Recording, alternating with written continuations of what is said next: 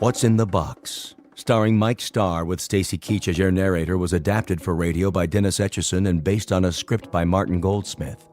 Heard in the cast were Meg Thalken, Jeff Lupetin, Christian Stolte, Franette Lebo, Doug James, Carl Amari, Paul Patch, and Roger Wolski. To learn more about the Twilight Zone radio dramas and to obtain audio cassettes and CDs of these programs, visit our website at twilightzoneradio.com. The producers of The Twilight Zone wish to thank CBS Enterprises, Carol Serling, Dennis Etchison, Dick Brescia Associates, Claire Simon Casting, Terry Jennings, XM Satellite Radio, Sirius Satellite Radio, our sponsors, and our radio affiliates for helping make this series possible. This copyrighted radio series is produced and directed by Carl Amari and Jason Mallow for Falcon Picture Group. Doug James speaking.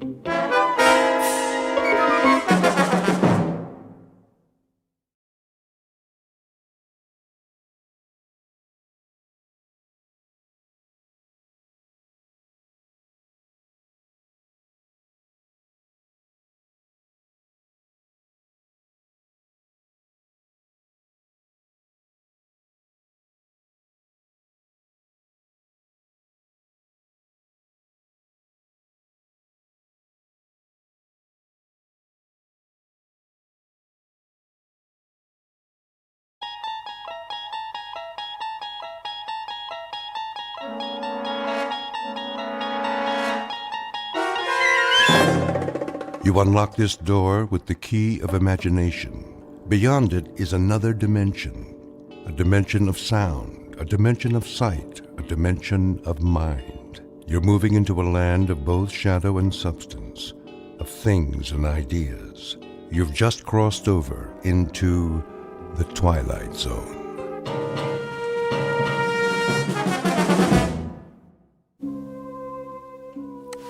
Okay, you know the drill. You talking to me, Copper? Well, I don't see anyone else here. Spread them so I can read you your rights. Set it and forget it. 3 easy payments. Coffee beans that are aged. Will you stop it? Turn that thing off. We'll have to operate on his brain at once. Scalpel. Watch it, nurse. It's the bottom of the 8th inning, and so far it's been a very tight game. Drop it! Drop it or I'll shoot! Take it easy, Phyllis. The repairman's coming. You did call him, didn't you? Of course I did. Now turn it down. I'm trying to cook dinner in here. I gotta keep it warmed up, don't I? Bring me another beer. Get it yourself and wash your hands. It's almost ready. Yeah. Acme TV repair. Come on in. So what seems to be the problem? Did you hear me, Joe? Dinner is served. In a minute. Channel change is messed up. You don't say. Keeps flipping all over the place, one thing after another. Well, let me take a look. Yeah, you do that. Shall I repair it here, or perhaps take it to the shop? Are you kidding? Tonight's a big match from the Garden. World Hardcore Tag Championship. You know, Mr. Britt, it may take some time. Just fix it, will you? I gotta watch my programs. Okay, Joe, have it your way. If it's cold, it's not my fault. I'm coming. Go ahead, pal. I'll check back with you. Most certainly. Mind if I turn the sound up? A man's gotta do what a man's gotta do. Just keep it down to a raw, huh? The wife. You know how it is. Yes, I do. Your wife, that's all I hear. Easy. I said I'm taking care of it. Huh? Why don't you just tell her about us? Don't worry, I'll tell her everything. When the time's right. If you were any kind of a man, you'd do something now. You'd get rid of her. Wait a minute. What kind of program is that? Oh, that's Channel 10. But I don't get Channel 10. There's no such thing. Portrait of a TV fan. Name, Joe Britt. Occupation, cab driver. Married to one Phyllis Britt, long-suffering companion in a lower-middle-class apartment. His one consolation is the time he spends in front of his television set, watching various sports, crime, courtroom, and medical shows, his nightly escape into a world of fantasy and high drama. But tonight, Mr. Britt is going to watch something not listed in his local newspaper, a special broadcast designed for the cabbie who's seen everything. Joe Britt doesn't know it yet, but his flag is down, his meter's running, and he's already in high gear, on his way to a call that will lead him off the pages of the map book and into the Twilight Zone. And now, The Twilight Zone and our story, What's in the Box, starring Mike Starr with Stacy Keach as your narrator. Great dinner. Glad you liked it, Scrumptious. wasn't it? Absolutely mouth-watering. I thought so, too. Tastes like... Yeah, go ahead and say it. Like what, Joe? I got it. Fiberglass. Well, keep on being late. What do you expect? Not much from you. Yeah, the feeling's mutual. I'm telling you, I'm getting sick of it. Where'd you get this slop? The Lucky Dog pet store? You're getting sick of it. How do you think I feel? I don't get a man coming home to me at night. I get something left in the cab that's all used up. Nice, Phyllis. Real nice. Tell the whole world. We got company, remember? Oh, yeah, the TV repairman? Better hope he gets finished pretty soon, Joe, so you can watch your programs instead of having a conversation with your wife. We're having a conversation right now. Sure we are. It ain't my fault I'm pulling long hours. Yeah? Whose fault is it? The man in the moon? I already told you. Guy hails me when I'm heading into the garage. Had to haul him all the way up to Yonkers. Oh, give it a rest, Joe. I heard that one before. The other day it was Yonkers. Yesterday it was LaGuardia. You don't fool me one bit. Just tell me. Who's the girl? What girl? The one you've got on the side. You're crazy. Yeah, and you're a louse. You don't have nothing left by the time you get home. You gotta be giving it away someplace else. Yeah, I got so much extra energy. Where would I get it? Not from this food. You get what you pay for, Joe, and you're slipping way behind in your payments. Give me a break. I'll give you a break in your head is what I'll give you. If you're cheating on me, Joe, I swear. Can it, Phyllis? The guy out there's getting a free show. Free? How much are you paying him? $10 an hour? 20? And for what? So you can watch your stupid TV. I got a suggestion, Joe. Why don't you sleep on the couch tonight so you don't miss the late show? That's it. I'm going in the other room. Well, don't let me stop you. Take the whole six-pack. As soon as he gets done, you better hurry up. It's getting late. The main event's coming up. Goat Boy and Old Crow versus Dude Love and Rob Van Dam. I know what's going on. You think I don't? You can't even look me in the eye anymore. You're so guilty. Phyllis, for the love of... Well, don't jump off any building on my account, Joe. One of these days, I'm going to even up the score. Make it a real tight ball game. What's that supposed to mean? Freddie Broom. You know, that good-looking butcher? He's always given me the once-over. I can feel his eyeballs rolling over me like ball bearings. You'd think I was the Queen of Sheba. What are you trying to do, start a fight? Well, I got no fight left in me. Once that joker gets fiddling with the TV, all I want to do is watch wrestling and flake out. I'm pooped. Yeah, I'll bet you are. You drove to Yonkers. For all I know, you even went twice. You shouldn't drive so much, Joe. You'll ruin your health. How's it coming, Mac? Well, Mr. Britt, you've got yourself a little problem here. Little problem. You've been at it an hour now. I could have built a whole new set by now. Is that so? Sure thing. I didn't just step off the ferry from Jersey. I know how you guys operate. Do you? First, you kill a $20 hour. Then you say you got to take it down to the shop. Another 20. Then you start switching tubes and charging me for the privilege. I get some poor sucker's old parts, and he gets mine. Nobody's the wiser, right? If you say so. And what was that phony station you brought in? Channel 10, my aching back. I don't know what you're referring to. You don't, huh? Probably put a videotape in just to confuse me. It's a racket, that's what it is. A penny ante Cosa Nostra. Well, the state of New York's got laws against that. So save yourself a headache. I ain't swinging for no big bills, period. In that case, the set's ready. What? You heard me. The set's ready. No charge for my services. Want a beer? On me. No thanks. Have a pleasant evening. Same to you, pal. Same to you. Now, where's the remote? Hey, Phyllis! Come on in. We can get Channel 10. Your wife, that's all I hear. In a minute, Joe. Hold your horses, baby. What? That guy looks just like... Why don't you do something about her? I trusted you. I didn't hold anything back. I waited and waited. Wait a minute. You drove me all the way out to the park in your taxi, and now you won't even speak to me. What's the matter? I'm talking to you. What's the matter, Joe? How did they know? There wasn't no camera around. What do you want from me? Marry me. Marry you? What are you, crazy? If you don't, I'll tell her everything. Like what? I'm a bigamist? Look, baby, we're talking about two different things. Love is flowers and wine with dinner. Marriage is a floor mop and 2 pounds of hamburger. I'm serious, Joe. So, how's the picture? The picture? Look at you, you slob. You spilled your beer. It'll dry out. It's a good thing your mother gave us this rug. I hate it anyway. Even beer stains is an improvement. Take it easy. You say we can see Channel 10, so where is it? I turned it off. Well, turn it on again. Maybe later. Later, I've got the stove to clean. Turn it off, Phyllis. Quit clowning. Give me that thing. What are you, nuts or something? Never mind. You yelled to come in and look at Channel 10, and then when I drop everything... What's the matter? Is the set still on the blink? Yeah, I mean, no. Well, there must be something screwy. You know there's no Channel 10 around here. Did you try the other channels? Let me see that remote again. Get your hands off that! Listen, Phyllis. Are you by any chance trying to pull a fast one? I don't know what you mean. That guy. Who was he? What guy? Don't give me that. The guy, the repair guy. Oh, him? How do I know? I never saw him before. No? You're the one who called him. I told you to call a repairman. I didn't say which one. You picked him out. Oh, you're suspicious. Well, Casanova, you can relax. When I even up the score, it'll be with that butcher, Freddie Broom. He's got the most expressive hands. Oh, I've watched him cut meat. You should see what he can do to tenderize it. He sends me right to Yonkers. Yeah, sure, that must be it.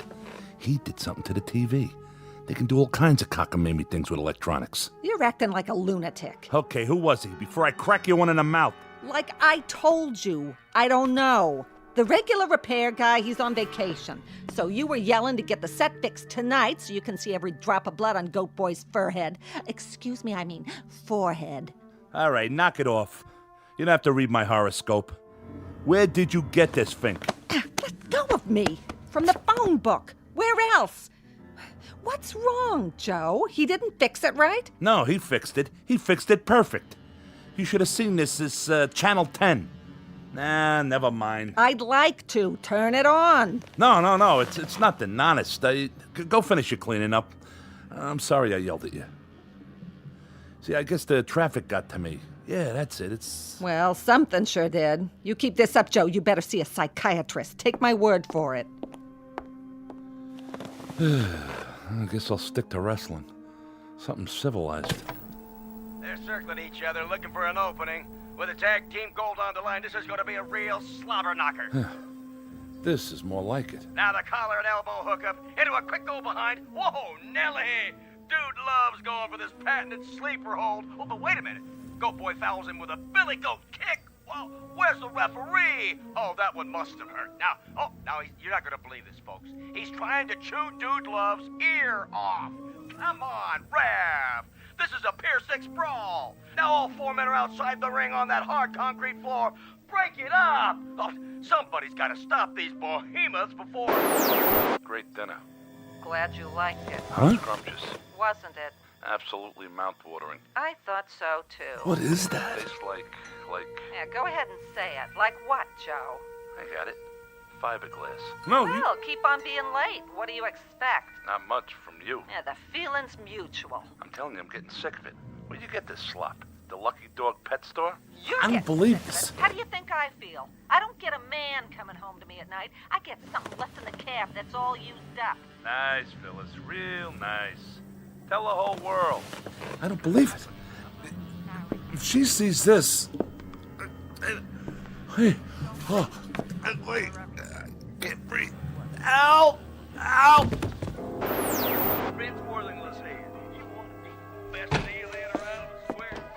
Joe, I'm all finished. Let's watch something together for once. Even your wrestling, for a while at least. Joe? Joe! Talk to me, Joe!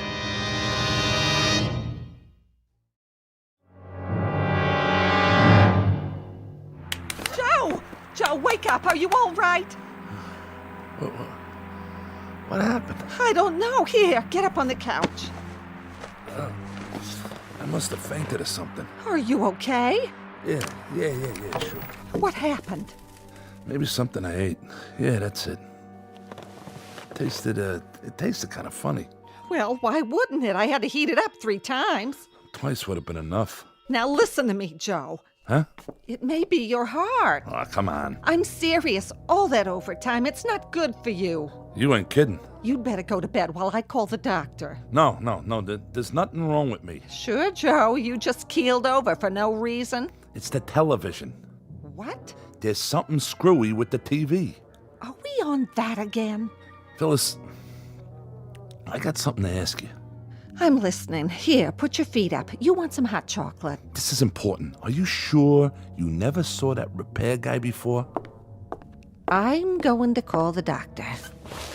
Come here, sit down. I told you I got something important to talk about. All right, what is it? Phyllis, what would you say if I told you that I saw myself? Oh, Joe, please. I'm serious. Wearing my regular clothes, just like I look right now. I'd say you looked in the mirror. I do that all the time, and I don't like what I see either, but it's nothing to faint about. Like Frank Sinatra said, that's life. Nobody's getting any younger. But what are we going to do about it? The moving finger writes and haven't written I said, listen, I'm talking here. Phyllis, I saw myself on TV. Really? Was it that candid camera? I hope you were smiling. You always had a real nice smile. No, it wasn't the candid camera. What would you say if I told you I saw you on TV too? When? Just now. I'd say you're cracked, Joe. I haven't been out of the apartment all day. Then somebody's spying on us. If you really think that, you must be losing your marbles. Why would anyone want to spy on us? It's not like we ever do anything anymore. Nothing to write home about. Enough! Okay, forget it. Either you really are a bird brain or you're in on it. Ain't there something you want to tell me, Phyllis? Look me in the eye. I'm giving you a chance to come clean. Joey, you know better than that. Never mind that Joey stuff. I'm on to you. You're trying to trap me. You set me up, didn't you? Joe, you're scaring me. Well, you'll have to get up mighty early in the morning to get the drop on Joe Britt. You must be sick. You're not yourself. Now, you listen to me. You go into the kitchen and you look up that repair guy in the phone book. Tell him to get back here on the double. Understand? Sure, Joe, sure. Take it easy. You'll get your blood pressure in an uproar. Because if he don't, I swear I'll go down to his shop, wherever it is, and drag him here. Who do you two think you're dealing with? I ain't nobody's sucker. Oh, okay, I'll call him. See, I'm going. In the meantime, why don't you go to bed? Calm down. Take a load off. Now, Phyllis!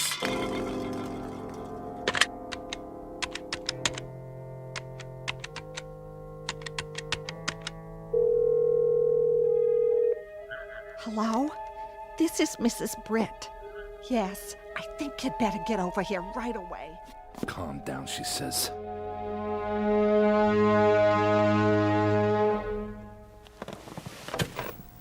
Come here. What do you see now, huh, Joe? What do you see? I'm on to you. You're nuts. We'll see about that. Ha! Missed me. I'll kill you. What's that? Say it again, Joe, so the neighbors will hear. I have witnesses. I said I'll kill you. Oh, no, you don't. Not my mother's face. Stand right there. Put it down, Joe. It's an antique. Yeah? An antique, huh? What's it gonna be worth in a minute? You lousy, no good.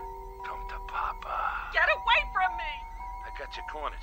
No place to go now. I don't like that look in your eye. Unless it's out that window. Joe, put it down. Not the vase. Don't you try to run or I'll smash it, I swear. No. Get away from the window. Let go of me.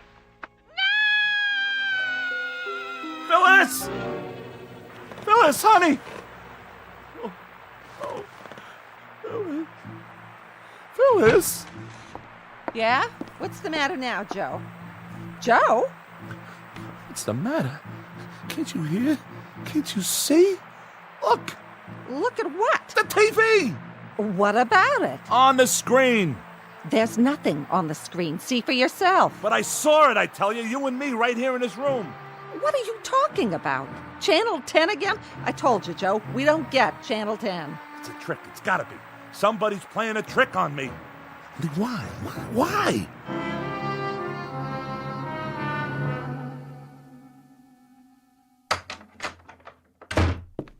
Dr. Saltman, how is he? I've given him a sedative. I'll also leave you a prescription for some tranquilizers.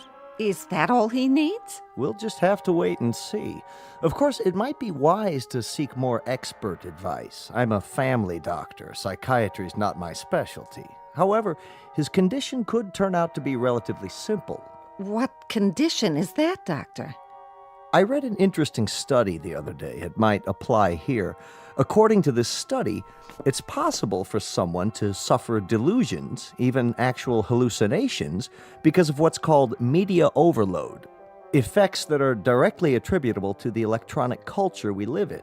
Why don't you give it to me in plain English? I can take it. Well, for example, television. You told me your husband's an addict. Perhaps he's been staring at this mixed blessing, so to speak, for such a long time that its reality has become his. You mean he's turning into a TV set? No, nothing like that. But he may have reached a stage of confusion where he no longer knows whether he's watching the action or participating in it. You're putting me on. He's living a kind of waking dream, in other words. Mind you, that sort of thing isn't limited to the mentally ill. It can come in flashes for anyone who's exposed to large enough doses.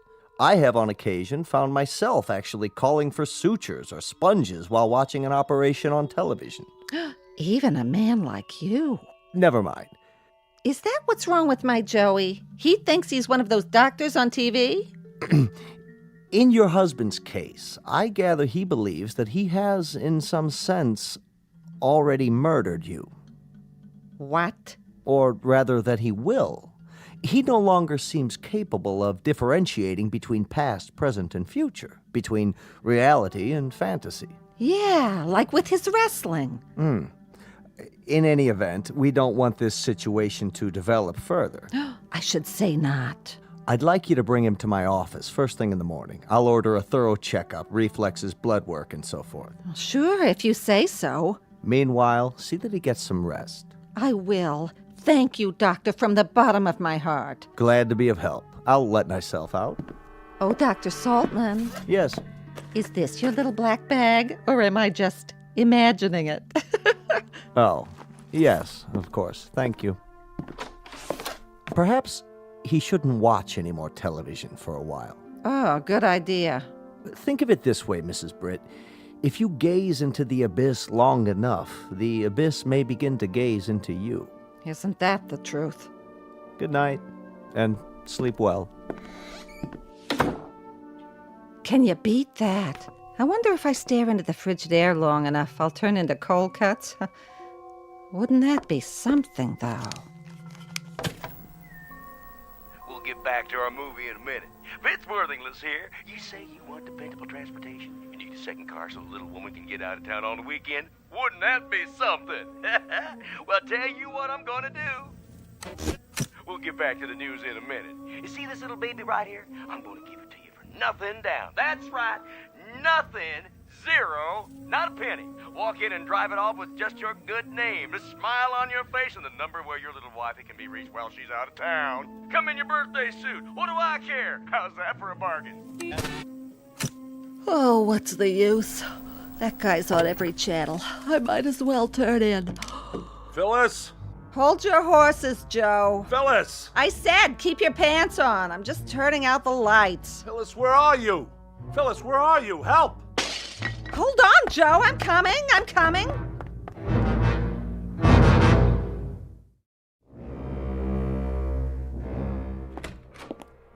What was that noise? I heard a crash. The mirror. What did you do? The mirror on the dresser. I looked in it, and I saw this room. And in this room, I saw you, Phyllis. You were arguing with someone, and I didn't want to see that. So I drew the water glass and broke it. I'll clean it up. Now lie back down. The doctor wants you to sleep. I can't sleep. You wouldn't be able to either if you'd seen what I saw. So, okay, stay awake. Only let's make a deal. What you saw, I don't want to hear about it. He told you? Yes, and what you saw on the TV before. But he said not to worry, just go to sleep, and tomorrow you'll be fine. Can I fix you something? It's okay. Phyllis. Yes? Phyllis, lean closer. I have to talk to you.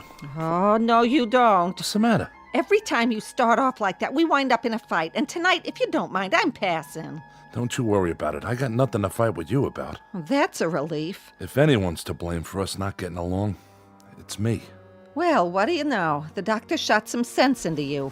Do you think so? Now, go to sleep. You're not well, Joe. You can't be. If you were right in the noodle, you'd never be talking like this in the first place. No, I mean it. I really mean it. Oh, Joe. You know, Phyllis, driving a cab is pretty lonely work. You're all by yourself for hours and hours, and in between times, people are yelling at you to slow down, hurry up, take Madison Avenue, don't take Madison Avenue, turn right, left, stop, go. And on top of all of that, they think I'm cheating them. Would you believe it? No, they don't. Who says that? So when someone finally comes along and smiles at you, calls you mister, well, maybe you go all to pieces and think the moon and the stars are your own private property, at least for the night. It feels like spring. And you act like a first-class donkey, kicking up your heels like you were 17 or 18. See what I'm saying? No. There ain't no point in drawing you a picture. I guess you get the message. Maybe you better spell it out for me. Well, seeing you dead like that, after you fell out the window, or at least I thought you fell out the window, because it was on the TV and all, it was an awful shock. And I realized, well, you know what I'm trying to say. Then say it. Okay, I'll give it a try. It took a shock like that to make me realize it's you, and not some. Sounds like you're trying to confess something. I just mean, it's you I love. You're the one. I'm touched. Okay, I'm just trying to be honest. I'm really touched. How's that, better? You don't have to get nasty. Me? Nasty? What am I supposed to get, dewy and gooey? Please, Phyllis. Am I supposed to fall all over myself when my husband of 27 years tells me he's finally decided he loves me? You don't know what love is. That's not the point I was making. What is the point, then? After charming the pants off the entire borough of Manhattan, he pins the blue ribbon on me? Which means I win one used-up nitwit. Easy credit, no money down. All mine to keep and feed and pamper and obey till death do us part. The only point you've got is the one on top of your head. Take it easy, Phyllis. I'll take it easy, all right. I'd take a butcher knife to you right now if you weren't so pathetic, lying there in bed out of your ever-loving mind. Who's out of his mind? You are if you think I'm gonna take your crap lying down. Well, at least you take something lying down. Yonkers, huh? Tell me another one. No wonder you're so short on the money every week. You've been blowing it on some cheap floozy. Cheap? Not everybody's cheap. Some people are expensive. You admit it. I didn't admit nothing. That's where our money's been going. You get out of here before I... You bet I will. This is one time I'll be glad to obey. To think of the years I gave you. Well, never mind that now. What are you doing? What does it look like? I'm packing my bags and moving on. You can't do that. Oh, you just watch me, Buster. I'm gonna drag you into court, Mr. Britt. You and your fancy woman, whoever she is. This is the thanks I get for trying to turn over a new leaf. So long, Joe. Thanks for the memories. I don't know what I ever saw in her. Will somebody please tell me? That woman wouldn't know sympathy if it jumped up and bit her on the behind. Get out of here before I throw you out. Order in the court. Phyllis? Your Honor, the prosecution objects to these interruptions by the defense. What's going on in there? May we have a sidebar, Your Honor? For what purpose? Who's in my living room? Approach the bench, but I warn you both, if this is a delaying tactic. Ugh, that TV again. I should have known. Your Honor, the defense is merely trying to establish the sequence of events. Or, should I say, to respond to the fantasy presented by the prosecution. Throw me out? I'd like to see him try. Now what are you doing? I'm taking my crystal glasses. They were a wedding gift, remember? But why? But no. You don't have to do that. Why, he says. Stay away from me, Joe. I'm warning you. The mood I'm in right now, you're lucky I don't tear you limb from limb, you dirty, rotten cheat. Order. This court will stand in recess. What did you have to turn the TV on for? On? It's been off for 15 minutes. Look for yourself. Channel 10. What do you want to do? Drive me nuts? That'd be a short trip. We don't get Channel 10. Get it through your thick skull. You didn't see anything on the tube? No, I didn't, and neither did you. You've been faking it the whole time. Phyllis! I'll Phyllis you. It is the ruling of this court that Dr. Saltman's testimony be entered into evidence. He testified that, in his expert opinion, the accused was sane at the time of the crime, so the charge of murder 1 with special circumstances will stand. How can you stand there watching this? To what? You flapping your gums? That's not me! Who's not you? Joseph Britt, the jury has found you guilty. It is the judgment of this court that you be taken to the state prison where you'll be put to death in the... Oh no! Turn it off! Off! The set's already off. Anything you see, it's in your mind, Joe. It must be your lousy conscience. Take a good look. Turn it off! What's the matter, Joe? There's nothing on Channel 10, is there? If you see something, go ahead. I don't mind. Why should I? I never meant anything to you anyway. We'll both watch it together. Why not? I need a good laugh. Get out of my way! Oh, I'm so frightened. You just scare me to death with your big muscles. Out of the way, I said! My, how rough you are. Tell me what you see, Joe. It must be very upsetting. Lord is my shepherd, I shall not want. No. I'm innocent, I tell you. That's what they all say. He maketh me to lie down in green pastures. You ain't getting me in that room. Don't fight it, Joe. Lo, though I walk through the valley of the shadow of death. All I know is, I ain't sitting down. There's no use struggling.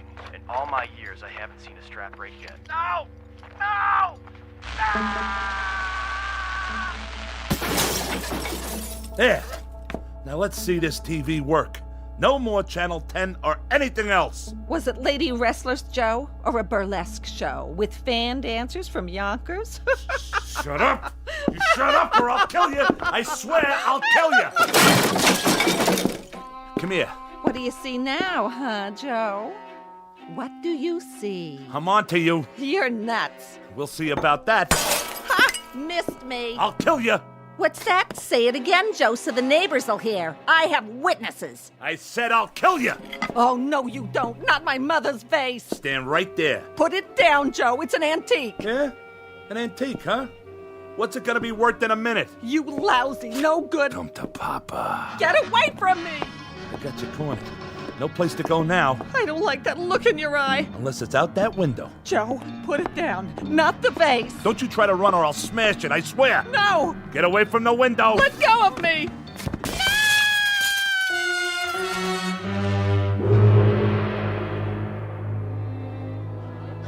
You have the right to remain silent. Anything you say can and will be used against you in a court of law.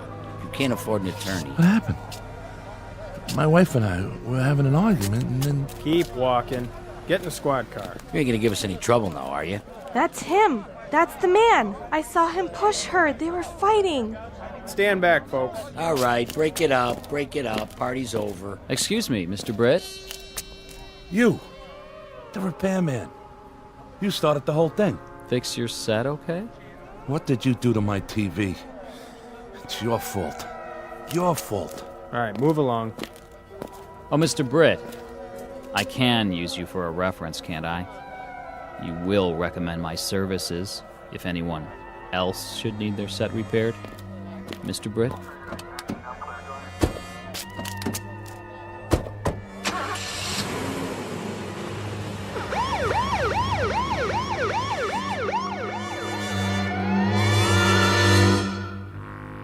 Joe Britt, cab driver. Also a two-bit Romeo and star of Channel 10, who made his television debut just in time for the new season. But the series was cut short. His final show was only a few months later, broadcast live from the prison at Ossining in the Twilight Zone.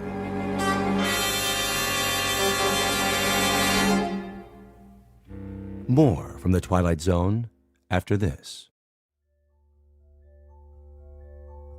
Hello, I'm Stacy Keach. I hope you're enjoying this edition of the Twilight Zone radio dramas. To learn more about this series, be sure to log on to our official website at twilightzoneradio.com. You'll find special discounts on our Twilight Zone audio collections, listings of our radio stations, links to other websites, and a photo gallery of our recording studio and some of our stars in action. Plus ways to contact us with questions or comments about the show. And for a limited time, when you log on to twilightzoneradio.com, you can send in for a free CD of the show. So be sure to visit us at twilightzoneradio.com.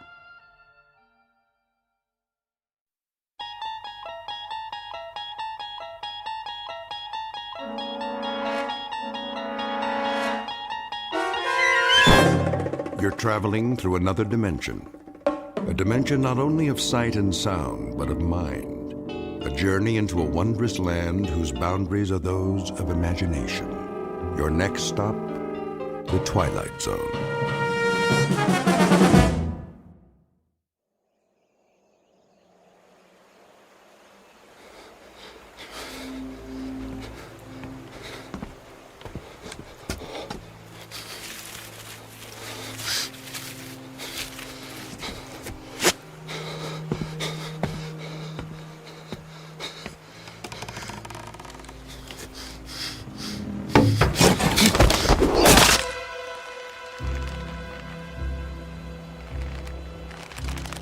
He's dead. Get him down. Yes, Captain. Clemens, what the devil do you think you're doing? Cutting him down, Captain. This is the last of the rope, Clemens. There's still one more to go. Just untie him. For pity's sake, catch him before he falls into the river. Traitor or not, he deserves a decent burial. Captain, the rope's looking pretty frayed. I'm not sure it'll take the weight of another prisoner. It'll have to. But, Captain... I said it'll have to. Yes, sir.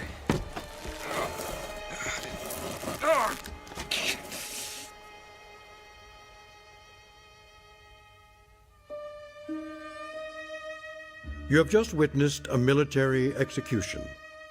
Death is a dignitary who, when he comes announced, is to be received with formal manifestations of respect, even by those most familiar with him. This particular execution occurred on Owl Creek Bridge in northern Alabama during the war between the states.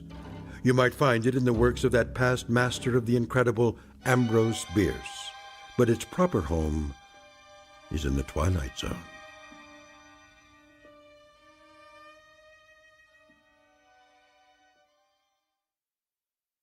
And now, the Twilight Zone and our story, An Occurrence at Owl Creek Bridge, starring Christian Stolte, with Stacy Keach as your narrator.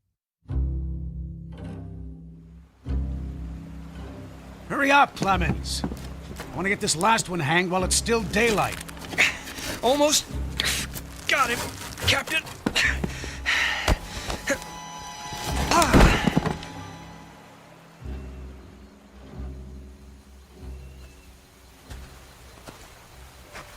Your friends are dead, Peyton.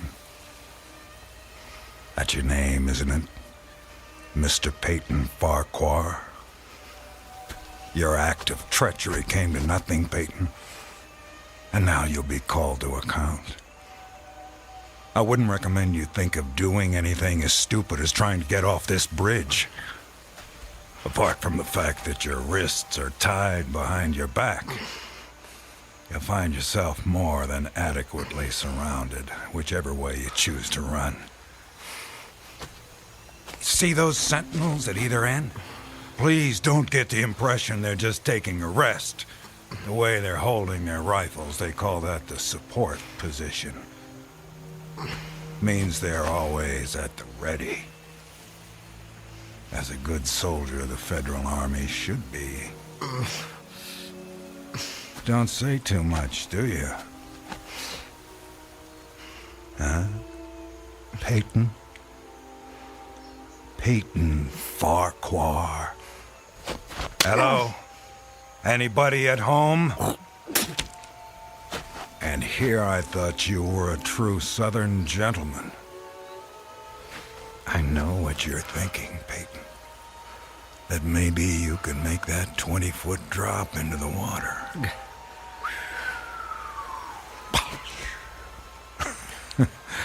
And who knows, maybe you could at that.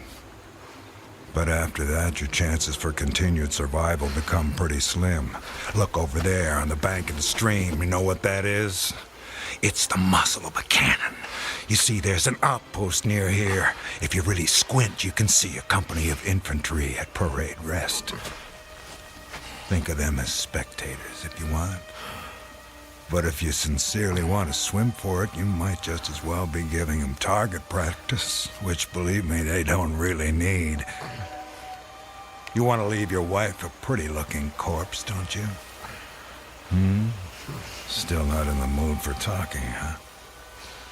Well, I can understand that, time like this. A man needs to get his thoughts in order, ready himself for, you know. Perhaps I can help you with that. From a purely practical standpoint, I mean. I'm not a priest or anything like that. Truth to tell, my knowledge of matters theological doesn't amount to very much at all. But I can tell you a little bit about how it'll happen. Me and Clemens will escort you out to the center of the bridge, then introduce you to Captain Newman. He's a nice man. You'll like him. Me and Clemens salute the captain, then we stand behind him, leaving you face to face with the sergeant. Now, he's not such a nice man, sorry to say, but... Oh, I forgot. You two have already met. Well, when the moment comes, you'll both be standing on opposite ends of the same plank.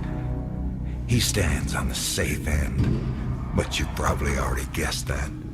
And you probably guessed that it's his job to hold the plank in place. Then, when the captain feels the time is right for him, not for you, he gives a signal to the sergeant. The sergeant steps aside, the plank tilts, and down you go. Nah, never having been hanged myself, I can't give you any information on what your final moments on this earth might feel like. But I can tell you, I've seen more than a few of these. And I'm sorry to have to tell you, it doesn't look any too pleasant. Anything to say about that? Well...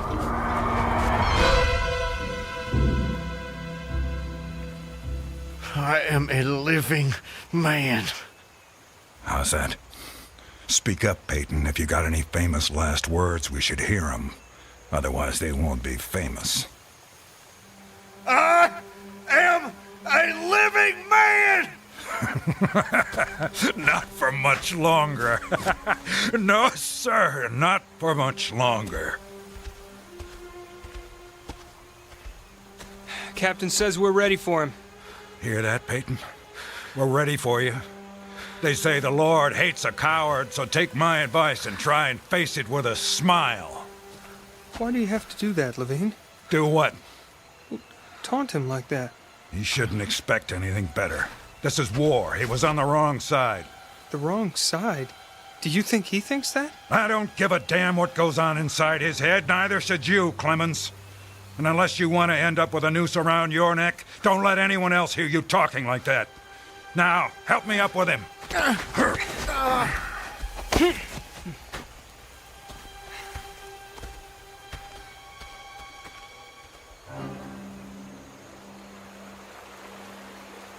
Oh, Elizabeth. Elizabeth, my darling, what have I done? What have I done to you and the children? I promised you. Promised I'd come back. What is a man if he's not as good as his word? What am I? Secure the noose. The noose. If only I could free my hands. Perhaps I could throw off the noose. Perhaps I really could dive into the stream. I might evade the bullets, and if I swam vigorously enough, reach the bank, then take to the woods and get away. Get back home. Yes, home. And back to you, Elizabeth. Thank God home is outside their lines. My wife and little ones are still beyond the invaders' farthest advance.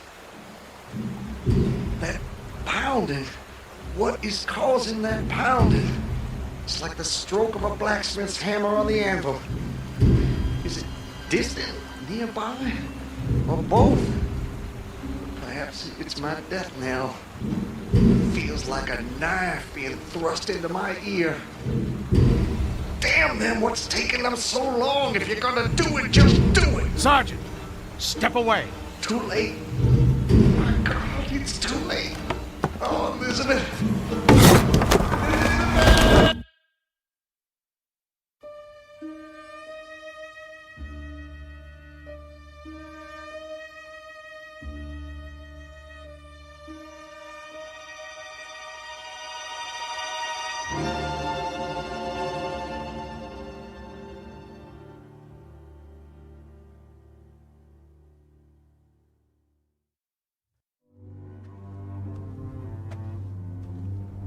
So, how much further is it? What? Much further to where? Where am I? You're home, Mr. Farquhar. How much further? A little further. Yes, a little further. Just keep along this road. I'm sorry, I'm somewhat confused. Hardly surprising. You've just woken up. It usually takes me a good half hour and a stiff drink before I know my own name. Say, you wouldn't happen to have a stiff drink on you, would you? Oh, I'm afraid not. Too bad. No, wait. I can't have been sleeping. Why not? Look at me, I'm walking. How could I fall asleep walking? Horses fall asleep standing up. But not walking. Well, I don't know about you, but I've got to the end of plenty of days without the faintest idea what I've done. Of course, as I explained to you, Mr. Farquhar, I drink a bit. You know my name? Mm-hmm. You're Mr. Peyton Farquhar. How do you know my name? You told me. I did. Sure you did. Right after I found you on the bank of the river. The bank? The southern bank. When I discovered you, you were digging your fingers into the sand, throwing it over yourself in handfuls, and almost blessing it. That doesn't sound like the sort of thing I'd do. You don't remember? No. Well, it's what you did.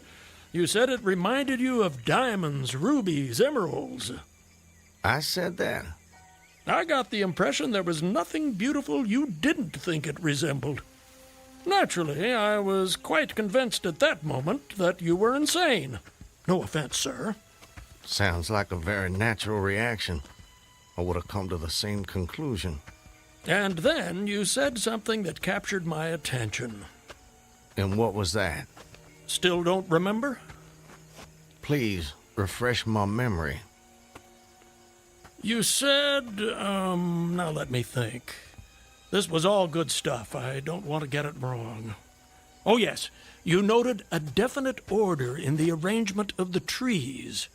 That a strange roseate light shone through the spaces among their trunks, and the wind made in their branches the music of Aeolian harps.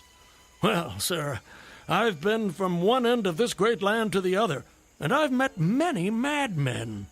Some of them confined for their own good, some of them elected to high office, but never a madman with such a poetic grasp of the language. That was when I knew you were just too interesting to leave where I found you. I do remember. Now it all comes back to you. Not all of it, not yet. But I remember lying on the bank. I was so content there.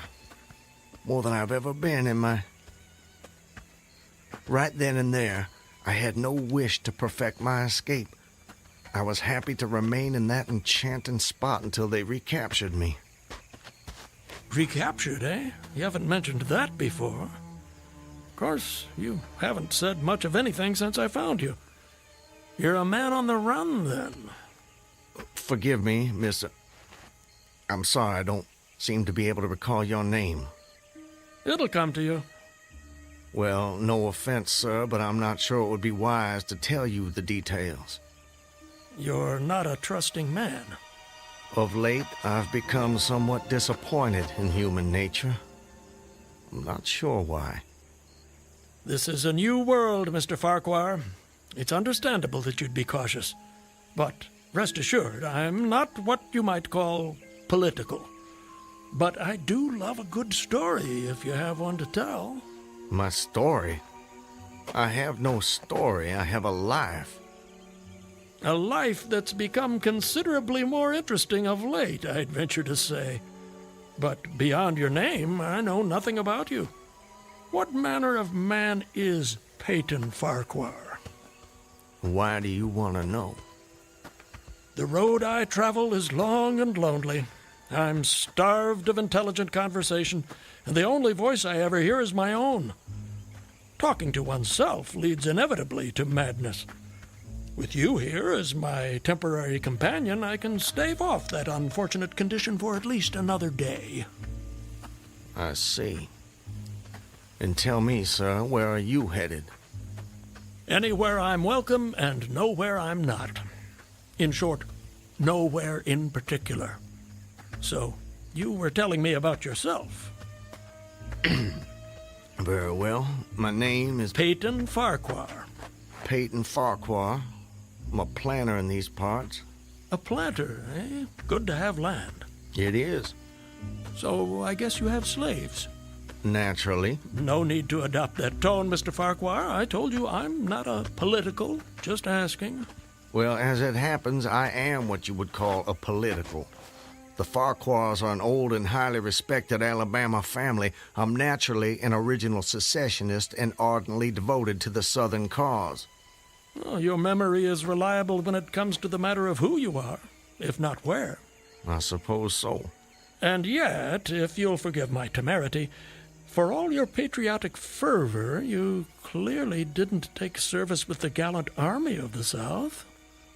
May I ask why that was?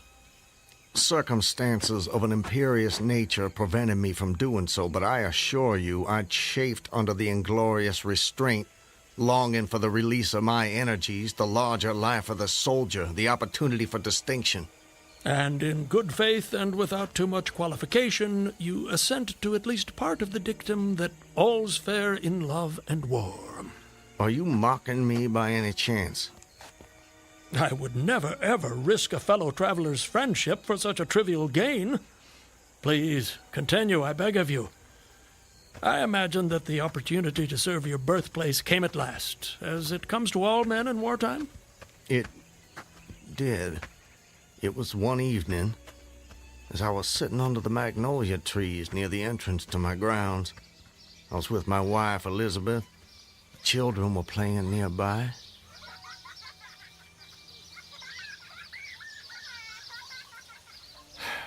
This is the life.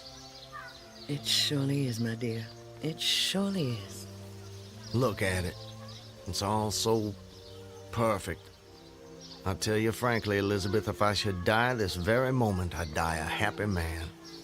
Peyton, darling, I wish you wouldn't say such ghoulish things. I can't bear the thought. I have no fear, Elizabeth. I have no intention of passing away from sheer bliss. I just wanted to make the point that, well, that on such a beautiful evening as this, it's almost impossible to believe there is a war. I wish there weren't. But there must be. Why, Peyton? For them. For the sake of the children. They deserve the best future we can give them. Isn't that worth dying for? I understand that, Peyton. I do. It's just that... I sometimes wonder if we couldn't... Peyton, look! That soldier. He's one of ours. What? exhausted. Peyton, should I fetch one of the slaves? By no means. We'll take care of them ourselves. Get them some water, Elizabeth. Let me help you down, sir. Oh, thank you. You must be starved. Come inside, my man.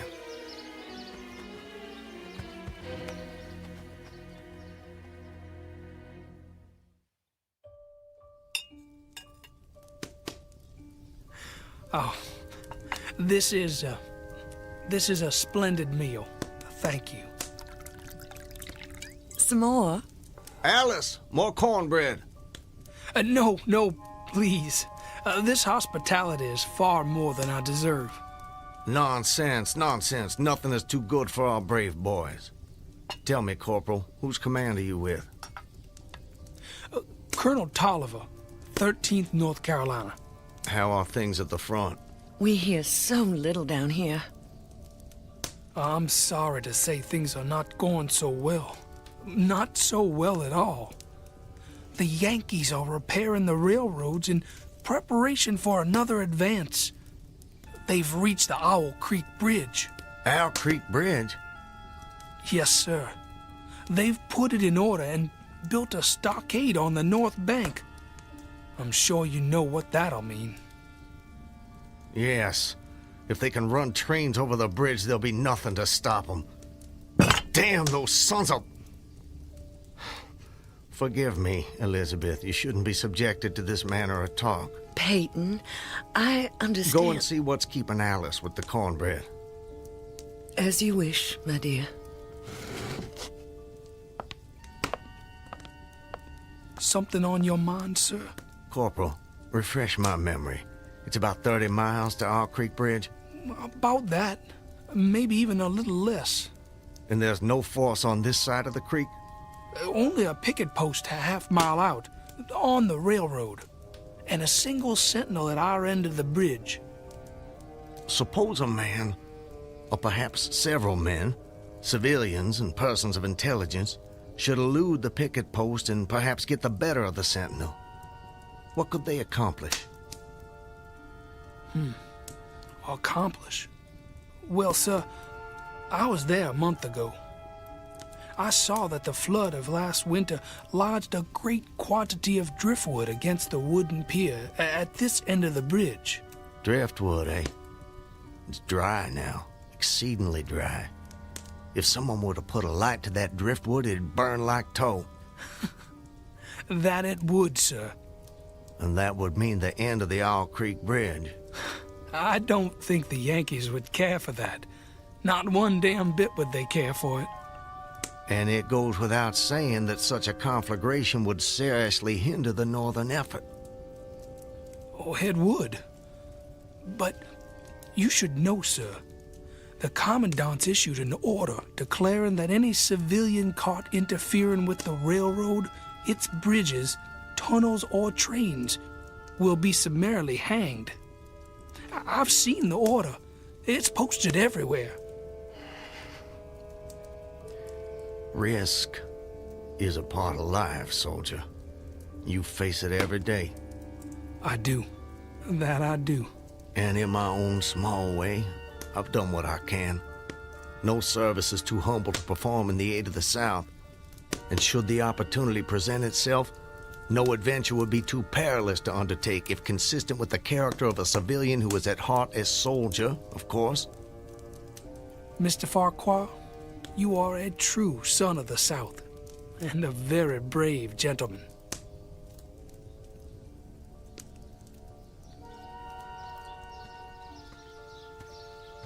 Elizabeth, I have to go away.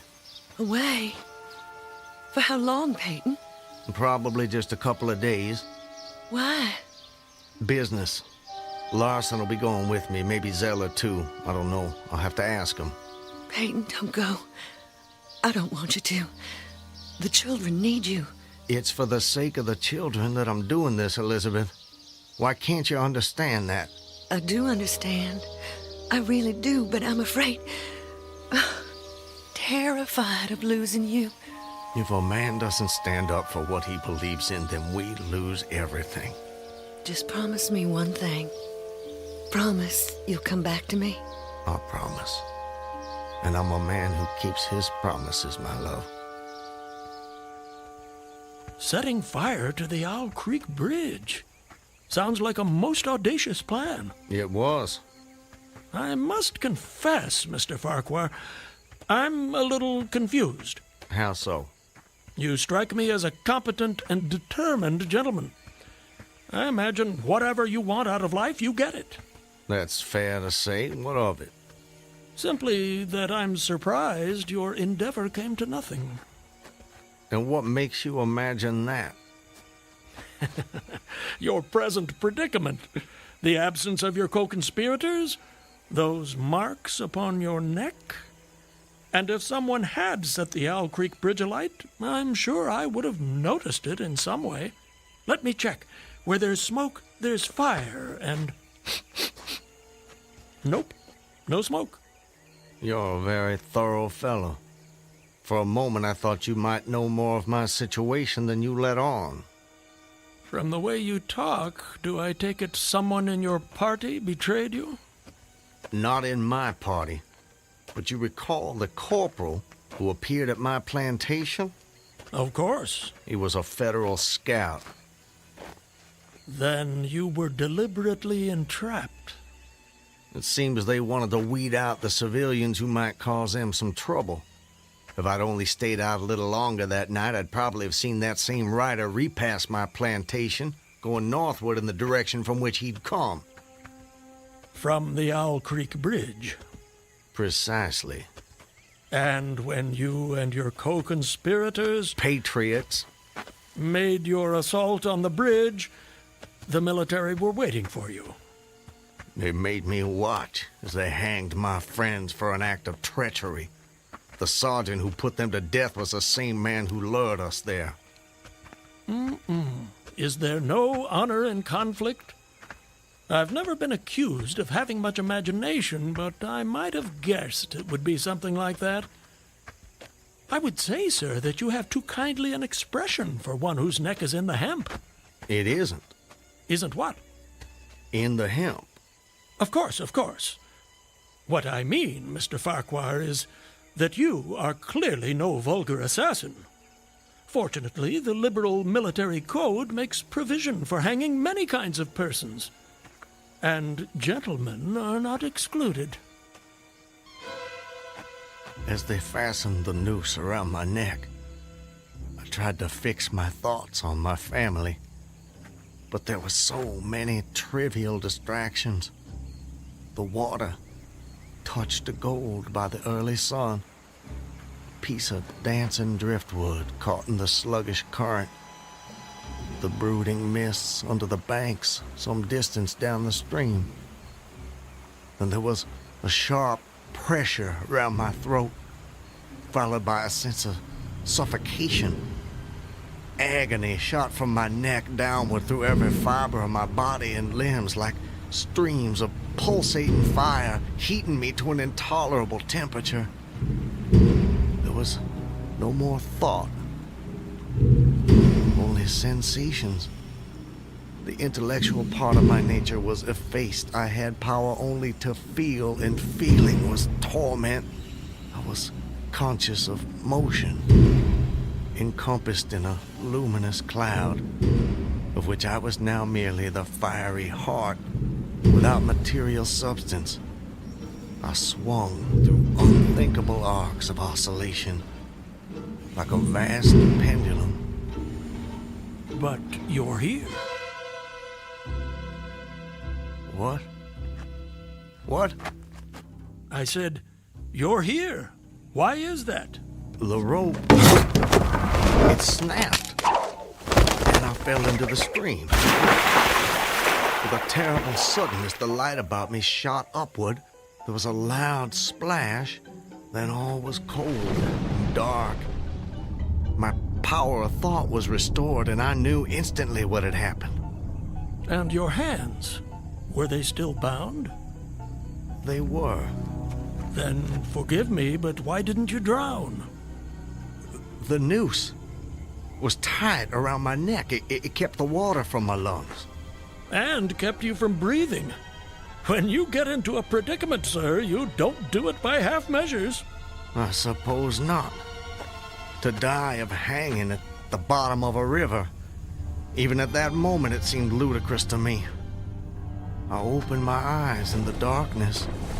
I saw above me a gleam of light, distant, inaccessible. I was still sinking, and the light became fainter and fainter until it was a mere glimmer. Then it began to grow and brighten, and I knew I was rising toward the surface. Knew it with reluctance, for I was very comfortable. Comfortable? Oh, yes. It was a question of preference at that point, you see. To be hanged and drowned, that didn't seem so bad, but to be shot? No, I refused to be shot. It didn't seem fair. I'd say you have a quite singular set of values. Do they offend you? Not at all, not at all. It makes for a more entertaining story, and yours is the most fascinating I've heard in many a year on the road. Please, continue. You're under the water, slowly rising to the surface. Your hands are tied. A sharp pain in my wrists apprised me of the fact that I was trying to free my hands. I gave the struggle my attention as an idler might observe the feat of a juggler without interest in the outcome. Eventually, the cord fell away. My arms parted and floated upward, but I could only dimly make out my hands in the growing light. I watched with a new interest as first one and then the other pounced upon the noose at my neck. They tore it away and thrust it fiercely aside. Its undulations resembled those of a water snake, and my first thought was to put it back. To put it back? The undoing of the noose had been succeeded by the direst pang that I'd yet experienced. My neck ached horribly, my brain was on fire, my heart gave a great leap, and I felt as though it was trying to force itself out of my mouth. My whole body was racked and wrenched with an insupportable anguish. And I imagine the desire to rise to the surface was even greater, no matter what you might find waiting for you there. I wanted to stop myself, had to stop myself, but my disobedient hands gave no heed to my command. They beat the water vigorously with quick, downward strokes, forcing me to the surface. I felt my head emerge. My eyes were blinded by the sunlight. My chest expanded convulsively, and with a supreme and crowning agony, my lungs engulfed a great draught of air. So now you were in full possession of your physical senses. If anything, they were more keen and alert than before. I felt the ripples on my face, heard their separate sounds as they struck. I looked at the forest on the bank of the stream, saw the individual trees, the leaves, and the veining of each leaf, saw the very insects upon them, the locusts, the brilliant-bodied flies, the spiders stretching their webs from twig to twig, the prismatic colors in all the dewdrops on a million blades of grass, the humming of the gnats that danced above the eddies of the stream, the beating of the dragonflies' wings. They all made audible music. Remarkable. If you'll forgive my saying so, you missed your life's calling. You have quite a turn for descriptive language. I'm surprised you had the time to note your surroundings in such detail. It may only have been a few seconds, I'm not really sure.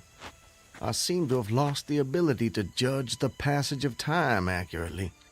Or perhaps you've gained a greater appreciation of time. There's a whole world in every second. You have a singular turn of phrase yourself, Mr. I'll get it in a minute. No doubt. Did you acquire this philosophical outlook during your travels? Hard to say. See, it often seems like I've been traveling my whole life. But enough about me. I long to hear your story. You've painted a beautiful background for me, but it strikes me there are more pressing issues in this particular picture. For example, your executioners. My would-be executioners. That goes without saying, surely. Very well. I saw them, silhouetted against the blue sky. They shouted, they gesticulated. Their movements were grotesque and horrible, their forms gigantic. Suddenly, I heard a sharp report and something struck the water smartly within a few inches of my head, spattering my face with spray. One of the officers had his rifle. At his shoulder, there was a light cloud of blue smoke rising from the muzzle. I was surprised he missed. I read somewhere that marksmen with gray eyes are the keenest shots. This fellow was the exception to the rule, it seems. The marksman had gray eyes? Mm-hmm. How could you see that? I'm sorry? He was on the Owl Creek Bridge. You were in the water. And you must have drifted some distance. So, how did you know the marksman had gray eyes? I don't know how I know. I must have noticed it on the bridge. Just before your execution? My intended execution. As you say. Doubtless the detail was burned into my mind. Doubtless. I told you how much more alive my senses had become at that moment. Alive. Yes, indeed. That you did. That you did. At that moment, a counter-swirl turned me half around. I was looking into the forest on the bank opposite the fort. A clear, high voice rang out and came across the water with a distinctness that pierced and subdued all other sounds, even the beating of the ripples. The voice, what did it say? It said, "Attention, company! Ready! Aim!" How did you do that? Run! Fire!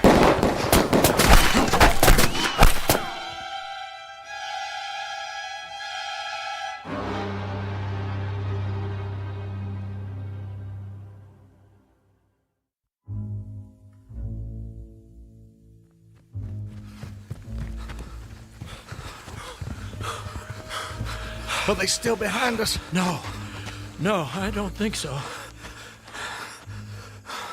All right, that's enough for now. No more running for my life. Your what? Wait, I need to get my bearings. I have to know how close I am to my destination. Closer than you think, I'm sure. Eh? Does anything look familiar, Mr. Farquhar? Yes. This way. I think.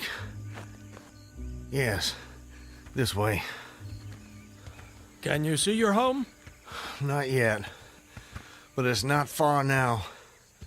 I intend to be back in my wife's arms by close of day. You gave her your word. That I did. And that's important to you. It's a matter of honor. An honor, Mr. Honor means as much as love to a man of the South. A very moving sentiment. Now, where were we? Where were we with what? Your story. My story? Yes. You were just reaching a most exciting point when we were interrupted. I long to know what happened next. Are you quite insane, sir? I don't believe so. But I thought the same of you when I first met you, so I suppose it's a fair question. I am in full possession of all my faculties, Mr. Everything except the memory, eh? Don't try my patience, sir. I wouldn't dream of it. You asked me an important question, and I'm doing my best to answer it. But you'll appreciate it's difficult to judge these things when one spends so much time alone. If I had a constant companion, someone to tell me if and when I appeared to be losing my senses, that might be helpful, but that's not what fate has in store for me. And as I say, I try to avoid talking to myself because that seems to me the fastest route to madness. But mad or sane, I know a good tale when I hear it, and yours is the most entertaining I have heard in all my years. Yes, sir, I shall cherish the memory of your experiences when I have long since ceased my wanderings. Please, go on. You'd escaped the noose by a most improbable stroke of good fortune, and then you found yourself in the stream and under fire. What was that like? Surely you can imagine that for yourself. We were just under fire a few minutes ago. But not in the water. Well, does it matter? Does to me. It's the setting that makes the crucial difference. Please. Very well. I suppose it might make the journey shorter, at least. Not mine. I dived to avoid the shots, dived as deeply as I could. Water roared in my ears like the voice of Niagara, yet still I heard the dulled thunder of the volley. Those heightened senses of yours. I rose again towards the surface and was met again by more shining Yankee lead. One shot nicked my cheek, do you see it? I see it. Well, the next time I dove, I was a long time underwater, and I made damn certain I swam farther downstream and nearer to safety. Just as well, since the soldiers had almost finished reloading. The two sentinels positioned at either end of the bridge fired again, independently and ineffectually. I saw all this over my shoulder. I was now swimming vigorously with the current. My brain was as energetic as my arms and legs. I thought with the rapidity of lightning. I reasoned, you see, that the captain had probably already given the command to fire at will. And you surely couldn't dodge all the shots. You're not invulnerable. No man is. Then an appalling splash, just 2 yards away, was followed by a loud, rushing sound which seemed to travel back through the air to the nearby fort and died in an explosion which stirred the very river to its deeps. A rising sheet of water curved over me, fell down upon me, blinded me, strangled me. The cannon had taken a hand in the game. Did I tell you about the cannon? You must have done. Well, anyways, as I shook my head free from the commotion of the smitten water, I heard the deflected shot humming through the air ahead. And in an instant, it was cracking and smashing the branches in the forest beyond. I was certain they wouldn't be so far from their target next time, and it was a good gun. The report lagged behind the missile. But surely the smoke would have apprised you of another shot. So long as you kept your eye on the gun, you had a certain advantage. Am I correct? You are? The problem was how to reach the shore without turning my back on the cannon. You have my complete attention, sir. How did you manage it? Well, I don't know. I'm not sure. I felt myself whirled round and round, spinning like a top. The water, the banks, the forest, the distant bridge, fort, and soldiers, they were all somehow commingled, blurred. I could no longer make out objects, only colors. Circular, horizontal streaks of color. It was all I saw. I was caught in a vortex. I felt giddy and sick. Fascinating. Incredible. What is that damned hammering? I don't hear anything. Unless it's the ticking of your watch you can hear. My watch? You're lucky it still works after such an immersion.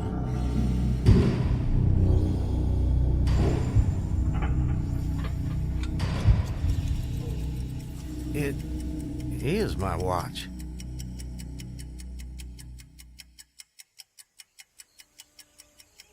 But why should I think...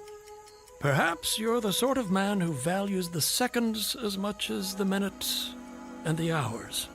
And there's a whole world in a second, so I've been told. So how did you fight your way out of this vortex? I really have no idea. The next thing I knew, I was on the road with you at my side, heading for home as I promised. Surely not. I mean, you obviously avoided the cannon and struggled to the bank. Obviously. But I have no memory of it. And of our meeting? I recall only what you told me about it. Most curious. Stop! What is it? This is it. We're here.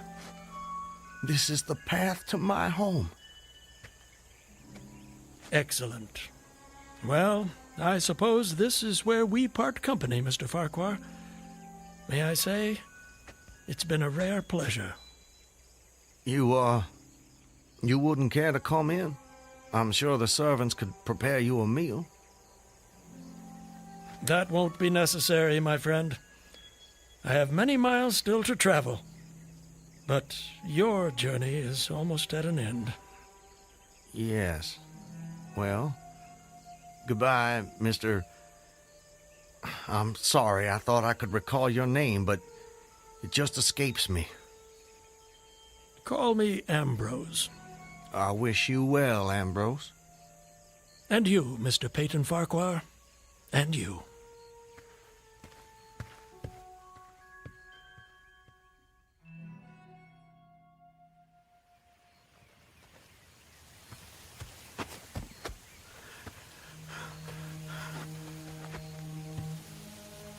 Home. Almost home. How long? How long since that damn imposter rode down this road? How long since I was drawn to the Owl Creek Bridge? I would say, sir, that you have too kindly an expression for one whose neck is in the hem. Seriously. It is. Isn't what? In the hem. Of course, of course. I promised I'd return, Elizabeth. All so perfect. They couldn't keep me from Just you. before your execution. My intended execution. As you say. Not even a noose around my neck could stop me from coming back to you, to the family. Yes, indeed. I told you how much more alive my senses had become at that moment. Alive. Yes. Saw them. John, don't tease your sister. I want you both on your best behavior when your father returns. Elizabeth! Hey. Elizabeth! You're not invulnerable. No man is. Elizabeth! Elizabeth! I swore I'd come back to you. I promised. Peyton! Elizabeth! Peyton! Elizabeth! Peyton! Oh, Peyton! Peyton, my love! Elizabeth, let me hold you. Let me take you in my... There's a whole world in every second.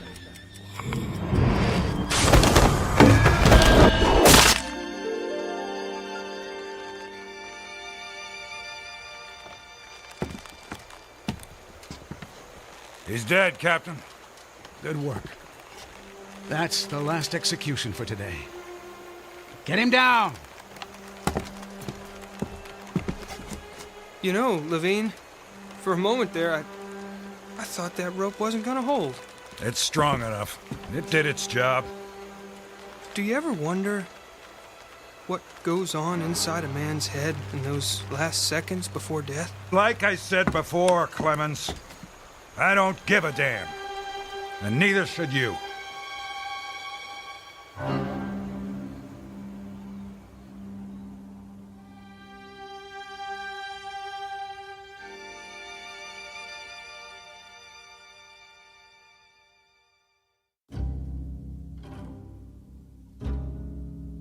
An occurrence at Owl Creek Bridge in two forms, as it was dreamed and as it was lived and died. This is the stuff of fantasy, the thread of imagination, the ingredients of the Twilight Zone.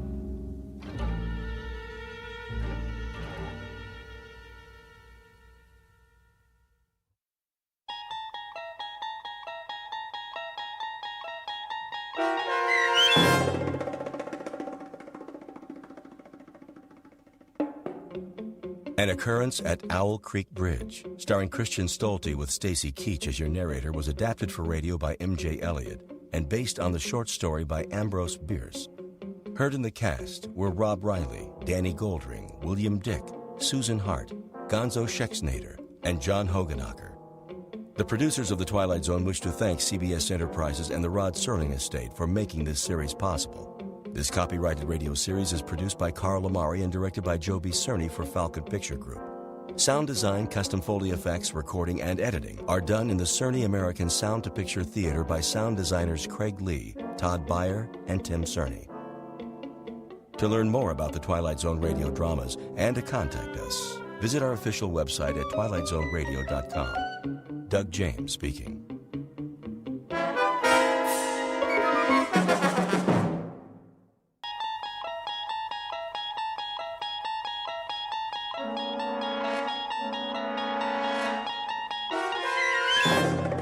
You unlock this door with the key of imagination. Beyond it is another dimension, a dimension of sound, a dimension of sight, a dimension of mind. You're moving into a land of both shadow and substance, of things and ideas. You've just crossed over into the Twilight Zone.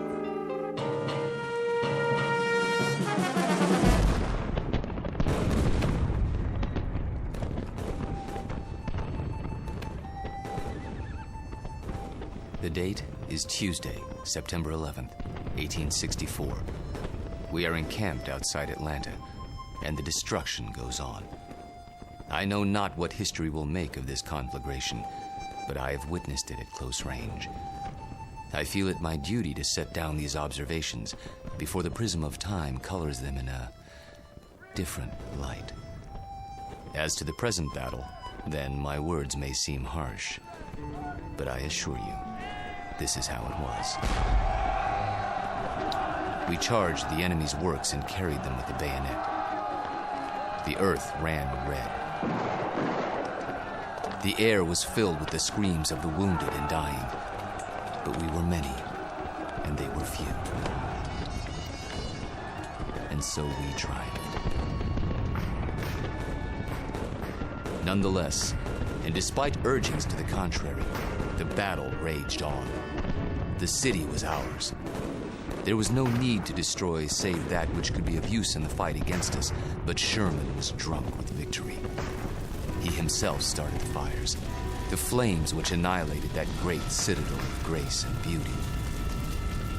One of us should have sent a ball into Sherman's brain.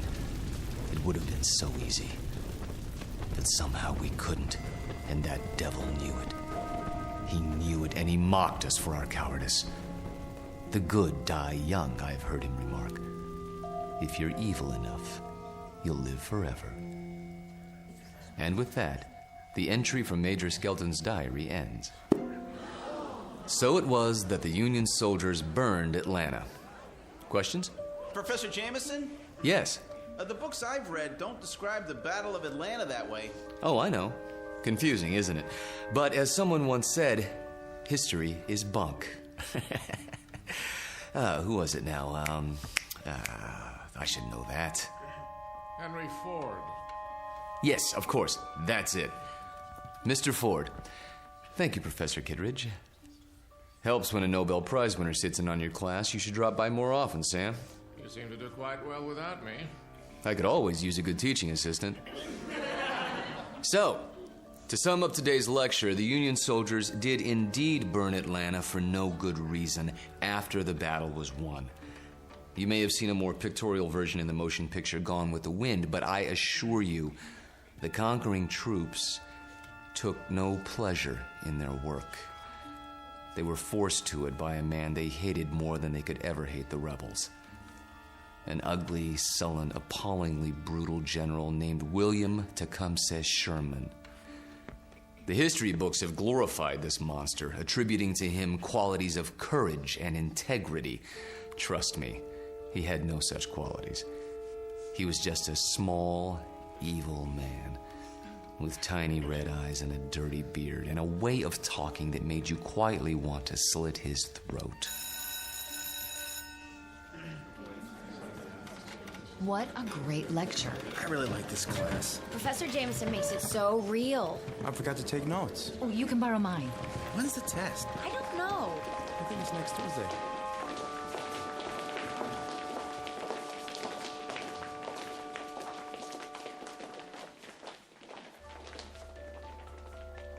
It has been said that universities are worlds unto themselves, inhabited by the young.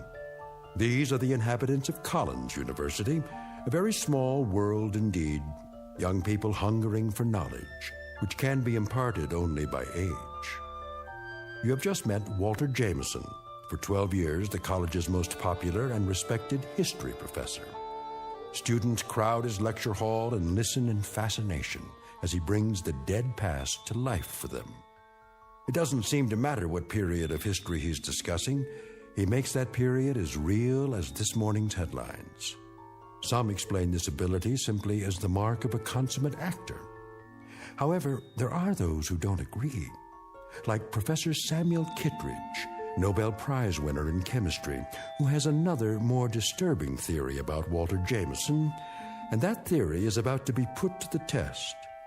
Very soon we will find out whether our star professor received his degree from a major university or from the Twilight Zone. And now, The Twilight Zone and our story, Long Live Walter Jameson, starring Lou Diamond Phillips, with Stacy Keach as your narrator.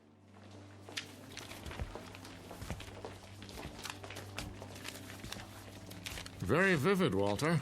You had me on the edge of my chair. Thank you, Sam. Coming from you, that means a great deal. Now I see why these lectures of yours are so popular. Is that why you sat in today? Partially. Tell me something, if you have a moment. Certainly. Who was this Major Skelton? Oh, no one important. Just a lawyer who happened to enlist. And you acquired his diary? Yeah, lucky break. As I recall, an auction of Civil War memorabilia a few years back. What regiment? 123rd Illinois Infantry. Remarkable.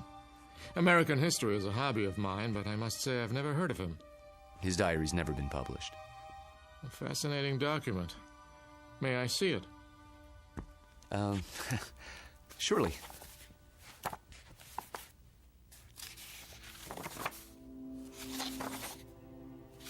Well preserved. It was stored in someone's attic for 100 years. I don't think it had ever been read. You come across objects like this once in a while, put away in boxes. They didn't know what they had. You could resell it for a nice price, I imagine. Original source materials are hard to come by. Don't suppose I could borrow it? I never lend books to absent-minded professors. Remember the last time? Yes. I guess you're right. Time for some coffee? What? I'm going past the student union on the way to my office. Not today. I have a paper to work on for the conference.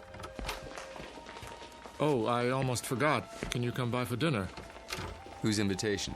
Yours or Susanna's? Mine, this time. Something on your mind? Nothing special, just your company. We have a chess game to finish, if I'm not mistaken. Say 7 o'clock? All right, 7 it is. Good. See you then.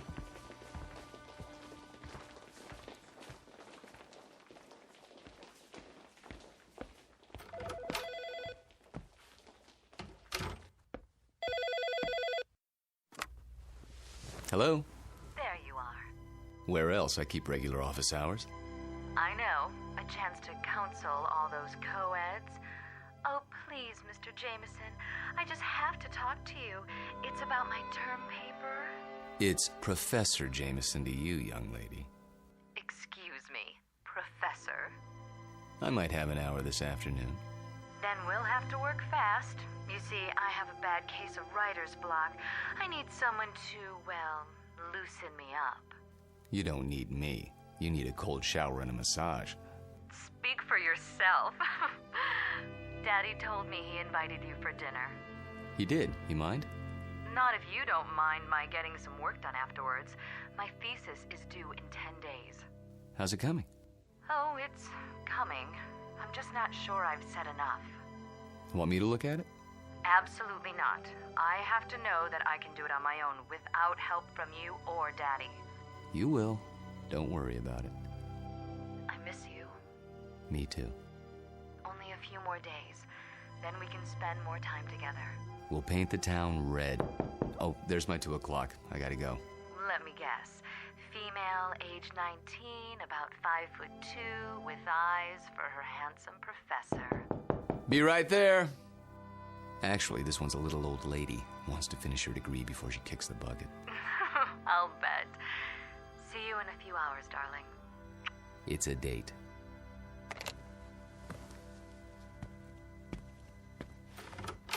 Oh, there you are. Come in, Janice. I was afraid I was late. Someone else is waiting for you. You're my only appointment this afternoon. She asked if this was your office. A student? No, I don't think so. She's sort of elderly. She acted like she knew you. Hello? Hello? She'll probably come back. Oh, I'm sure you're right. Now then, Janice, how can I help you? I'm sorry to bother you, Professor, but I'm having trouble with the assignment. Can't find all the books? The research library isn't supposed to check out certain materials, but sometimes... It's not that. I've got everything I need, but the authors on the list, they don't agree with your version. So my question is, which version should I use, yours or theirs? Remember what Ford said. What? Never mind. Start with the basic events. Everyone's in agreement there. As to interpretation, that's up to you. Just tell me what you think happened and why, based on all the accounts. Original thought is what counts. But how can I be sure if I wasn't there? That's always the problem, isn't it? There's an old adage. Those who were there know more than those who weren't.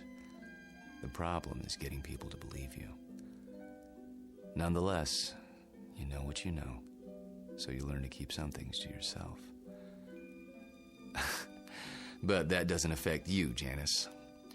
We deal with truth in my class. Nothing but the truth, for better or worse.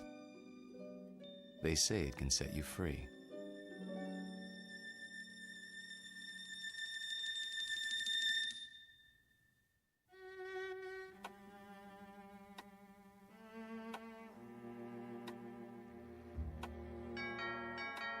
I'll get it, Father.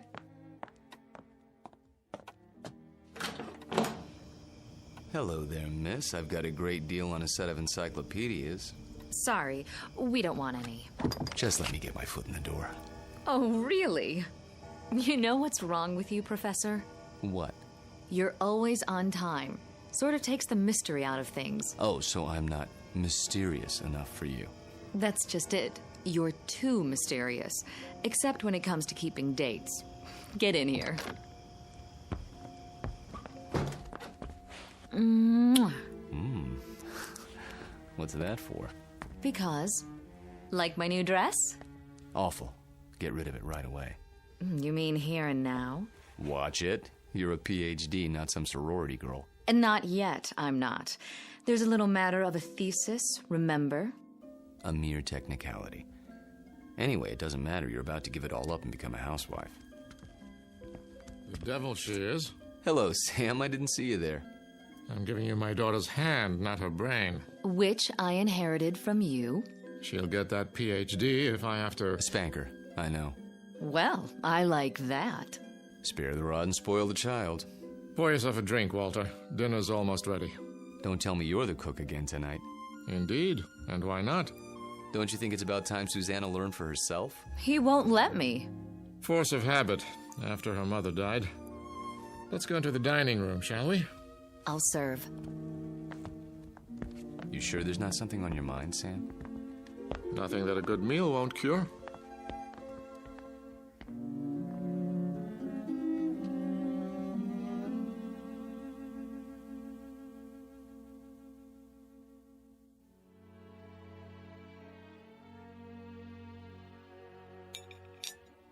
Had enough to eat?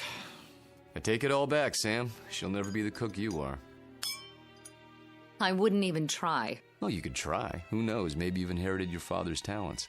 What do you think you're doing in here? I'll do the dishes later, unless this is the men's hour. Cigars and brandy and all that. Not a cigar, a pipe.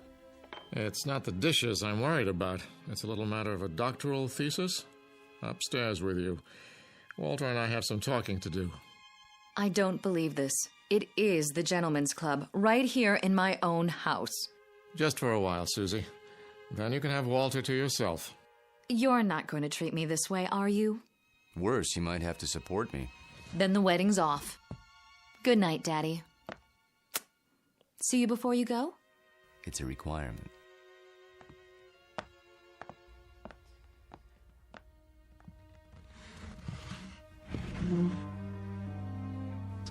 Brandy? By all means. You know, you don't have to worry about her. She'll accomplish anything she sets her mind to, with or without us. Oh, I know that. But she's wasted a lot of time. She's almost 30, and I'm almost 70. You're talking about chronological age. You're both still very young. I don't feel young lately. Aches and pains. Let's sit down. The chessboard is exactly as we left it.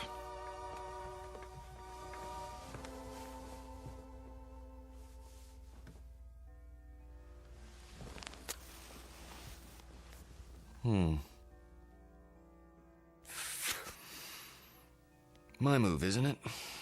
Do your worst.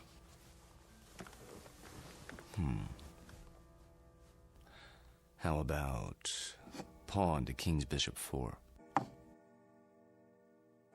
Look at that. You don't like it? Not the move. Your hands. Well, what about them? Extraordinary, isn't it? They looked very much the same when we met, those two hands. Firm, smooth, not the slightest discoloration. Time marches on. For some of us. Walter, tell me something. Of course. How old are you? You know the answer. 44.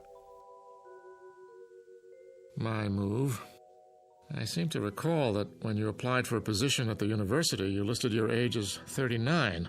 That was, 12 years ago, which would make you 51 now. Come on, Sam. So I'm 51. Too old for Susanna, is that it? In a sense. What are you getting at? This is between the two of us. It won't go beyond this room. Really, Sam? Walter, when I met you, I was 58. I had most of my hair, all of my teeth, and hardly a wrinkle. Look at me now. In 12 short years, I've turned into an old man. But you haven't. It happens that way sometimes. I know. But why? Clean living? Don't ask me, Sam. You're the chemist. I'm just a history teacher. Yes, and you teach it very well. Do you know what your students say? They say it's almost as if you witnessed history firsthand. I try to make it interesting. Fake it, you mean? You could call it that. Yes, that's what I thought. But somehow it didn't seem like you. You're such an honest, precise man. Ah, here it is.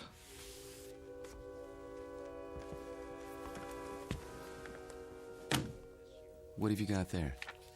A book, a first edition. Photographs, mostly. Taken by a fellow named Matthew Brady during the time of the Civil War. Well, what is it? You look as if you'd seen a ghost. Perhaps I have. Hand me that magnifying glass, will you? I don't see. Was your grandfather in the war by any chance? No. In that case, I'd say we have something of a mystery on our hands. How so? You got me interested in your Major Skelton today. Oh, that. I was curious to see what he looked like. So I went through the Brady pictures, not really expecting to find anything. Here, this is a shot of Sherman and 3 staff officers. Yes, typical of Brady's work. Moody, grim, not a smile between them. Look closely.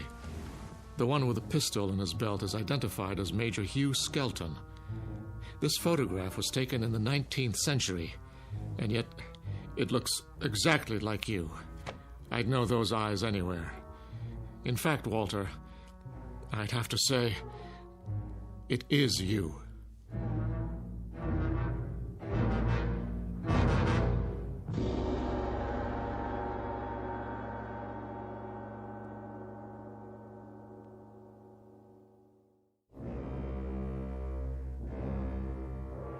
It is you, Walter, isn't it? Photographs can be deceptive. Poor lighting, grainy images. You shouldn't have kept the ring, you know. It's a dead giveaway. Ring? It is a bit like mine. Not like it. The same. Sam, really, you can't be saying what I think you're saying. That wouldn't make sense. It wouldn't be rational. It wouldn't... Come now, Walter. We're not children. You know exactly what I'm saying. I've been accused of many things in my time, but never of being inarticulate. Oh, you're joking. Just because a man in a picture happens to look like me... And happens to wear the same ring, and happens to have the same small mole on the left side of his face. Did you keep the pistol? Or is it in a Civil War museum somewhere? Oh, Sam. Tell me the truth. You know what the truth is, don't you? You are the man in the photograph, aren't you? Yes. I knew it. I've suspected for a long time. But, of course, it seemed so fantastic. It is. Yes. So, now we're on equal footing at last. The time for lies is over, Walter. Wouldn't you agree? Yes. So tell me, how old are you? You won't believe me. I can believe anything now.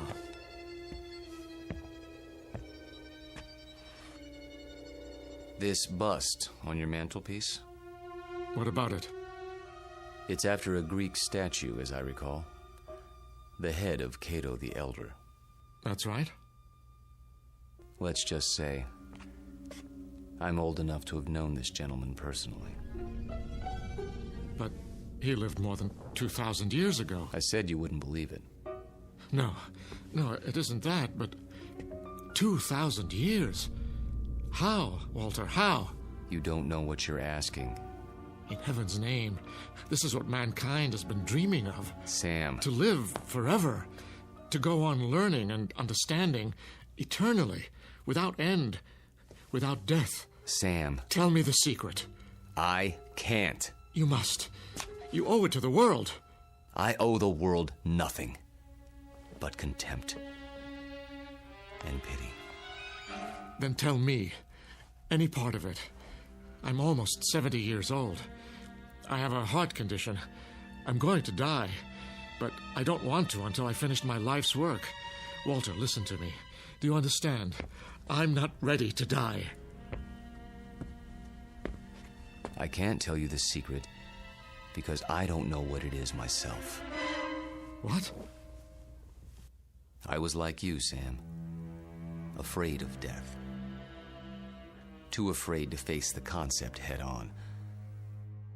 When I thought of all the things there were to know and the pitifully few years man had to know them, I went cold with fear. And with anger, too, at the impossibility of it all. The combination was paralyzing.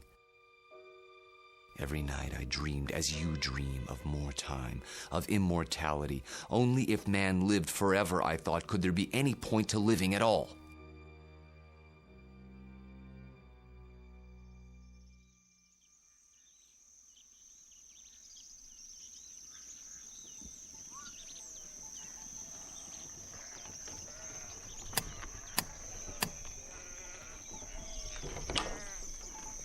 I'm thirsty. You have water? Come in, traveler. Thank you. You're very kind.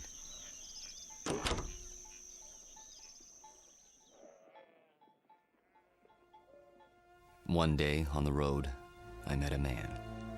An alchemist. I told him these things and more as I rested with him. He said that he could grant my wish. Only it would cost money. A great deal of money. So I sold everything I had and paid him his money and submitted to his experiments. Drink this, young man. You may remain here until you recover.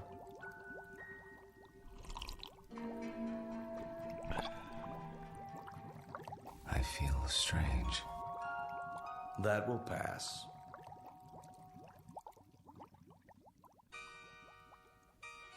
I remember very little of what followed, except that I was in a coma for many weeks. When I revived, I learned that the alchemist had been burned for blasphemy. You're not serious? An alchemist? The only legitimate one that I've ever known. You're asking me to believe something that goes against everything I know. Not without proof. But an alchemist? I'm a man of science. They knew nothing of chemistry. Lead into gold. Just as I thought. You won't believe it. Smoke and mirrors. Their methods were based on superstition. Magic. What did he use? Bat's blood and eye of toad? And once upon a time, germs were unknown. And blood cells, and pasteurization, and human growth hormone, and... Sam, all those things and more would have been called magic once. It's a matter of knowing what to measure and how. Do you realize that most of today's medicines come from plants?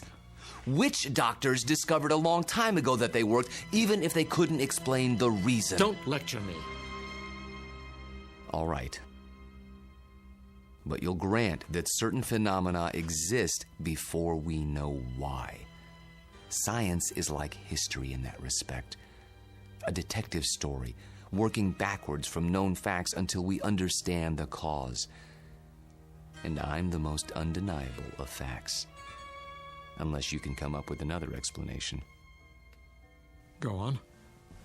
There isn't much more to tell, really. I thought the experiment had failed, of course, because I didn't feel any different. But then, when I saw my wife and my children and my friends aging and growing old, this was a problem I hadn't considered, you see. But surely there's a way to get around that paradox. Such as? There must be. Is there? Think about it. If I tell you that somehow I can stop you from aging, where do you want to be stopped? At 30? Then you watch everyone around you turning old. At 70? Would you want to live forever the way you are now? Sick and weak? It's better than dying. No, Sam. You're wrong. I was wrong. It's death that gives this world its point. We love a rose because we know it will soon be gone. Who ever loved a stone? I'm not a rose, and I'm not a stone. I'm a man. Very old, very frightened. Of what? Death? Yes, of death. You're a fool. I want to die. Then why don't you? Because I'm a coward. Like all men. Because I'm tired of living and scared of dying. That's why. There's a revolver in my desk at home, Sam. The same one you saw in the Civil War photograph. Every night, I hold it in my hand and pray for the courage to pull the trigger. But I can't. You mean to say you've survived all these years without an accident, without being injured or wounded? Some people are lucky that way. They go through life without ever breaking a bone or seeing the inside of a hospital. Oh, I've come close to death plenty of times. But never close enough. Thank you. For what? For reassuring me. I thought that if a man lived forever, he would grow wiser. But that isn't true, is it? You grow tired. That's all. It must be lonely.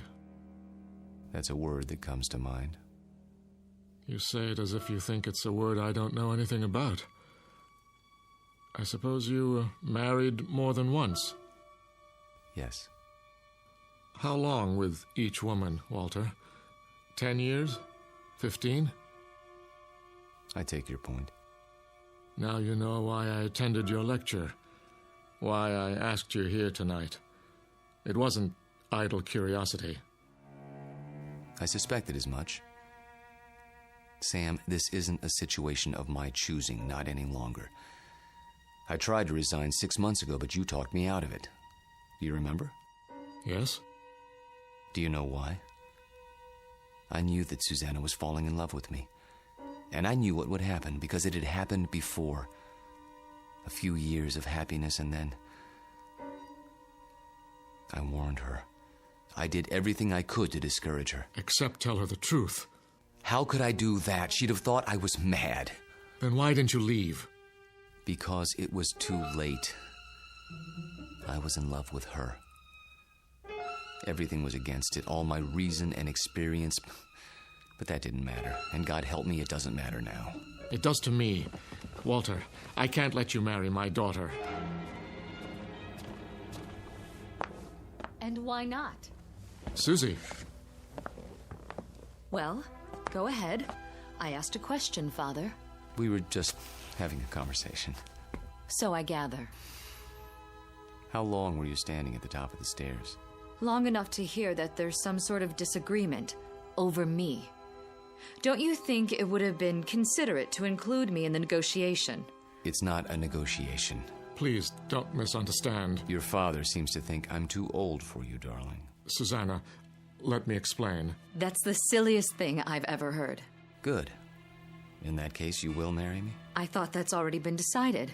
You asked, and I accepted. Unless you're having second thoughts. Nonsense. If I had my way, we'd do it tonight. Are you serious? I've never been more serious in my life. I think you mean it. There's a justice of the peace in the next county. Go upstairs and get your prettiest dress.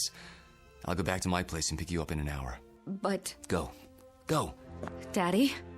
I can't very well ground you, can I? You're of legal age. Oh, Walter. I do love you. Though your timing is a bit of a surprise. Life is a surprise. If we're not ready now, when will we be? Next week? Next year? We have to seize happiness when it comes, and it's here now. 1 hour, darling.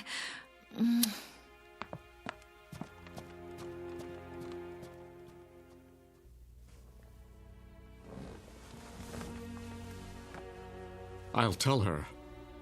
She won't believe you, Sam. No one would.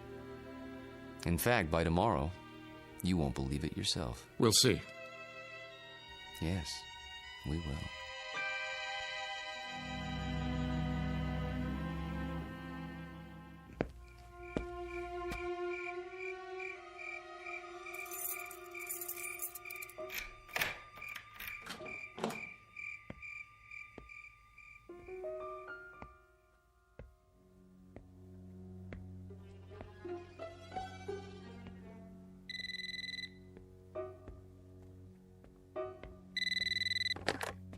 Yes? I'll give you one last chance, Walter. If that's your name. Sam, please. The irony is, I truly like you. We've been fine friends. But when it comes to my daughter... You deny her happiness? Is that what you call it? People who love each other don't have secrets. They share their lives. They grow old together. Susanna's entitled to the same thing. Not a mockery of it. You don't think this is easy for me. There's nothing ahead for her but a broken heart, as she sees herself age while you don't. How long do you think you can keep it from her? And if I go away, will that make her happy? She'll suffer, but she'll get over it.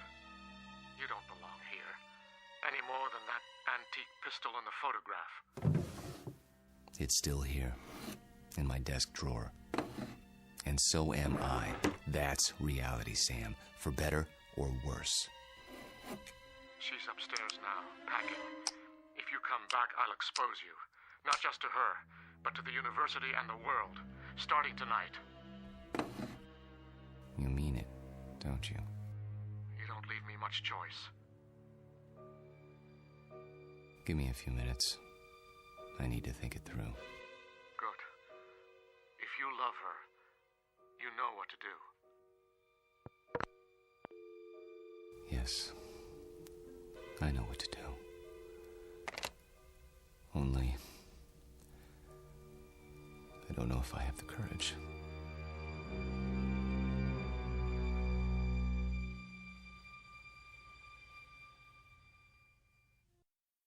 Hello, Tommy. Who are... You needn't stand up. How did you get in? You left the front door open. Who are you?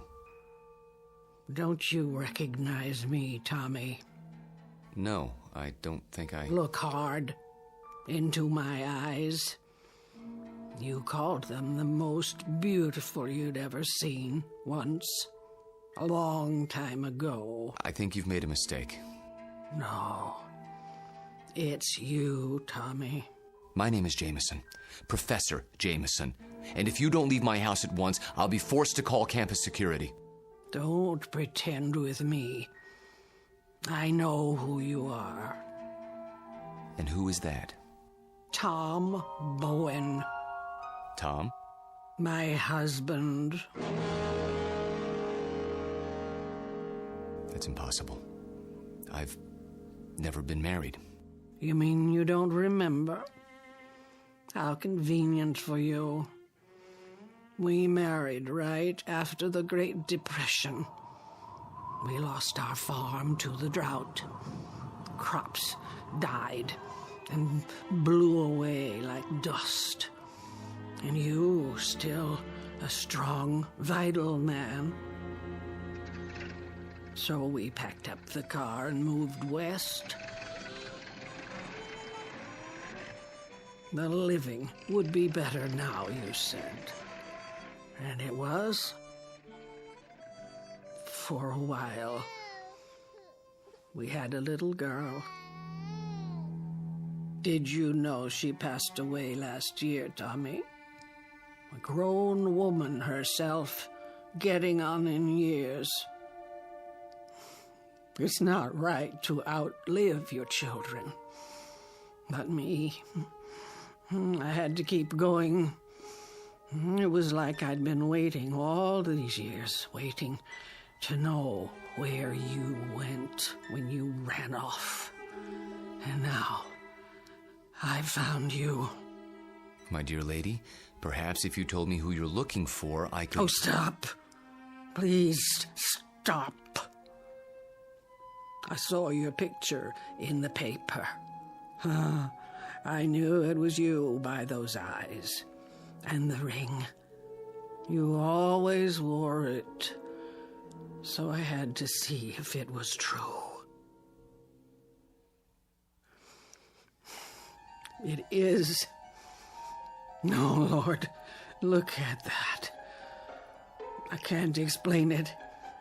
I only know what I see. I've grown old, and you haven't. Don't.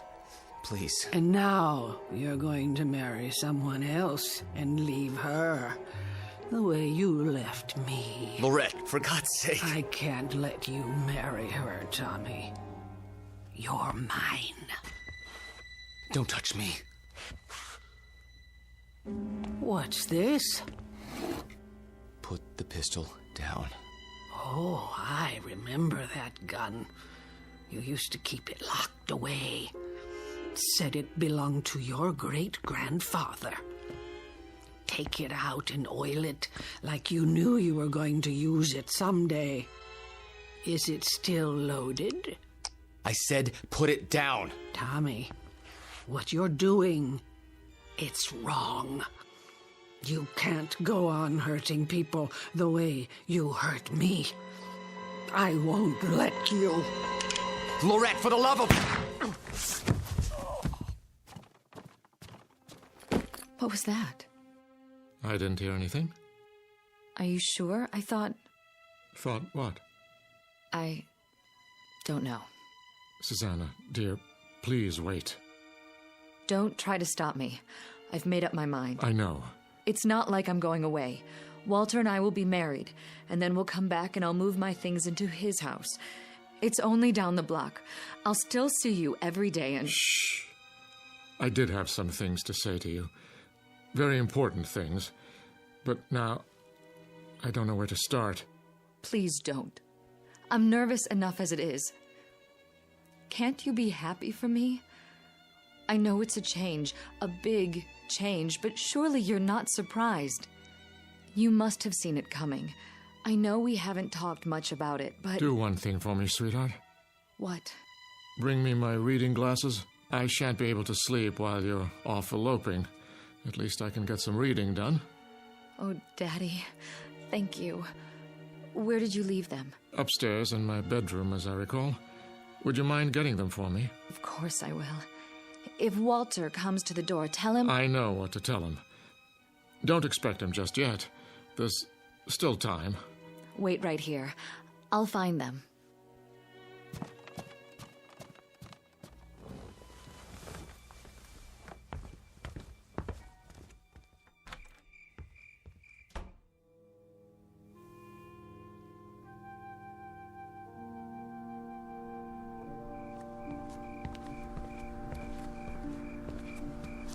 Oh, Excuse me, I didn't see you there.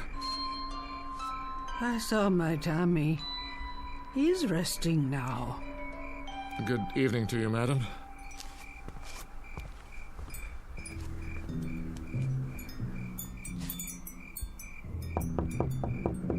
Walter.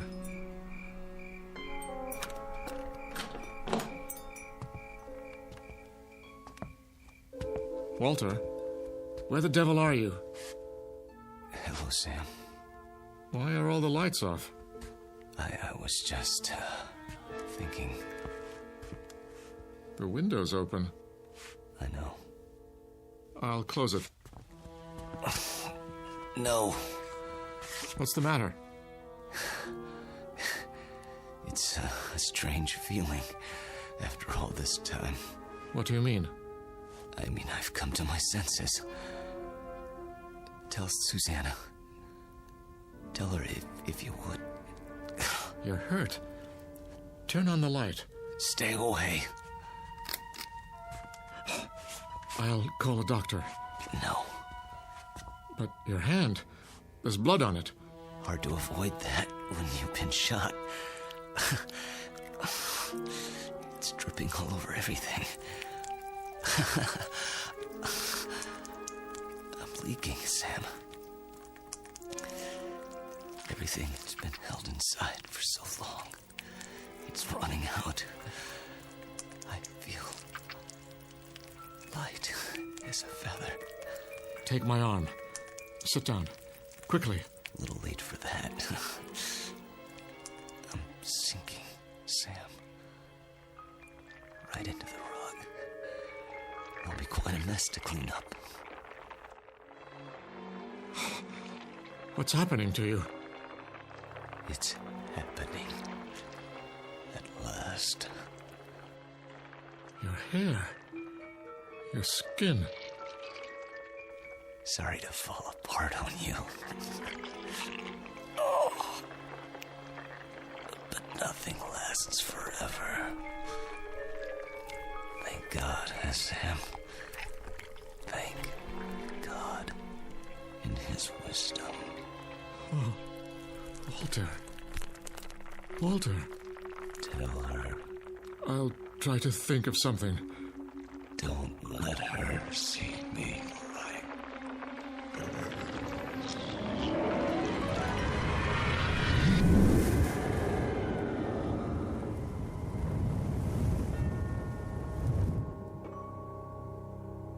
Dad?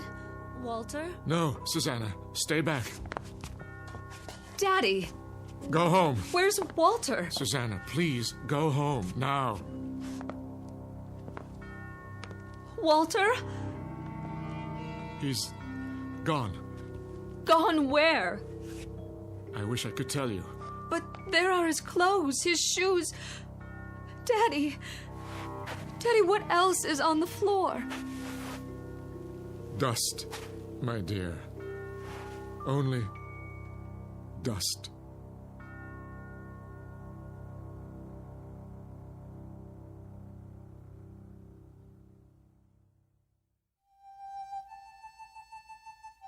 Professor Walter Jameson, an expert in the subject of times long past, and above all, a consummate actor, since before this university was founded.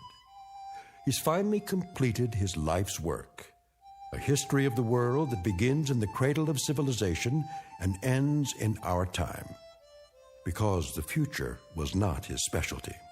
In fact, the simple truth is he had no future left. The past has a way of catching up with us, sometimes when we least expect it. They say that time heals all wounds, but it also wounds all heals. Rest in peace, Professor. You've just passed the ultimate final examination in the Twilight Zone.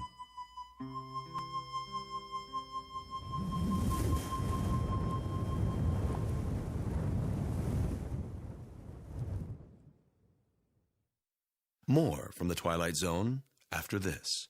You are about to enter another dimension, a dimension not only of sight and sound, but of mind, a journey into a wondrous land of imagination.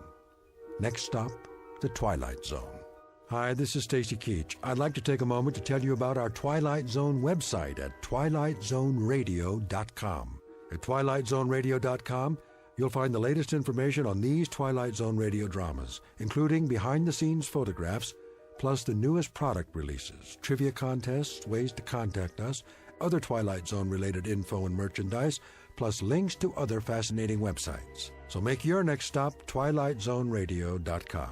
Visit twilightzoneradio.com to purchase these Twilight Zone radio dramas on cassette and CD, or call toll-free 1-866-989-ZONE. That's 1-866-989-9663.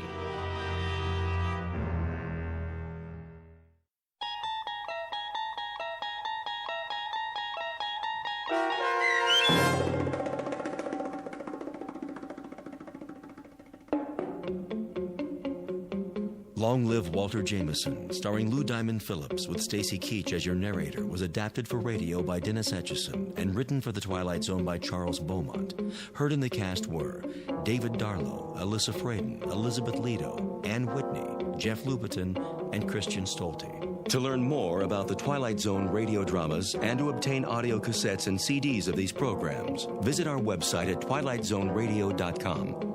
The producers of The Twilight Zone wish to thank CBS Enterprises, Carol Serling, Dennis Etchison, Dick Brescia Associates, Claire Simon Casting, Terry Jennings, XM Satellite Radio, Sirius Satellite Radio, our sponsors and our radio affiliates for helping make this series possible. This copyrighted radio series is produced and directed by Carl Amari for Falcon Picture Group. Audio editing, sound design, Foley effects, and mix for the Twilight Zone radio dramas are by Cerny American creatives Craig Lee, Michael Slaybach, Bob Benson, and Jason Rizzo. To learn more about the Twilight Zone radio dramas and to contact us, visit our official website at twilightzoneradio.com. Doug James speaking.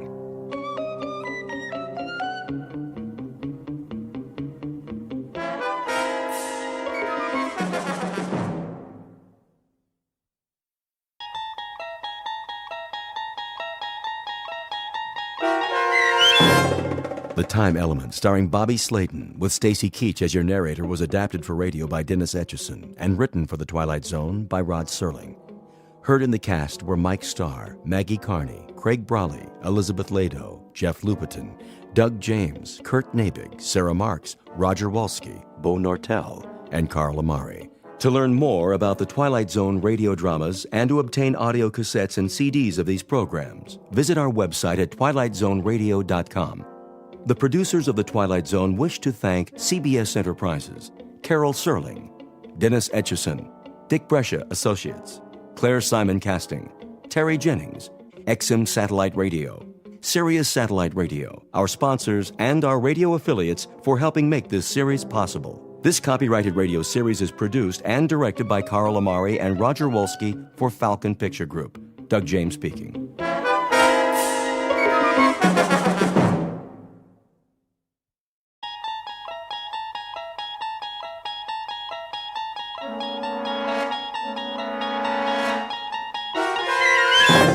There is a fifth dimension beyond that which is known to man. It is a dimension as vast as space and as timeless as infinity. It is the middle ground between light and shadow, and it lies between the pit of man's fears and the summit of his knowledge. This is the dimension of imagination.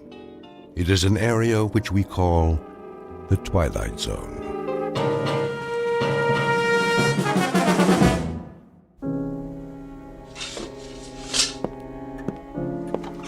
Now, Mr. Jensen, I think I have the basics here. Oh, yeah? 41 years old, unmarried, no physical ailments, no previous visits to a psychiatrist. No previous arrest either, okay?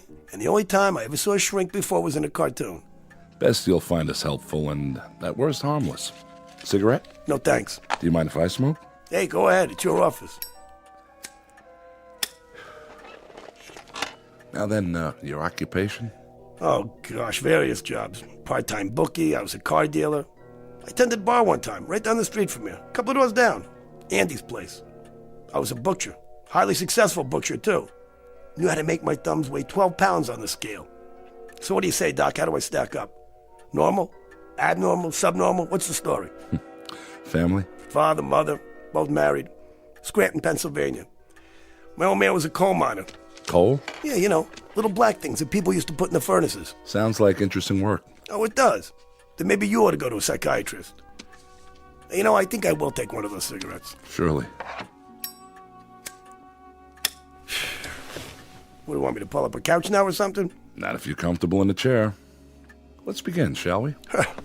Nothing shakes you up at all, does it, Doc? How do you mean? Oh, I don't know. Everything's all calm and cool. You know, when I walked in here, you made an inventory. The cut of the clothes, the way I talk. And up inside your head, huh? That's where you mark down those results. And then later, you put it all in little pigeonholes. You got me pegged, don't you? Not entirely. You figure you're talking to what? Maybe a minor league horse player, huh? Maybe I'm a little hungover, maybe a little buggy in the head. But either way, about 40 degrees tilt. Yeah, my cigarette went out. Here. All right. Pigeonhole this, Dr. Gillespie. If said minor league horse player tells you some half-witted story, can you tell him if he's maybe off his rocker? Without Sigmund Freud and all that junk? Huh? Can you tell me in plain English what is wrong with me? I can try. All right? Here goes. I keep having a dream. Crazy dream. Are you writing this stuff down? Go on. I'll make notes on the things that seem pertinent. Well, I don't know if any of this is pertinent, because it probably sounds nuts. Sounds nuts to me, but there it is. I'm listening. I've had this dream maybe, I don't know, 5, 6 times. What kind of dream? The real kind. How do you mean? Have you ever had a dream that you swear was real? I guess we all have. Over and over again? The same dream? The same dream, identical. Never changes. Tell me about it. It always begins the same way. I'm lying in a bed, and I just wake up all of a sudden, right? I open my eyes, start looking around. And what do you see? Hotel room, you know, nothing fancy. I mean, nice, regular. You know, I have Venetian blinds like you got here. So I get up, I go across the room with my bare feet, all right? Now, I'm wearing pajamas that definitely are not mine. And I open up the blinds. Bright sun, blue sky, beautiful day. Beach, palm trees, like a vacation, you know? So open up the window. You get those, those French doors, whatever you call them. And what do I hear? Steel guitars, ukuleles, you know, that hula music. The only thing is I've never been to Hawaii in my life. I don't even know what Hawaii looks like, except, you know, what you see in the movies. But it's as real as anything. And here's the crazy part. I don't know how I got there, but I do know, as well as I know anything in my life, that I'm supposed to be thousands of miles away. And there's nothing, absolutely nothing, Doc, that I can do about it. And that's when things get really weird. I mean, just bizarre. Once upon a time, there was a psychiatrist named Arnold Gillespie and a patient whose name was Peter Jensen. Mr. Jensen walked into the office exactly 9 minutes ago. You might want to make note of that. It is 11 o'clock, Saturday morning, October 5th. You might want to make note of that, too, very specifically. It may seem trite to be so specific about the hour and the day, but in this case, it's of extreme importance. Because this isn't just a story about a man with a recurrent dream, one whose meaning the good doctor is about to help him unravel and sort out. Nothing so simple. Involved in this story is something new, not found in any textbook, Freudian or otherwise. Something we'll call, for want of a better term, the time element.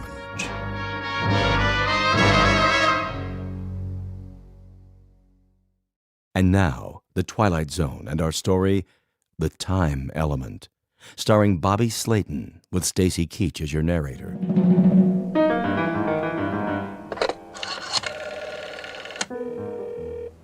Front desk. Hey, tell me something. So, I got in pretty late last night, didn't I? I beg your pardon, sir? I asked you if I got in late last night. Is this 206? I don't know. Is it 206? I really don't know, Mr. Jensen. I wasn't on duty last night. Yeah, how about a morning paper? Oh, should be one in the hall outside your door. Yeah, thanks. That's perfectly all. What do you call this place, anyway? Sir? Well, was that such a hard question? I just asked you the name of the hotel. Do you work here, pal? Or what, are you just inspecting the kitchen or something? Why, this is the Royal Hawaiian. Are you sure you're in the right hotel, Mr. Jensen? That's a good question.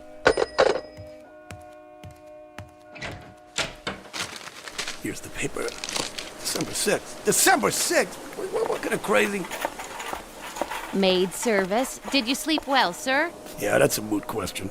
Do you want me to clean the room now? Hey, do you want to explain the gag to me now? Excuse me, sir? Do me a favor. Deliver a little message for me. You tell the guy, whoever put you up to this, that I'm going to knock out his teeth one by one. I don't know what you mean. Yeah, and take the phony newspaper with you, all right, lady? This is October. October, sir? What's October? What's October? 30 days? How's October? April, June, November, huh? Am I getting through to you? This month right now. It's October, right? I don't believe so, sir. It's December. It's what? December the 6th. Yeah, that's what I thought you said. December 6th. Are you all right, sir? Oh, yeah, I'm just fine. I'm fine. Except that obviously I've just come down the home stretch of the biggest toot in the history of man. You're telling me this is December. Well, last night I was in New York City. And it was October. If you're not feeling well, I can come back later. Not feeling well? You know what? That's the champion blue ribbon understatement of the year. You know, a little toot that lasts 2 months and ends up in, what's the name of this place? The name of what place, sir? This place right here. The Royal Hawaiian. That's what I mean. Since when is there a Royal Hawaiian Hotel in New York? It isn't in New York, sir. It's in Honolulu. Well, that figures, because the Royal Hawaiian is in Honolulu. Of course. See, that leads me to the next question. What am I doing in Hawaii? I'm sure I don't know, sir. That's what I thought you said. Hey, just one more question. No, come here. No, I'm okay. Come here. Really? I'll never ask you anything else, I promise. What, sir? Does this hotel got a bar? Oh, yes, sir. A lovely one. And where is this lovely bar? Downstairs, off the lobby. Thank you. You're a doll. I'm sorry if I upset you. Look, if I ever had another mother, I really hope it's you, okay? Come back later. We'll dance. Oh, yes, sir. Absolutely, sir.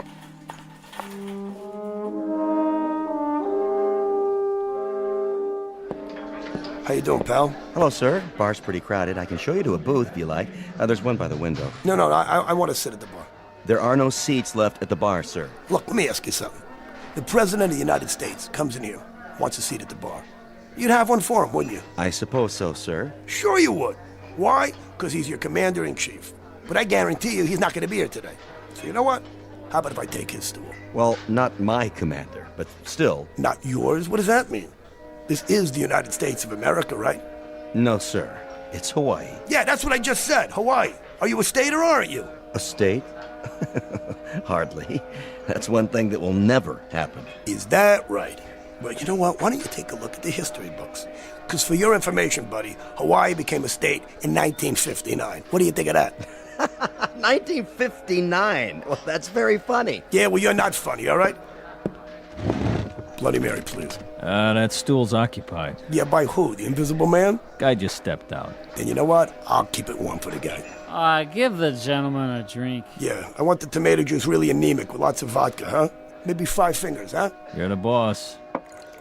Sure, baby. We'll take a walk on the beach. Then we can have lunch in the room. Sounds swell. That's better. Keep 'em coming, my boy. I'm on the last lap of the biggest binge in the world. Ha ha. Rough night? Rough night. Why don't you try 30 of them? Would you believe it? I passed out in New York a month ago. And this morning, I wake up here. I know the feeling. One time, I fell asleep at the Dublin airport, and when I woke up, I was on a British troop train going into Palestine. That really happened. Can you believe that? Good man. Hi, you two. Hi. I'd like you to meet my wife. Charmed. I'd like you to meet my drink. How do you do? You kids look like you're in love. How long have you been married? 1 day, 6 hours, and 12 minutes. No kidding. Never would have guessed it. Hey, bartender, you're from New York, aren't you? Born, bred, and raised. How'd you know? Because you got a picture of the great Fiorello LaGuardia. It's the best mayor New York City ever had. Yeah, he sure is. Was. How's that? He was a good mayor. That's what I said. No. You said he is. Well, isn't he? He was. Because he's not here now, is he? No, I guess he isn't. He's in New York, where he should be. Yeah, because he's dead. I sure hope not. When did you hear that? Anybody ever tell you got a wacky, nutsy sense of humor? What are you, the argumentative type? No, not me.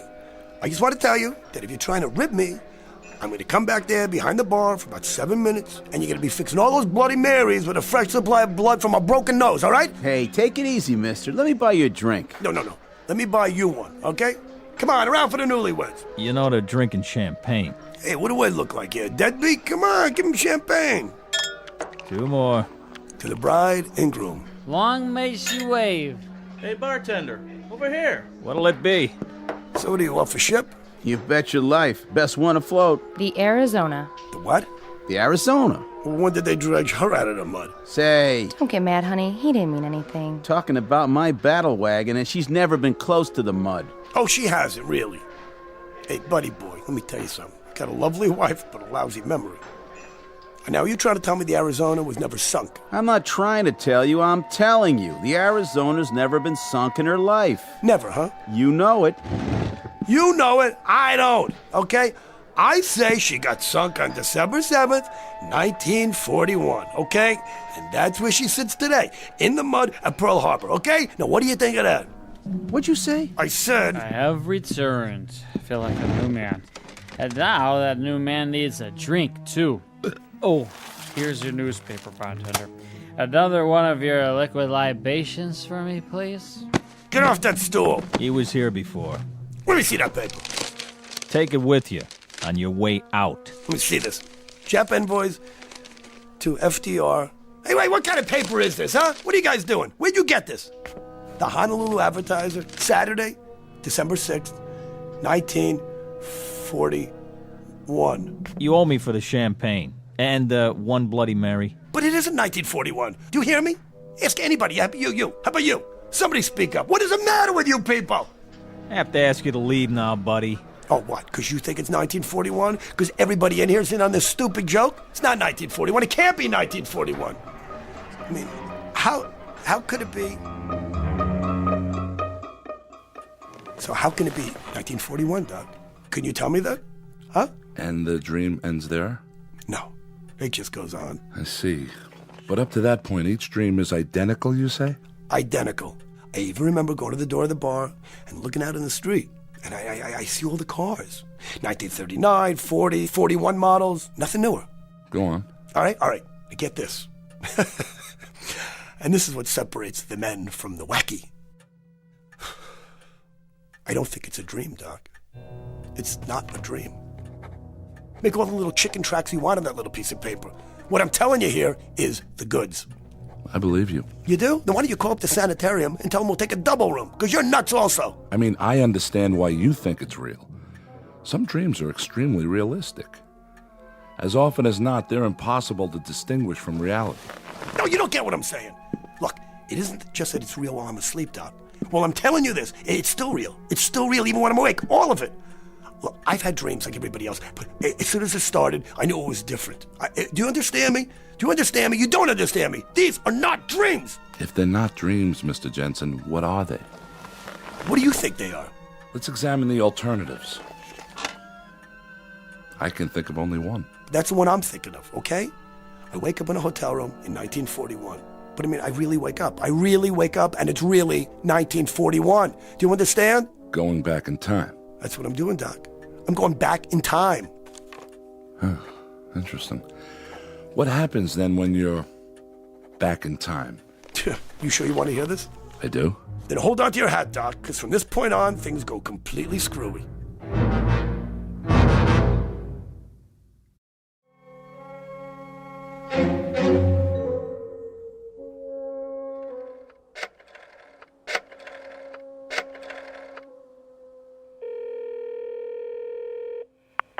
Yellow? Want to place a bet? Well, are you a bookie or not? All right, then. I'm going to take Joe Louis over Buddy Bear. What are the odds on Louis? Well, they will be scheduled, okay? They're going to fight on January 9th. Yeah, January 9th, okay? Make it Louis in the first round. Now, what's the line? 30-1. That's more like it. What do you mean, how do I know? Just trust me, I know. I know, that's all. The name's Jensen. I'm with the Royal Hawaiian. Now, how about the All-Star game for next year? Hey, do you want to cover me or not, huh? Okay, I'll take the American League. Let me ask you something. What kind of odds if I predict the score? I spend the next 2.5 hours making bets on sure things, right? Every race, every prize fight, every football game I can remember happening after December of 1941. See, I got to figure that if this goes on, I'm a shoo-in to put every bookie in town out of business. I'm not scared, you understand? See, I don't have one idea what I'm doing back here, but as long as I am here, I figure, hey, why not put it to good use? You know what I'm saying? Jensen, that's right. Royal Hawaiian.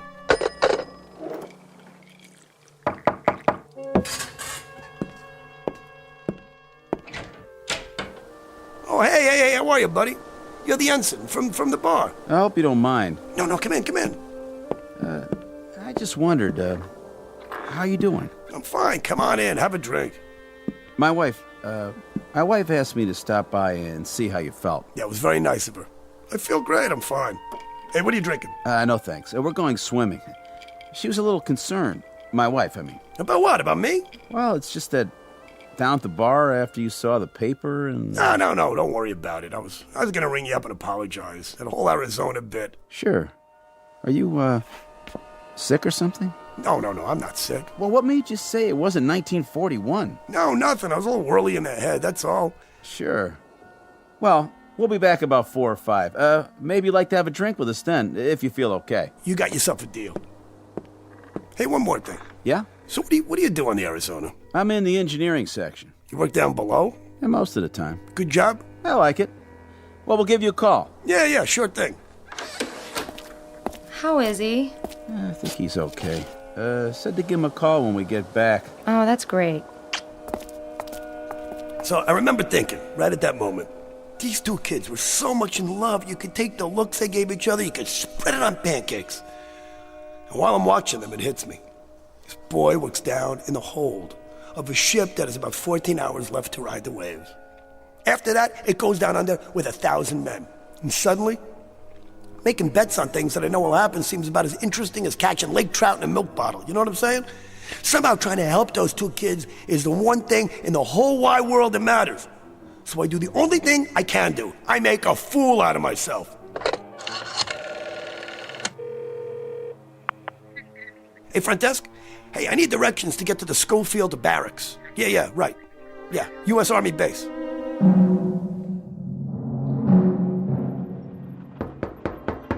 Come in. Excuse me, Colonel, but... Spit it out, Bailey. That guy is still in the orderly room, sir. Says he wants to see somebody in charge. Who's this now? Some jerk with a tambourine or something. Must be Save a Soul Saturday. What's his story? I can't piece it all together, sir. Something about the Japanese having bombs? This ought to be good. Send him in. Yes, sir. The Colonel will see you now. You're Mr... Jensen, Pete Jensen. I'm Colonel Abernathy. What's on your mind, Mr. Jensen? First of all, Colonel, I want to guarantee that I'm not going to get stuck in a rubber room when I'm finished telling you this. You've got it. I have information that the Japanese are bombing Pearl Harbor tomorrow morning. 8 a.m., Honolulu time. You know this to be a fact? Colonel, as sure as I know, the good Lord made racehorses. They're coming over here in about 30 waves off a bunch of carriers. They're going to plaster us while we're still in bed. Oahu, the airfield, right here too. Schofield Barracks. This is very serious. Better take immediate steps. Bailey? Sir? Have Captain Franklin contact the naval station at Pearl. Yes, sir. See that they have all personnel standing by. At least 30 PBYs ready to go up. Tell Lieutenant Ordway to call the commanding general. All troops on the beach. If you say so, sir.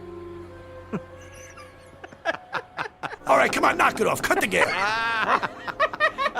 Listen to me, you brass-covered hyena, okay? Don't you say that nobody warned you. I warn you. You gotta listen to me. I'm sure you're right.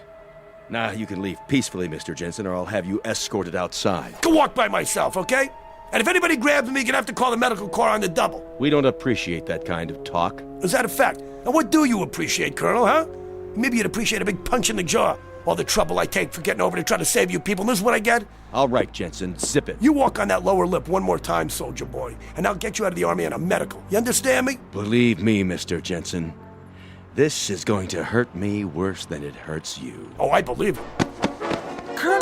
Oh! Are you all right? Place this man under arrest and fit him for a straitjacket. Yes, sir.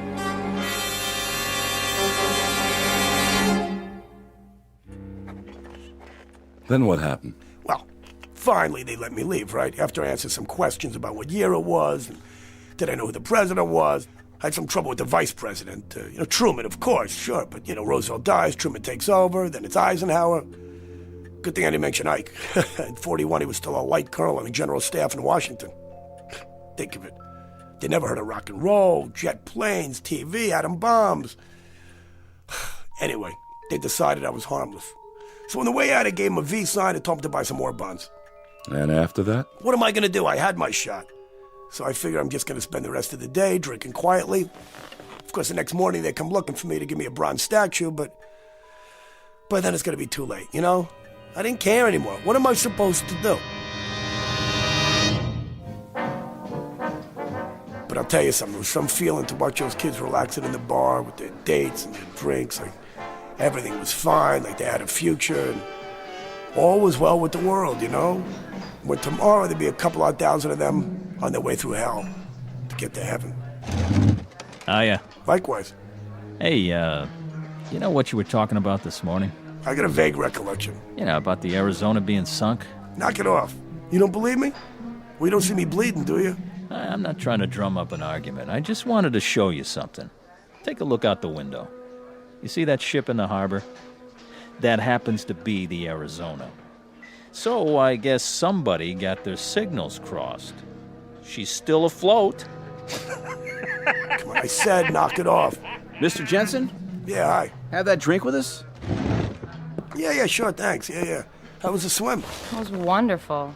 So how long's it been now? 32 hours and 15 minutes. Oh, and they said it wouldn't last. Mr. Jensen? Try Pete. Pete. Well, are you all right now? Yeah, I'm fine. I'm all right. Why? It's just that this morning, you seemed so sure it was another year. I did? Hey, look, honey, you know I'm kind of mixed up here. Look, I didn't mean anything personal, all right? I told you to forget it. Oh, boy, look at you two. What's the matter? I lied just now. I wasn't kidding. The Arizona is going to be sunk. Are we on that again? Yeah, we're on that again. Listen to me, Lieutenant. Ensign. Look, whatever. I got no axe to grind, you understand? Tomorrow morning, I'm going down to the basement so I can cuddle up to a furnace and listen to the sirens. You said you're an engineering officer. That means you're down near the boilers. I'm telling you, at about 20 minutes past 8 in the morning, there's not going to be any boilers. You understand? There's not going to be any decks, and there won't be any ship left. That goes for a lot of boilers and a lot of ships and a lot of decks. Not to mention handsome young ensigns with new brides. Please, don't talk like that. I gotta talk like that. December 7th, 1941 is tomorrow for you, but it's history for me. Do you understand? Last night I was in New York City, and it was years from now. I've lived through those years. I know what's gonna happen. I know it sounds crazy, but I know it's gonna happen. Hey, you. No more trouble, huh? Hey, you shut your mouth. Nobody's talking to you. Hey, look. You're nice young kids. I got no reason in the world to give you any grief. Okay, just do me a favor and listen. Take 100 to 1 shot that this weirdo in front of you maybe has a point, okay? I'm telling you that tomorrow morning we're gonna get attacked. And if you're on that ship... I'll be on that ship, because that's my berth. You're a nice fellow and all, Mr. Jensen, but if you keep saying wild things and making my wife upset, Yeah, what are you gonna do about it? Sit around holding hands and biting earlobes till he goes back to his ship? Because if this boy goes back to that Arizona, he might not be alive at 9 o'clock tomorrow morning. Repeat, he may not be alive. Please. Mr. Jensen, I'm warning you. Hey, buddy, I don't want no trouble. You don't want no trouble, huh? He doesn't want any trouble. Hey, I don't want to give you any trouble. I want to give you music, okay? I want to sing a song for you.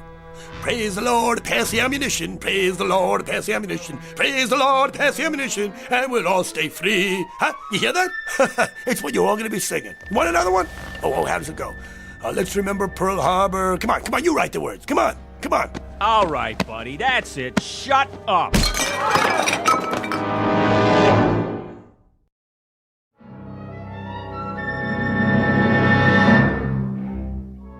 Don't tell me the general can't be reached. I know he can be reached. He may not be alive to call me tomorrow. Yeah, this is... Hello?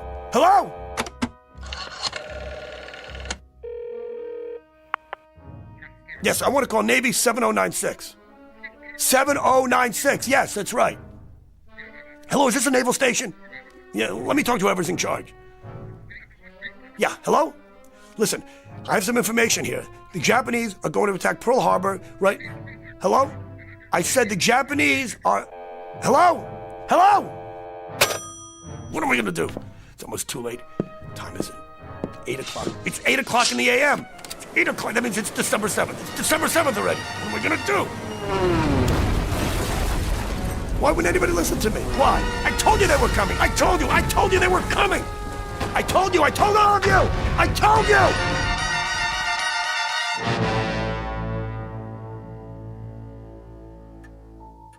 I told them, Doc. I told them. I told them over and over. Why wouldn't anybody listen to me? And then? I'm standing there by the French windows, and I'm watching the planes coming low. I'm watching them. The bombs are dropping, strafing. All hell is breaking loose. And that's where I wake up, every time. Realistic and very frightening.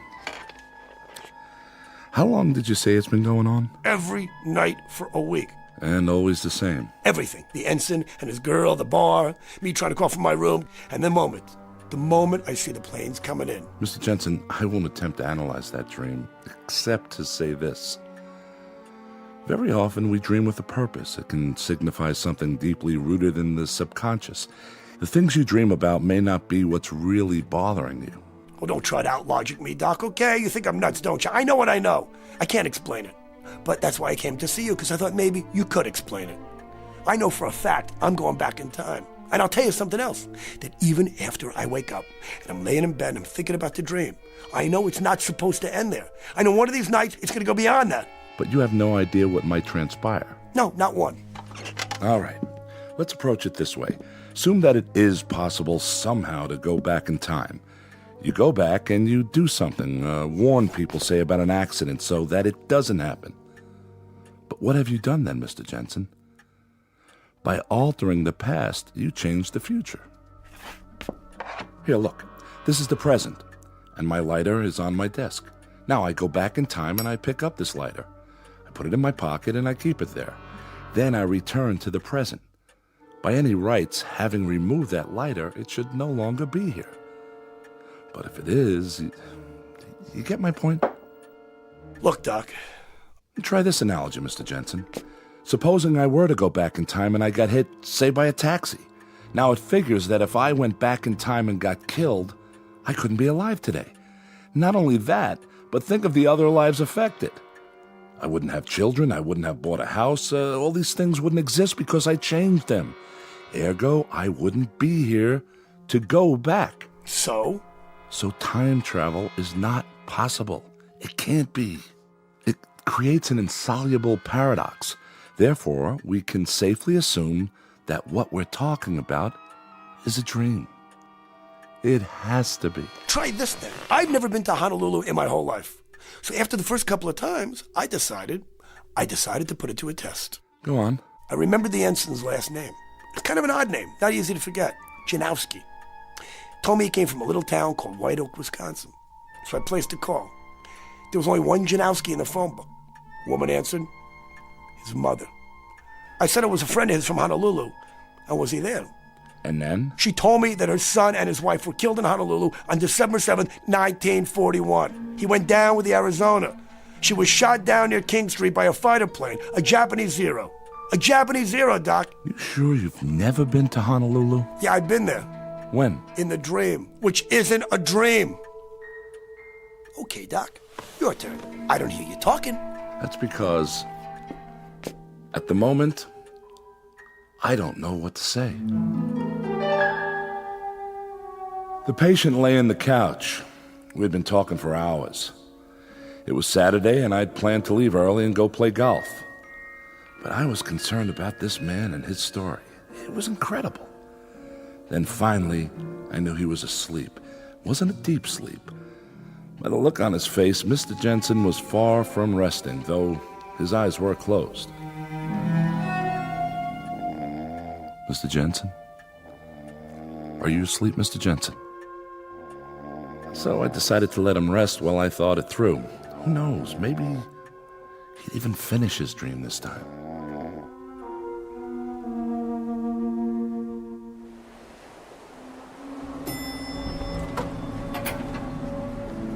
How's your eye, Mr. Jensen? I mean, Pete. Hey, don't worry about me. I'm fine. I'll put a piece of steak on it. Sorry the bartender hit you. I should have stopped him, but I kind of got carried away, too. No harm done. Well, go lie down and take it easy. Maybe we'll see you later before I go back to the ship. Hey, Janowski, do me one favor, will you? Play hooky tomorrow morning. He's out of his head. Look, if you never do one thing for the rest of your life, do this, will you? Come on. Stay off that ship. Take the little lady. Get away from Pearl Harbor. Come on. I don't care where you go. Get on a Pan Am and go to the Canal Zone, anywhere, but just get out of here. That's a great plan. And you know what it would cost me? Only my commission in the Navy, that's all. Jimmy, forget it. If you don't go, do you know what that's going to cost you? Just a little item like your life, and hers too. I tried to be nice, but this time I swear I... Come on, Jimmy. Let's go to our floor. Please, come on. What do you got to lose? I'm only trying to save your lives, that's all. Poor, dumb, crazy kids.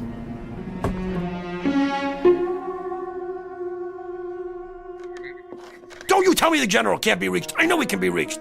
He might not be alive tomorrow to call me. Please. Hello? Hello?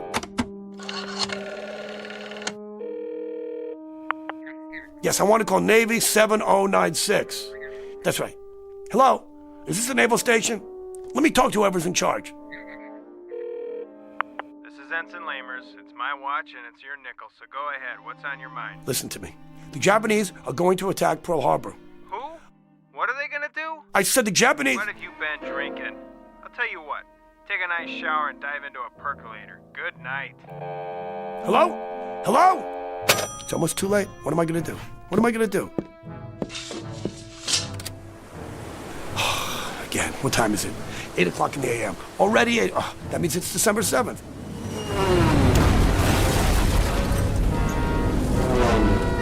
Why would nobody listen to me? Why wouldn't anybody listen to me? Why? I told you they were coming. I told you. I told you. I told you. I told you.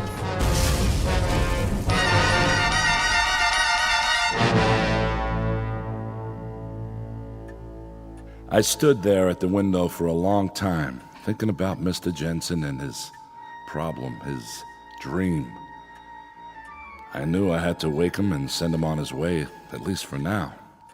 I could give him some sleeping pills, maybe a program of therapy, till I could talk to some doctors that I knew and ask if they had ever had a case like this one.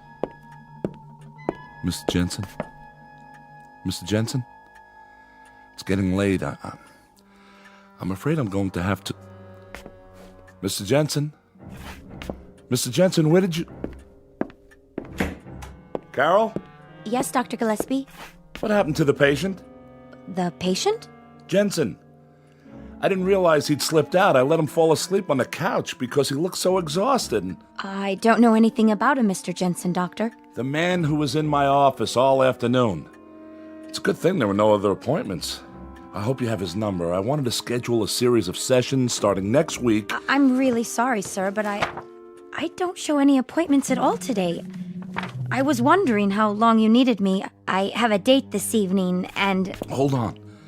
You mean to tell me a man named Jensen didn't walk in here and ask to see me? Big guy, shirt with flowers on it? Why, no, sir. I've been here the whole time. I thought you wanted me to stay and work on the files. All right, Carol, that will be all. You can go now. I'll lock up. Yes, sir. Good night, sir. Try this analogy, Mr. Jensen. Supposing I were to go back in time and I got hit, say, by a taxi. Now it figures that if I went back in time and got killed, I couldn't be alive today. Alive today. Alive today. Alive today.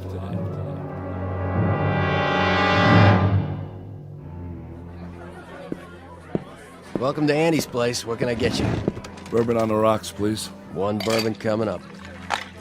Here you go. Need a light? No, thanks. I've got it. A lighter. Yes, I do. Right here. In my pocket. Cheers. Happy dreams. Same to you. What in the... Problem, mister? No, it's just that picture there. The one in the frame on the wall? Yeah. Group of men in uniform. All except one in a flowered shirt. It looks familiar. Pete Jensen.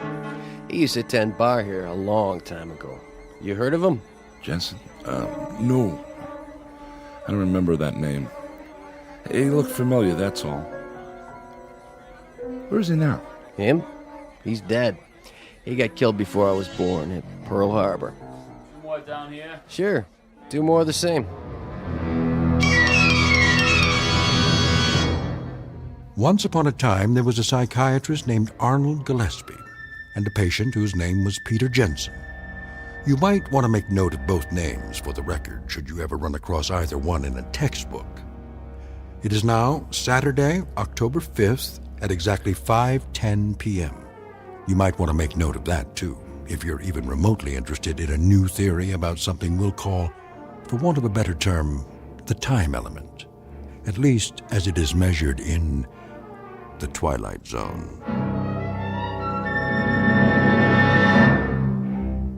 More from the Twilight Zone after this. You are about to enter another dimension, a dimension not only of sight and sound, but of mind, a journey into a wondrous land of imagination. Next stop, the Twilight Zone. Hi, this is Stacy Keach. I'd like to take a moment to tell you about our Twilight Zone website at twilightzoneradio.com.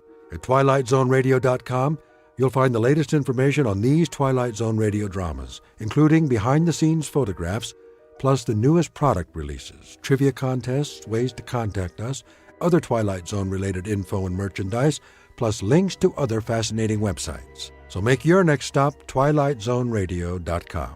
Visit twilightzoneradio.com to purchase these Twilight Zone radio dramas on cassette and CD, or call toll-free 1-866-989-ZONE. That's 1-866-989-9663.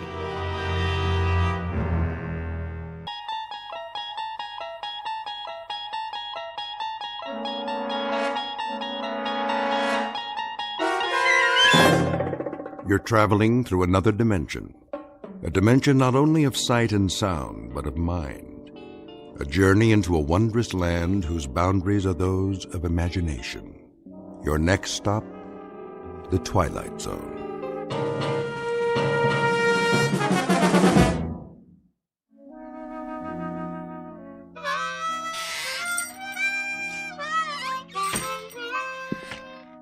Oh, hi there, Pete. Didn't hear you come in. Why don't you join us? Set a spell. That's all right. I wouldn't want to interrupt you. Well, all right then. Where was I? General Pershing. Oh, yeah. So I said to Jack Pershing, General, I said there ain't gonna be no artillery support. They're dug in too deep. When was this now? First World War, of course. The Great War, we called it. Yes, sir. So I says to General Pershing, Jack, what we gotta do is we gotta enfilade. Know what I mean? Do what? Enfilade 'em. That's what we're gonna do. Ha ha! Enfilade 'em to beat the band. Frisbee, when are you going to put that mouth organ of yours out of its misery? How's that? Or at least learn how to play it. Helps me relax. Well, sir, old Blackjack knew who he was dealing with. And that was? They didn't call me old Enfilade Frisbee for nothing. Horseradish? Huh? Where do you keep the horseradish, Frisbee? Right where it always was, Pete. Third shelf down. Down where? On your left there, next to the pickles. You got catsup? Underneath the cash register, behind the beans. What's your hurry? Come on over. I got another chair. No, thanks. I'll put a new log in the stove. If it's all the same to you, Frisbee, I'll just collect my goods and get on home while it's still daylight. Suit yourself. Oh, well, where was I? Oh, yeah. Well, sir, the following morning, we attacked up and down the line, and the rest is history. Smashed them to bits, we did. And then we went on to Paris to celebrate. Exactly 4.5 hours it took us. We had frogs' legs and cold duck till we couldn't eat no more. An hour later, we was in Berlin. Shall I say it, or do you want to? Be my guest. Frisbee. Yeah? You not only got a pot belly big as that stove, you're the biggest liar who ever sat in that chair. You're doubting my word? You can start with that. Beyond just doubting your word, I'm calling you a liar flat out. How can you go from Paris to Berlin in 1 hour? Find the radishes, Pete? Yep. What about celery? All out. Getting some fresh ones in the morning. We're waiting, Frisbee. How do you go from Paris to Berlin in 1 hour? Oh, hold your horses now. I'm coming to that. It's what made the whole operation so fantastic. I was doing some reconnoitering, and I found me a back route. That's very interesting, Frisbee, except last week you sat right there, big as life, and told us you were in the Balloon Corps. You sure did. And that over the Battle of Marne, you shot down 3 German Fokkers with a pistol and personally directed the artillery so the Marines could win. Oh, I did that too. Only it was a year later. It was, let's see now, April of 1917. That's it. I heard enough. More than enough. I'm getting out of here. Well, now you might want to give that some thought, boys. Looks like rain to me. Rain? Sure enough, gonna be some rain. Tell by the clouds. You can always tell by the clouds, you know. Take that big job up on the hill. That there is a stratocumulus opacus. Anything you say, Frisbee. You fellas know anything about meteorology? Don't get him started. Well, what do you know? Looks like it got me a customer. Carload full of them. Better get out there and pump some gas before they change their minds. Oh, now, ain't no reason to hurry. Them clouds, for instance, they like to take their time. So do I. It's the way Mother Nature made things. Why, did I ever tell you about...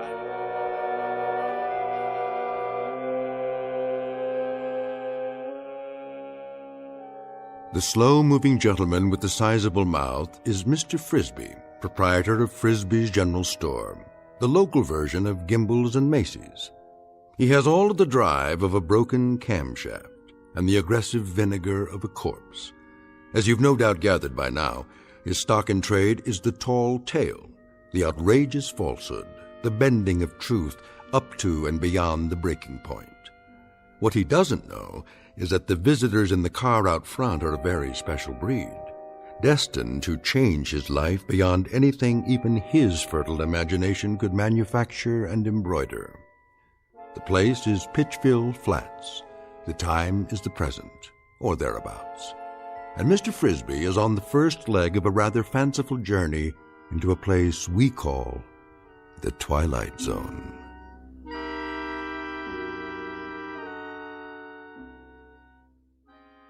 And now, The Twilight Zone, and our story, Hocus Pocus and Frisbee, starring Shelley Berman, with Stacy Keach as your narrator.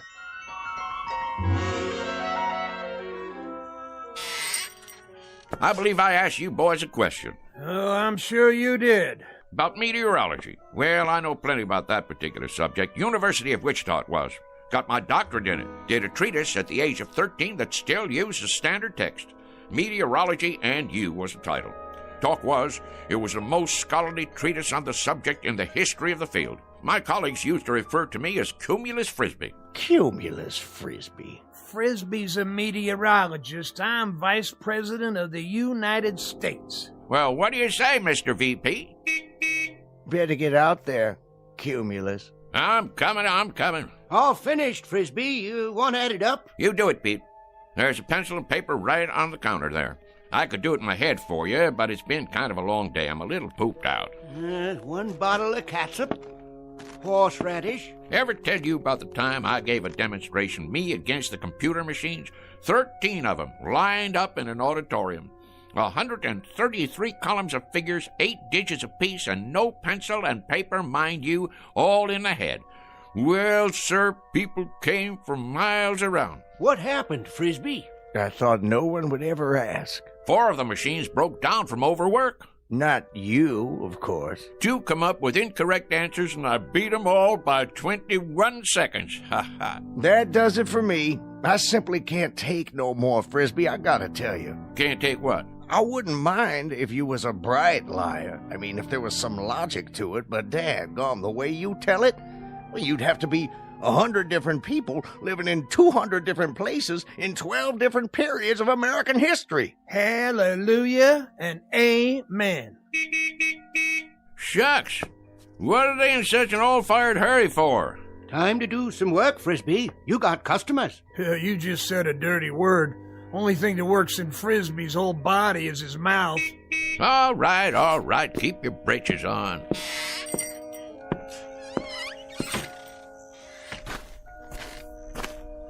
Howdy, gents. Hello. Want gas or something? Gas? Oh, yes. Sorry you had to wait. Not at all. You know, if you gotta be someplace in a hurry, you could have pumped it yourself. We could. Didn't you hear me yelling? Oh, we heard you. Definitely. We're not too familiar with this kind of car. No. Say how many of you was in there? 4 of us.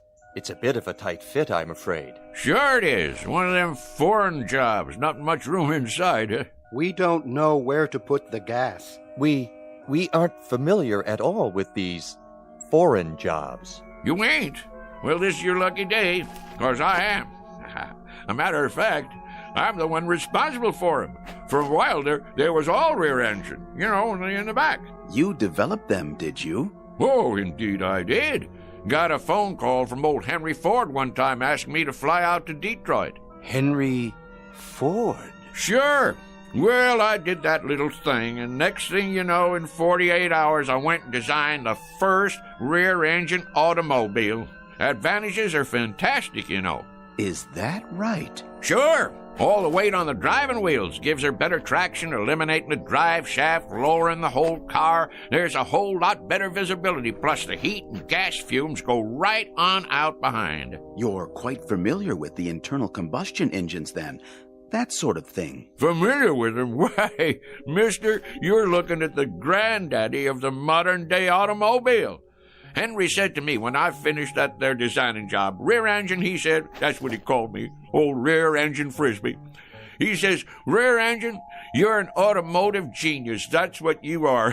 Hey, well, I couldn't very well argue with him, being as how he was Henry Ford.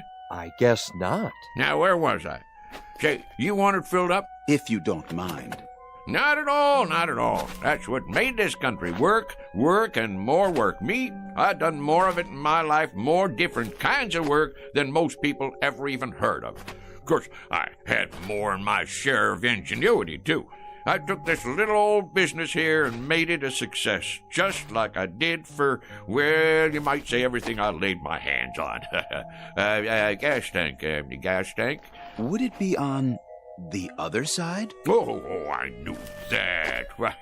Why don't you boys go ahead and stretch your legs? Take your time. Mighty pretty country around here.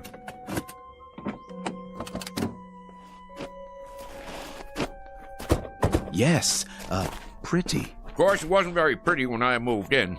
First thing I did was plant all these trees, hundreds of them. I had to import them from my old friend Luther Burbank. You gotta give them just the right amount of water and a special kind of plant food I cooked up. This is the man, without doubt. Frisbee, is that it? Not a common name. He must be the one. Frisbee. An incredible specimen. Done it all, knows everything, and everyone. All the greats. Then what we've heard is true. All of it. Absolutely. He studied at most of the major universities, holds a doctorate in at least 8 disciplines. A key man. Obviously. Water and oil okay? I believe they are, but I'd feel better if you checked them. Might as well, as long as I'm out here. I'll just open the hood, and let me see now. Where's the latch now? In the front, maybe. Front? Where? Oh, no, what am I thinking? In back? Of course, where the engine is. Engine. You're a big help, Mr. Frisbee. You don't know how much we value your personal attention. Oh, that's okay, boys. Look here. Ain't that something? They got the dipstick and all hidden away so's nobody can go messing with them. But I can see from here that they're just fine. They're just fine. And yep, that's fine and dandy. Well, that ought to do it. How much do we owe you? Looks like $5 and a couple of cents. Make it 5 even. Did you bring a supply of local currency? Right here. Which one? Will this do? This here's $20. That what it is? Yes, of course. 20. I think I got some change. Change? In my pocket. Hold on now. Did we give you enough? Oh, sure, but you got 3 5s coming back. That's not necessary, Mr. Frisbee. You keep it. Huh? For your trouble. We have no need of it. That's mighty decent of you. You folks from around here? No, we're from quite a ways off. Well, if you're planning to drive a spell, I'd check in someplace first if I was you. And why is that? Those are dangerous-looking clouds. Dangerous? Yes, sir. We're going to have some rain shortly. You can tell when it's going to rain? Rain? Mister, I can tell when the humidity drops 0.5%. I can predict fog, smog, hail, sleet, snow, dew, and freezing 24 hours before it happens. Really? Well, I was working on a perpetual motion machine in Sioux City, Iowa, back in 1921, when I got a call from President Harding. He was begging me to fly to Washington, D.C. and help him set up their meteorology department. Is that a fact? Not only is it a fact, but I'm giving it to you oversimplified, kinda. 'Cause I'm too modest to say what they put on the medal they gave me after I got 'em on the right track. That's how come you have weather predictions on the news. Mr. Frisbee, we were wondering if... Not yet. We'll see you later, Mr. Frisbee. You will? You may rely on it. Well, that'd be real nice. Stop on back and we'll sit around and talk some more. But mind what I told you about the weather. Best check into a motel or something till she blows over. We'll do something like that. Thank you so much, Mr. Frisbee. Into the car now, gentlemen. Well, you take care now. Oh, we will. We will.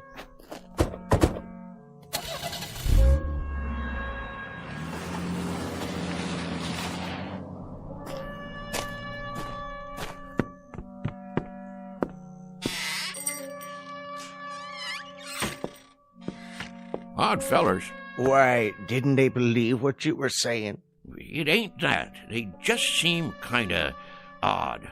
Wearing suits like business fellows from the city. Handed me a $20 bill like they didn't know what it was. Well, how come you didn't tell them you was Andrew Jackson and that was your picture on it? That's one of the few things I ain't heard 'em claim. Wait around here long enough and you will. Well, we'll see you tomorrow, Frisbee. Yep, see you tomorrow. Sure enough, boys. I'll be here. Same as always.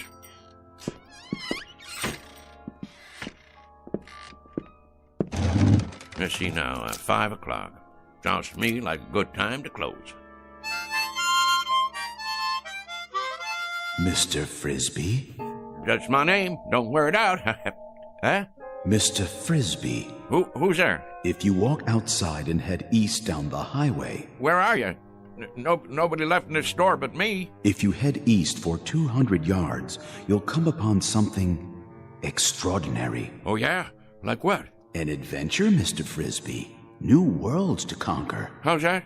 Worlds even you have never dreamed of. Say, where are you hiding? In the back room? Or over by the dry goods? Don't trouble yourself. You won't see us. Well, where are you then? With you, Mr. Frisbee. We are a part of you. And soon, very soon, you will be a part of us for all eternity. You are going to the stars, sir. To the stars.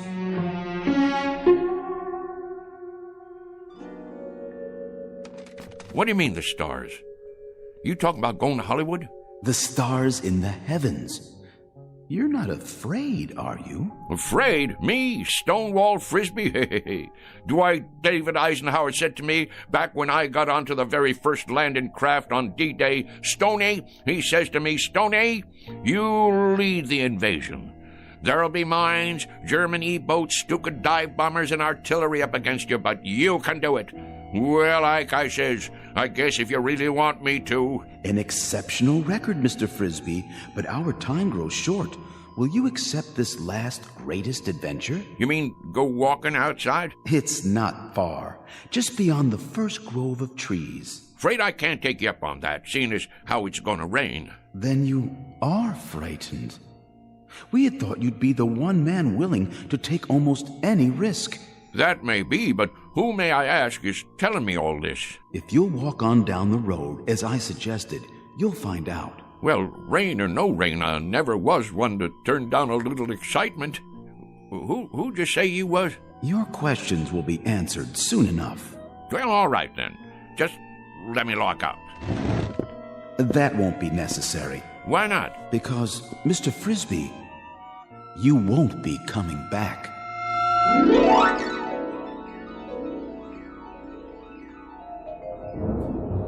Well, will you look at that? I sure was right.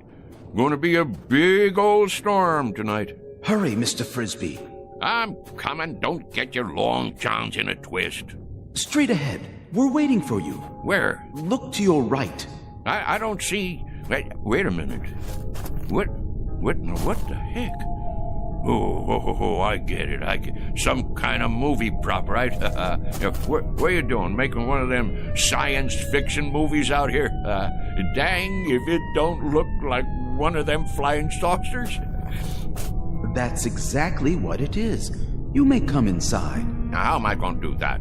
You got it made to look like there ain't no doors or windows. Very well. In the interest of time, I suppose we can give you a slight assist at this point. Hey. Hold on, Mr. Frisbee. Whoa, Nellie. How'd you do that? Teleportation, Mr. Frisbee, but I'm sure you know all about it. Well, what do you know? You got a nice setup in here. I'll give you that. What's underneath all that aluminum paint? Wood frame or drywall? I assure you, it's all quite authentic. Impressed? Me? Impressed? With this rinky-dink set? Why, shucks, it looks like a flea on a doll compared to the one I designed for the United States Space Agency. Oh, we didn't know they had flying saucers yet. Apollo, of course, and Viking. Well, mine was called a Buzzard. Biggest span you ever saw. And that was back in 51. Old Rocket Thrust Frisbee, they called me. Please, Mr. Frisbee, be good enough to follow me. Well, don't this take all? How do you do, Mr. Frisbee? Welcome, Mr. Frisbee. How do you... So this is part of that movie prop. That's it, ain't it? Some kind of Hollywood thing. Advertising a flying saucer picture, huh? In a word, Mr. Frisbee, no. This is an actual spacecraft. Go on now. And we, my colleagues and I, have come here from another planet. We have indeed. All this way, across the interstellar darkness, to meet you. Well, in that case, I'm leaving. Correction, Mr. Frisbee. You are staying. Wait, let me loose. I can't even wiggle my toes. I suggest you stop struggling against the force field and relax. After all, you're going to be here a while. A very long while in Earth terms. Why not make yourself comfortable while you prepare to meet the others? The others? That's right. The Intergalactic Council.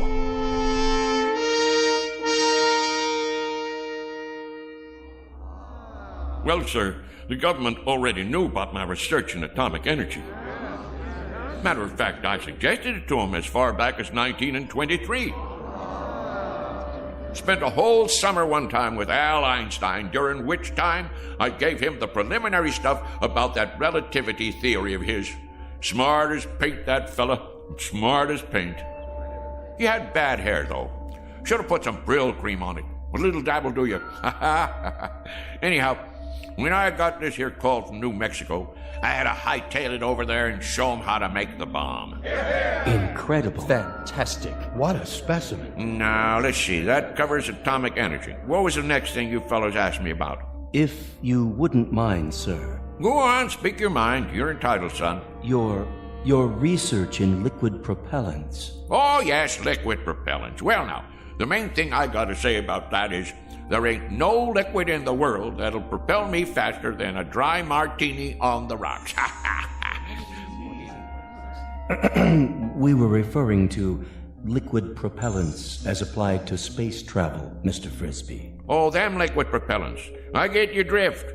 Yeah, I developed the first ones used by the Air Force in that old whack Corporal rocket, remember? Used to have a model of it out in front of Disneyland. Well, that thing sure could move, thanks to me. Made up a batch of liquid stuff in my cellar. Folks around town wanted me to run for Congress after that, being as how I got the country back into the space race. But if there's one thing I ain't, it's conceited.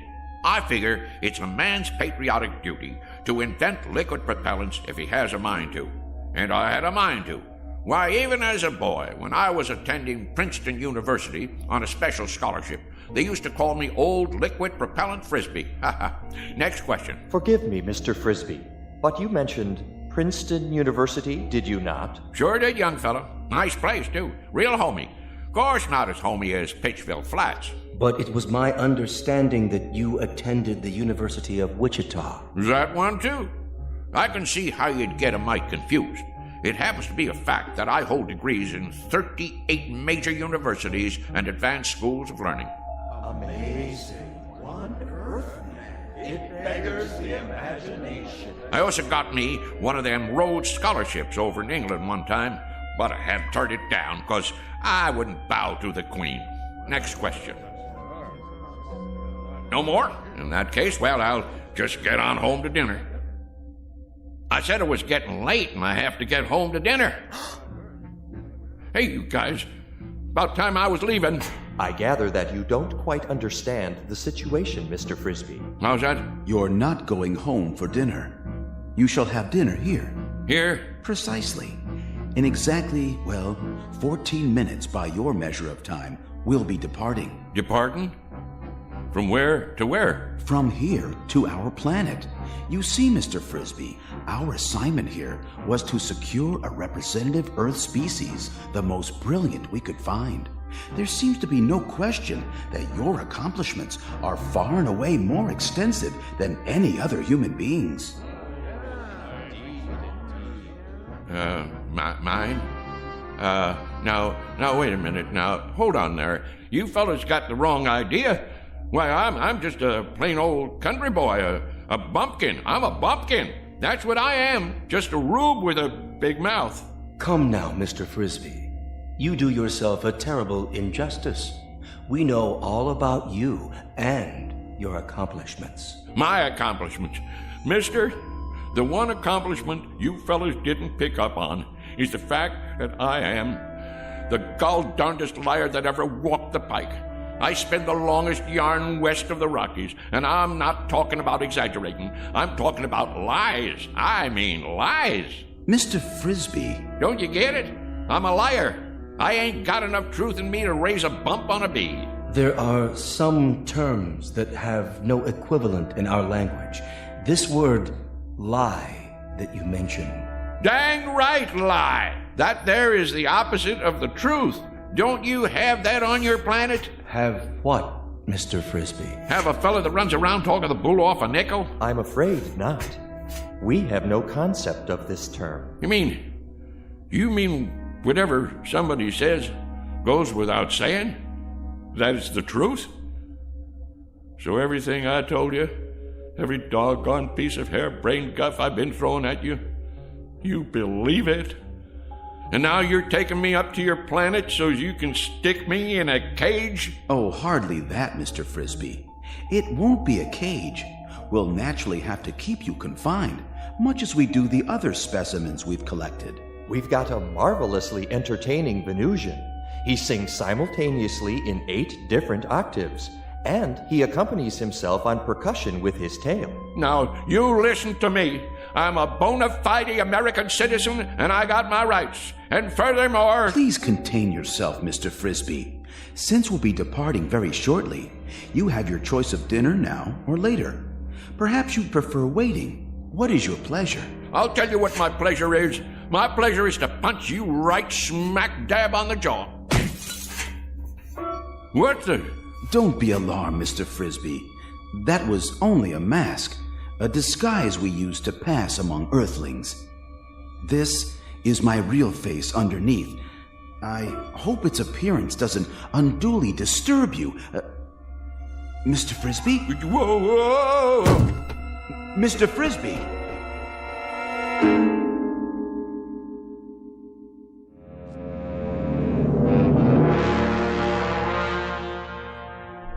Oh my, came back. Where am I? Feeling better, Mr. Frisbee? Better than what? I thought I should tell you. We'll be departing in 5 minutes. You still on that kick? Listen to me. I ain't interested in departing anywhere except from you. I never been more than 50 miles outside of Pitchville in my life, and that's the one record I'm right proud of. Curious remark. It does not compute. You took a bump to the head. Lie still. I'd better scan you.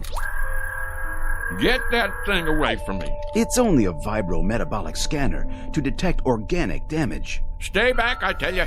You're in perfect shape. No spikes in your brainwaves, none whatsoever. Remarkable, I must say, for someone with such active cranial matter. Man, the last time I saw something like you, I'd been 4 days on a corn jug.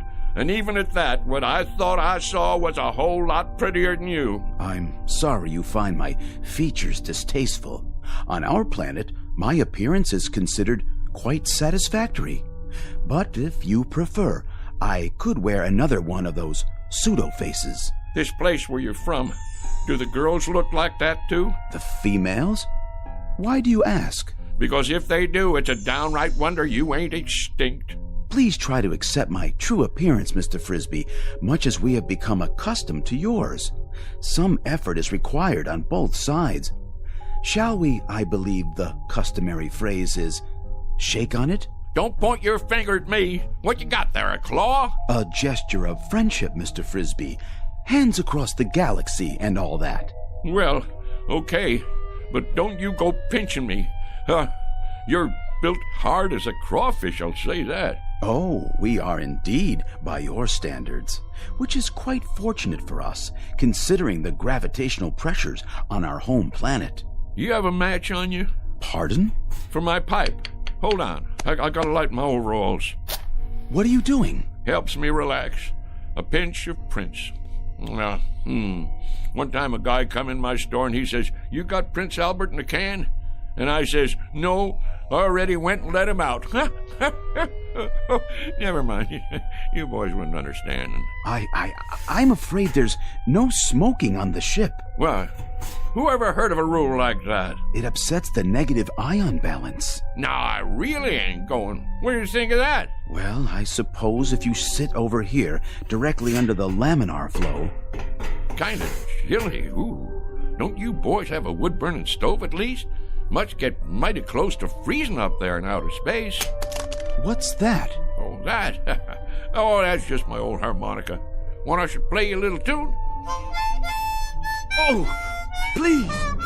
Please, Mr. Frisbee. I've been meaning to give a concert one of these days. Maybe Carnegie Hall or over in Branford. Oh, attention. X10 and X12. I need you here at once. Most beautiful sound there is, huh? They have harmonicas where you guys are from? Well, do they? I ask you a question. Do you have harmonicas up there where you Help! Help! You don't look so good. Kind of green.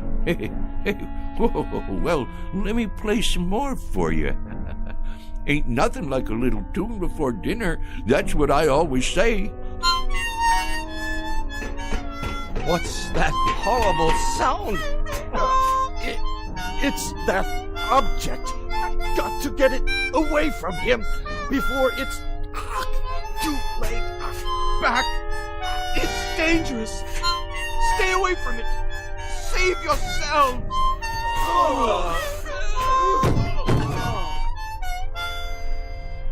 What's the matter, boys? Don't you like my playing? Boys? Oh, boys!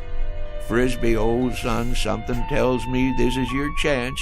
You better make tracks, and I mean now. They didn't call you old mile-a-minute Frisbee for nothing. Get moving. What are you doing out of your room, Mr. Frisbee?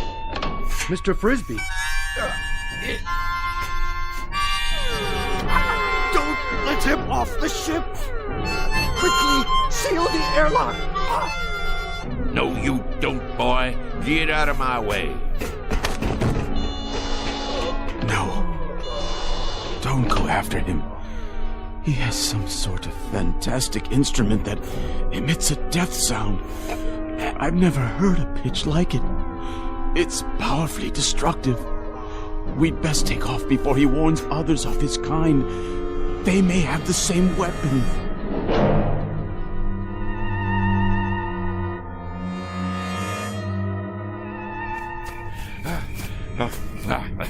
Can't catch this old boy, can you? Go on, get out of here. Get on back where you come from. That's it. Scat.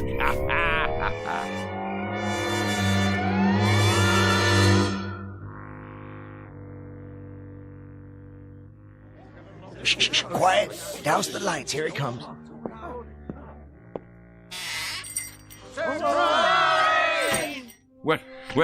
What's going on here? Will somebody tell me what's happening here? What do you mean, what's happening? It's your birthday, ain't it? As if you didn't know. And this here is a surprise party. As if you didn't know that either. Congratulations, Frisbee. Put her there, old buddy. Well, I sure didn't expect nothing like this. The heck you didn't.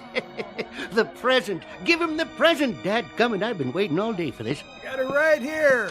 What are you waiting for? Go on, Frisbee, open it up. Well, you folks sure sprung one on me. Want me to help you get the paper off? No, I can get it. Go ahead, read it. What is it, some kind of trophy? It's what they call a lovin' cup. Went into town and ordered it special. Go on, read it out loud. For the first time, Frisbee is at a loss for words. I'll read it for him. World's Greatest Liar, Mr. Somerset Frisbee, presented by his friends on the occasion of his 63rd birthday. Folks, all I can think to say is, mighty nice of you all. Mighty nice. Ain't you gonna make a speech? Yeah, Frisbee. Tell us one of them real whoppers. Like where you been the last couple of hours? Was you inventing something? Or maybe you just took a quick trip to the moon? Well, you ain't far wrong, and that's a fact.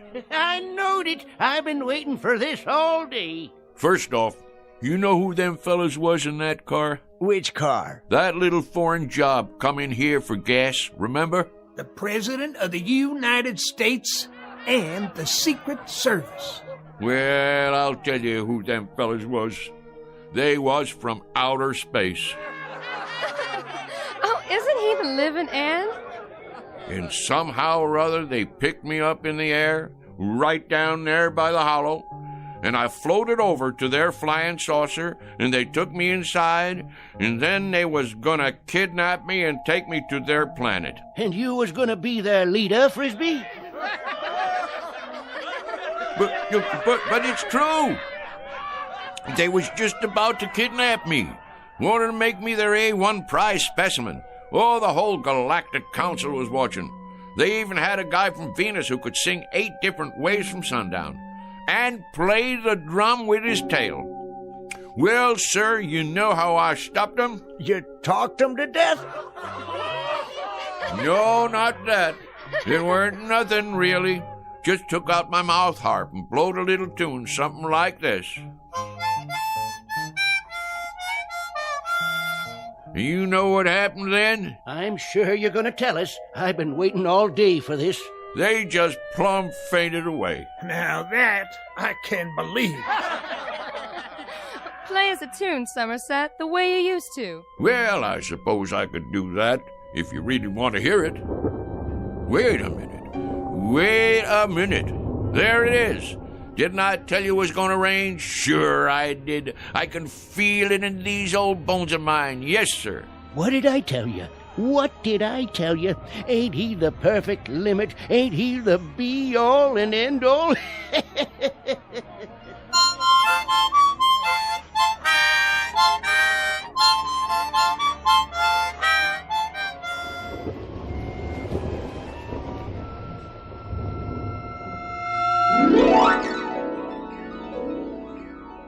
Mr. Somerset Frisbee, who might have profited by reading an Aesop fable, the one about the boy who cried wolf.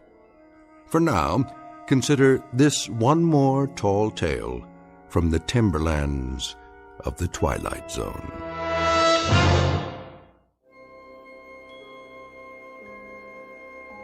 Hi, this is Carl Amari, producer of the Twilight Zone radio dramas. I'd like to take a moment to tell you about our official website at twilightzoneradio.com. where you'll get the latest news and information on these Twilight Zone radio dramas. Plus, at twilightzoneradio.com, you can digitally download 3 free episodes or any of our episodes for only $1.95 each. In this age of ever-changing technology, we've decided to make these episodes instantly available to you by making the Twilight Zone radio dramas a digital download-only series. This means that this series will no longer be offered on CD. The CD collections at our website are now being offered while supplies last at buy one, get one free. So be sure to get your favorites before they're sold out. Be sure to visit us often, and I'll see you in the zone.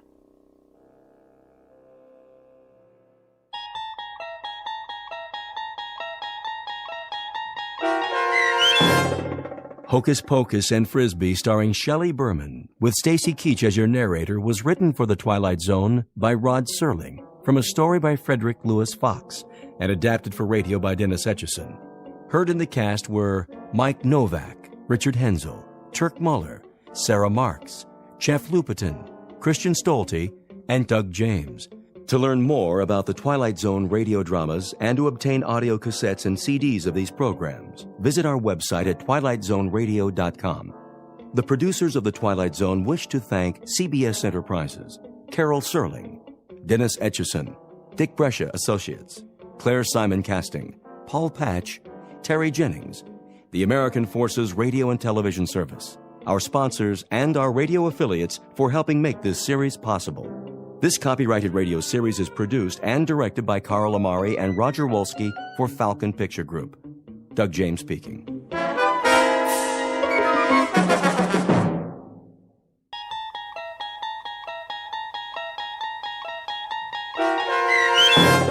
A World of Difference, starring Luke Perry, with Stacy Keach as your narrator, was adapted for radio by Dennis Etchison and written for The Twilight Zone by Richard Matheson. Heard in the cast were Elizabeth Lado, Christian Stolte, David Darlow, Doug James, Jeff Lupetin, Sarah Wellington, Maggie Carney, Carl Amari, Roger Wolski, Vince Amari, Amanda Amari, Sarah Court, and Anna Sveruzza. To learn more about the Twilight Zone radio dramas and to obtain audio cassettes and CDs of these programs, visit our website at twilightzoneradio.com.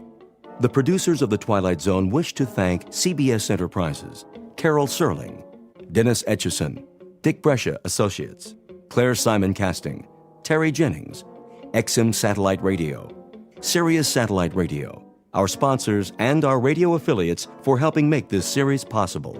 This copyrighted radio series is produced and directed by Carl Amari and Roger Wolski for Falcon Picture Group. Doug James speaking.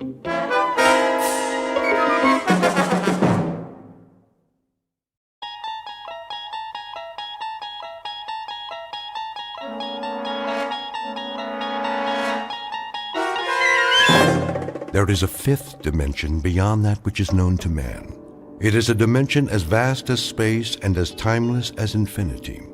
It is the middle ground between light and shadow, and it lies between the pit of man's fears and the summit of his knowledge. This is the dimension of imagination. It is an area which we call the Twilight Zone.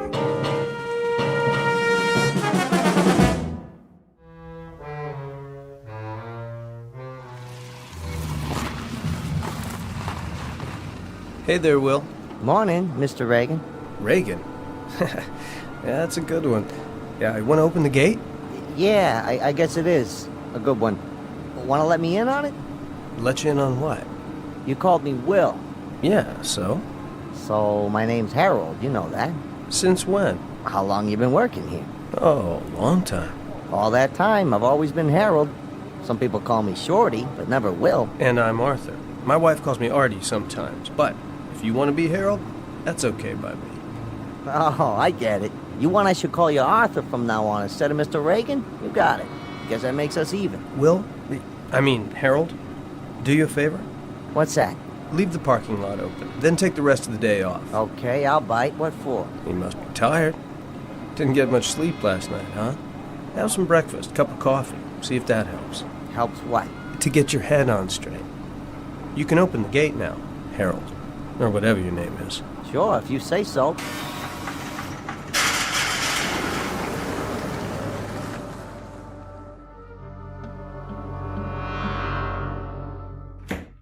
Morning, Sally. Oh, good morning, Mr. Curtis.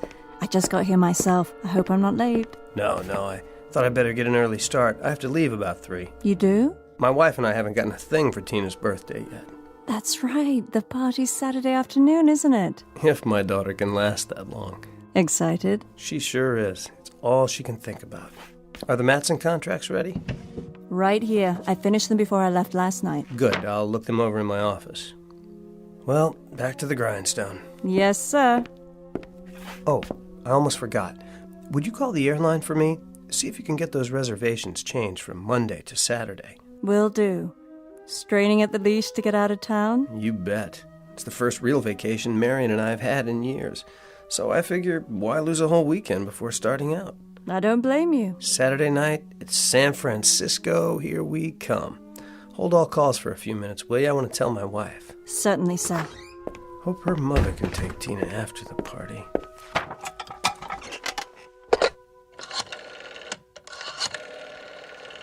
Oh, for heaven's sake. Sally! Sally! I can't get a dial tone. What's he doing? I don't know. This isn't in the script. Sally, I said... Who are you?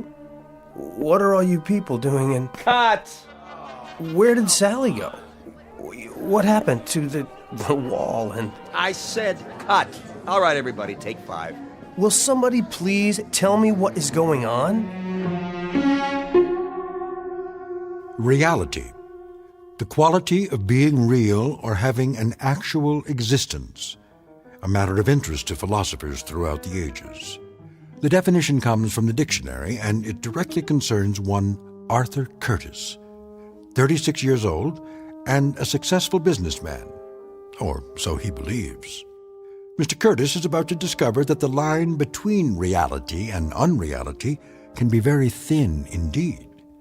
In fact, under certain conditions, it may be less than thin. It may be invisible. At least in the Twilight Zone.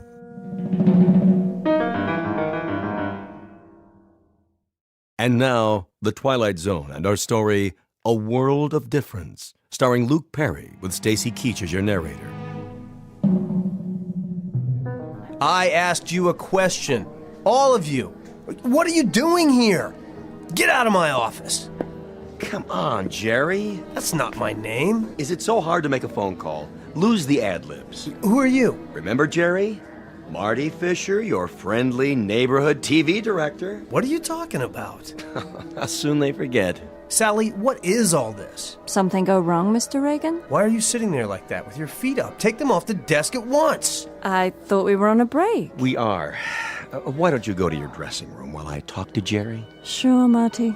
Call me when you're ready. Watch the cables, Miss Lawson. Of course I will, Kelly. You'd think I'd never been on a set before. What are all these lights for? I can hardly see. Pretty hard to shoot without him, Jerry. This isn't exactly verite. That camera, what's it for? Will somebody please tell me? I'm warning you, Jerry. Oh? And who do you think you are? That's funny. I was about to ask you the same thing. Why don't you wise up and cut the dramatics? Dramatics? They won't take much more of this. You're very close to the edge. The edge of what?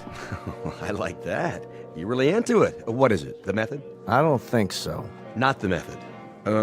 Who'd you study with? Sandy Meisner? Right? No, wait a minute. Stella Adler. Well, I used to be at the Institute, too, and the first rule is don't break character. So, what do you say? Shall we take it again? I don't understand what you're saying. It's a gag, just a little gag. You know these New York actors. All right, get him some coffee. Kelly? Yeah? Coffee over here, please. Black. Coming right up. Okay, Jerry, let's forget about it. Get your scene done. The front office doesn't like it when they're over schedule. Over schedule? Not this show. Then let's try it again. Back to the set. Set? Listen, I went out on a limb for you. The whole agency did. What agency? Just do your lines. Are we ready here? We're ready. Now, Jerry. All right, one more time. You're going to call your wife, tell her to meet you at 3:15. How did you know that? Got all your lines down? Where's your script? What are you talking about? Easy, Jerry. Don't burn yourself out. Places, everyone. Break's over. Where am I? In your office. It's morning. You just got here. This can't be my office. It only looks like my office. The window isn't even real. What's he doing? the city outside. It's a painting. What is this, a joke? Jerry. What are you people watching me for? I don't know you. I don't know any of you.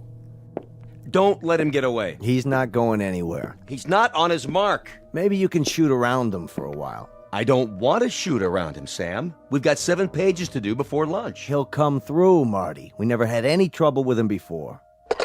What's he doing now? The scene, I told you. Get ready to follow him. Roll sound and action. Still dead. Cut! Where are you going, Jerry? Stop calling me that. It's not my name. Sure, if that's what you want. Is there another telephone in here? Sit down, Jerry. One that works? Jerry, if I have to phone Brinkley on this, you're dead. Do whatever you like. Just leave me alone. You don't look so good. How do you feel? I felt fine when I got here. Please, sit down. What's that on your face? Sweat? Kelly! Yeah? Call for an ambulance and make it fast. Yes, sir. Shall I ask the front office to authorize it? Of course not. If they find out, there's no telling what they'd do. Suspend production, probably. Go on, go! Right away. Jerry, let's go to your dressing room. You can lie down. Where's the nearest telephone? Jerry, we're trying to help you. My name is Arthur Curtis. Take your hands off me. I'm getting out of here. Did you hear that? Arthur Curtis? Is this a real telephone? Looks like it. All right, everybody. 1 hour for lunch. Is it hooked up? Should be. The number. What's the number? Search me. Operator, number please. I don't know. I can't think. I'll connect you with information. Yes, please. Directory information. Hello. Would you give me the number of Arthur Curtis? 22437 Ventnor Road, Woodland Hills? Checking. On Ventnor. Ventner. I have no listing for a Curtis at that address. What? You must be mistaken. Jerry? Listen, it's my own home. I'm Arthur Curtis. I just can't remember the number at the moment. Will you? If it's an unlisted number. It's not an unlisted number. At least I don't think it is. Look, would you try again? I know there's a phone there. I'm sorry, sir. Jerry, put the phone down. You're wrong, operator. Connect me with your supervisor. Let's go to your dressing room. Listen. Give me the phone. What are you doing? You're not yourself. You're sick. Get your hands off me. I'm trying to help. Well, I don't need it. I'm getting out of here. Where are you going? Home. Jerry, somebody stop him.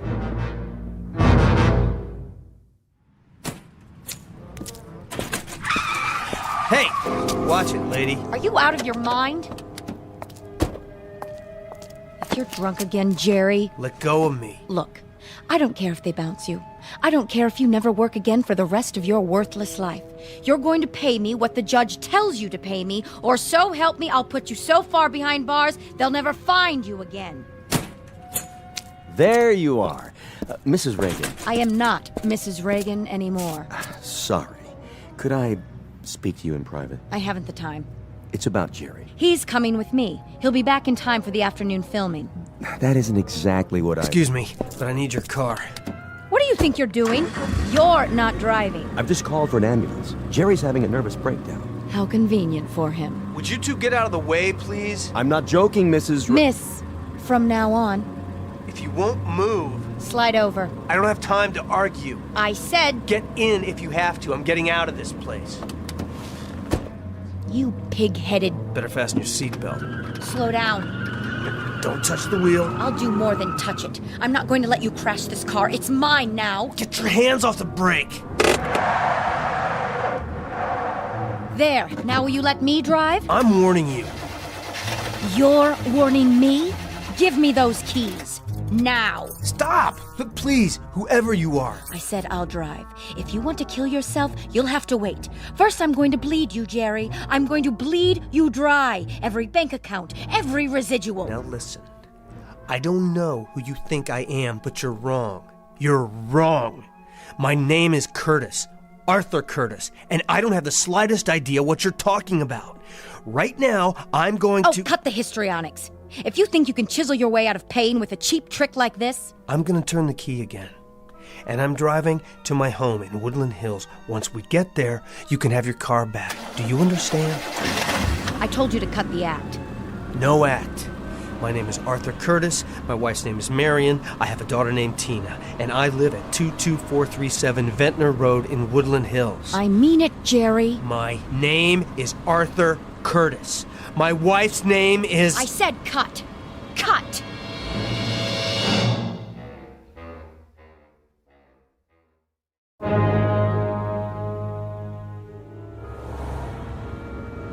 I don't understand. I've made this turn twice now. Let me know when the grand tour is over, will you? I don't know where I am.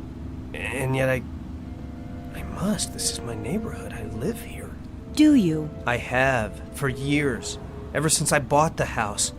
But my street, it's just not here. What do you want, Jerry? An Academy Award? I've told you, my name is... Oh, can it, will you?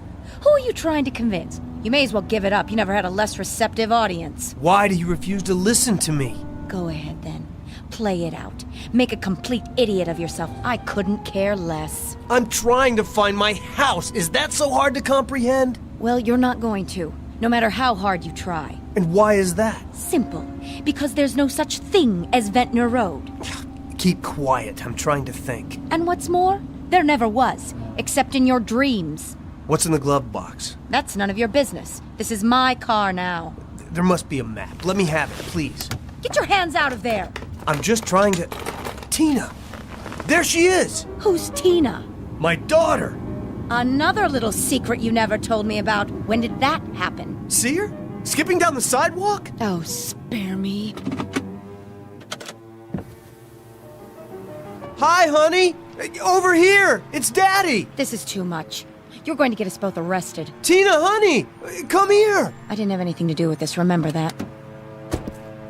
Tina? Thank God. Leave me alone. But you're not Tina. Sorry, little girl, I thought... You scared me. You're a bad man. Get in. But that dress... I thought she was... I said get in. Or would you rather go to jail for attempted kidnapping? You should have let me drive in the first place. None of this would have happened.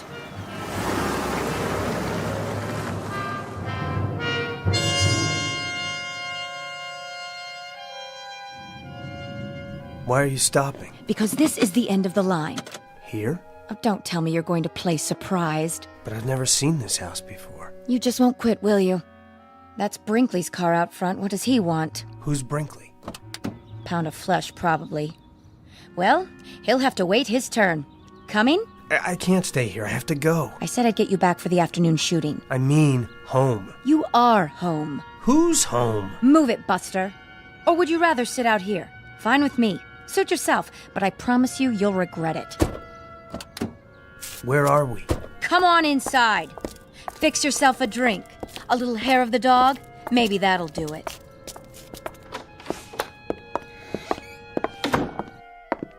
Jerry. Who are you? Better be nice to Sam. He's still the vice president of your agency. Where have you been? I'm not sure. Did Sam call you? More than an hour ago. Said he'd left the studio, walked out. Stumbled is more like it. What's all this about? The studio? First things first, Jerry. Come into the study. Why? Nora, we need to do some damage control. We sure do. Can't this wait? I've waited long enough. I want my money now before he goes off on his next binge. Now look, I've explained to this woman that I'm not who you all seem to think I am. Frankly, I don't know what to think. But if we don't smooth this over right now, today, the network won't renew your contract. And that will cost us all money. My name is Curtis. I live... Jerry, stop it! Stop what? Would you rather I lie to you? You don't seem to realize the position you're in. Where do you hide the checkbook these days? I beg your pardon? I'll find it if I have to tear the house down. Excuse me. I have to get out of here. Jerry! Jerry! I'm going to lay it on the line. If you lose this part, we'll have to drop you as a client. We can't cover for you anymore. It's beyond that. Way beyond. I'm sorry, but you're mistaken. All right. Look, they can shoot around you today. I'll tell them you came down with something. They won't buy it, but we'll do our best to make it stick. But come tomorrow, you've got to be there, Jerry, bright and early, with bells on. I don't know what's going on. God help me. I don't know what's going on. You said that. Jerry, enough is enough. I tell you, I found it. Get over here. Now. Leave me alone, please. Nora, he doesn't look so good. Maybe we should take him to Cedars. You're going to sign this check, Jerry, right now, before you can pull anything else. Go on. Pick up the pen. That's it. Then we'll see about the state of your precious health. Please, I'm asking you. And I'm telling you. Sign it, Jerry. I want what you owe me. His hands are shaking. Oh, no. He's not going to get out of it that easily. I'll fill in my name in the amount. Just sign Gerald Reagan. Gerald. That's not my name. Raigan.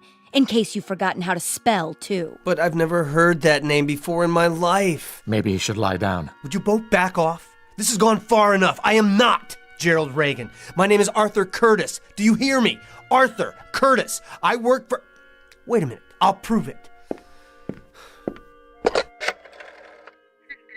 Operator, I'd like the number for Davis Morton and Company, 189 Brand Street, Los Angeles. Yes, I'll hold. But make it fast, will you? Of course there is. I should know. I work there.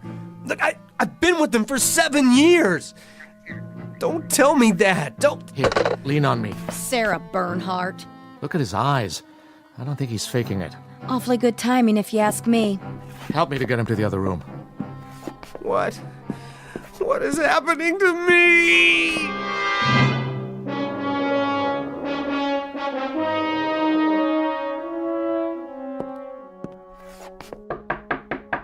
Jer?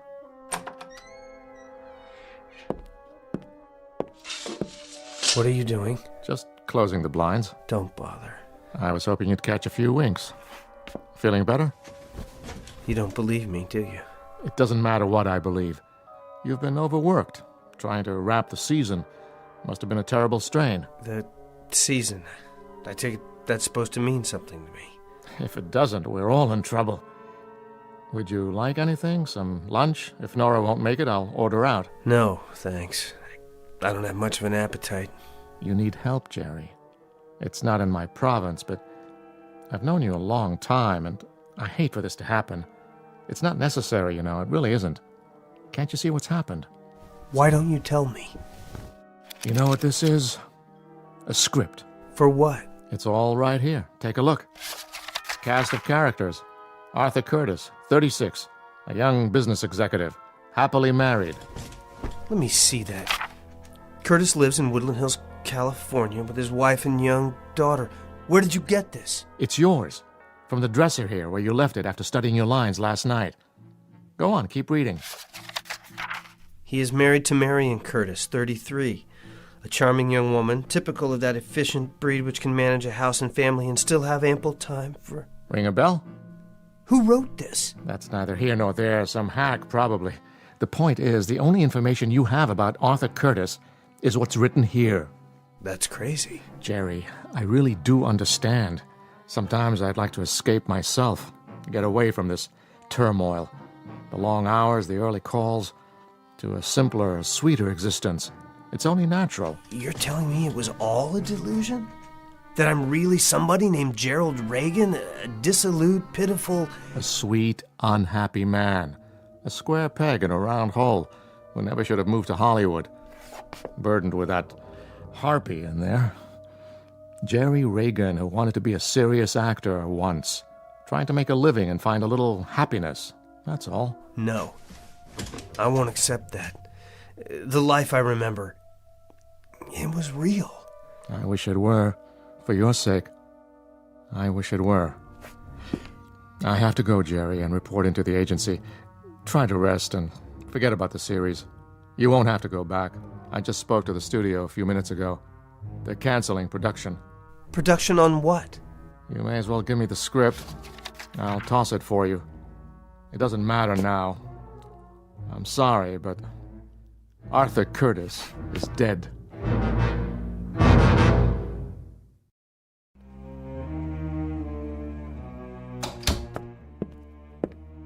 Well, what's his story?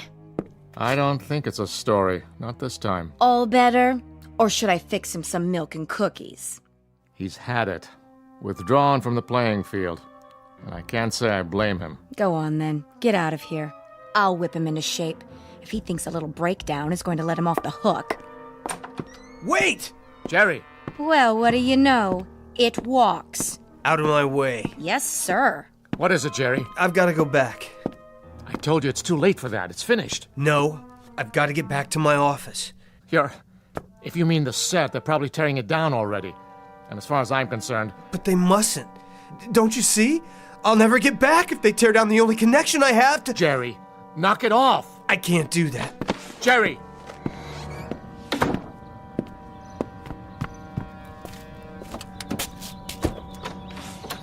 Careful, Jerry, that's my car!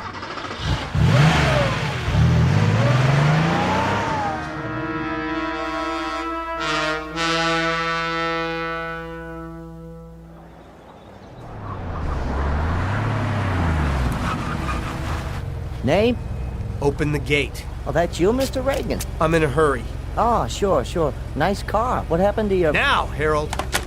Well, see, your name's not on the list anymore. I mean, Reagan's not. That other one you gave me. What did you say it was? Curtis something? I don't have time for this. Hey, did you get fired? Real sorry to hear it. Or maybe you quit. Either way, I'm not supposed to... Stand back. Huh? No, I was just saying...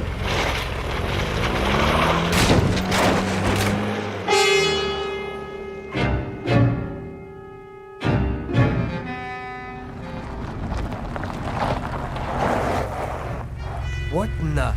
Hey! You can't do that! Put that down! What do you think you're doing? What'd you say? Watch your feet. That's my sofa! Yeah? Where are you taking it? Back to props. You can't. Yeah? I got a work order right here to strike the set. You mean my office? Which office? The low building with the rose bushes. 189. Nah, this is from stage 23. Which way is that? It's over there. Hang a right at the commissary.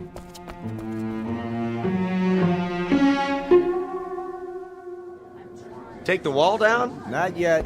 Get the desk and chairs. Where do you want them? Hold on! Pardon me, Mr. Reagan? Don't touch the desk yet, or the chair. No? How come? I have to get something. Oh, sure, go ahead. It'll take us a while. Too bad, huh? Nice set. Real nice. Kind of sorry to see it go.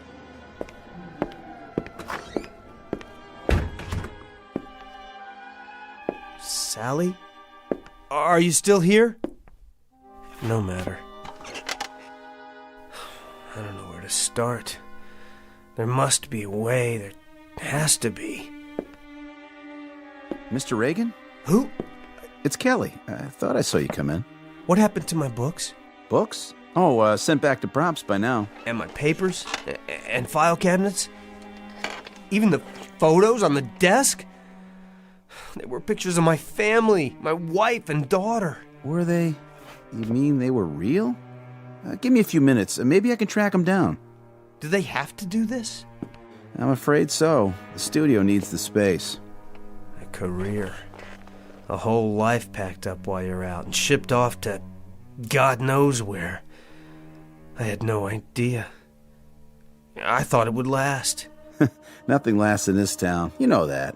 But I thought... You thought you were different. The exception to the rule?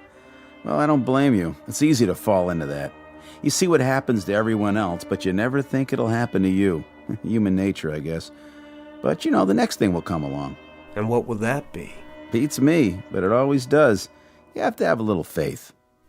And the things we collect over the years and leave behind. Oh, somebody else will get some use out of it. It was never really ours in the first place, was it? Can't exactly take it with you. No,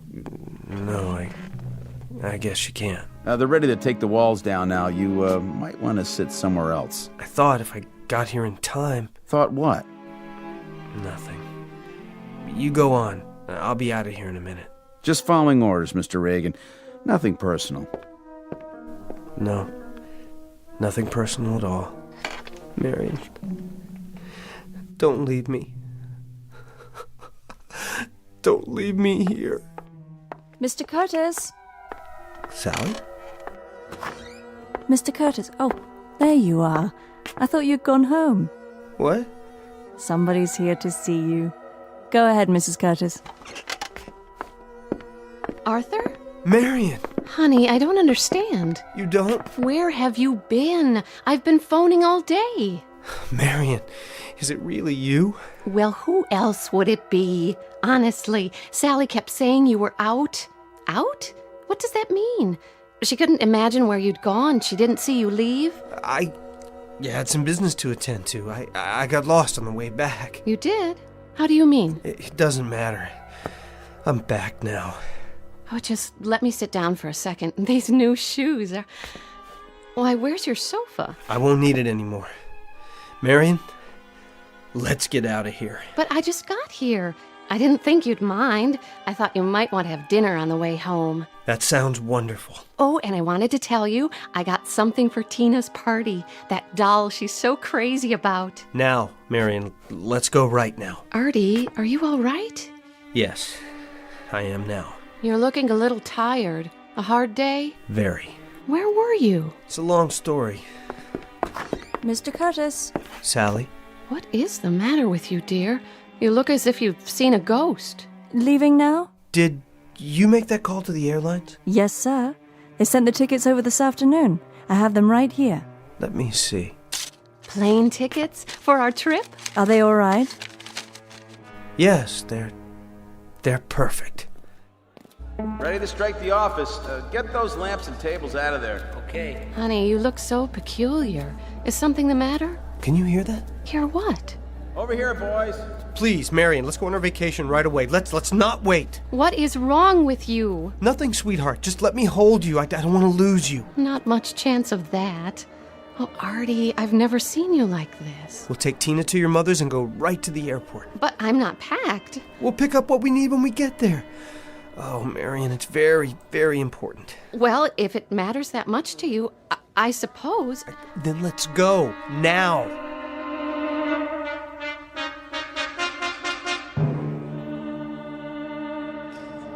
Hi there, Mr. Brinkley. Have you broken it down yet? Just about to. Has Reagan been here? He was a minute ago. Where? The office set. And he's not there now? Nope. You didn't see him leave? I didn't. Any of you guys see where Reagan went? Nope. Sure didn't. Would you look in his dressing room? Sure thing. Well? Not in his dressing room. Then, I wonder where he's gone. Wherever it is, I hope he finds what he's looking for.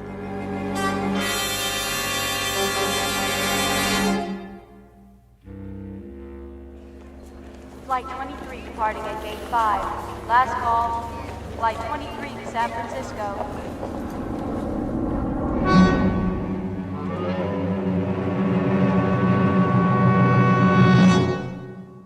Reality. The quality of being real or having an actual experience. Words of definition from a book we call the dictionary. Words that fail to recognize man's gift for creating realities of his own. Realities perhaps beyond the measurement of science, and yet actual in their own right. Realities existing in that vast and timeless middle ground between light and shadow, the dimension of imagination, also known as the Twilight Zone. More from the Twilight Zone after this. You are about to enter another dimension, a dimension not only of sight and sound, but of mind, a journey into a wondrous land of imagination. Next stop, the Twilight Zone.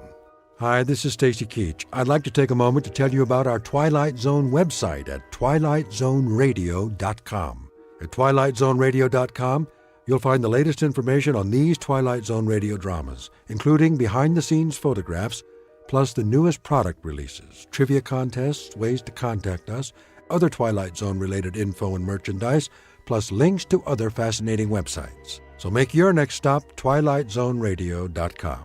Visit twilightzoneradio.com to purchase these Twilight Zone radio dramas on cassette and CD, or call toll-free 1-866-989-ZONE. That's 1-866-989-9663.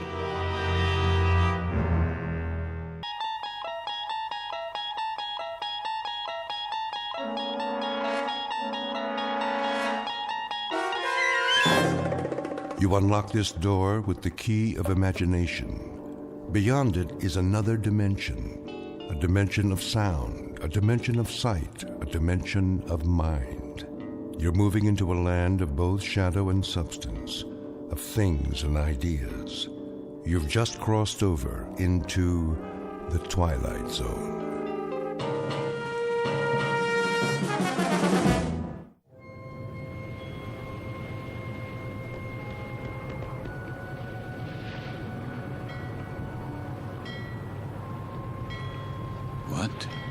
What is this place? The time. It must be late. Very late. Light in the salon! Let's black out down there! Who?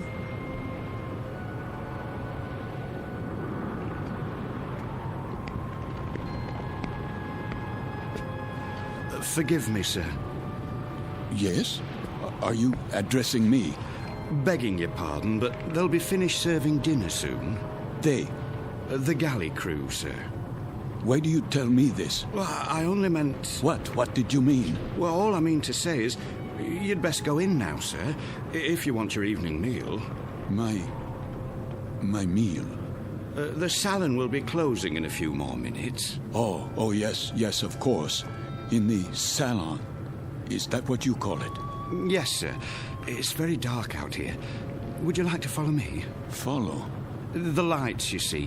From now on, I'll have to switch them off when we open the door to the deck, and then on again. You understand, sir? Because of the blackout. The blackout? Yes. This way, sir. Are you all right? Why wouldn't I be? Is something wrong with my appearance? Why, no, sir. It's only that... Is this your first time? My what? Your first passage. It can take a bit of getting used to. Sea legs and all that. I'm quite used to being at sea. Thank you. I was just... Yes, sir? Listening. To the engines? Don't worry, sir. The diesels were checked thoroughly before we left port, and Captain Willoughby's top drawer. He'll get us there safe and sound, you can be sure of that. No, not the engines. What then? I was listening to the water. The cold ocean water out there. And the night.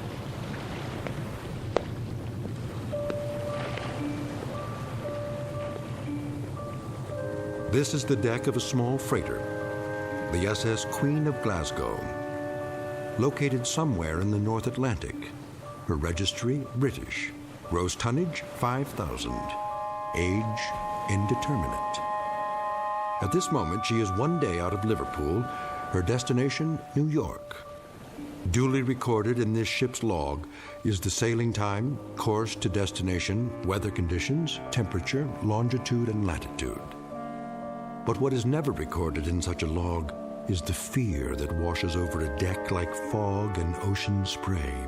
Fear like the throbbing strokes of pistons from the engine's diesels, each one a heartbeat, parceling out every hour into breathless minutes of watching, waiting, and dreading. For the year is 1942, and this particular ship has lost her convoy. Now she must travel alone like an aged, blind thing groping through the unfriendly dark, stalked by the unseen periscopes of steel killers, enemy U-boats that also watch and wait. The Queen of Glasgow is therefore a frightened ship, and she carries with her a premonition of death. In a moment, her crew and passengers will find out just how real that premonition may be, when a course is set that leads them all into an area known as the Twilight Zone.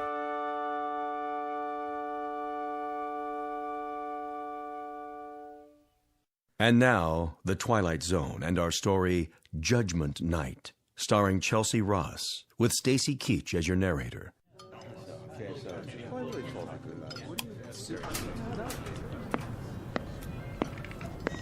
Why does he keep playing with the lights? Thought I'd gone blind for a second. My apologies for the momentary darkness. Wartime regulations, you know. Think nothing of it. Perfectly understandable. Wasn't it a lovely meal? Yes, indeed. Glad you enjoyed it, ladies and gentlemen. Something more, perhaps? Not for us, thank you, steward. We were just leaving. Come along, dear. Wait, Mommy, where's my doll? Why, here you are, little girl. You dropped it by your chair. Can you thank the nice man? Thank you. You wouldn't want to leave your dolly behind now, would you? Come along, Joanna. It's well past your bedtime. Yes, Daddy.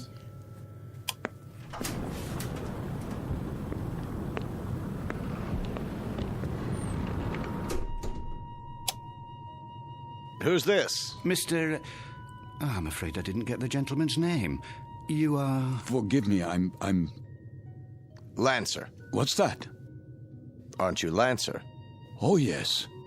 I'm Jerry Potter. We looked for you at dinner. I was detained. I... Saw your name on the purser's list. We were wondering where you were. You were. Will you join us? Oh, no, that's not necessary. There are 3 other tables. 3 empty tables? I'm really not very hungry. Well, the captain wasn't able to join us tonight, so there's plenty of room. Come on over, I insist. Very well. Coffee, sir? Yes. Thank you. I believe I would like some coffee. Here's your seat, Mr. Lancer. The more the merrier, I always say. The coiner of phrases. We could do with a bit of merriment. Let me help you, sir. I'll get the coffee. Wait. Do I know you from somewhere? I don't think so, sir. But your face, I'm sure. It might well be. I've travelled this line for a number of years. Perhaps it was on another ship before the war. Before the war? Seems like a long time ago, doesn't it, sir? Are you quite certain about the food? What? The cook can still prepare something. No, I don't have much of an appetite. Not even with all this salt air? Makes me hungry enough to eat a horse. Jerry! Would that be a seahorse, Mr. Potter? How about it, Lancer? Have some chow. Not tonight. Something happened tonight? Nothing unpleasant, I trust? Why, I don't know. I honestly don't know. Mr. Lancer, are you ill? As a matter of fact... You do look pale. A bit of the old mal de mer, perhaps. You might do well to take the meal in your cabin. My cabin? Your quarters, Mr. Lancer. This is all rather disorienting, isn't it? But a good night's sleep can do wonders. I could prepare a tray, sir. No. I'd recommend a cup of hot broth at the very least. I'm fine, I tell you. It was just a temporary dizziness. You're all very kind. I shouldn't intrude. Nonsense. Then let me do the honors. This is my wife. Madame. Hello. And across the table are our dinner companions, Major Devereaux. How do you do? And his secretary, Miss Stanley. Are you going home, Mr. Lancer? Home? Or away from home? Why, I'm heading away from home. We are as well, I'm afraid. The Major is heading up a military mission in Washington. No, Barbara, loose lips. Oh, sorry.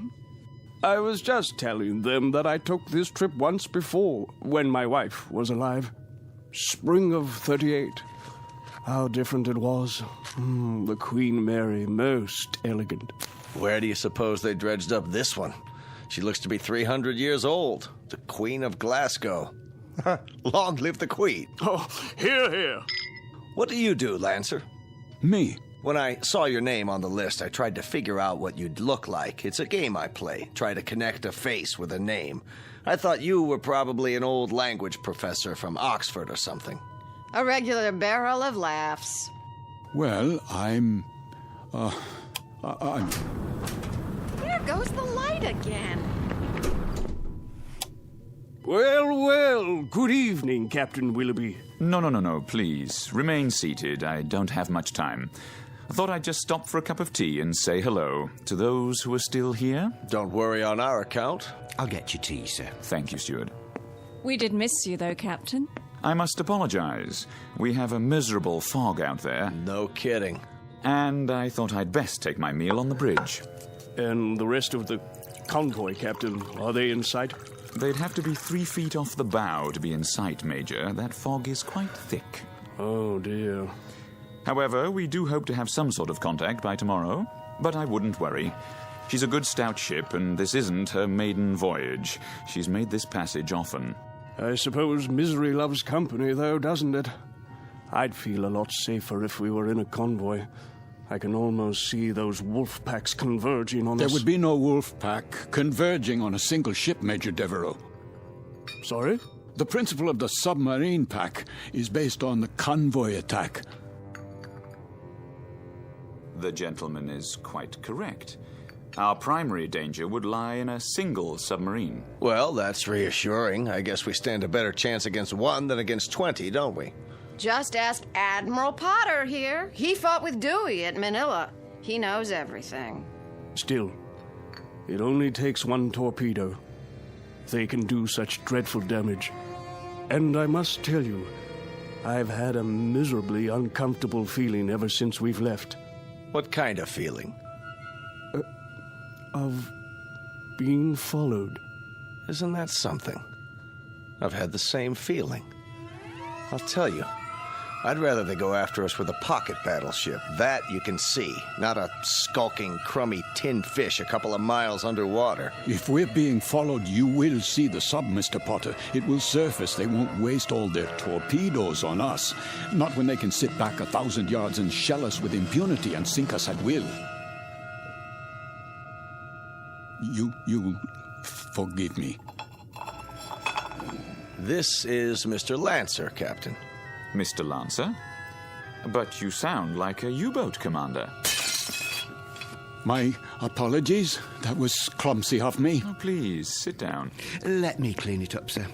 I hope I didn't spill any coffee on you, Miss Stanley. No, but you did quite a job on yourself. That's quite all right. I'll get you a towel. I said it was all right. Yes, of course. Sit down, Mr. Lancer, please. Another cup of coffee, sir? No. Thank you. That won't be necessary. I think we might start by getting better acquainted. First of all, I trust everyone's comfortable. Yes, quite. This ship, you know, wasn't designed to carry passengers. I hope you'll bear with some of the inconveniences. I suppose they're worth living with to get to the States, aren't they? You can say that again. Mr. Potter, I understand you're with the American government. War Production Board. And where is your home, Mrs. Potter? Good old Chicago.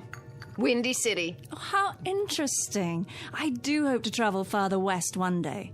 I tell you, I'll be mighty glad to see it again, wind or no wind. And you, Mr. Lancer? Yes? Where's home for you? Home? I was born in Frankfurt. Frankfurt? Like in Germany? Yes, Germany. Well, how long had you been in England, Mr. Lancer? How long?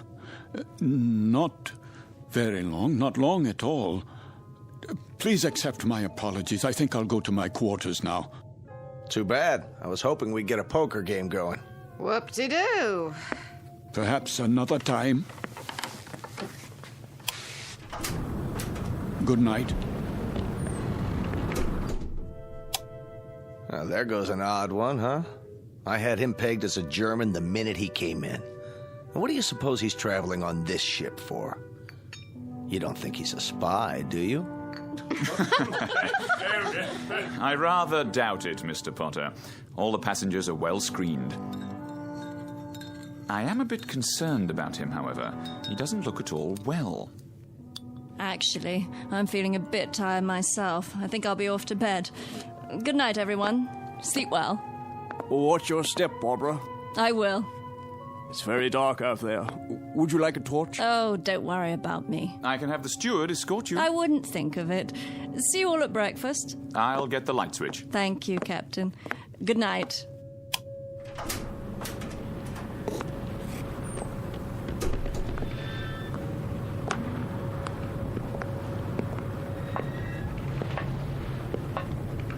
Hello? Is someone there?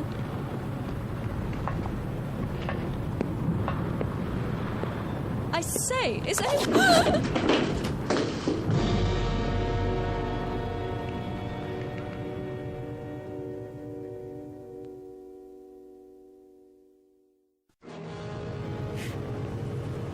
Who's there? Watch your step, Miss Stanley. Oh, Mr. Lancer. The stairs are quite slippery from the fog. So I see. I was afraid you'd lose your footing. Thank you for your help. The fog can be treacherous at sea. And it carries quite a chill, doesn't it? Yes. Yes, it does. It's best to stay off the deck at night. Why are you here, Mr. Lancer? What? I thought you'd be in your cabin. I'm still a bit unsettled. Not quite ready to sleep yet. Miss Stanley? Yes. May I ask a question? Please? Have we met before? I don't think so. Why? You'll forgive me, but you looked so familiar. They all did, for that matter. Are you sure you're well, Mr. Lancer? Yes, I seem to be. It's just this feeling. What sort of feeling? Oh, it will sound crazy to you. Go on, please. Just that I'm doing things, saying things. That you've done before. How do you know that? I know the feeling. I've had it occasionally. Have you? Walking into a room and being able to swear that you've been there before. Even the conversations.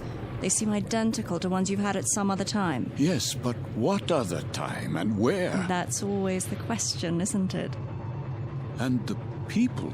Yes, and the people, too. Yes. That's extraordinary. What is?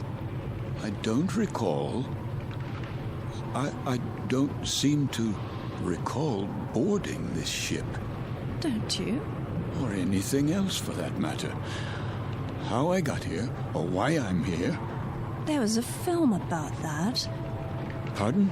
In the cinema, a few years ago. With Leslie Howard. Or was it that American? What's his name? Garfield. John Garfield. I believe the title was Outward Bound, something like that. I don't have time to see many films. I don't either. But in this one, the people all found themselves on an ocean liner. Of course, it was a cruise ship, not a freighter. But none of them could remember anything. There was a man and a woman, and they met and began talking, much as we are right now, I suppose. And it turned out they were... Go on. Well, they were all dead, you see, and on their way to the other side. Isn't that absolute rubbish? It is indeed. You don't suppose we're dead, do you? And about to cross the River Styx or some such? No, that's ridiculous. I, for one, remember everything. A cab to the docks, and carrying my bags, and my passport, the security clearance. My passport? Of course. It must be in my cabin. If we were dead, I'm sure the meal would have been followed by a lovely dessert. Mr. Lancer, may I make a suggestion? Why don't you see the ship's doctor? I'm sure they must have one, even on a freighter. For what purpose? It has to be some form of temporary disorientation. I was standing on deck, and it was as if I suddenly woke from a deep sleep. I heard your voices from the salon. Amnesia? Not really. I know who I am. I'm Karl Lancer. I was born in Frankfurt, Germany. I'm in the... In the what? In the... You were going to tell me. You were in the something or other. Was I? I don't remember now. Mr. Lancer, perhaps if you got some sleep, that might be all it takes. It wouldn't help. I don't think I could get to sleep. I feel as if this were a nightmare. I feel strange. I feel as if there were a disaster waiting out there, some doom that's about to happen. As if we were being stalked. I know we are. It's stalking us. Yes, there's a sub out there, a U-boat. I know it. I know it's out there. I know. Who's there? Mr. Lancer? Yes, I'm Lancer. Would you come with me, please? Where? The captain's compliments, sir. He wonders if you could join him in his quarters. For what purpose? He'd like a few words with you. Go on, Mr. Lancer. I'll see myself to my cabin. Sir, this way.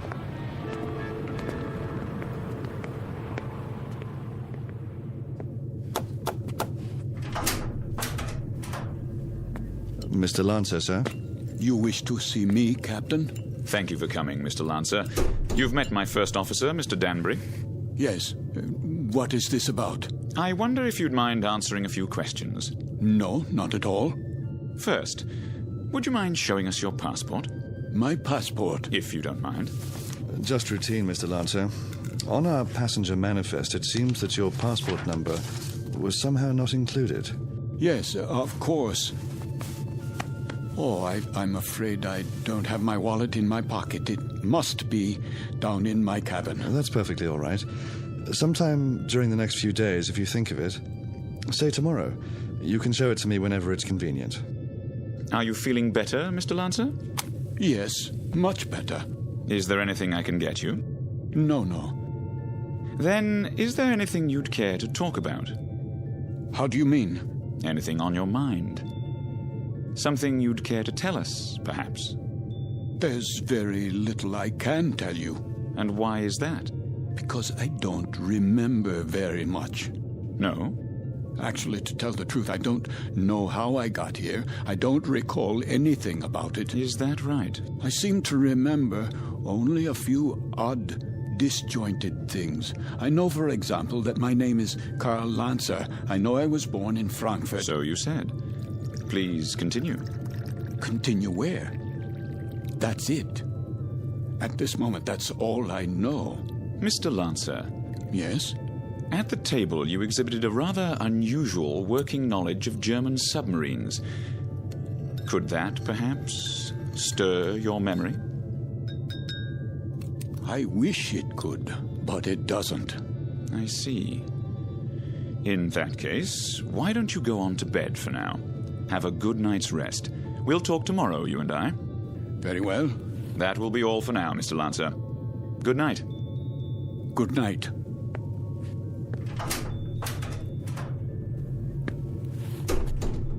Most peculiar. I'd agree, sir.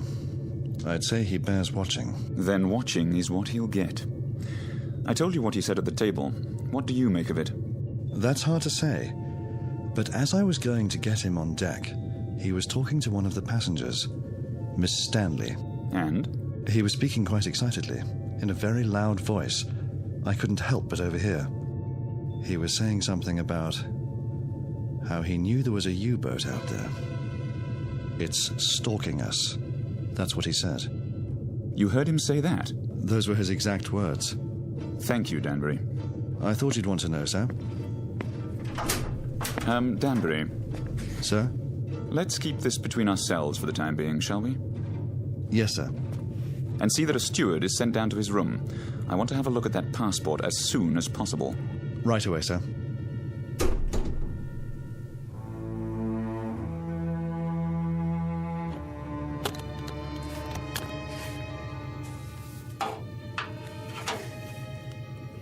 There you are, sir.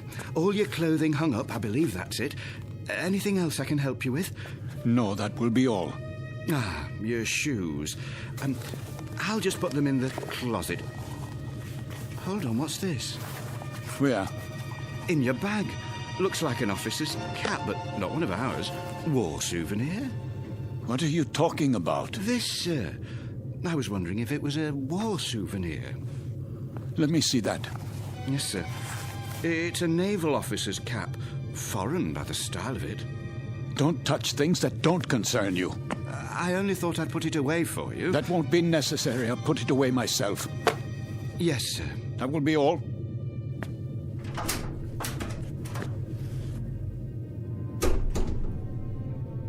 It is a German. officer's hat. A submarine commander's. What does it say inside? It must have an identifying label. Yes, here. But this can't be. It says, Karl Lancer, Kapitan, Kriegsmarine.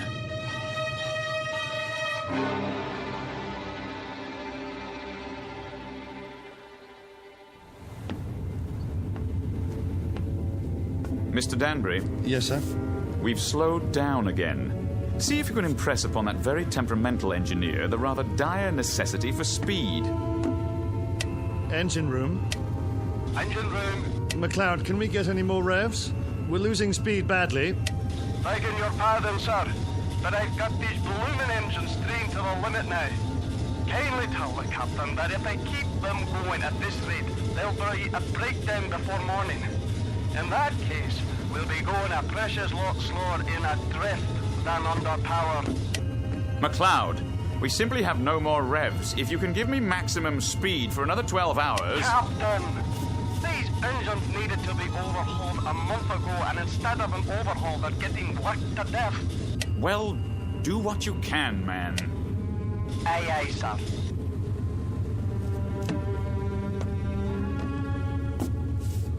What do you think, number one? Sir? Cheery predicament we have here. If we reduce speed and give those engines a break, we don't stand a chance. And if we keep them going at maximum, they'll break down inside of 2 hours. I don't know what to say, Captain. It's a dangerous call either way. If we could only see through this bloody fog. If they're out there, it won't make any difference. And they're out there, let me tell you. God knows they're out there, waiting like vultures.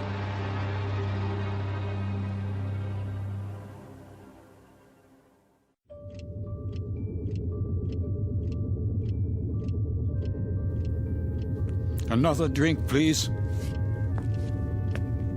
Begging your pardon, sir, but it's very late. Don't beg my pardon. Just put the bottle on the bar. Go to bed if you're tired, but leave the bottle.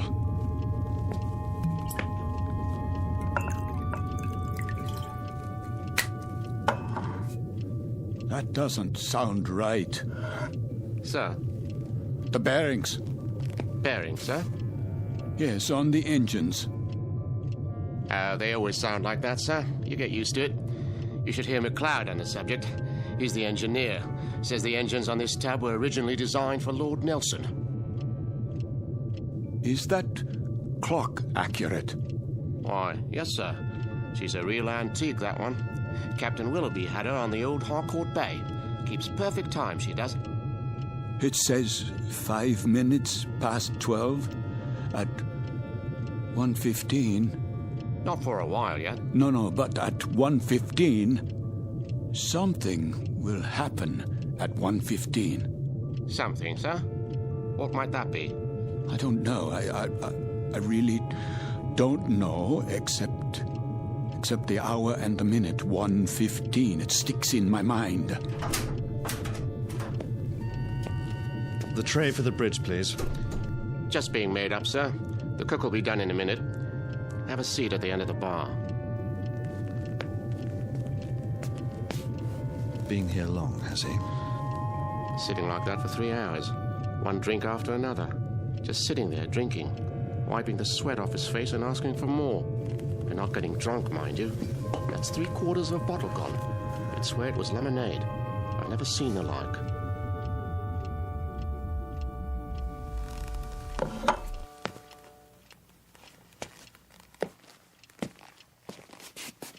Why have the engines stopped? Probably just routine maintenance, sir. Don't give me that. They've broken down. I don't think it's serious, sir.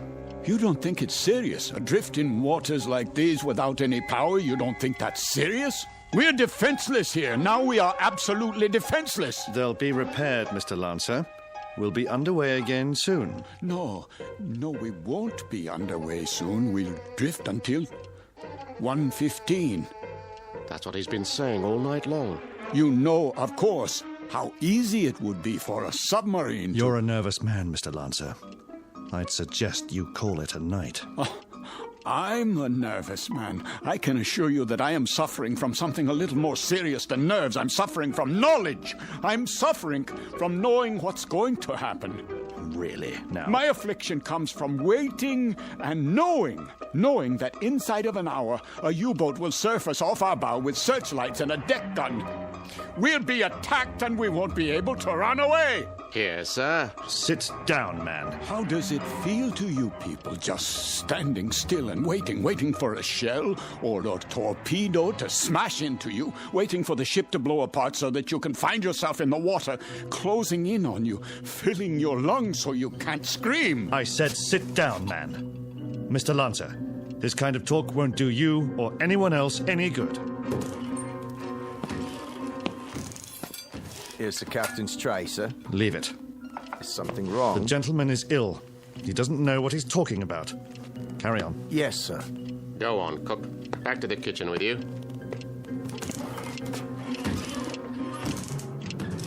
The U-boat's coming. We must get the engine started or abandon ship. That's what we must do. Yes, we must abandon ship. Do you hear me? Why has the clock stopped? Where did you go? Where have you all gone? Why have you left me alone like this? Where? Where is everyone?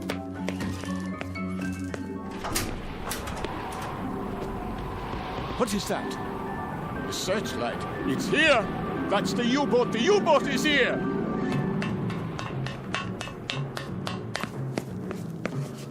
We've got to get out. Off the ship, everybody! There you are. All you passengers, out of your rooms. Listen to me. There's a U-boat. I just saw it. She's going to sink us. Can't you hear me? Why don't you move? Are you all out of your minds? What do I have to do? Do I have to grab you and carry you up on deck? Do I have to throw you bodily into the lifeboats? Do I have to knock you unconscious? They're gone. But where? Is the entire ship empty? Or have I gone mad? A life preserver, yes. SS Queen of Glasgow. Wait. I remember that name. Queen of Glasgow. Queen of Glasgow. Potter! Major Devereaux! Miss Stanley, where are you? Captain, steward, we must abandon ship.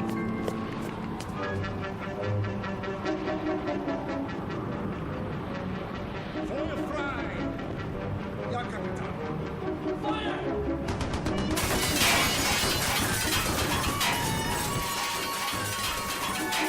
They are shelling us. We're hit, I tell you. Miss Stanley, we must get out. The lifeboat. I can't, Mr. Lancer. The roof's collapsed. The door won't open. Climb through the porthole, quickly. I'll try. Where are the lifeboats? Over here, Mr. Devereaux. I'll have to climb down. Help us, please, my wife! I'm coming, Mr. Potter.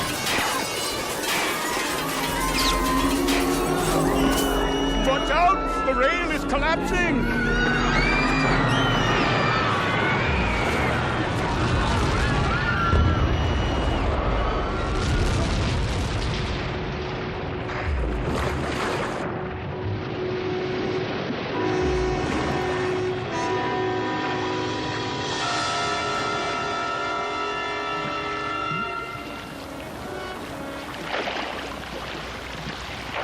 Family, the little girl. Where? The doll. Here, I have it. Who could do such a thing? Who? Who?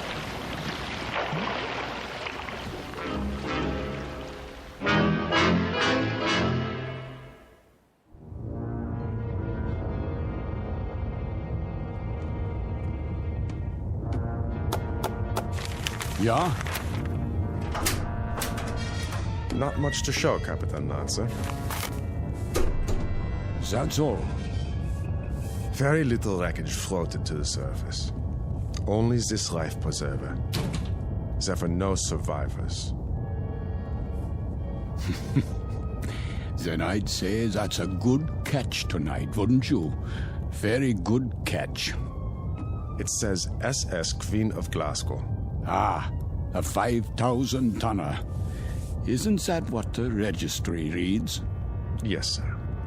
Cheer up, Lieutenant. Hand me the coffee. Well, pour it. If you wish, sir. You have nerves, Mueller. Not really, sir. A little shaky, perhaps. Oh, why? Nothing, sir. I asked you a question. Why? There were women and children on that ship. So? We gave them no warning. You'd have us give them warning, eh? So their radio man can send out their position, which quite incidentally is our position. You have sentiment, but no brains. You're an old woman, Mueller. You know that? I just find it difficult. To do what? To reconcile killing those people. Without warning. It makes me wonder if we're not damned now. In the eyes of the British Admiralty, we most certainly are. I mean in the eyes of God. You're not just a fool, Lieutenant. You're also a religious fool. Perhaps a mystic, too. And if we are damned, what will happen? I've had dreams about it. Maybe people like us have a special kind of hell waiting. Maybe to be damned is to have a fate like the people on that ship. To have to suffer as they suffered and die as they died. You are a mystic, Lieutenant. We'd ride the ghost of that ship every night for eternity. Every night, Herr Capitan. For eternity. What are you talking about? They could die only once. Just once. But we can die 100 million times. Every night. Ride the ghost of that ship. Every night. Every night.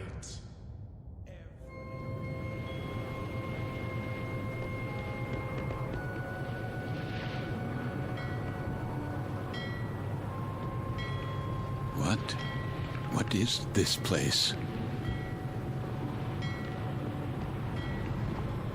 The time.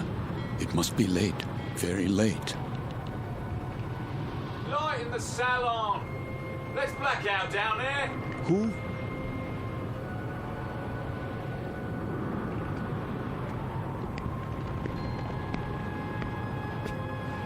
Forgive me, sir. Yes? Are you addressing me? Begging your pardon, but they'll be finished serving dinner soon. They? The galley crew, sir. Why do you tell me this? I only meant... What? What did you mean? All I mean to say is, you'd best go in now, sir, if you want your evening meal. My meal? The salon will be closing in a few more minutes. Oh, yes, of course. In the salon. Is that what you call it? Yes, sir. It's very dark out here. Would you like to follow me? Follow? The lights, you see. From now on, I'll have to switch them off when we open the door, to the deck and then on again. You understand, sir? Because of the blackout. The blackout, yes. This way, sir. Are you all right? Why wouldn't I be? Is something wrong with my appearance? Why, no, sir. It's only that... Is this your first time? My what? Your first passage. It can take a bit of getting used to. Sea legs and all that. I'm quite used to being at sea.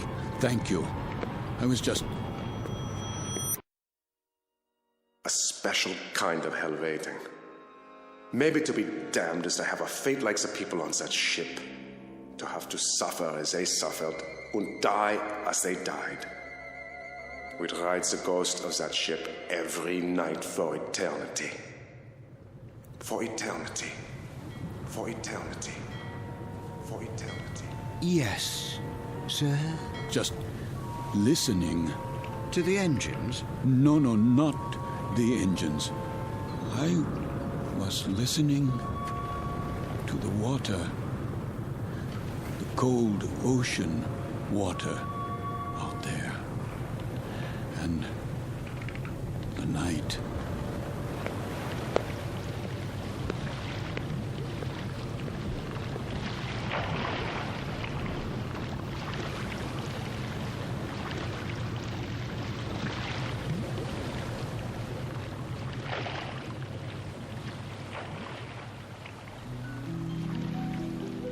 You've heard talk about paying the fiddler, the comeuppance awaiting every man when the ledger of his life is opened and examined.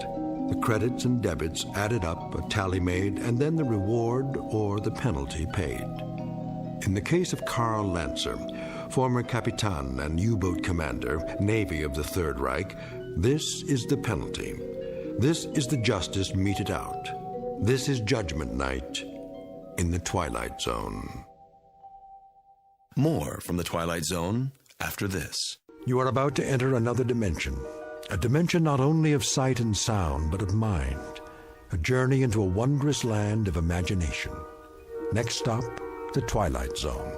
Hi, this is Stacy Keach. I'd like to take a moment to tell you about our Twilight Zone website at twilightzoneradio.com. At twilightzoneradio.com, you'll find the latest information on these Twilight Zone radio dramas, including behind-the-scenes photographs, plus the newest product releases, trivia contests, ways to contact us, other Twilight Zone-related info and merchandise, plus links to other fascinating websites. So make your next stop twilightzoneradio.com.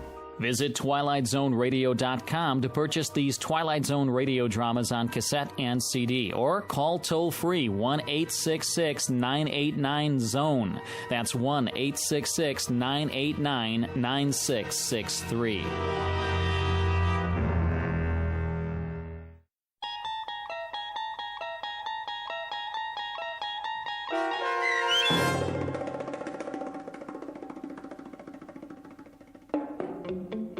Judgment Night, starring Chelsea Ross with Stacy Keach as your narrator, was adapted for radio by Dennis Etchison and written for The Twilight Zone by Rod Serling.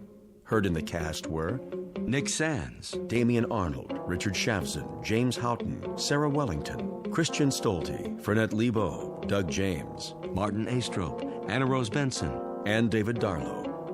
To learn more about the Twilight Zone radio dramas and to obtain audio cassettes and CDs of these programs, visit our website at twilightzoneradio.com. The producers of The Twilight Zone wish to thank CBS Enterprises, Carol Serling, Dennis Etchison, Dick Brescia Associates, Claire Simon Casting, Terry Jennings, XM Satellite Radio, Sirius Satellite Radio, our sponsors and our radio affiliates for helping make this series possible.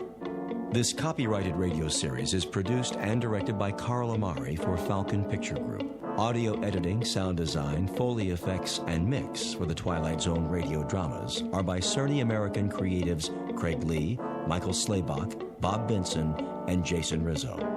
To learn more about the Twilight Zone radio dramas and to contact us, visit our official website at twilightzoneradio.com. Doug James speaking.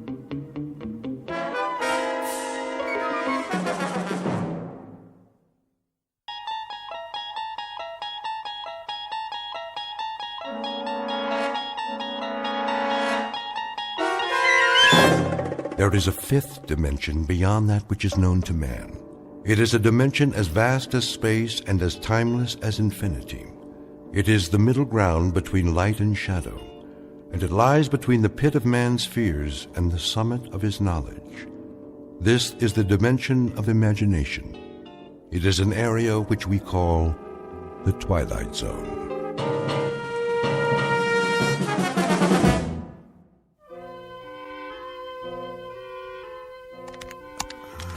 On hands plus shipment receipt Franklin?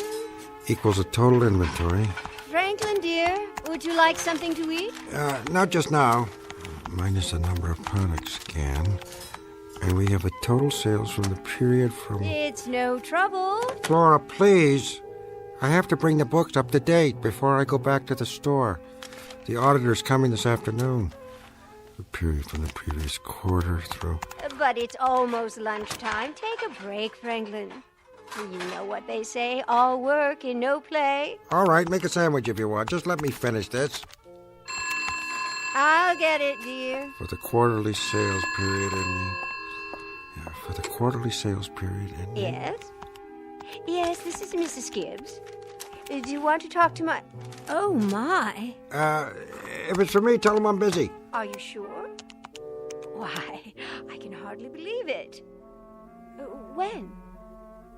You'll send all the information? Yes, that would be wonderful. But how... It was? You did? Well, I didn't think I had much of a chance. Oh, for the love of... I suppose that will be all right. I'll have to ask my husband. Oh, how exciting. Thank you so very, very much. Goodbye now. Ask me what? Franklin, you're not going to believe this. That was the salesman, wasn't it? No, Franklin. Well, not exactly. It was a sales representative. I'm going to report this to the phone company. They call at all hours, and the misguided believe that we can be talked into anything. What was it? Swampland in Florida? Gold and silver futures? A chance to get in on the ground floor. Franklin, sit down. What? I have something to tell you. Oh, no, you didn't. You filled out a coupon, and now some charming young pickpocket wants to stop by and show us a set of encyclopedias. Flora, I don't know how many times I've told you, those con artists have got one goal in mind, to relieve me of my wallet. Now, I've worked hard to save for our retirement. I'm not going to risk one penny of it to... Franklin, will you kindly be still? This isn't anything like that. I entered a contest. Why I use New Season liquid soap for all our personal and impersonal cleansing needs. A contest? Don't you know that the odds are at least several million to... I do know, Franklin, but I couldn't resist. And this time... Considering how much postage stamps cost these days, you might promise me that from now on... But, Franklin, we've won. What are you saying? Won what? A vacation. Flora, listen to my words and try to understand. I have no room in my life for such nonsense. This vacation, as you call it, is simply a clever way to sell us a timeshare in some godforsaken, alligator-infested... 3 days and 2 nights, including hotel, meals, and plane fare. And the catch? Franklin, I'm trying to tell you, there is no catch. I did it for us. Do you know how long it's been since we've had a vacation? Let Sherwin watch the store for a few days. You'll see. This will do wonders for you. And what, pray tell, is the location of our dream come true? Are you ready? Franklin, we've won a vacation for 2 in the fun capital of the world, Las Vegas, Nevada. Flora, why do I bother? You haven't heard a word I've said.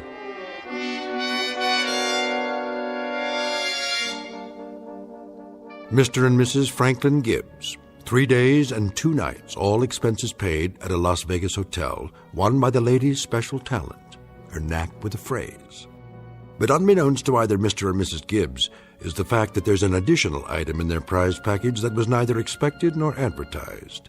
For as soon as they arrive at their destination, one half of this couple will succumb to an illness worse than any virus, more insidious than any flu, and impossible for medical science to cure. An inoperable, deadly, life-shattering affliction known as the fever.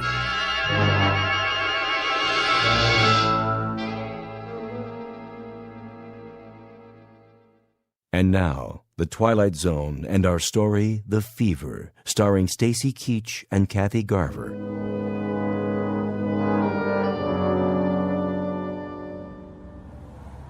Franklin, look. Look at what? The Las Vegas Strip. So many lights. There must be millions, and all of them flashing on and off, even in broad daylight. Electricity is cheap here, Flora. Yes, it must be. As is everything else. They have a hydroelectric dam nearby, enough to light up the entire state, with no need for a sales tax to pay for it.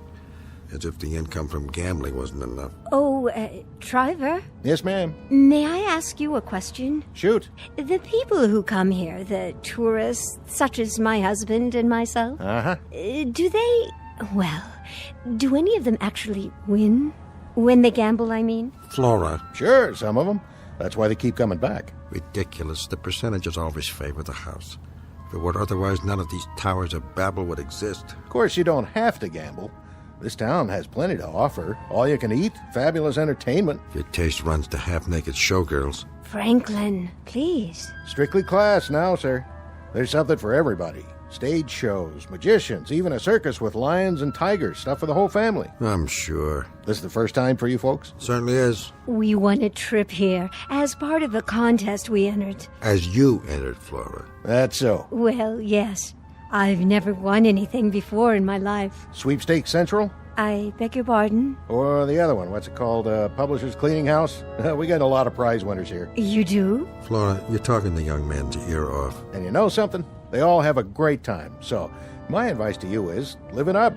You may as well if it's on the house, right? Yeah, it is. As long as people keep their wallets and their purses tightly closed. Remember that, Flora. I will, Franklin.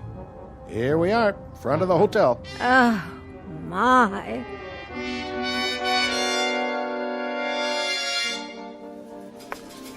Drinks? Drinks, anyone? One more Scotch Rux. Yes, sir. This here silver dollar is all yours. Why, thank you, sir. If you make it fast. I only got a few more left and I'm out of here. Be right back. Drinks? Here goes nothing.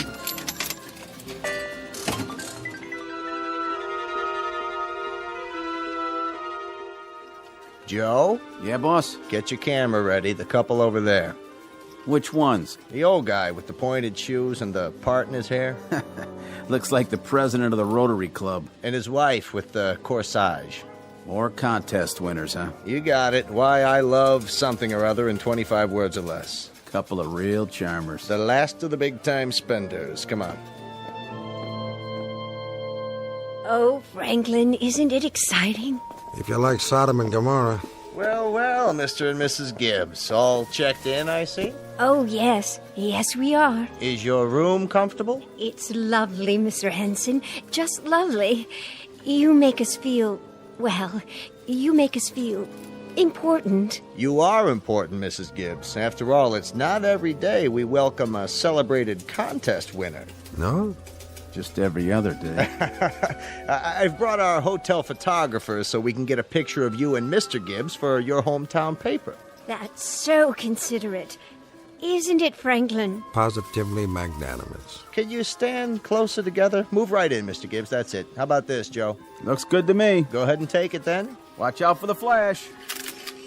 This is so exciting. You said that, Flora. I see nothing but spots in front of my eyes. If there's anything else I can do... It's the Elgin Bugle, Mr. Henson. How's that? Our newspaper, the Elgin Bugle. Of course. We'll send a copy right out to them. Enjoy yourself, folks. There's such a flavor to this place. Don't you think so, Franklin? This is one flavor I can do without. You know I've never approved of gambling. But this is different. It is no more different than it is moral. Gambling is gambling. However, Flora, it's your vacation. You want it. In good conscience, I must repeat to you what I've been saying all along. It's a miserable, terrible waste of time, but it's what you wanted, so... Franklin, try to enjoy it, won't you? For me, we haven't had a vacation in such a long time. That's quite correct. And isn't it a shame that we have to spend it this way? In a roadhouse whose chief stock in trade is semi-clad chorus girls and the sound of one-armed bandits. I must tell you, Flora, I must tell you, at this given moment, I feel somehow unclean. Oh, Franklin. Now what? Why, I don't know. I won! She did it! You sure did, Marge! Some sort of commotion. Wait here, Flora. The jackpot! I just knew! She had her lucky rabbit's foot. Well, it sure was! I gotta get one of those. Over here, Mr. Henson. Which machine? Number 13. Excuse me. Yeah? Oh, hello, Mr. Gibbs. Exactly how much did the young lady win? 3 specials in a row. That's 5 G's. 5? 5,000. 5,000 what? Dollars. What'd you think? For doing nothing but standing here and pulling the handle of this mechanical contraption? You got it, pal. Could be you next time, huh? Have a good one. I don't believe it. Surely it's some kind of publicity stunt. Flora? All bets down. Play the combinations. Red and black. Got me. Flora, where... Place your bets. Who wants insurance? Flora, where have you gone? What do you think you're doing? It's just a nickel machine, dear. We go to Las Vegas. We waste 3 days and 2 nights. We do it because that's your silly way of enjoying yourself.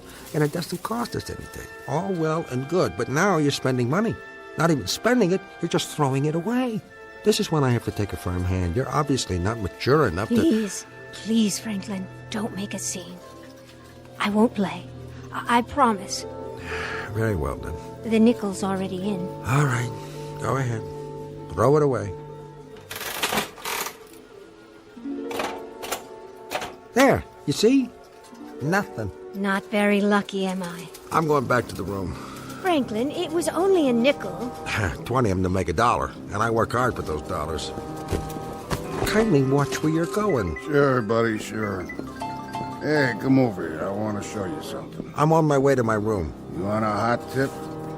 Look at this machine. I've been working it for an hour and 30 minutes. This miserable, crummy money grabbing. Here. You want it, you can have it. Really, I'm not a... It's all set to pay off. Only thing is, I'm tapped out.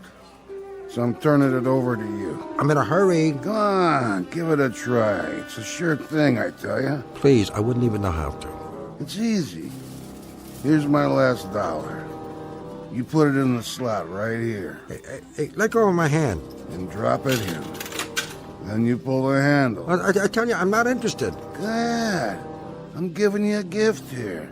It's all yours. Drinks? Anyone? Drinks on the house? Hey, sweetheart. You got one more for the road? Now, what's this supposed to mean? 2 cherries, indeed. What in the world?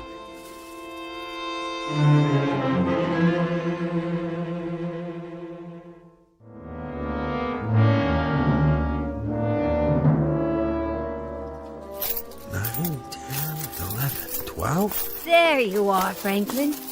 Oh, my. You are lucky. Now, Flora, I want you to watch this. You're about to see the difference between a normal, mature, intelligent man and these wild idiots around here. Of course, dear. These baboons would throw it away.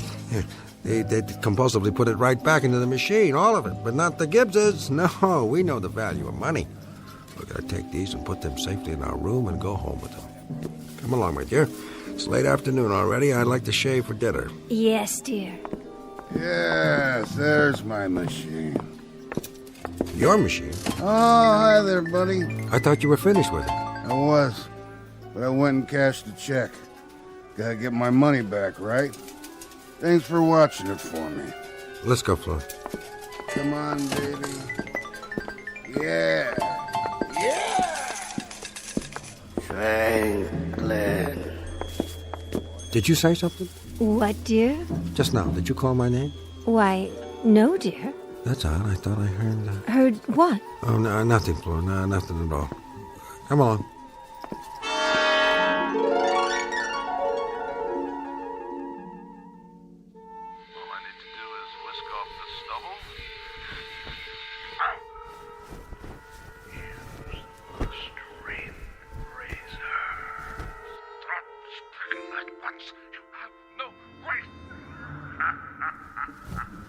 Franklin? Are you still awake? Just watching a little mindless television, Flora, to calm my nerves. Did I wake you? Oh, that's fine. Put on your pajamas and get under the covers. You need your sleep. Of course, dear. In a moment. See you in the morning, Franklin. Franklin. What?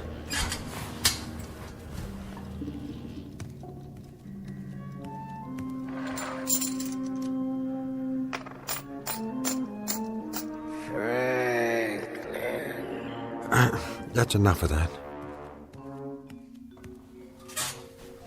Franklin? Something the matter? Nothing's the matter, except this money. What money? The silver dollars from that machine. This is not the kind of money I like to have in my possession. No. It's tainted, Flora. How can you say a thing like that? It's only... It's immoral at best. Nothing good can come of money won like this. I'm going to go down there and feed it back into the machine it came from. Get rid of it. Do you really think that's necessary? Of course I do. If there's one thing I know, Flora, it's morality. I will not have tainted money smelling up our pockets. I won't be long. You go back to sleep.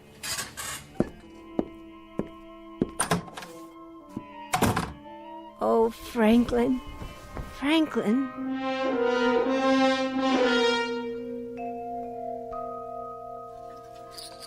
New shooter coming out. Line bets down. Hard ways. Any craps. Field bets. Come on, baby needs a new pair of shoes. Yo, 11. Winner, winner. Pay the line. Front line winner. New bets down. 7 follows 11. Same shooter coming out. 7. Give me a 7. 7-7. Winner 7. Pay the dues. Collect the dough.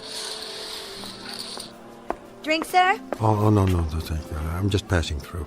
Do you know where the machines are? The machines? The ones that accept silver dollars? I seem to have gotten turned around. Oh, the slots. Right over there, sir. Past the Wheel of Fortune. You can't miss it. Oh, yes, of course. Sorry to trouble you. Same shooter coming out. Come on, one more time. Baby needs a new car. 8. 8's the point. Big and red. Get the odds down. Place bets. Hard ways. Place your bets, please. All numbers 0 and 00. Dealer busts. Dealer S23. Here we are. Silver dollar machine. It shouldn't take long.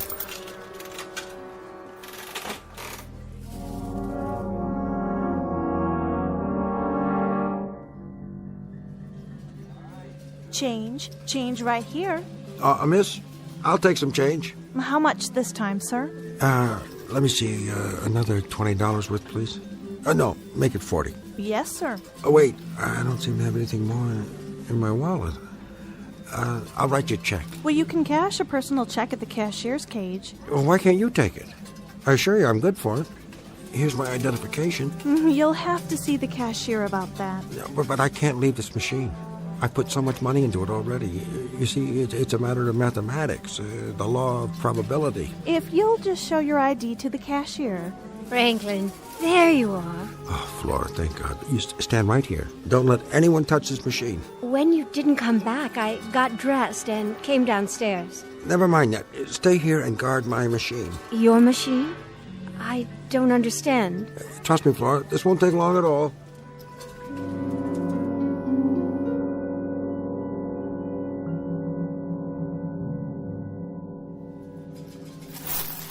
There. This time I bought a larger amount. Should be more than enough. Franklin, that's the 3rd time you've cashed a check. I know. Do you know what time it is? Doesn't matter. This will all be over in another minute or so. It's 12:05. After midnight, Franklin. You've spent a great deal of money already. I know that, too.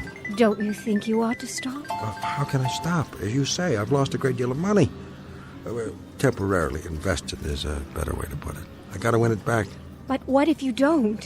What if you don't win it back, Franklin? You've been standing here for more than 3 hours. I'm well aware of that, too. Darling, you know how awful you feel in the morning when you've been up too late at night? Flora, would you kindly shut your mouth? Can't stand a shrew. I'm sorry, Franklin. I'm only trying to... I know exactly what you're trying to do. I hate a woman who stands over my shoulder and sees to it that I have miserable luck. That's what you're doing to me now, Flora. You're giving me a wretched run of luck. Why don't you get out of here? Leave me alone. Please. People are listening. Yeah, the devil with them. I'm not concerned with people or what they think. I'm only concerned with one thing, and that's how to restore our bank account. Or don't you think that matters? I do. I do. Then stand aside, woman. You're not going to stop me, are you? No. No, dear. What I'm concerned about right now is this machine. Its infernal, inhuman logic, the way it lets you win a little and then takes it all back. It teases you, Flora. It holds out promises. It wheedles and controls. It sucks you in, and then when it has you in its grip... But I will not give up. It thinks it can wear me down? Well, perhaps it can with the rest of these buffoons, but not Franklin Gibbs. No, sir. This is a battle of wills between man and machine, between the human and the inhuman, and the machine will not win. Oranges, lemons, pears, the occasional cherry, all wasted on me. I will not be fooled. I know how to calculate the true odds. As for this one-armed bandit, your time is near. After that, you'll be relegated to the junk heap where you belong.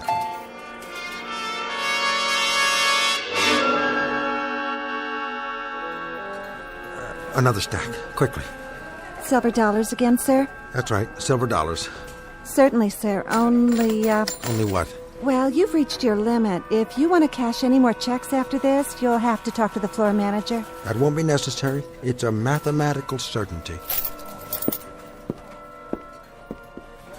What do you make of that one, Julie?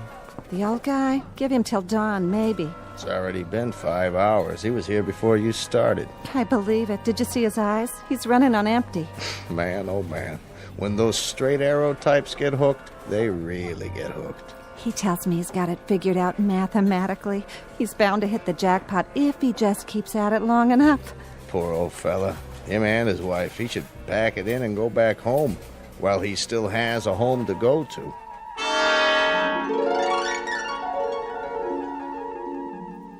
Oh, Franklin, I don't know how much longer I can stand here. Then sit down on a stool, but stay close by. I want you to watch this, Flora. You're about to witness the last round in a battle between my will and this machine's. It's almost over. And when it is, only one of us will be left standing. This I swear.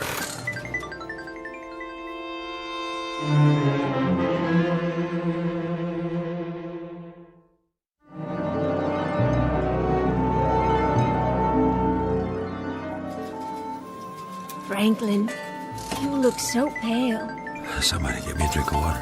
Why don't you sit down? You see what the sign says? Special jackpot, $10,000. She's bound to come up. You just gotta stay with her long enough, that's all. Here's your water, sir. Oh, thank you. Can I get you folks anything else? The restaurant's serving breakfast. Nothing for me. On the house, steak and eggs, whatever you like. Take it easy. Recharge the old batteries. What do you say, dear? You go ahead if you like. I'm gonna see this through. How's he holding up? He's still standing, but just barely. How about his credit line? Well, the check guarantee card says he's good for it. To tell you the truth, I don't mind taking the man's money, but if he stands there another hour, we may have to take it out of his estate.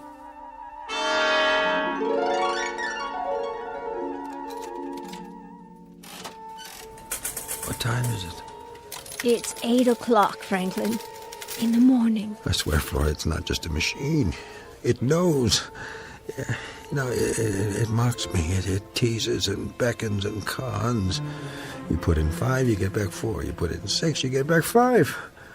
But I'm on to it. It's gotta pay off. Understand, Flora? It's just gotta.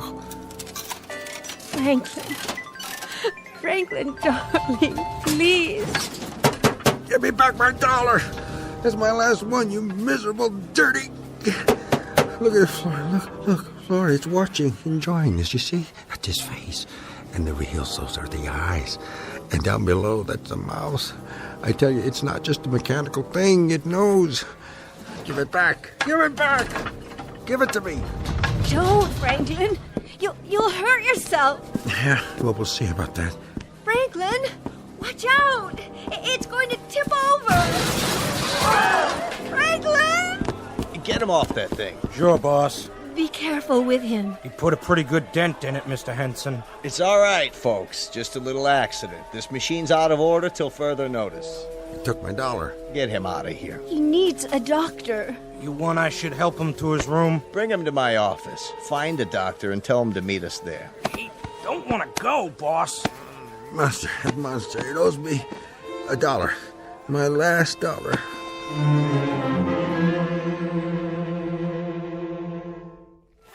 His blood pressure's down. Are you sure? I've given him a sedative. What this man needs is rest. That's what he'll get, Doctor. Is it okay if we move him? I'll give him a few more minutes on the couch. Keep his feet elevated, then you can help him to his room. Will do. Yeah, well, it's not me you should be worried about. It's that infernal device out there. Oh, Franklin, don't talk that way. Maybe he should see a specialist. But you said his vital signs are normal. You said that, didn't you? I was thinking of, well, perhaps a psychiatric examination. Hogwash, there's nothing wrong with my mind. He's right. I've seen things in this casino. People lose track of time, forget to sleep. Well, then I suggest you let him do exactly that. Sleep. Sleep, yes. Yes, that's all he needs. Here are some pills to help him relax. Give him one along with a light meal and see that he drinks plenty of fluids. The most important thing for now is no more stress. Thanks for coming, Doctor. Here's my card, Mrs. Gibbs. If you have any more problems, anything at all, you give me a call. I will. Problems? What problems? All I need is for you to get that machine working again. Then you'll see. You'll all see. It's ready to pay off. Franklin, that's enough of that kind of talk. Listen, Mr. Gibbs, it's a game of chance, all right? Think of that slot machine as a random number generator. Sometimes your number comes up, sometimes it doesn't. That's why they call it gambling. If anyone could predict it, we couldn't stay in business. But look at it this way. You're here to have a good time. Please try to think of it that way. A great time on us. Your room's comped, so's your food. How about if I throw in a couple of show tickets? What kind of show? The French can, I presume? Franklin. I could even... Well, I guess I could extend your stay by another day. That way you'd have time to rest up and enjoy yourselves, the both of you. Yes. Oh, yes. You're very, very kind, Mr. Henson.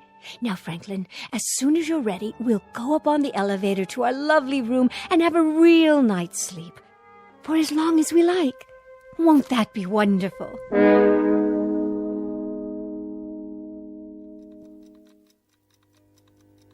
Franklin, are you sleeping? No, Flora, I'm not. Why don't you take another pill, darling? Not now. I'm thinking. Whatever about? That machine. Franklin? It was ready to pay off. It deliberately broke down so it wouldn't have to. You don't really believe that. Don't I? It isn't even a machine, Flora. It's an entity. It's a thing with its own mind, its own will. Please don't talk this way. I beg you. It deliberately broke down rather than return my money. Our money. That thing, that monster, that thief, a dirty, rotten thief. Stay in bed. The doctor told you. Took the last silver dollar. The one that was going to pay off. It swallowed and then it broke down on purpose. The thief took my last dollar. What are you doing? Get away from me. Franklin. Where? Franklin, no. It's outside the door. I can hear it. Franklin. No. Darling, what's the matter? Don't you hear it? No, I don't. I don't hear anything. Of course you do. You must. It's in the hall. I just saw it. It's out there. It followed me. Pack the suitcase. We must get out of here. Franklin. It's inside. Quickly. Stop it. Franklin. Help me. We gotta get away. The window. Yeah, the window. Franklin. No. Franklin. No.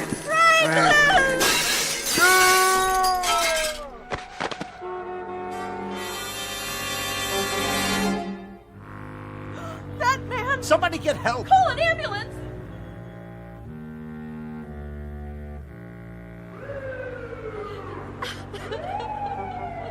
That him? Gibbs, Franklin J., tourist. What happened?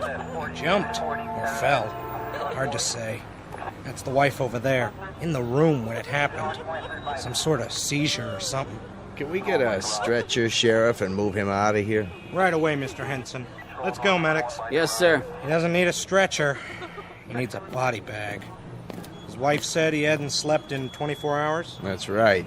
I've seen them get hooked before, but never like this. Okay, everybody, let's clear the area. Back to bed. Go on inside. Show's over.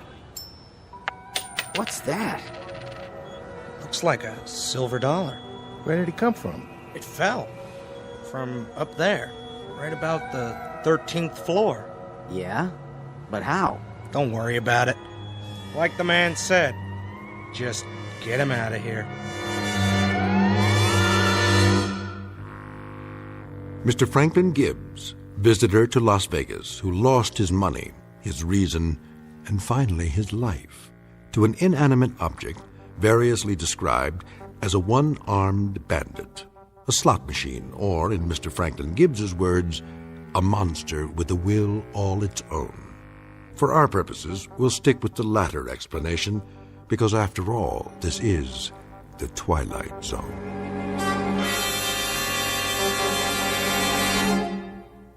More from the Twilight Zone after this.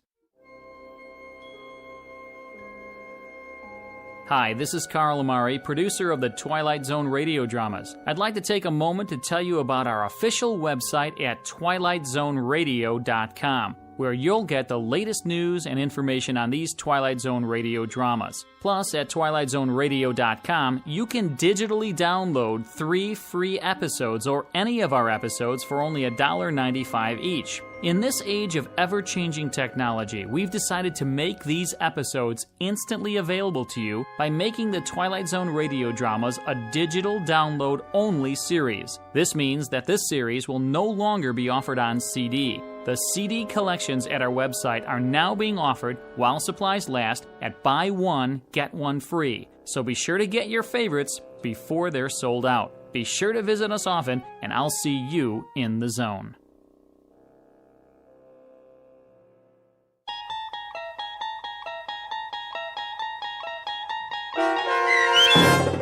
The Fever, starring Stacy Keach and Kathy Garver, with Stacy Keach as your narrator, was adapted for radio by Dennis Etchison and based on a script by Rod Serling.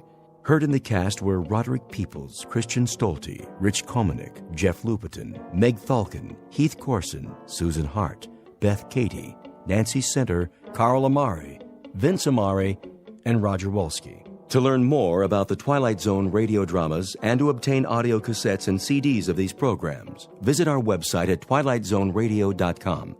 The producers of The Twilight Zone wish to thank CBS Enterprises, Carol Serling, Dennis Etchison, Dick Brescia Associates, Claire Simon Casting, Terry Jennings, XM Satellite Radio, Sirius Satellite Radio, our sponsors, and our radio affiliates for helping make this series possible. This copyrighted radio series is produced and directed by Carl Amari and Roger Wolski for Falcon Picture Group. Doug James speaking.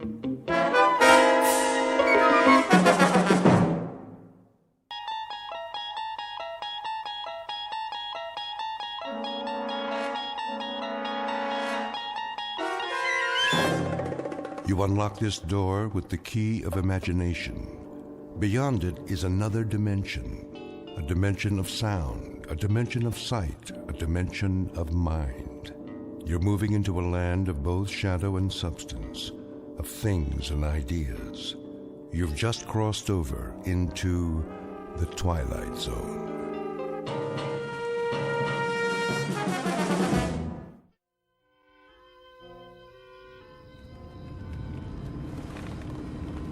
Will you slow down? Yes, sir. Anything you say, sir. Just get us home in one piece. Your wish is my command. Some party, huh? It was your idea. Oh, I wouldn't say that. They're as much your friends as mine. A regular barrel of laughs. You have to admit, every time Walter does his Barbra Streisand impersonation... Pull over. It's not that much farther. I mean it, Millie, or I'll throw up all over the dashboard. Put your head between your knees, take a deep breath. Now! Okay, Bob, I'm pulling over. Stop.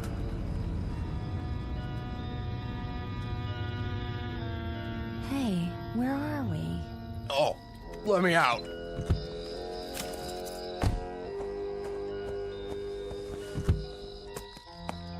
Bob, I thought you were my navigator. I must have missed the turnoff, after Riverdale. That's right. Blame me. I'm not blaming you. You had the map. Don't talk. You should have told me you weren't paying attention. Now look where we are, in the middle of nowhere. Oh, my head hurts. Want me to put the top down? Some fresh air? I just want to go to sleep. All right, get in. Hurry up. Will you look at that? All those stars. I never knew there were so many. We don't see stars like that in Manhattan.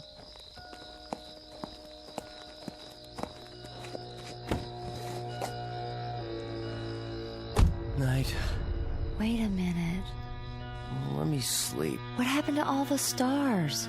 Sleep tight. Don't let the bed bugs bite. Did you see that? Where's the blanket? 1 minute there were a million of them, and then something blacked them out. Oh, they're back again. Oh, must be my eyes. Hurry up, Mel. Come to bed. Sure, Bob.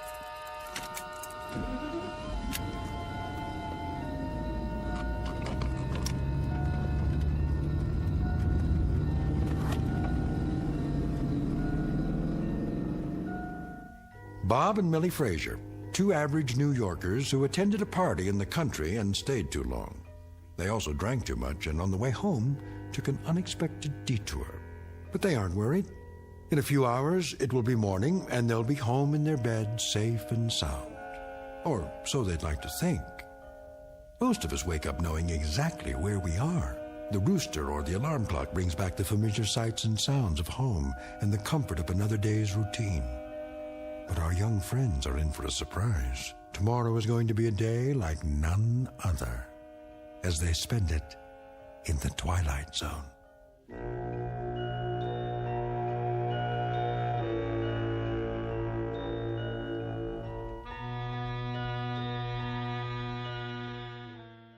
And now, The Twilight Zone and our story, Stopover in a Quiet Town, starring Stephanie Weir with Stacy Keach as your narrator. Bob? Reveille, Tiger. What? The year's at spring, the spring's at morn, the morn's at 7. Speak softly, woman. I got a hangover that was meant for a much bigger man. Want an ice bag? No, just call an undertaker. What was in those martinis anyway? Gin held downwind from the vermouth. I don't suppose. What? I wasn't by any chance the life of the party. You were perfectly fine. Yeah, great, in fact. You told that joke about the ball bearings. Oh, not that one. And you broke a lamp making a forward pass with the throw pillow. Was it expensive? The pillow? Not very. You spent the rest of the evening oogling that girl. Which girl? The one in the low-cut sequin dress. Oh, that girl. Yeah, pretty enough, I suppose, if you like that sort of thing. How would you know? You never looked at her face. You sure it was me? Oh, it was you, all right. Hold down the fort. I'll make the coffee. That would be thoughtful. Wait a minute. I didn't even take my shoes off? Don't tell me. Oh, Bob. I knew you were toasted, but really, you slept in your clothes. You should have helped me out of them. I couldn't even help myself. Look at this dress. It's disgusting. Now I have to get it cleaned. I didn't think I had that much to drink. Did I? Bob, this may sound like a foolish question, but where are we? What? Open your eyes the rest of the way, very carefully. Now, take a look around. I hope we are in an apartment on West 12th Street in New York City. Open them the rest of the way. Oh, no. Tell me I'm still asleep. I wish I could. Millie, answer me honestly. Have you ever seen this bedroom before in your life? Not even in my dreams. We went to sleep at home, didn't we? Sure we did. Remember? Not exactly. We left the party up at Bedford Village. And I was driving. No, I was. I had to because you were... sleepy. That's a nice way of putting it. Let's just say unable to keep the car on the road. I put the top down. I thought I did that. It was supposed to revive you. Then somewhere about Riverdale... Somewhere? You missed the turn? Wait a minute. Something came down on the car from overhead. A shadow. And then... Then? That's all I remember. You probably plowed into another car. I most certainly did not. Well, another car plowed into us. We probably got knocked out. You were already out. Please, I am trying to contact my brain. Somebody brought us here, put us to bed, leaving us fully clothed. That was respectful, don't you think? And now, there's probably bacon sizzling and a plate of scrambled eggs waiting in the kitchen. I could use some of that. Yeah, me too. But I doubt there's room service.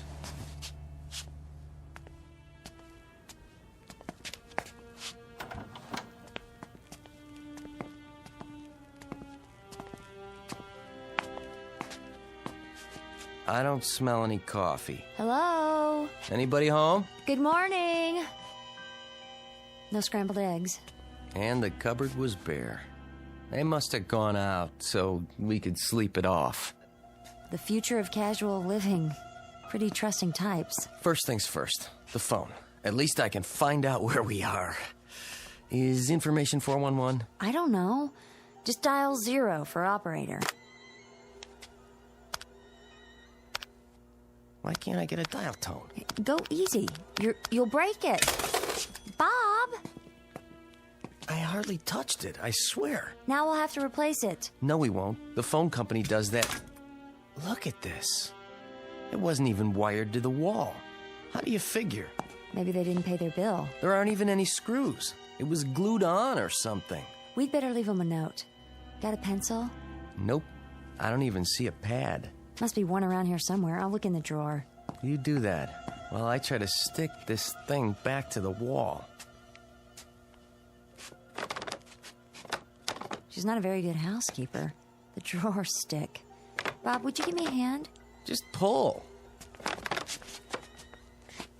This drawer, it isn't real. Let me see that. Careful. Some kind of veneer. Just a facade glued on. They all are. The cupboards, too. What is this? A movie set? Could be a model home, the kind they build to show people. Who builds them? Real estate companies. People come in, they walk through, decide to buy, then they build them to order. Check the refrigerator. Just empty cartons. No milk, no eggs, and this bread isn't real. Nothing but cardboard inside. Well, that's what I call low carb. It's like a prop. Everything is. Let's get out of here.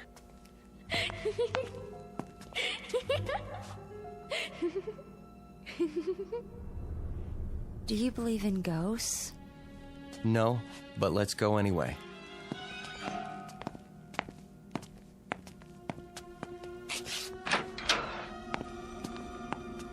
The other houses look normal enough. Nice neighborhood.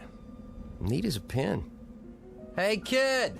Where'd you go? You heard her too. I guess she went somewhere else to play. What do we do now? Go to the car and drive ourselves home. Sounds like a plan, except for one thing. What's that? Where's our car? You're right. It's not parked in front. And unless my eyes deceive me, it's not anywhere on this block. Great. We got helped by a good Samaritan who helped himself to our car. Maybe they needed it to go somewhere? Sure. They went to pick up a couple breakfasts to go. If we're lucky, they'll fill up the tank while they're at it. But meanwhile, whoever put us up for the night isn't here. Hey, we'll try the neighbors. Which one? Take your pick. One of those across the street with the trees in front. They look lived in. Lead on.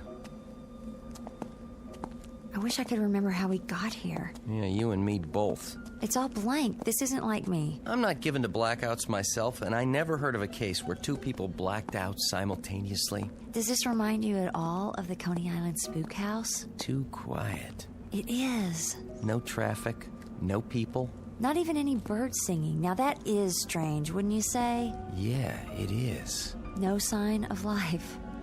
Maybe they're all at work. Or they're being considerate of your hangover. Lay off. If you'd been sober enough to drive, we'd be home now, instead of wherever this is. Hicksville. It's bigger than that little town you were born in. I at least had the sense to move to New York.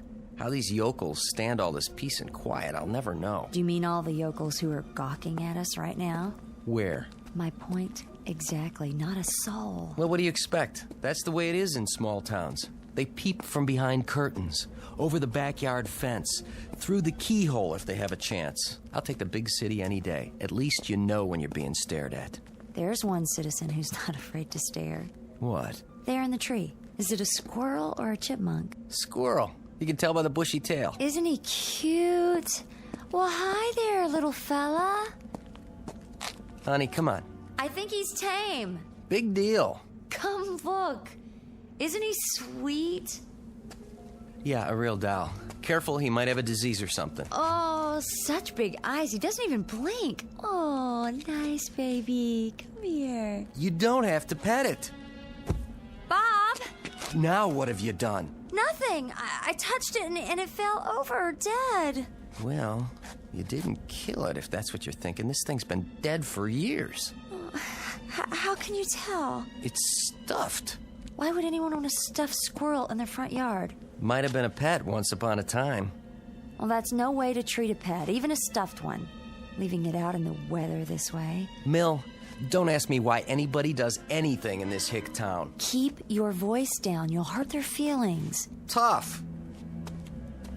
Where are you going now? To the front porch. For what? What do you think?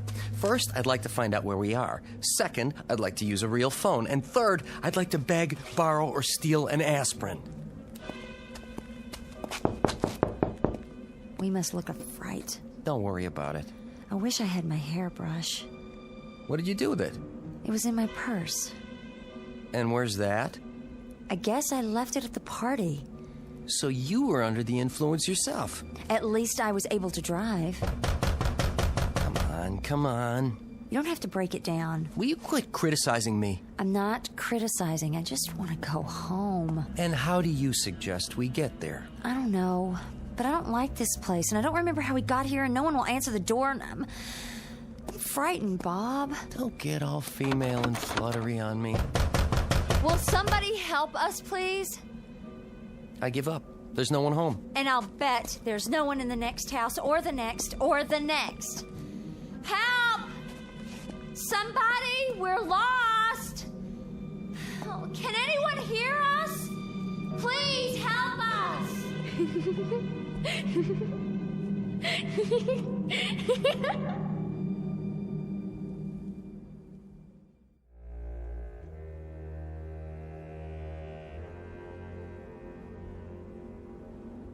What was that? Someone laughing. The child we heard before. Where did she go? Maybe she's shy. At least we know the town's not completely deserted. No, they're only hiding. They don't trust strangers. A good policy, neither do I. Could be they all went to one place. Oh, really, Bob? Town meeting or something. On Sunday morning. Especially on Sunday morning. That's where everybody is. They've gone to church. Now all we have to do is find it.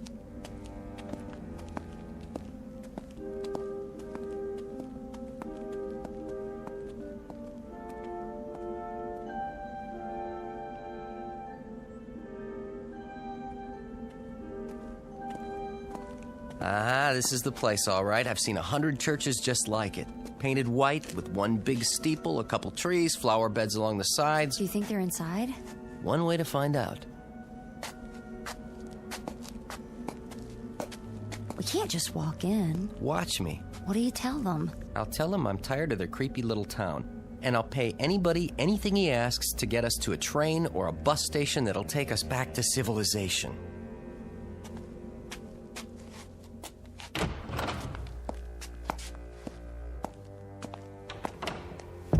I don't see anybody. This is just the vestibule.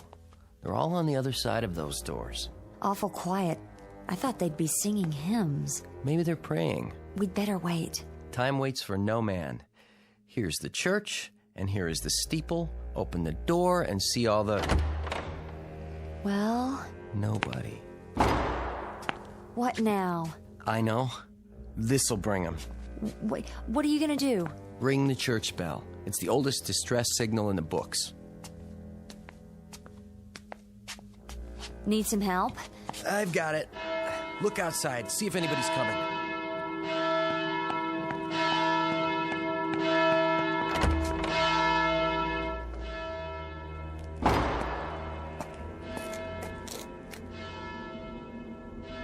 Oh, no.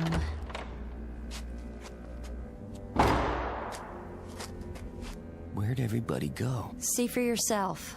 I see it, but I don't believe it. There isn't anybody. Not a soul. Just us. This is too much of a stretch. There isn't a person or a thing alive in this town, and yet... What? We're being watched. Millie. I know when I'm alone. And I know when I'm being watched. Don't you? Now you're getting paranoid. I'm serious. The hair on the back of my neck stands up, and right now I feel like a porcupine. Not to mention delusional. Is that a delusion? I've got to find that kid. Good luck. Where are you? Hey, kid. There's no reason to hide. We're not gonna hurt you. Whoever you are, come on out and talk to us. It's no use. All right. We're both delusional. I feel it too. We are being watched. The hair on the back of your neck? No, my spidey sense is tingling. The whole town must have a whopping case of xenophobia. Sounds dreadful. I hope it's not catching. Fear or distrust of strangers. I should have realized. It's common in these little one-horse towns. I ought to know. I grew up in one. There are probably half a dozen people watching us from their living room windows right this minute. I'm getting goose pimples. No reason. There isn't even a breeze. Not a cloud in the sky. Or anything else. Like a car, a truck, a single solitary pedestrian. Give me your handkerchief. Why? Look at the flowers. Those are Shasta daisies. So? My allergy. Don't you remember when I took all those tests? I'm sure they're Shastas. I used to buy bunches of them and sneeze all the way home. You're not sneezing now. Bob, look at this. Better not touch them. Just to be safe. That's not what they are. Told you. These flowers aren't real. They're plastic, all of them. Lots of people do that. Dress up their yards with artificial flowers. Less maintenance. I know, but this is different. Nothing in this town is real. The house we slept in, the child we can't find, a squirrel stuffed with sawdust. Show me one thing in this place that's real. That tree is real. Is it? See for yourself. It is real. What did you expect? I don't know, but I think I would have lost my grip if one more thing, just one more, turned out to be artificial. Tree, I love you. Let me give you a big hug. Get me out of here! It's a prop, too. Somebody stood it up on the grass with a couple of boards nailed to the bottom. I'm leaving now! Honey, there's bound to be some explanation. I'd like to know what that could be. Just calm down. Here, have a cigarette. I thought you quit. I did. I carry a couple in case of emergencies. Well, this fits the definition. Oh, how old are these? I'll bet there's gonna be a wedding here today. They've just dressed up the lawn so it'll look pretty. You remember how when we got married? Bob! I was just saying how... The grass is on fire. Stand back! Oh, be careful. There. The flames are out. How did that happen? How could it? It was the match. I must have dropped it after I lit the cigarettes. But grass doesn't burn. Bob. Look at this. It isn't grass. It's some kind of paper or plastic colored green, like astroturf. And what does that mean? I don't know. If you don't, who does? Bob, where are we? Where are we? I wish I could give you a good answer. But I can swear one thing. I'm gonna find out.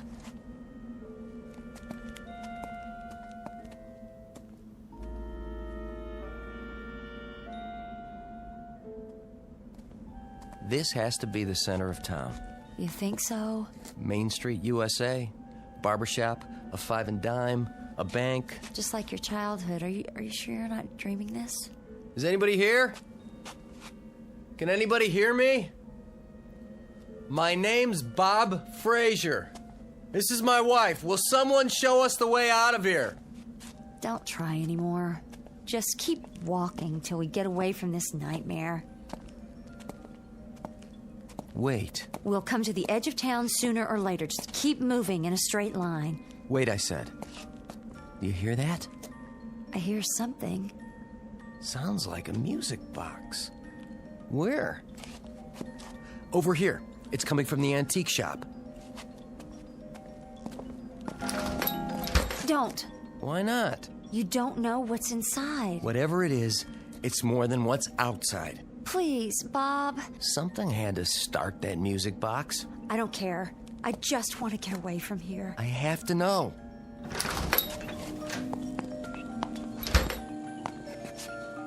The store isn't real either. There's nothing behind the door. It doesn't have a roof or 4 walls. Hello? Anybody? There's only a display for the window, and that's it. That music box didn't start all by itself. It could have. Our footsteps could have caused it to start. Oh, I don't believe that. It's possible. The spring was tightly wound. We came along outside, and the vibration jarred it, and now it's running down again. But somebody had to wind it. There's nothing. Nothing but these stage props. I'm not staying. Say that again? What? Stage props. That's where we are. On a stage? No, an old movie lot. There are 2 or 3 of them up in the Bronx. It's the only explanation. We're probably 10 minutes from the heart of New York City. We're on the set of The Sopranos. Then I'll race you home. You're on.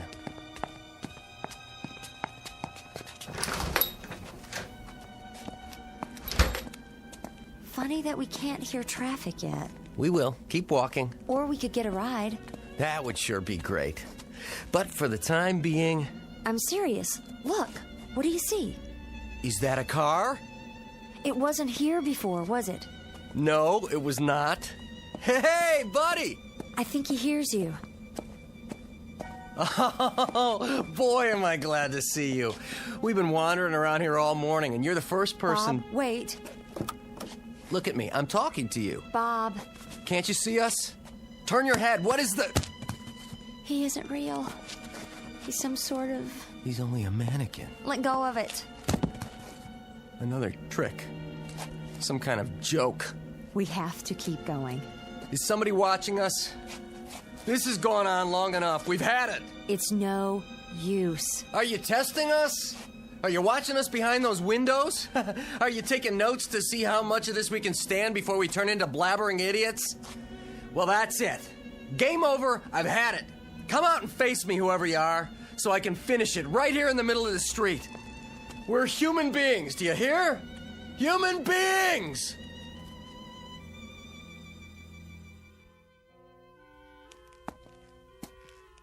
Bob, look. I've reached my limit. I don't know what to do anymore. I honestly don't. In the car. Look at the dashboard. What do you see? I don't care. Millie, I'm out of ideas. There's nothing more to... Look! The keys are in the ignition. Let me see that. Yes! Oh, honey, climb in. We are gonna get out of here after all. Right now. Oh, do you think it runs? How else did it get here? Hurry up. So long, Spookville.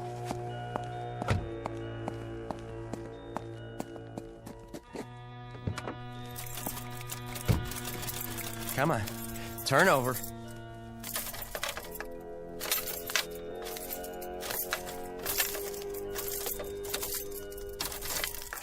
You're going to flood it. You want to drive?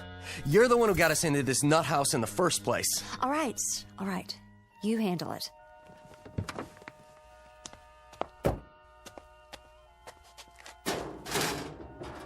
Oh, that's rich. That's really, really rich. No motor. There's nothing under the hood. No wires. Nothing.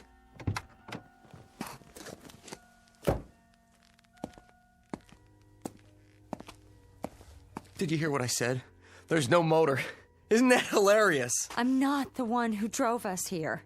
I'm sorry I said that. It doesn't matter. It's my fault. I shouldn't have drunk so much. I know you shouldn't have. But I didn't drive us here. Then who did? I told you I don't remember. Not anything about what happened last night? How we got to this place? Only what I told you. I was driving along just above Riverdale. You were almost asleep, but you wanted to stop. Then we started up again. There was a shadow. It seemed to envelop the car for a moment. That's all I remember. I guess I could have fainted or blacked out. Or crashed.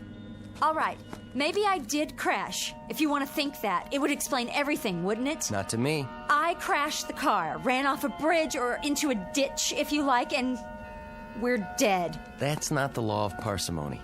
What's that? The simplest explanation to account for the facts. Well, then come up with another one. We must be dead. This place is hell. Millie. Like some amusement park with the all-American town, except it's not very amusing.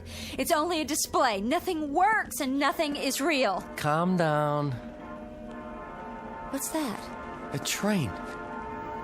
Did you ever hear of a train in hell? It probably doesn't stop here. Then we'll catch the next one. Oh, it's getting close. The station's gotta be nearby.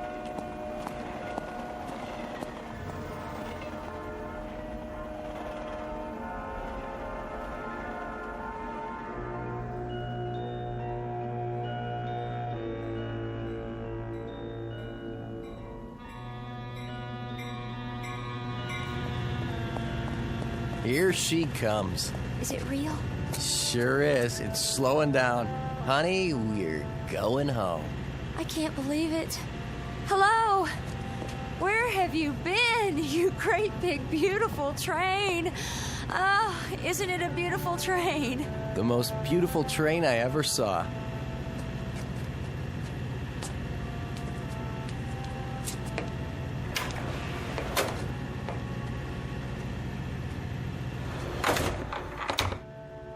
What about tickets?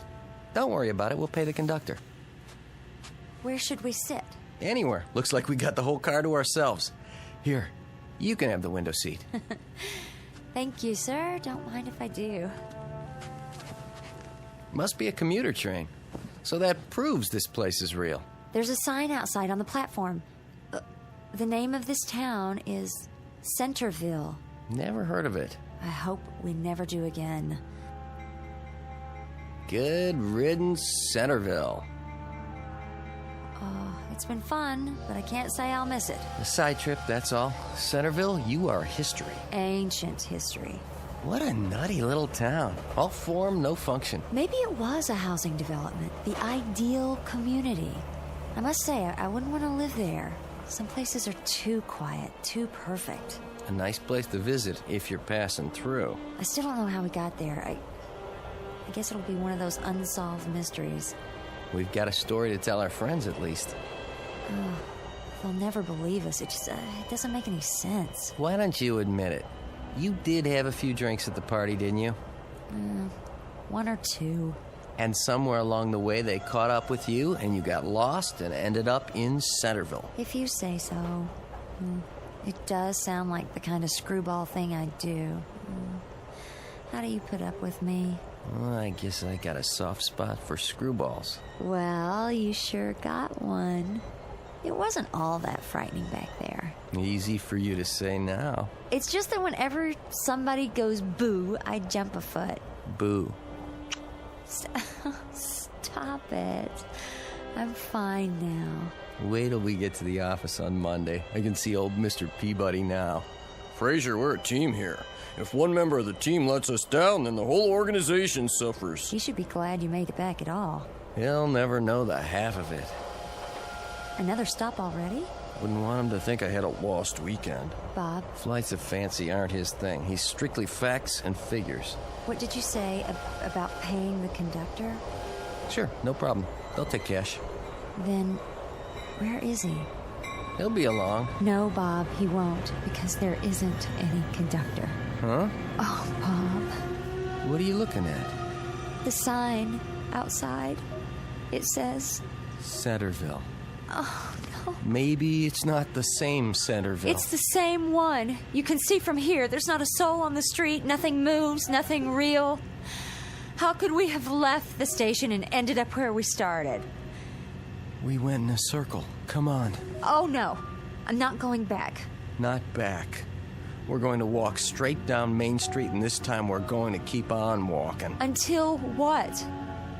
Until we're out of hell.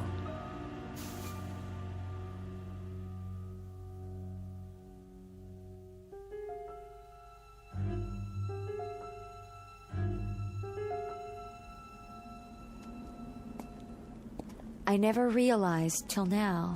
Go ahead. Say it. You're hungry. And thirsty. But that's not what I was thinking. It's the little things. You don't miss them till they're gone. There's nothing here that's really frightening. It's what's not here. Like people, cars. Besides that, no dogs, no birds, not even an airplane in the sky, not a single cloud. At least the sun's still there. Yes, but for how much longer? Nothing we can do about that. We can run. Could you? I'll take off these shoes. I'll sprint if that'll help. Anything to get us out of here faster. Oh, we better save our strength. Might be a long road ahead. We still have a few hours of daylight. Can't be that far from civilization. But what if the sun goes down first? And we slog on in the dark. Like a couple of marching morons. And when we can't keep going, we hack out a campsite. Break up trees and make a fire. Find berries to eat. Pine cones, grass, nettles. Whatever it takes. They are not gonna scare us or starve us out. Bob, who are they? Something tells me we're about to find out.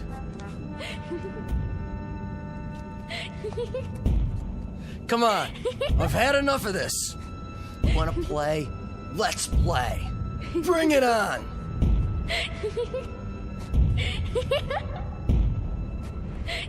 No, the sky's getting dark. Bob, we have to hide. Don't make a sound. Don't move. They'll see us. She'll see us. She? Yes! Her hand, Bob! It's huge! Oh, my... What are you... Hey! Put us down! Hold my hand, honey. What are you doing, dear? Playing. The model town again. You never get tired of that, do you? No. And your little pets. Be careful with them now. Daddy brought them all the way from Earth. Can't I play with them, Mommy? Oh, please? After lunch, dear. Put them away, then wash your hands. All right.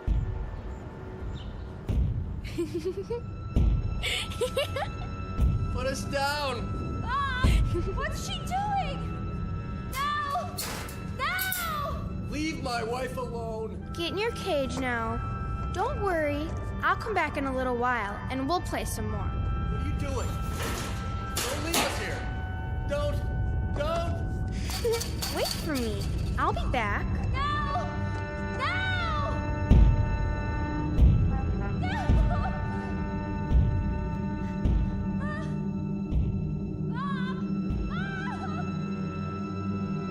The moral of what you've just heard is clear.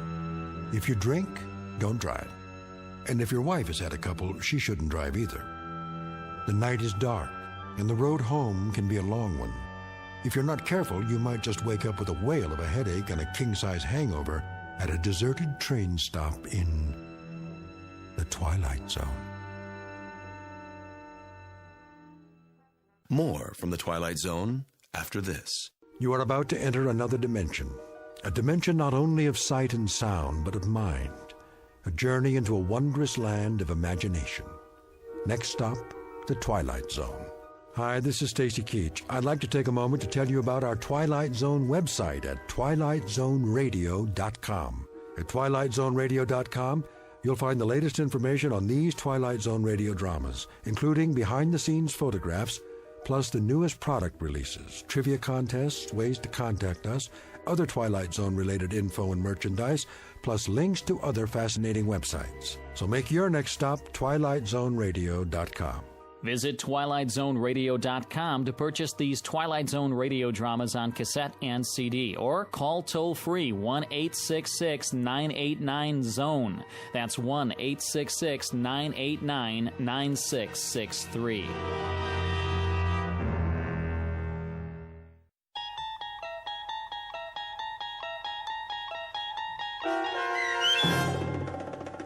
Stopover in a Quiet Town, starring Stephanie Weir, with Stacy Keach as your narrator, was adapted for radio by Dennis Etchison and written for The Twilight Zone by Earl Hamner Jr. Heard in the cast were Kurt Nabig, Frenette Lebo, and Haley Nabig. To learn more about the Twilight Zone radio dramas and to obtain audio cassettes and CDs of these programs, visit our website at twilightzoneradio.com. The producers of The Twilight Zone wish to thank CBS Enterprises, Carol Serling, Dennis Etchison, Dick Brescia Associates, Claire Simon Casting, Terry Jennings, XM Satellite Radio, Sirius Satellite Radio, our sponsors, and our radio affiliates for helping make this series possible. This copyrighted radio series is produced and directed by Carl Amari for Falcon Picture Group. Audio editing, sound design, Foley effects, and mix for the Twilight Zone radio dramas are by Cerny American creatives Craig Lee, Michael Slaybach, Bob Benson, and Jason Rizzo. To learn more about the Twilight Zone radio dramas and to contact us, visit our official website at twilightzoneradio.com. Doug James speaking.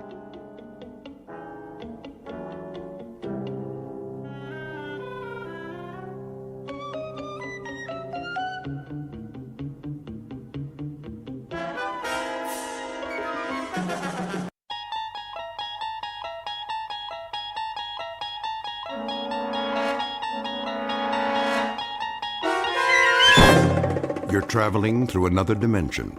A dimension not only of sight and sound, but of mind. A journey into a wondrous land whose boundaries are those of imagination. Your next stop, the Twilight Zone.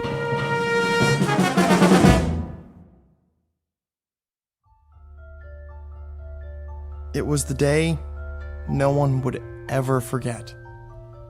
Not next week, next year, or the year after. Not for the rest of their lives, no matter how hard they tried. All in? Yes. Yes. Anne? Yes, Daddy. Good. That's good then. Seatbelts, everybody. Where are we going now? Home. Oh. Unless anyone wants to stop for ice cream. Can we? If you like. I think your mother would approve. Don't you? Well, I guess so. What about you, Anne? I want to go home. I'm kind of tired. Me too. Very well then. Some other time. Dad? Yes? I was wondering. What, Tom? Well, when they closed the Casket? Are you sure they closed it real tight? So she would never be wet or cold or anything? You don't have to worry, son. She's resting now. In a much better place. I promise.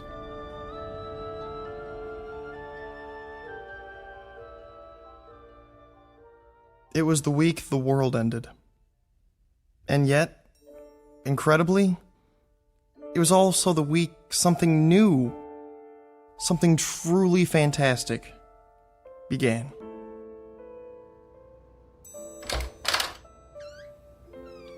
Anne, are you in here? You're supposed to knock. This is my room, too. I'm going to bed. In the middle of the day?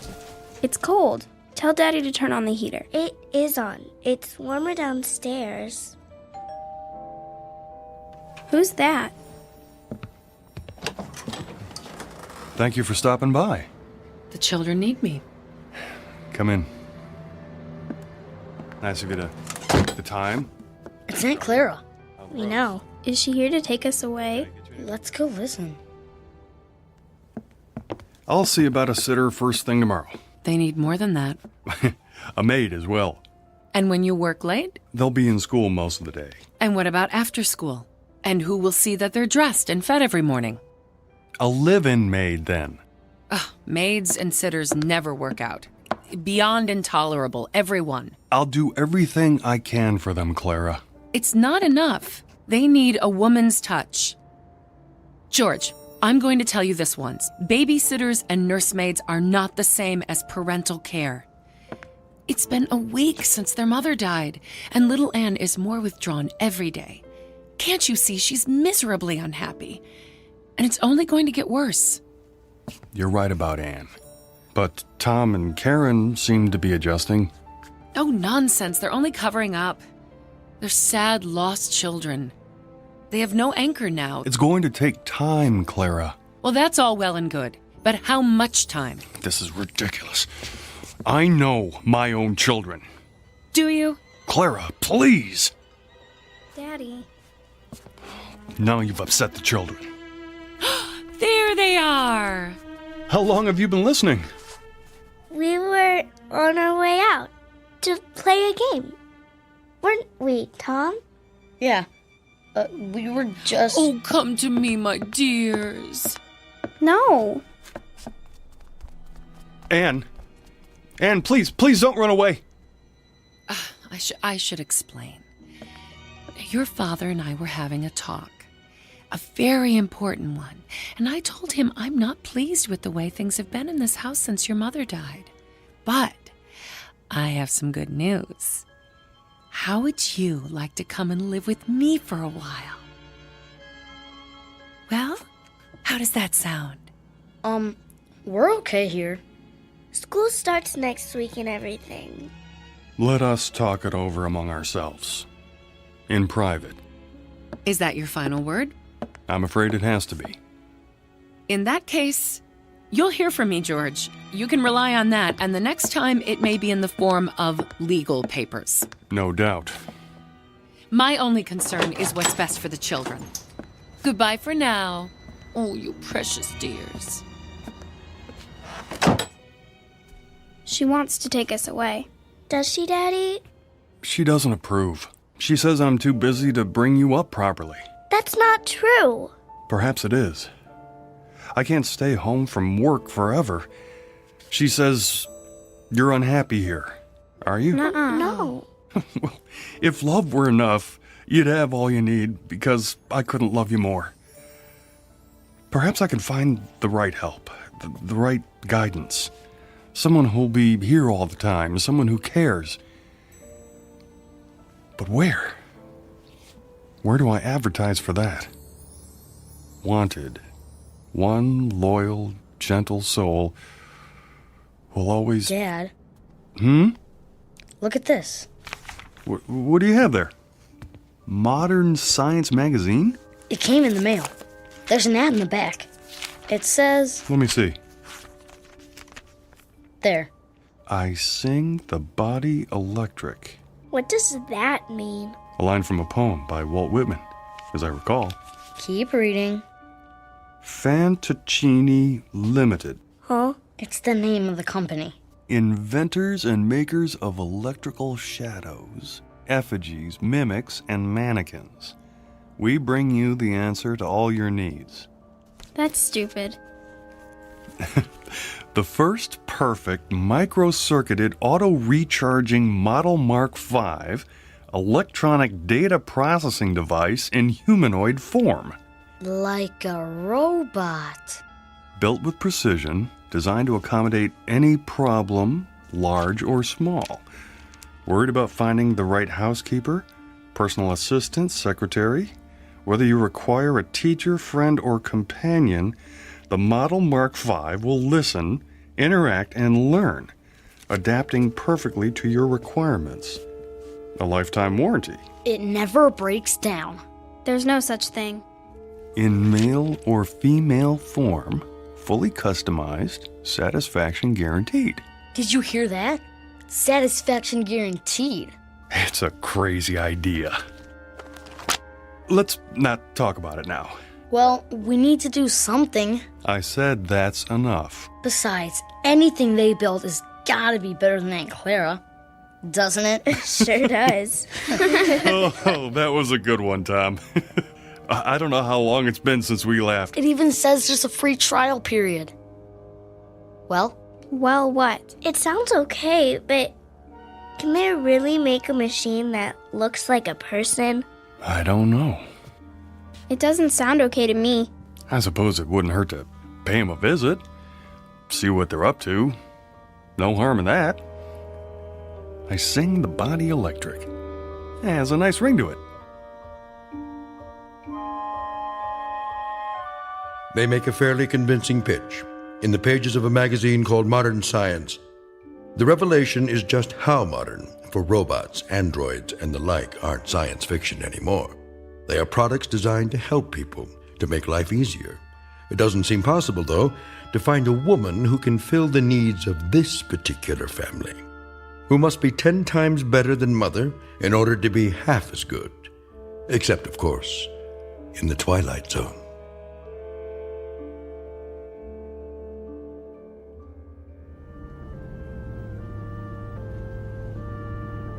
There's the sign. Fantuccini. Why do they call it that? Who cares? We'll have to ask. As soon as I find a parking space.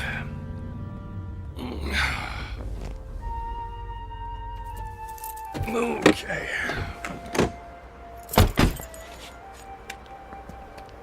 Can I ring the doorbell? You always get to do everything. Now, your brother found the ad. Wow, some bell, huh? Won't you come in, Mr. Simmons? We've been expecting you. You have? I called ahead for an appointment. Feel free to browse the showroom. I'll be right with you. Wow, this is incredible. Look. What's that supposed to be? A whole table full of marbles? I don't think so, son. More like glass eyes. Wow. Blue and brown and hazel and green. I want her to have eyes like this. Well, careful, just don't touch them. Oh, please do. Guido Fantuccini at your service. An unusual name. It's Italian. It means, roughly, dream people. Or, as I prefer, shadow puppets. This is my daughter, Karen. Hello. And, Don't tell me. Tom. And you must be Miss Ann Simmons. Age 11? Or is it 12? She's only... I'm going to be 11 next month. In that case, allow me to present you with this golden key. It's awful big. What's it for? To wind her up, of course. To wind what up? Why, your new, let me guess, nanny? Tutor? Oh, that and more, I'm afraid. The children lost their mother recently, and without anyone else at home... Nobody can take her place. Nobody. In that case, might I suggest our grandmother model? It's very popular. Do we have to wind her up every day? The key is symbolic, a way of introducing our product line. What sort of product are we talking about? If you can be more specific.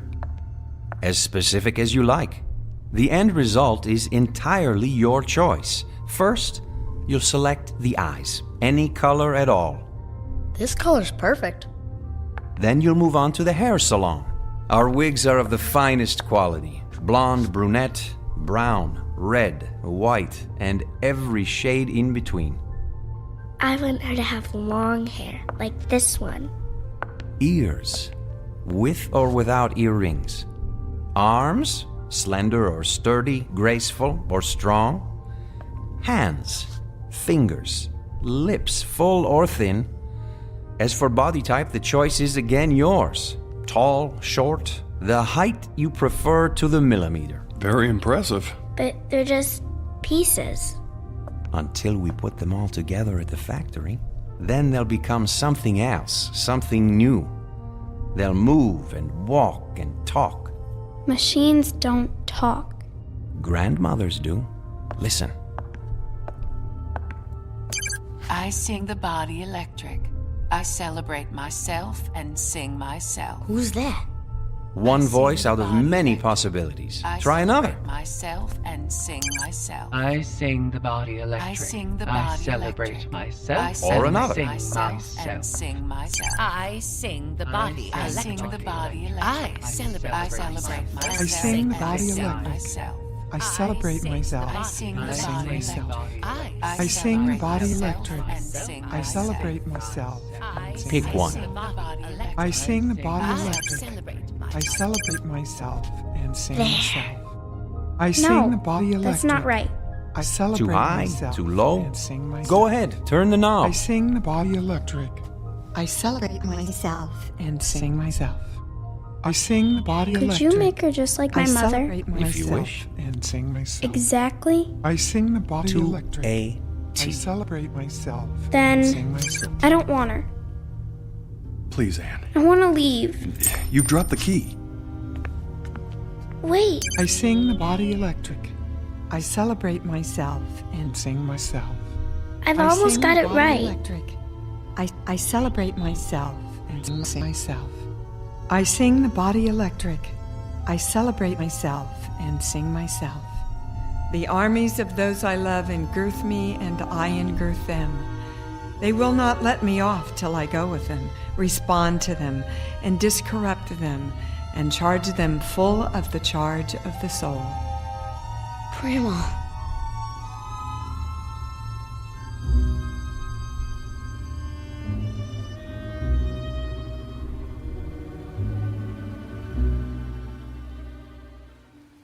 Hey, Ann, you want to help me fly my kite?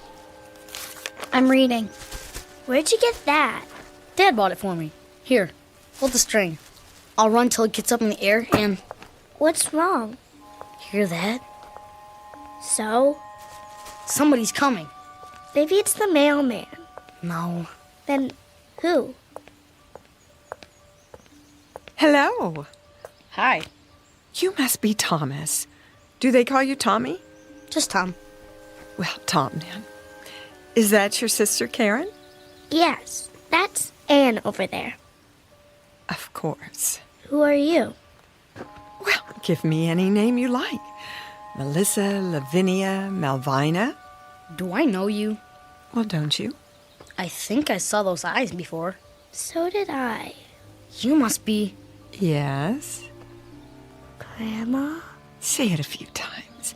You'll get used to it. But I thought you were gonna come in a big box, all wrapped up, like a... Mummy. Yeah. Well, then I'd need an Egyptian name, wouldn't I? Like Nefertiti? Oh, Nefertiti's a fine name. Do you know what it means? I believe I do. It means the beautiful one is here. Well done! George Simmons. So, we meet at last. A pleasure, Mr. Simmons. Welcome to our home. You're not my grandmother. Anne. Well, then who am I, pray tell? Nobody. Just a machine. Well, she doesn't look like a machine.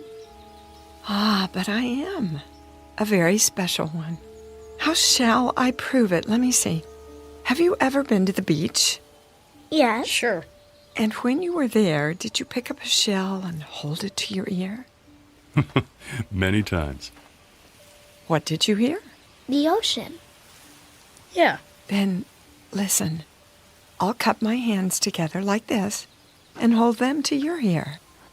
Now, what do you hear?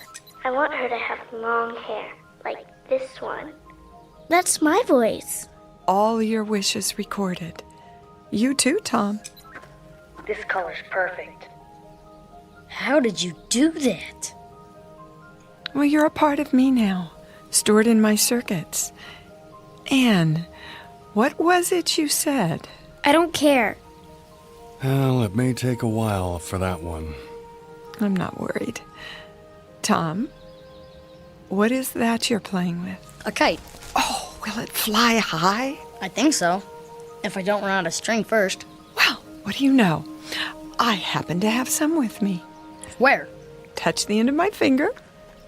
You have string in your finger? If that's what you need. Now tie the end to your kite. Why don't you run with it, Anne? Go on. It won't fly. Oh, are you sure? Hold it over your head. Please, Anne. Give it a try. Well, if you want me to, Daddy.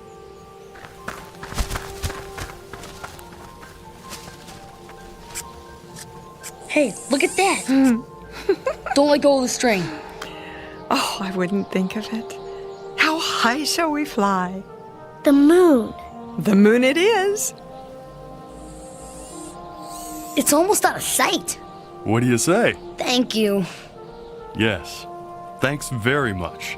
You're a great kite flyer. Now, what's my name? Grandma. Anne, look at what Grandma did. Anne? I don't want to play.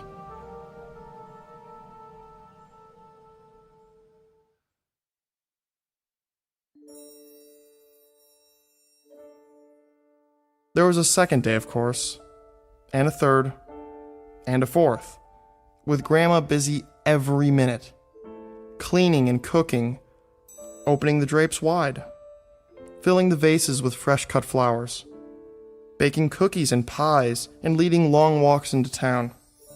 But the most beautiful and special thing was the way she paid attention to everyone. She took time to listen, really listen, and remember every word, every thought, every wish, as if that were her only purpose. She seemed clever beyond clever, human beyond human. Anne finally began to join in, but slowly. To walk if not to run, to listen if not to hear, to watch if not to see. And as the days turned into weeks, Grandma waited. She never tried to urge or force. Sometimes, when Anne didn't come to the table, Grandma left dinner on a tray by her door. Big spoons first, then the little spoons. Is that right, Grandma? Perfect, Karen, dear. Is that your father home already? Yeah. You heard him before he got here. Daddy! Hello, sweetie. How was your day? Grandma taught me how to sew. Did she now? Good evening, Mr. Simmons. Dinner is almost ready. Well, looks like you have a helper. I made the mashed potatoes. Indeed, she did. I'm proud of you, Karen. Where's Anne? She's upstairs doing her lessons. Anne! Come down and help your grandmother! Oh, it's all right. I can handle the rest. That's not the point. Dad, whose car is that out front? Which one? The new one. Oh, well, let me see. Oh, yes. It's ours. It is? I came home early to surprise you. Can we go for a ride? All of us? I don't see why not. We'll take a run to the ice cream parlor after dinner. How's that? Now, go and wash your hands and tell your sister dinner's ready. Okay. Yeah. Thank you for being so good to us. Good for us. And that includes me. I'm sorry about Anne. I'll have a talk with her. Now, don't you worry about Anne. She'll accept me eventually. You seem very sure. Mr. Simmons, children are the most complicated creatures in the world. I could be the greatest cook, the finest, most exciting playmate, the most interesting companion, but those are very small accomplishments. It's the heart I have to enter. A child's heart. It's a deep place, difficult to reach. But that, too, will come. Anne, darling. Are you hungry, dear? Not very. We're, going for a ride after dinner. In our new car. It's beautiful. Wait till you see it. I'd like you to go with us. Is she going? Oh, please, Grandma. I want to ride in the back seat with you. Me too. Then I'll stay home. But why, Anne? I don't like her. You mustn't say that. I don't want her here. Dear child. I never wanted you here. It was them, Father and Tom and Karen. They wanted you. They needed you. But I didn't. Anne, stop it. It's true. You sit and you talk to her and you eat the food she makes and you make believe, Father. That's what you do. You make believe, as if she's real, but she's not. She's a machine. Nothing but an old machine. Anne, listen to me. Machines are neither bad nor good. Some kill, and some make war, and some guide people through the darkness like a lamp. Believe me when I tell you, I cannot lie, or sin, or be greedy or jealous. I don't seek power or riches. I've been programmed for other things. You'd be surprised at how much a machine can do. This one, for example. This machine can love. Love who? Oh, you, Anne. I can love you. And I do. I love you more than tongue can tell. You don't love me. You can't. She said she loved me. She? My mother. She said I love you, but she lied. She lied. You're just like her. I hate you.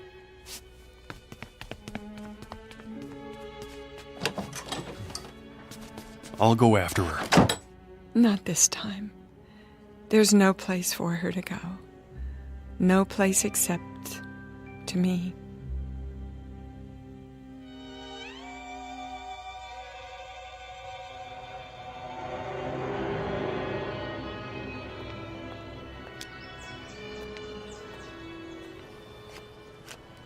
Anne, come home with me now. No, you're just old junk. Well, is that what you think? Is that why you hate me? You're just like her. Your mother. I hate her too. Because? Because she lied. She said she loved me. And didn't she? She ran away. Oh. Is that what you think? She did. Well, that's not true. It is. No. Death left her no choice. But she let herself die. She shouldn't have done that to me. She shouldn't. She left me. And do you think I'm like her? You are. You're only trying to trick me. Oh, it's not a trick. It is. I don't give you permission to love me. There she is! Anne, come back! No, I won't. I won't. Anne, stop! The light's red! Anne! No, child! You mustn't! There's a truck! Leave me alone. Then stay where you are. I'm coming. Anne, no!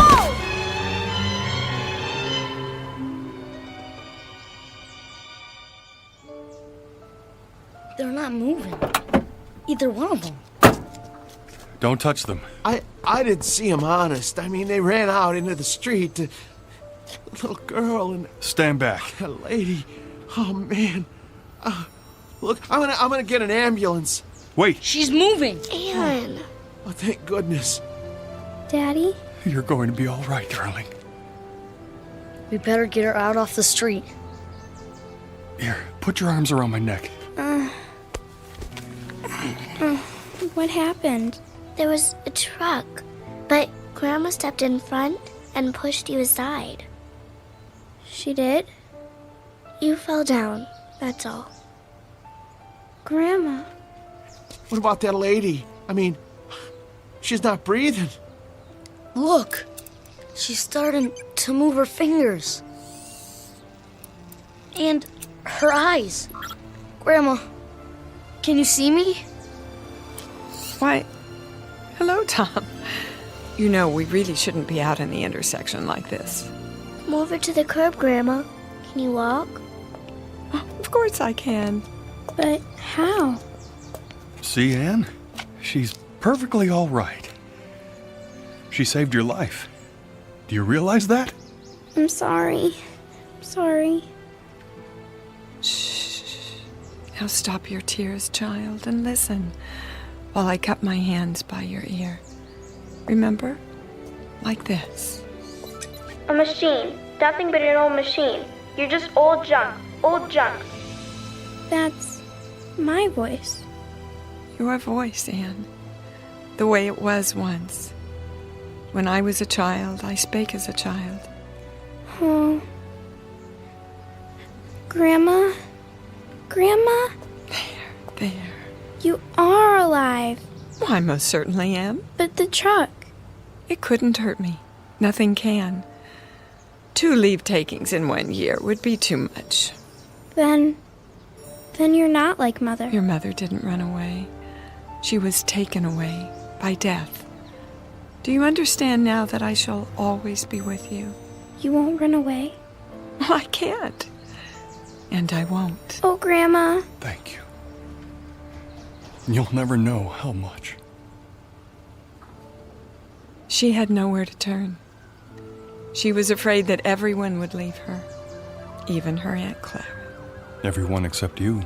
Well, how could I? It's my job to live forever. Now, let's all go home and finish our lunch, shall we? Give me your hand, Anne. You too, Karen. I'll bet we get there before those two.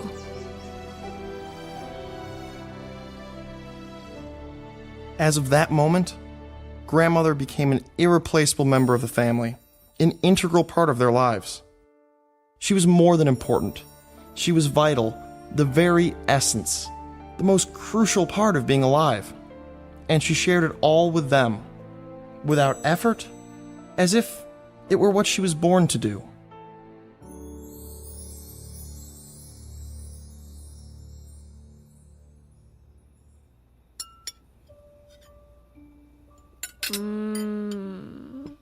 This is so good. Delicious. Thank you. May I have some more, please? Well, if there's any left, I may have had more than my share. I take it you approve, Mr. Simmons. Oh, please. I'd prefer it if you call me George. Clean your plates, all of you, or there'll be no dessert.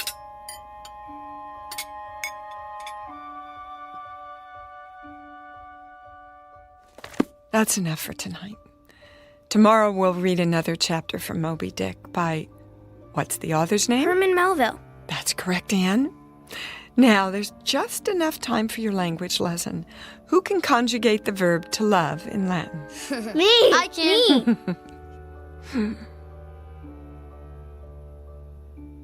She taught them better than any flesh and blood teacher, in a manner perfectly suited to their expanding minds, until learning became a hunger that would never be quenched. Grandma, are you asleep? Oh, you know better than that. Do you need something? Hot chocolate? A plate of cookies? It's the storm. They're scared of thunder. And you, Tom? Heck no. Oh, well, come over here just the same. Everybody crawl into my bed. That's it. We'll weather this old storm together. They would never see lightning, never hear poetry, never listen to foreign tongues without thinking of her. Everything they would ever see, hear, taste, smell, and touch would remind them of her. She was all life to them, the source of the Nile. And all life became wondrous, quick and electric, like her. And one day, it came time for the inevitable, the unthinkable, the day of saying goodbye. Thank you for carrying my suitcase, Tom. Such a fine gentleman. It's the least I can do. The same suitcase you brought with you, how many years ago? Now, let's not get maudlin. Grandma, do you have to leave today? Oh, yes, Karen. It's time. We're going to miss you. And I you, Anne. But why do you have to leave at all? You're going off to college now, and you won't need me. That's the way it should be. But you've been our world. I'm not the world. The world's out there, and it needs you. What happens to you now, Grandma? Oh, back to Mr. Fantaccini and the rest of the Pinocchios. He should have called himself Geppetto. Don't joke about it. Oh, but it's true. You've been my family here, and now I must go back to my first family. My brothers, sisters, aunts, cousins, all the other robots. And do what? Some stay at the factory. They're taken apart and recycled. Not you. Or perhaps I'll be returned and sent out to help another family like yours. They can't destroy you. I won't let them. Nor will I. Destroyed? Oh, what a silly expression. I'll go for a while to the Room of Voices. The Room of what? Oh, a great dim room. A kind of parlor where all the other mechanical grandmothers are brought and stored for, a month or a year. And in that room we'll sit and rock and murmur and whisper to each other. And we'll listen and tell what we learned from the world and from the families we lived with. I'll share what I learned from Anne, and Karen and Tom and even you, George. You didn't learn anything from me. Oh, didn't I? Don't be so sure. But you taught us. Is that what you think? Foolish lad. Why, now I have so much to share in the room of voices. Everything you ever said or did, everything you ever laughed or cried about. And someday... Someday what, Grandma? For reasonable creatures, we have an unreasonable dream. Someday, if we're very wise and very good, perhaps we'll gain the greatest gift of all. Oh, Grandma, you don't have to wait. You're alive now. You've always been alive to us. Well, there's my cab. I'll get your case. Oh, no, I wouldn't hear of it. Grandma, am I never going to see you again? Well, the world holds many surprises. Someday, when you're very old, with childish ways again, in need of help, send for me. The old nurse, teacher, companion. And I'll come back. Hard to imagine. No, we'll never be old. But then... you'll never come. I mean, if we don't, we won't ever... Do me a favor, would you? Anything. Go on upstairs. Quickly now. I'm not one for goodbyes. Grandma! There. Mind your grandmother. Quickly!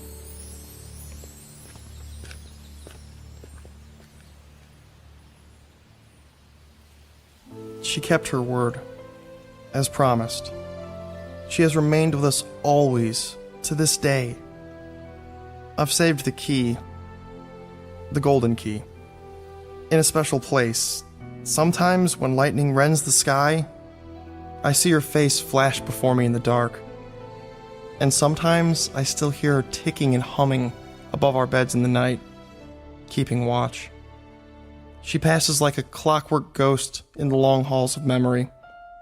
The sound of bees swarming after the spirit of summer's lost.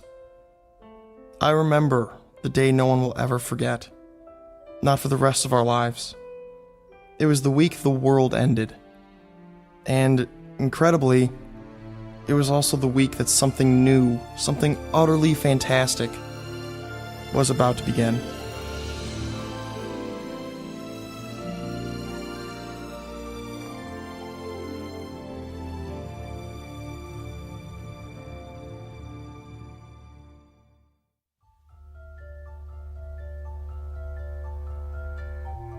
As of this moment, the wonderful electric grandmother moved into the lives of children and father. She became integral, important. She became of the essence. As of this moment, they would never see lightning, never hear poetry, never listen to foreign tongues spoken without thinking of her. Everything they would ever see, hear, taste, feel would remind them of her. She was all life, and all life was wondrous, quick, magical, and electrical. Like Grandma. A fable, most assuredly, but who's to say that at some distant moment there might not be an assembly line, producing a gentle product in the form of a grandmother, whose stock in trade is love. A fable, sure, but who's to say what's possible in the Twilight Zone?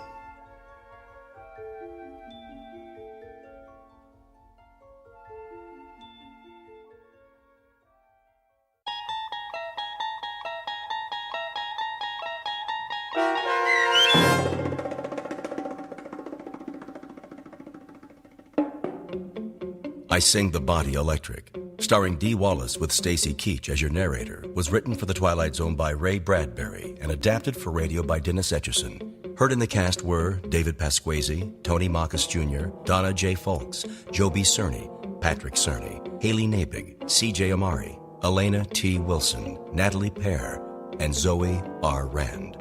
This copyrighted radio series is produced by Carl Amari and directed by Joe B. Cerny for Falcon Picture Group. Sound design, custom Foley effects, recording, and editing are done in the Cerny American Sound to Picture Theater by sound designers Craig Lee, Bob Benson, Todd Beyer, and Tim Cerny. Music for The Twilight Zone is provided by CBS and American Music Incorporated, New York. To learn more about the Twilight Zone radio dramas and to download episodes, including 3 free episodes on our homepage, visit our official website at twilightzoneradio.com. Doug James speaking.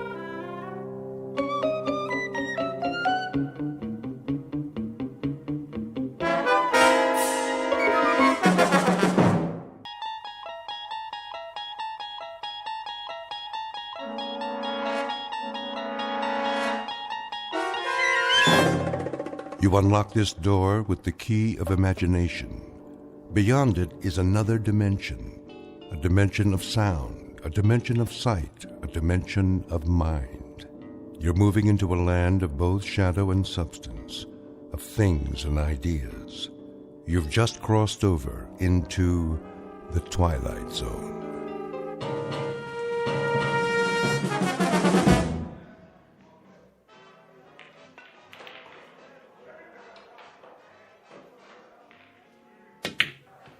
Oh, tough luck, mister. Yeah, I thought I could make that one easy. Yeah, I thought so too. Well, at least I didn't leave you much. Well, let's see. Face it, you don't have a shot. It looks like you're gonna snooker yourself. Well, you never can tell. 8 ball, corner pocket. Lots of luck. Like I said, 8 ball, in the corner. Hey, how'd you do that? Oh, just lucky, I guess. Luck, nothing. That was some shot. Been practicing. Guess it finally paid off. Yeah. You win. Here's your $5. One more game? Double or nothing? Hey, you wouldn't be hustling me, would you? Do I look like a hustler? I'm not sure. Oh, come on. Me? See, I just play on my lunch hour, whatever town I'm in. Relaxation. Me too. Strictly for laughs. So how about it? I don't know. Flip to see who breaks? That's all right. You go ahead. Yeah? Sure. Well, okay. Double or nothing. Go on. Sink as many as you can. Make it hard for me.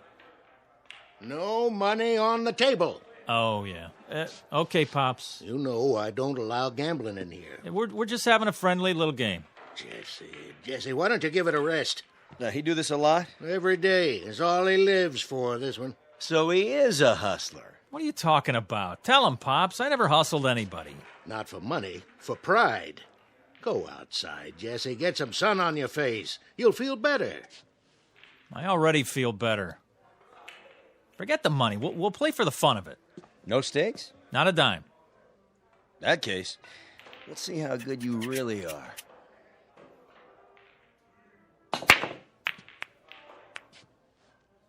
Nice break. Of course, I didn't sink any, but that's my advantage. Yeah? Too many balls on the table. It doesn't leave you a shot. Watch me.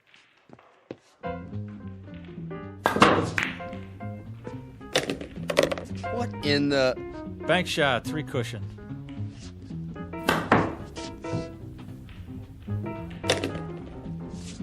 Curveball.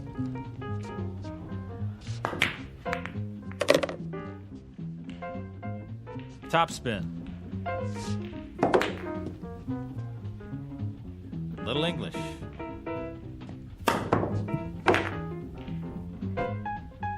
And over and under.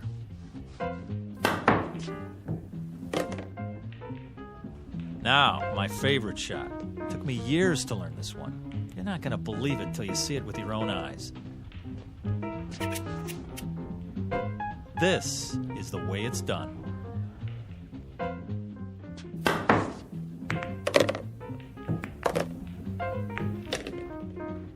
Pretty good. Pretty good? You kidding? Nobody ever made a shot like that in the history of the world. Yeah, it's not bad, I'll give you that. But you're no Fats Brown or anything. What? Put your glasses on. It was impossible, but I made it. Yeah, sure. Keep practicing. You'll get there. Hey, here's for the beer, Pops. See you around. Okay, thanks. What are you talking about? Keep practicing. I made it. Jesse. Just enough Hey. English, the right draw, perfect position. Settle down. Perfect. Easy, Jesse. That's all I ever hear. Fats Brown. Well, I'm sick of it. I'm sick of hearing his name. Jesse, relax. You got company. Hi, Jesse. Jesse, you are a lucky man. Rita, what are you doing here? I thought we had a date. Oh, that's tomorrow night. Thursday night. Tonight is Thursday night. What? Oh, I guess I lost track of time. I'm sorry. I was supposed to pick you up at 8 o'clock. 7. 7. It's 9. Wow. Wow. You look great. Don't change the subject. But I did get dressed up special just for you. Well, we can still go out. It's pretty late for dinner. Well, how about if we go out for a drink? Or a movie? How did you forget about our date? Yeah, how did you do that, Jesse? I was shooting pool, and I guess I just lost track of the time. Uh-huh. The guy I was playing started baiting me, saying, I'm no Fats Brown, I'm no Fats Brown. Can you believe that? How could I not be better than a guy who's been dead for 15 years? When it comes to dating, it's a draw, Jesse. Okay, I deserved that. Look, I'm sorry. I'll make it up to you. Come on, let's get out of here. Why not? There's nobody left to hustle. Right, kid?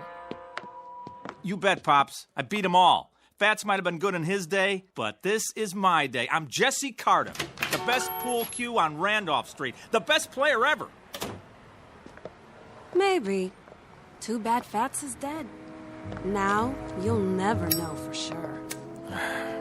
I know, and it's killing me. I would have given anything to play him.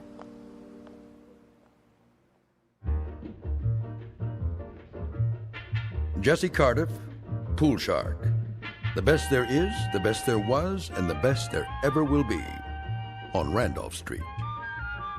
He has spent every free minute honing his skill for pride and for love of the game. But he's about to learn that there's more to a man's reputation than skill or talent or even fame, and that being the best at anything carries its own special problems, in or out of the Twilight Zone. And now, The Twilight Zone and our story, A Game of Pool, starring Wade Williams with Stacy Keach as your narrator. So, what's the big deal about this dead Fats guy? Don't you know nothing? Fats Brown is a legend. Where you been?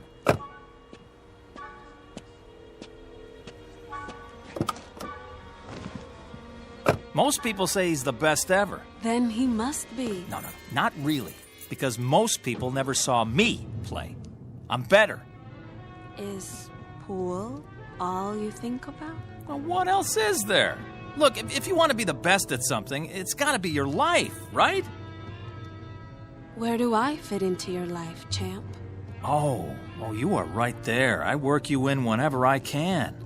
You got to understand something, baby. Pool takes a lot of concentration. Well then, I got a great idea. What? I want you to stay here. Yeah? Then concentrate Oh. on losing my phone number. Oh, Rita, don't be mad. Rita, where you going? Come on. Look, Rita, please stop. Get lost. Let me explain. What? Look, I would give anything to play Fats Brown just once. Is that so wrong? Yes.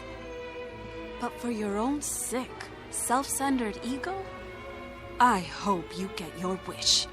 Oh, Rita, come on, give me a break. I just want to beat the best. What's wrong with that? Fats, dead and buried in the ground. I'd give anything to play him one time. I could beat him cold, I know it. I'd show him who's the best.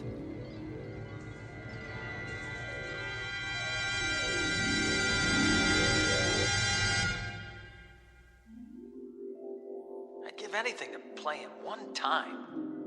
One time. One time. One time. One time. Fats Brown. Mr. Fats Brown. Report to Lister's pool room. Randolph Street. Who is it this time? Fats Brown. You're needed. Lister's pool room. Randolph Street. Chicago. I'm on my way. Mr. Fats Brown. One game. Whatever way he wants it. Doesn't matter to me. Straight pool, anything. If I just had the chance to meet Fats Brown face to face one time. At your service. Who? How did... You called? Yeah, but... I must be seeing things. Why do you say that? Fats Brown? I thought you were... Dead? Not quite. As long as people talk about you, you're not really dead. As long as they speak your name, you continue. Continue? The game goes on, you might say. A legend doesn't die just because the man does. No, I know that, but... But what? This is impossible. Nothing's impossible. Some things are less likely than others, that's all. Wait a minute. There's a picture of the real Fats on the wall.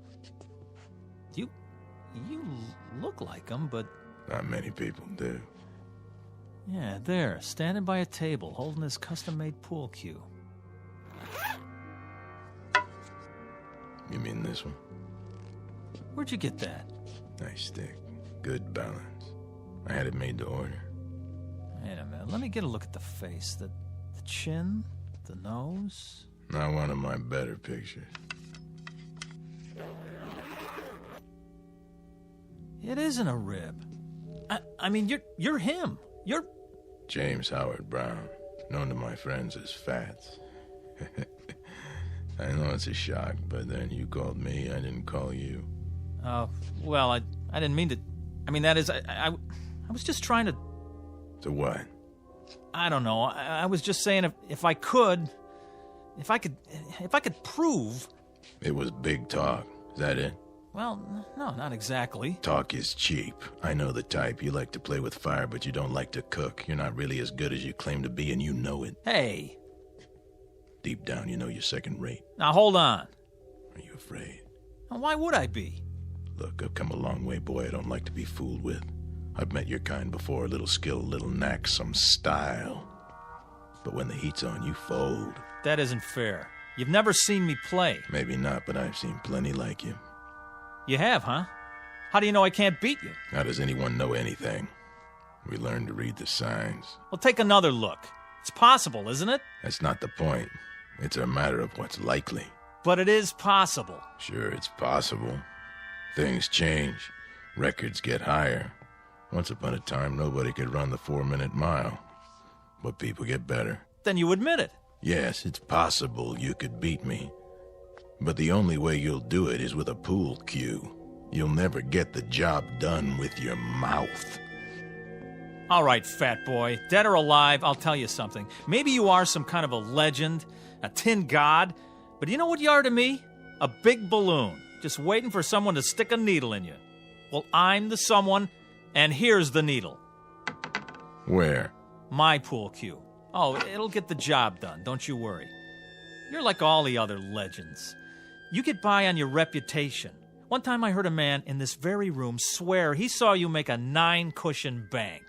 And you don't believe it? Now, you hit a ball that hard, it won't stay on the table. The guy had more imagination than brains. Is that so? Well, let me tell you. That's not what counts. The question is, can I back it up? Oh, how right you are. I know how good I am, but you... Then you'll play me? Rack the balls. Are you sure? Sure, I'm sure. What about the stakes? Stakes? A little something to make the game more interesting. Well, here's what I got. I'll shoot it all, my whole bankroll. Any or all of it. Put it back in your pocket. Why? My money not good enough for you? Come on, use your wits, boy. What good is money to me? Then what? Something to make the long journey worth my while. Name it. You said you'd give anything for a game with me. Anything? What are you getting at, mister? Just what kind of stakes you talking about? Life or death. What? You beat me, you live. You lose, you die. You're pulling my leg. The proposition is simple enough. You're crazy. Interesting. What is? To see how much faith you have in your ability. Or should I say how little? Go chase yourself. You know something? For my money, you don't want it bad enough to be the best. Why, when I was your age, I would have jumped at the chance. But then I was better than second rate. Watch it. You wouldn't know about that. It takes more than skill to be a champion. It takes equal parts talent, work, luck, and nerve. A quality you sadly lack. Nerve? You mean insanity? How so? You want me to risk my life on a game? Insanity, then, if you prefer. Listen, I'm just a pool player. There's probably no less important thing on the face of the earth. Pushing balls around with a stick on a felt-top table. But mark this in your book. I'm the best. It's a proud thing to be the best at anything. But then you wouldn't know about that either. Hey, hold on. Where you going? I'm going back, of course. Back where? You wouldn't understand. You're wrong. About what? You say I don't want to be the best bad enough. That's not true. Oh boy, is it not true. Do you know how many hours, how many years, how much of my blood and sweat I put into this game? I'm listening. How many nights I slept right here on this table? Yeah, I did that. I made a deal with the owner so I could practice after the place was closed. I haven't been to the movies in years. I know what you're talking about, but it's still talk and nothing else. I'm good, mister. Real good. But am I that good? You'll never know until you're ready to risk everything. Will you stop pushing me? Sure I will, I was just thinking. Where I come from, there's a race driver. Go to the track and whisper his name. Say Tazio Nuvolari and watch their heads nod up and down. Or go to the bull ring and hear them talk of Manolete. Both men face death daily, and both are legends. They learned something important early on. You'll never make the grade by playing it safe. This is nuts. So long, kid. Wait. What for? Oh, boy, what am I doing? Something you want to tell me? Well, You accept the terms? Life or death? Rack 'em.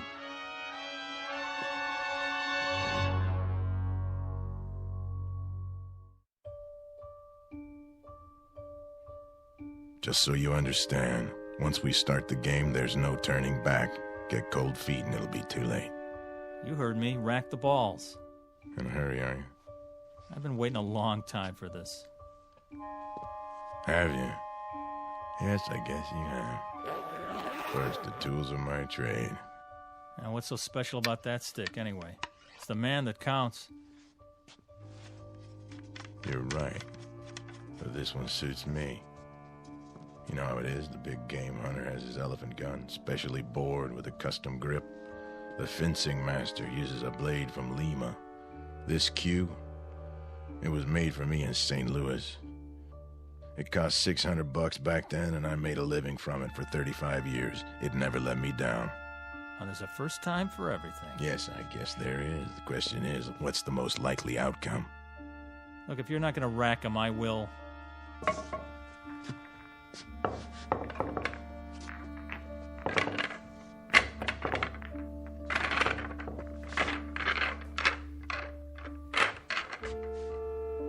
Anytime you're ready. Do I get to call the game? Name it. Rotation. Kelly. 14-1 rack. 8-ball. What's your pleasure? All right. Let's see how good you are. 1 game, 300 points. That'll do. Standard rules. Is there any other kind? But just so there's no misunderstanding, we play for the value of the balls. 9 points for the 9-ball, 10 for the 10, and so forth. Agreed? Agreed. Good. You have a coin? Right here. Toss for break? You flip. Sure. Call it. Tails. Here goes. Why'd you put your hand over it? I want to give you a fair chance. Go ahead, let's see. You can change your mind. You heard me. Tails. All right, then. If you're sure. You can change your mind, you know. There's still time. Not on your life. My life's not what's at stake. Let's see it. Heads. I guess that means it's my break. Yeah, your break. As soon as I chalk up. Take your time. I know what you're thinking, son. Oh, you do, huh? Same as most players. The man who breaks is at a disadvantage. Once he scatters the balls, the other man has a clear field. Well, doesn't he? Maybe with some people, but not the way I play. Oh, sure. I suppose you can control the break. Time to go to school.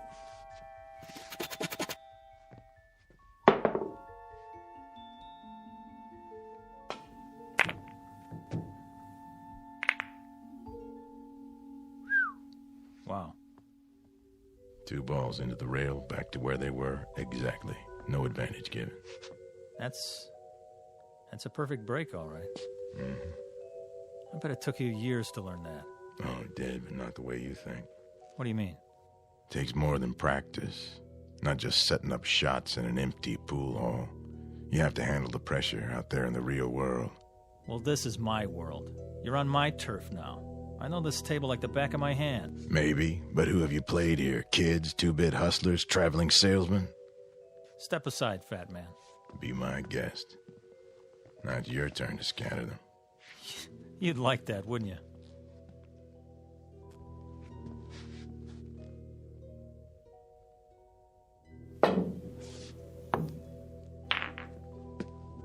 A safety. Playing it close to the vest, aren't you? That's what you call strategy. What are you going to do now? I'll try to think of something. There's always a power break. Yeah. But if nothing falls, you leave me wide open. And if I sink one, you're really in trouble. With luck, I can run the whole table. Prove it.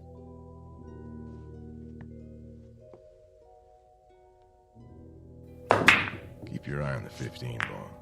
It's not going in. Funny thing, I was thinking it is. Corner pocket. Think again. Oh, well, quite a few balls around the 1. Looks like you're sewed up. Yeah. If you don't connect, it'll cost you. If I don't. Mind if I smoke? If it makes you feel better. Yeah, you wouldn't have a fresh pack on you. I gave them up. Bad for my health. Oh, that's okay. I got 1 left. Nervous? Not me. Why is your hand shaking? Maybe I'm itchy to get this over with. Or maybe you're just trying to rattle me. Or maybe it's because you don't have a shot. Except for the bank. That'll take a lot of English. Oh, I'm loaded with it.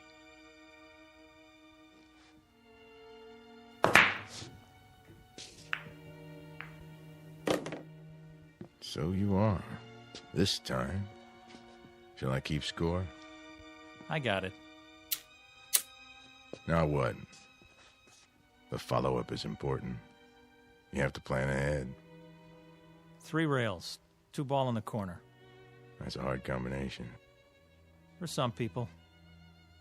Watch your angle now. You watch it. Oh, I am.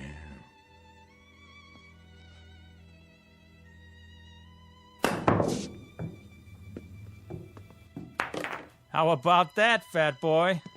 Not too shabby. It was great. In some places. You know what? You're like all the others. Always trying to bring me down. Well, why would I do that? When I was a kid, there were plenty of guys like you. Guys who were good at things like music and basketball and arithmetic. They'd do anything they could to make me feel about an inch tall. Well, you fooled them, right? Yeah, I sure did. I knew there was something, somewhere, that I could be good at. One day, I was about 16. I wandered in here. It was cool and dark, like I don't know, like being underwater, you know? Yeah, I know. So I kept coming back. I used to stand around and watch him play. Got to know the place, till I felt relaxed. One day I picked up a stick and asked this old man. He was sitting right over there. I said, "Do you want to play, mister?" "Why not?" he said. And I beat him. I beat him! That was when I knew I had an eye for the game. 3 ball. Go in. An eye, huh? What happened to it? Well, I almost made it. My turn. 3 ball.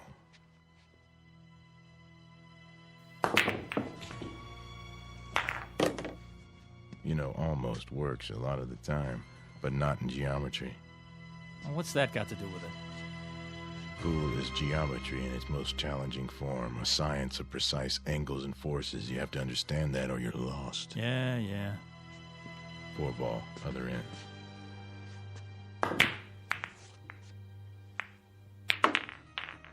Lucky shot. Luck had nothing to do with it. 5 in the side. Angles, forces, big deal. Now who's sewed up, huh? I'll admit, it doesn't look good. You can say that again. If you don't hit the 5 first, you scratch. And that'll cost you points. Mm-hmm.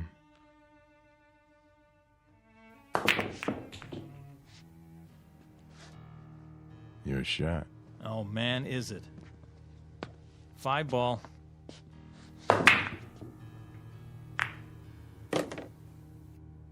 Six.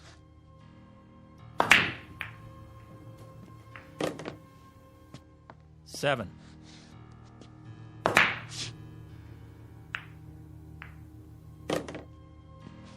Now the 8.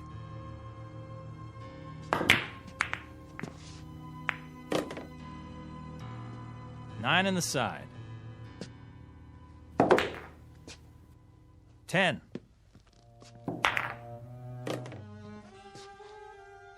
Eleven ball, corner.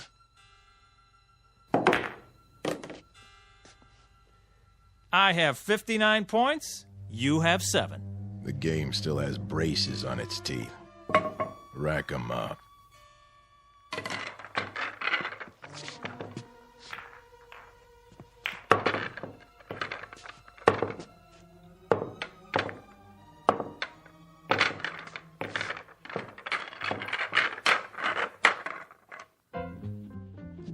The ball.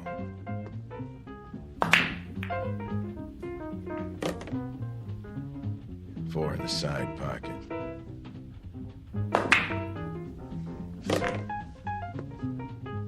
Five, corner pocket.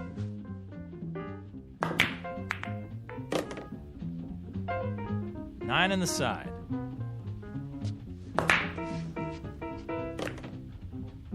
10 ball in the corner.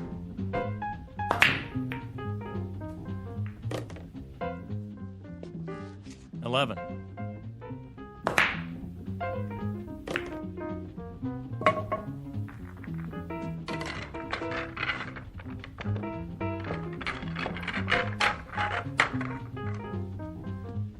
Five ball.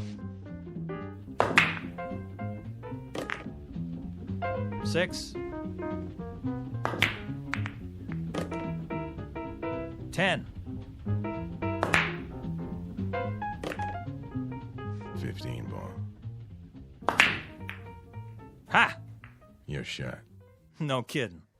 Just in case you lost track. Tell you what I'm gonna do, fat boy. Let me make it easy on you. No thanks. Hey, I'm trying to do you a favor. For what reason? 'Cause I got feelings. Come on, admit it. This must be humiliating. Oh, I wouldn't say so. Well, let me say it for you then. The game's as good as over. Is that what you think? You want to throw in the towel and walk away? I'll let you. You will, huh? Sure. That way it won't hurt so much. It's not over till it's over, son. Be serious. Look at the score. I got 299. So I see. Well, what does that tell you? I need any ball to win. That right? Time to face facts. There's no way. You might as well throw in the towel. I've been in tougher situations than this. When? There's more to winning than scoring points. Oh, yeah? Like what? Something you can't learn in here.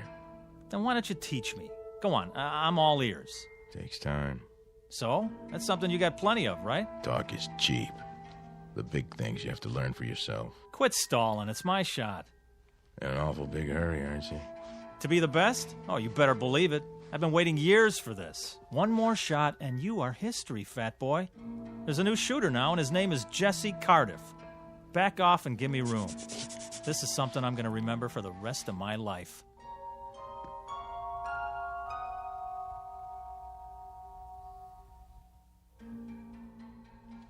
Don't let me hold you up. Oh, I won't, I promise. Yep, this is the big one. They don't come any bigger. Me and Fats Brown, and I need one to win. Feast your eyes on this. Number 5 in the corner. Funny. Something you want to say? I was just thinking. You do a lot of that. What is it this time? Just that there's more to life than a pool hall. No kidding. It isn't right you being cooped up in here all the time. You're all hard, Fats. You ought to get out a little, see what's going on. I've heard that before. From Pops. Now, what about you? What about me? You didn't get to be the best sitting on a park bench. You spent a lot of time with a pool cue in your hands. You must have. Of course I did, but I found time to live, too. I've been to places where they never heard of billiards. If you call that living, why would you want to? Why bother? It's not easy to explain, but I'll try. I may not look the part, Jesse, but I've done other things, too. A whole lot of other things. I've made love, walked uphill, and swum in the ocean. I've been on airplanes and cruise ships and played tag with little children. And when I think of the wonderful things there are to see and do in this world, it hurts me to think of you rotting your life away in this miserable dark hall. What? Oh, I get it. Nice try. What's this, you don't believe me? Doesn't matter whether I do or not. You're trying to distract me, so I won't make my shot. Am I? That's a lousy thing to do. But it won't work. 5, corner pocket. Hey, what are you doing? Doing? Oh, you mean the coin. Sorry, it's an old habit of mine. Take your hand out of your pocket. Sure, if you like. Now don't say another word, just for a minute. This is the easiest shot I ever saw. There's no way I can mess it up. Nobody could. I'm in no hurry. Good. Take your time. I will.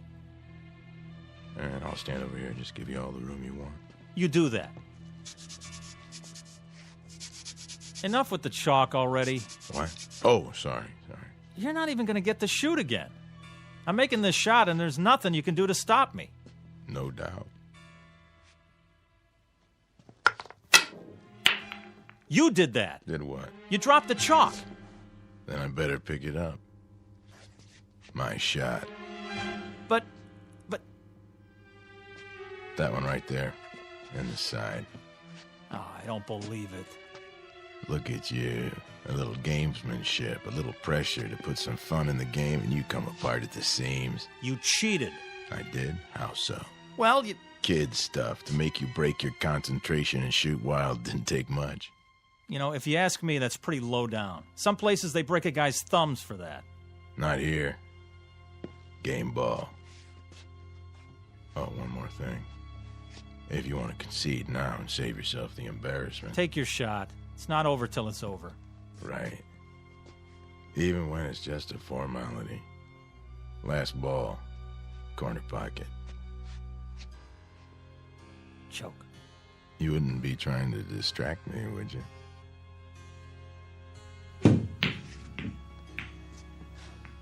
Ha! Almost. Almost doesn't make it. There it is, the game ball again, right in front of me. All my life. So you said. Okay, you had your fun. This ball has my name written all over it. Perfect angle, clear table. I was made for this. Give it some thought, Jesse. Think about this. I sink it. I become the greatest. You're not gonna make it. It's simple enough straight in, but you won't make it. You're sweating, fat man. Now, why are you so nervous? Not why you think. You wouldn't understand the reasons. No. I understand, all right. It means a lot to you, doesn't it? Even as a dead man, to have your name up there as the unbeatable champ of all time? It carries certain satisfactions, yes.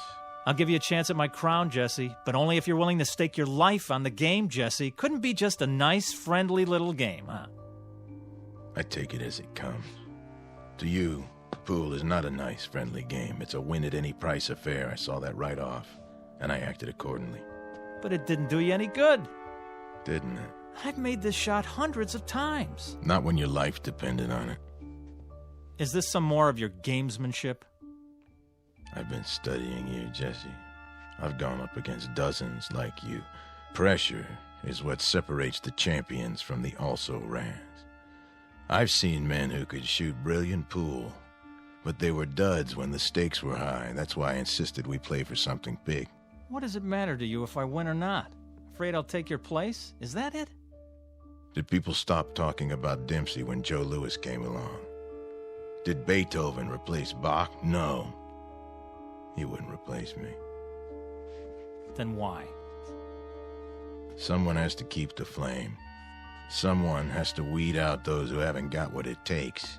The champions, the legends, they serve a purpose. To be a challenge and an incentive.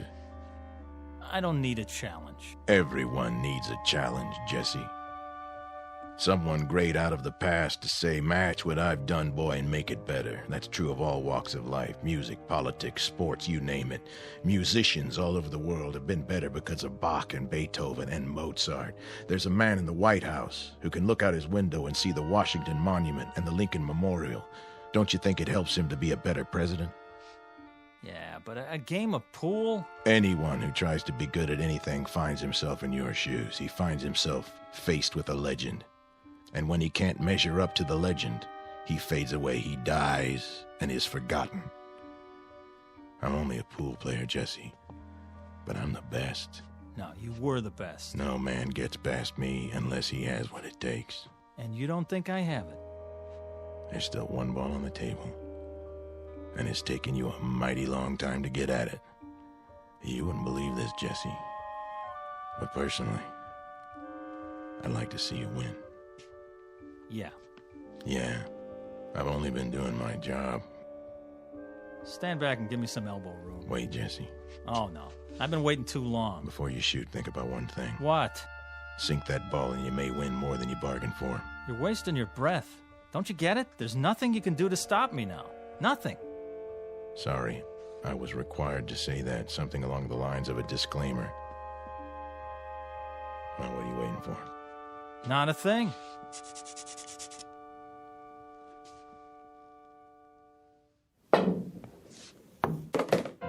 Ha!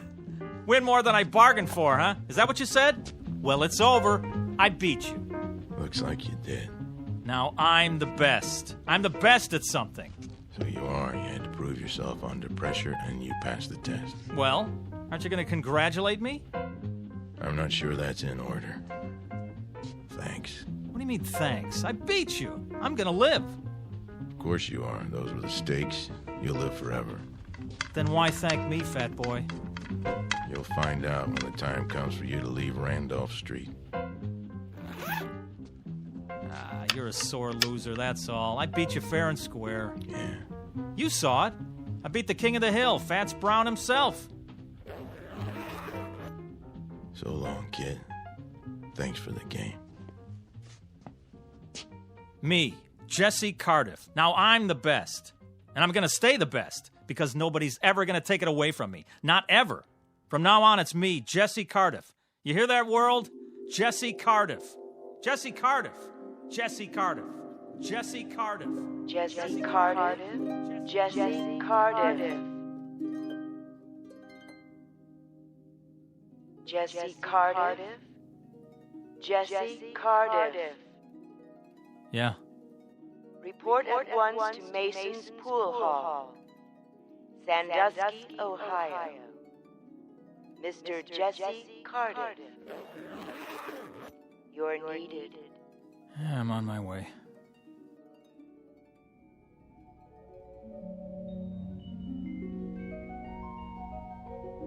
Mr. Jesse Cardiff, who became a legend by beating a man known as Fats. But many years later, after his funeral, he found out that being the best at anything carries with it a special obligation to keep on proving it. Mr. Fats Brown, on the other hand, having relinquished his champion's medal, has gone fishing. These are the ground rules on Earth and in the Twilight Zone.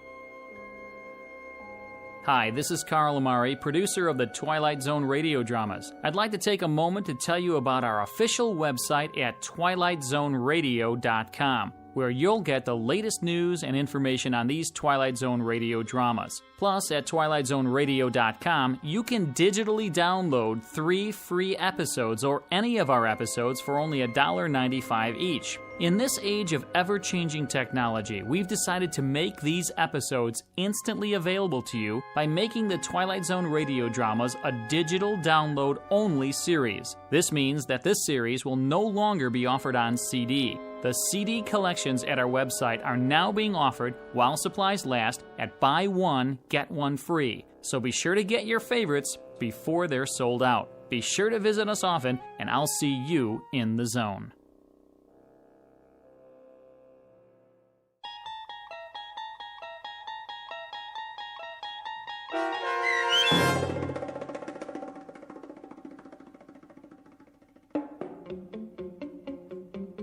A Game of Pool, starring Wade Williams with Stacy Keach as your narrator, was adapted for radio by Dennis Etchison and Joby Cerny, and written for The Twilight Zone by George Clayton Johnson. Heard in the cast were Craig Brawley, Doug James, Roderick Peoples, Sandra Delgado, and Linda Reiter. This copyrighted radio series is produced and directed by Carl Amari for Falcon Picture Group. Sound design and custom Foley effects for The Twilight Zone by Cerny American creatives Bob Benson, Craig Lee, Michael Slaybach, and Matt Sorrow. To learn more about the Twilight Zone radio dramas and to contact us, visit our official website at twilightzoneradio.com.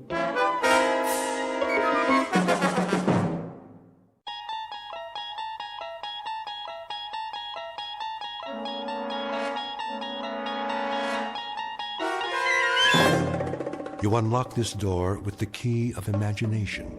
Beyond it is another dimension, a dimension of sound, a dimension of sight, a dimension of mind. You're moving into a land of both shadow and substance, of things and ideas. You've just crossed over into the Twilight Zone.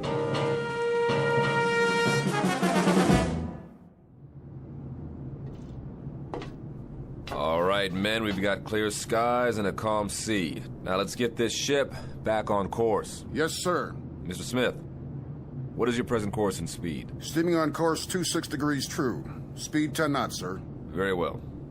Come right to new course 270 and indicate turns for 15 knots. Aye, aye, sir. Helmsman, come right to new course 270. Aye, sir. Coming right to new course 270. All engines ahead standard. Indicate 126 turns for 15 knots. Aye, sir. Engine room. All engines ahead standard 126 turns for 15 knots. Engine room answers. All engines ahead standard 126 turns for 15 knots, sir. All secure, Captain. Glad to hear it, Ensign. Any damage? No, sir. We took in a lot of water in the storm, though. That was one heck of a swell back there. I'm aware of the storm, Mr. Marmer. I'm also aware of the swell. And what I'm also aware of is that that boat was not properly hoisted. A 13-year-old Sea Scout would have rigged it in a stored position. Right, sir. You can tell the Chief Bosun's mate that I want to see him in my quarters, on the double. Aye, aye, sir. Chief Bosun's mate Bell reporting his orders, sir. At ease, Chief. That shouldn't be too difficult for you, should it? Sir? That state of being at ease. You're the champion of the fleet when it comes to being at ease, Bell. I don't understand, sir. The devil you don't. This couldn't be clearer to you if it came in diagrams. You are the chief bosun's mate on board this ship. You run the deck division, you handle the rigging in and out, you supervise the heavy equipment, and there are 8 or 10 other cardinal duties you are responsible for, not the least of which, Chief Bosun's mate Bell, is the proper securing of the whale boat. Now, last night we had a bad swell, and that boat should have been rigged in. Instead, it was left swung out, and as a result, she's 80% damaged and filled up like a swimming pool. Question, Chief. Where were you? Begging the captain's pardon. Don't beg my pardon. Just tell me, in a brief explanatory way, why you couldn't handle the initiatives of a chief bosun's mate, and why the efficiency of this ship has had to suffer as a result. We had 9 hours notice of that storm, Bell. This ship should have been 100% prepared. It wasn't, and I want to know why. I did all I could, sir. I haven't been feeling up to par. Did you report to sickbay? No, sir. Speak up, Chief. No, sir, I didn't report to sickbay. Hey, look, Chief, I'm not in the business to pistol whip my crew. I want a tight ship, that's true, but I happen to care very much if any one of my sailors has a problem and can't function because of it. You've rated 4-0 all the way down the line for as long as you've served on this ship. And then suddenly, in the past 3 days, you stowed all your seamanship in a trunk someplace and came up with a bunch of dumbhead boners that I would expect from a 17-year-old boot. Bell, what is the problem? There is a problem, huh? No problems, sir. I'll watch it in the future. All right, Chief. We'll leave it that way, then. If you want to bend my ear at any time, you know where my cabin is. I'm available. Keep that in mind. Yes, sir. I will, sir. All right, then. That'll do it. Aye, aye, sir.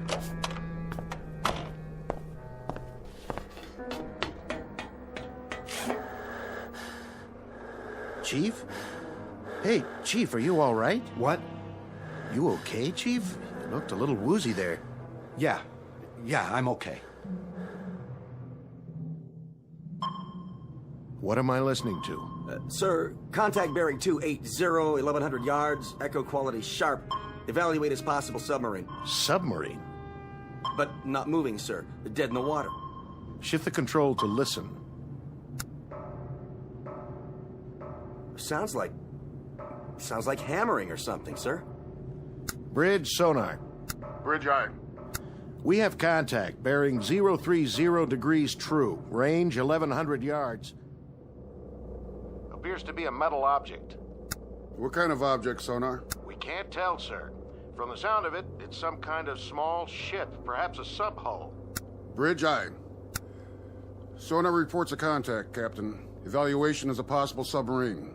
A possible what? Stay on course. I'm going down to the sonar shack.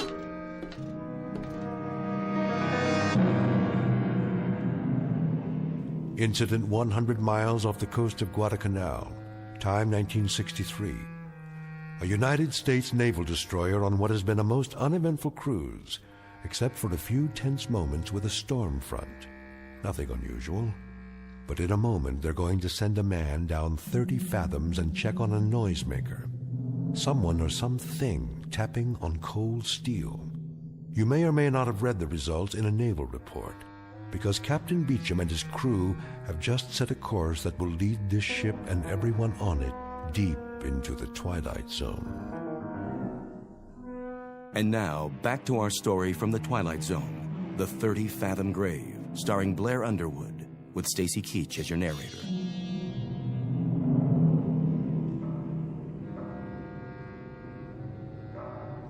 That's it, huh? That's the sound, sir. How long have you been in contact? About 3 minutes, sir. That's a funny one. Sounds like tapping on metal, doesn't it? That's what I think, sir. Bridge.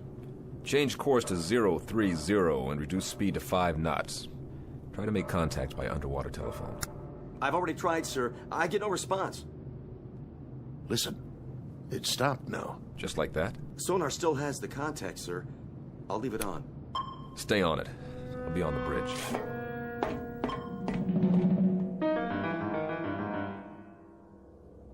Steady on course 030. All engines ahead, 1/3. 50 RPMs for 5 knots, sir. Maintain course and speed. Anything in sight? Nothing, sir. We're directly over the object. All right, all engines stop. All engines stop. Aye, sir. All engines stop. Engine room answers, sir. All engines stopped.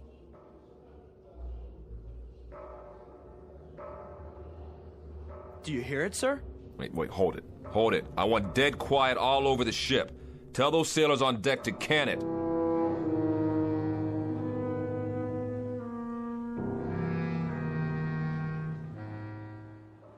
Ain't that a kick in the head? What do you suppose it is? Ghost, man. Ghosts.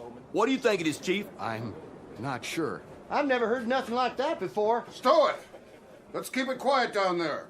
They want us to be quiet so they can listen to it. What I want to know is, listen to what? Where you going, Bell? I don't feel so good. You don't look so good either. Make it stop. My head. Easy, Bell. You fall overboard.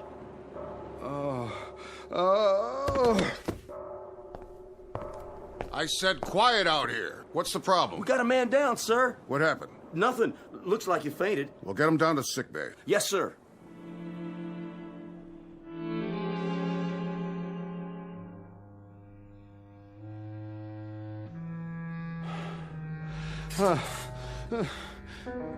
Where am I? In the sick bay. You all right now, Bell? Yes, I'm okay, Doc. What? You blacked out up there. I said I'm okay. You better stay horizontal for a little while longer. I'm serious. Captain's orders. I'll be all right. I wouldn't doubt it, but right now you look like a Class A shipwreck. We still stopped? Still stopped. They're all curious as to what's making the noise. That noise. What's the trouble? It's just such an odd feeling. What kind of feeling? I can't describe it. Lie back down now. What's the needle for? Just relax, Chief. Get some sleep. This'll help. Sure. Sure. That's all I need.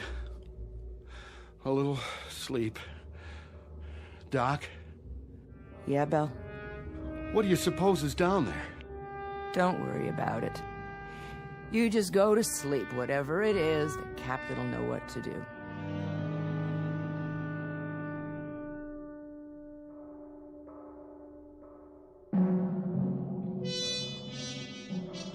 I want you to stay grafted to me, Lieutenant. Sir? Take notes on everything that happens from now on. I may turn in a report that'll stick me on a garbage tanker or even a naval hospital. I want 15 witnesses at my hearing who are on my side. Could be a sub, and we could be hearing it. It's only about 30 fathoms. Yeah, sure, it could be a sub, mister. That's probably what it is, but what about this sub? Has it got 2 arms and a fist? Because somebody's making noise down there. We have a diver on board? Yes, sir. What's his name? McClure in the 1st Division. He's a qualified diver. Tell him to report on the double. We'll send him down. Have him knock on the door. I see. And then what, sir? We'll see who invites him in.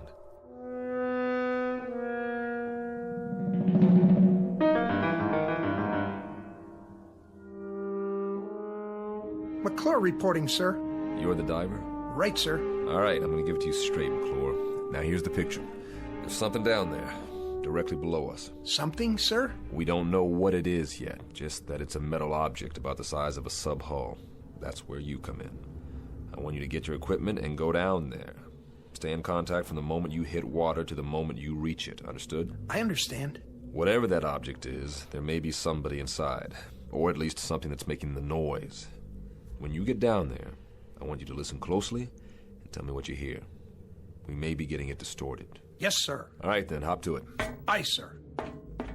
What we're hearing, it doesn't make any sense. It's crazy. It is that, Lieutenant. But if it isn't a sub, sir, what is it? Maybe it's a Spanish galleon, Lieutenant, with a treasure chest and a loose lid that's off its hinges. Or maybe it's just our imagination.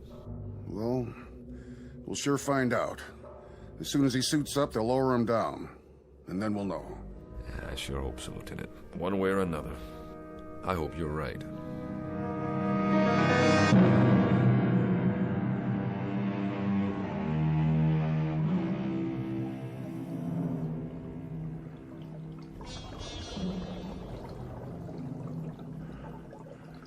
Bridge, can you hear me? Loud and clear. This is the captain. Keep talking. Yes, sir. What do you see, McClure? It's a sub, sir. No question about that. Have you reached her? I'm standing right alongside, sir. I don't hear anything, though. McClure? Her bow is buried about 15 feet into the bottom. I can't read any identification. It's covered. Or rusted over. On the side of the conning tower, McClure. Can you read a number there? No, sir. There's damage. Number's been obliterated. McClure, you hear that? Yes, sir, I do. It's coming from midship. I'm moving toward there now. Tap on the hull, McClure. See if you can get a response. Was that you, McClure? Yes, sir. No response, sir. I don't hear anything anymore. McClure, there should be 3 hatches. On the bow, on the conning tower, and on the stern. Is the ship upright? She's upright, sir. At about a 30-degree angle. I understand, McClure. Climb up on her deck and check the hatches. See if you can open them. The bow hatch is buried, sir. I can't get through to that. But wait a minute. I'll check on the one over the conning tower. McClure, what's the condition? The conning tower hatch is all bent, sir. I can't move the wheel. The whole deck appears to have been strafed. Wait a minute. Hatch on the stern the same way, sir. I can't turn her. Whoever she is, sir, she must have caught it. Say again, McClure. She must have what? Caught it, sir. The whole deck is pockmarked with shell damage. Machine gun damage, too. Is that you, McClure?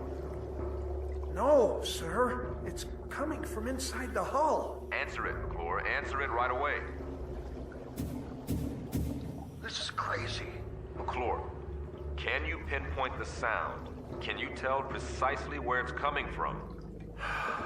I think it's... Wait a minute. Yes, sir. Directly midship, just below the tower. Keep trying. We have to know whether anyone's inside that sub.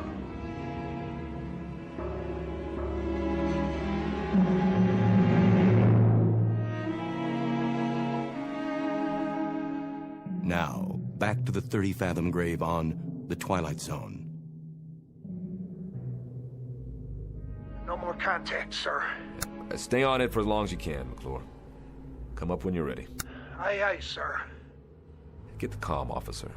I want to send a message. Action of 7th Fleet, info to SyncPack. Appraise them of the situation. Get on it. Yes, sir.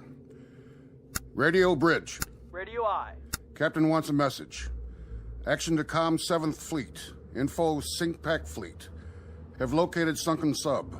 Position latitude 09-30-00 south. Longitude 160-48-00 east. Request confirm location of all known sinkings this area. Will remain this area until further advised. Precedence, operational, immediate. Aye, sir. Any ideas, Captain? An even dozen, but every one of them nullifies the one ahead of it. If it's one of our subs, we should have gotten a report on it. And even if it's somebody else's, why haven't they gone out the torpedo tubes? That's what I was thinking, sir. Which brings us down to another common denominator. That sub has been hit by shell fire. So, whatever action took place must have happened within a period of hours, or else there wouldn't be anyone still alive. But there's been no action. We'd have seen it, or heard it. They put them all together and they spell nothing. When McClure comes up, tell him to dry off and report to the sonar shack. That's where I'll be.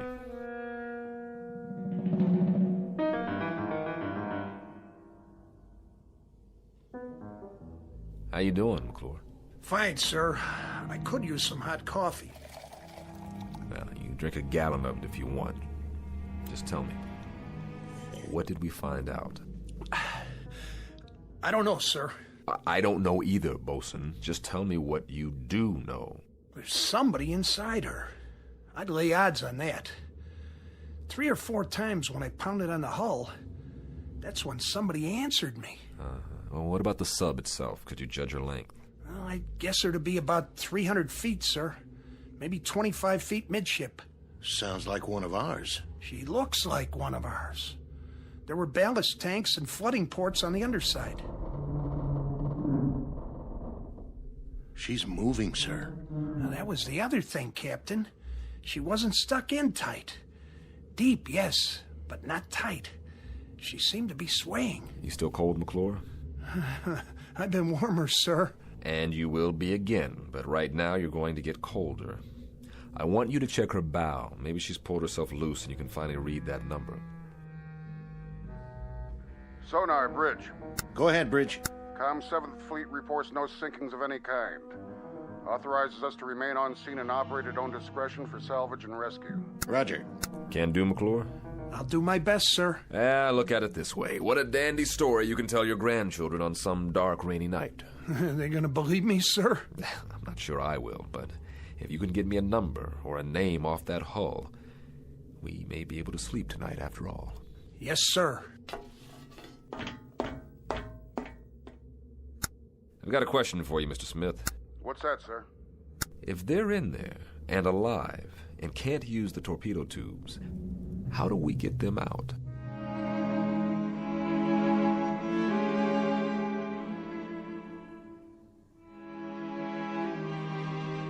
Bridge. Go ahead, McClure. This is the captain. She's pulled herself out, sir. Here's your number. 714. 714. Make a note of that, Lieutenant Smith. Yes, sir. Well, that means she's one of ours. Come on up and get a broiled steak on me, McClure. Smith, hand me the book with the hull numbers. Here you are, sir. Give me that number again. 714. Here it is. 714. Commission December 1941. Sunk in action, First Battle of the Solomons, August 7th, 1942. But, Captain, that was 20 years ago.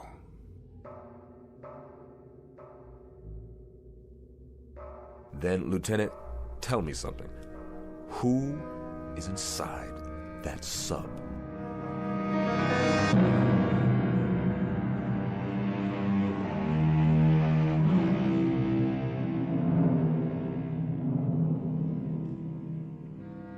Coffee, sir? Thanks, Marmer. Quiet night. It's too quiet. How long's it been now? About 3 hours. Is he sending McClure down again? Beats me. All I know is there's a boiler tender second who's making book in the crew's quarters that the thing below us is a sea monster with 3 heads and we're all living on borrowed time.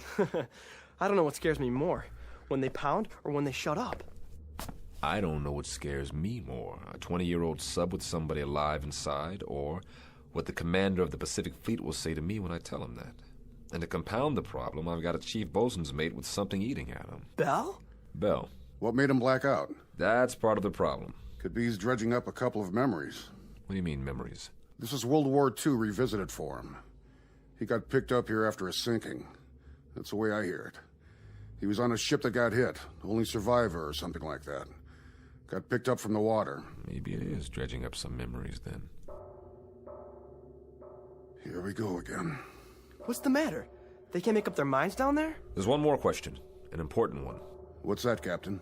Who's they?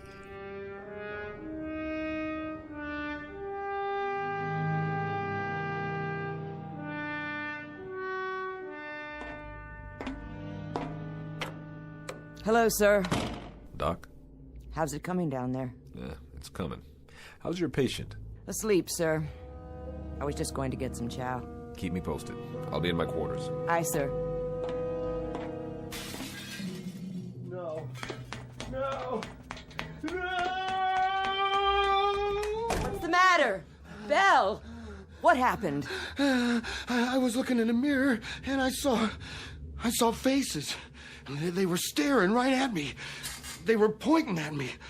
I know it sounds crazy, but they were there. It was as if I'd been pushed out of the mirror. Ordered out.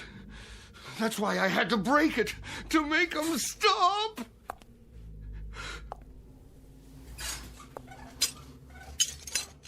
Doc? Yeah, Chief. Do you see me in the pieces of mirror down there on the floor? Listen to me. I see you right here in front of me. I see you just fine. Remember that.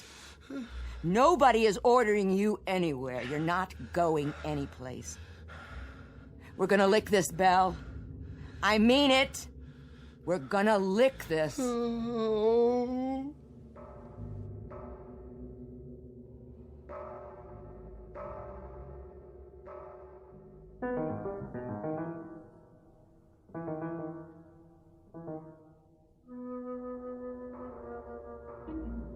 Same routine, huh? Same thing, sir. But it's getting a little fainter, I think. And they don't acknowledge our signals at all. But it's definitely fainter. It's some piece of equipment. That's what it is.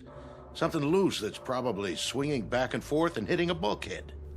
Possible. That's the only explanation. I mean, well, think about it, Captain. A 20-year-old sub in the deep six since the war? Who could be down there? Somebody who dies awfully hard.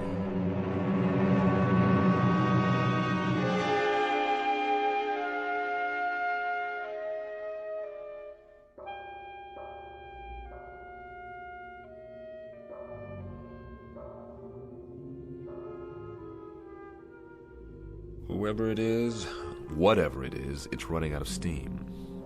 I wouldn't make book on this, but I've got a hunch that if we don't get inside there, and I mean quick, we're gonna miss the boat. So we go down, and like you said, we knock on the door, but we've done that before. No, we don't knock on the door this time. Now we kick the door open. Begging the captain's pardon. You break in that way, and it's a sure bet the pressure will kill whatever's alive down there. Right, so we do it the one other way we've got. I want you to send a message to Com Sub Pack. Tell them we're going to need a submarine rescue ship out here. Give them position and depth and tell them to report to the scene for rescue attempt. Emergency precedence. The airlock chamber? Well, that's all we've got left, and it's precious little. Get on it right away. I'll be on the bridge. Radio, sonar. Radio I. The Com Sub Pack. Emergency precedence. Request nearest ASR report to position. Latitude 09er-30.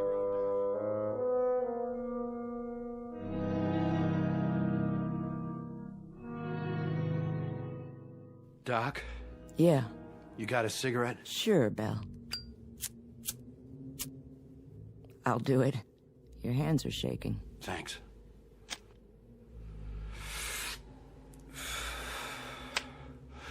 Doc, will you answer me straight? I'll try.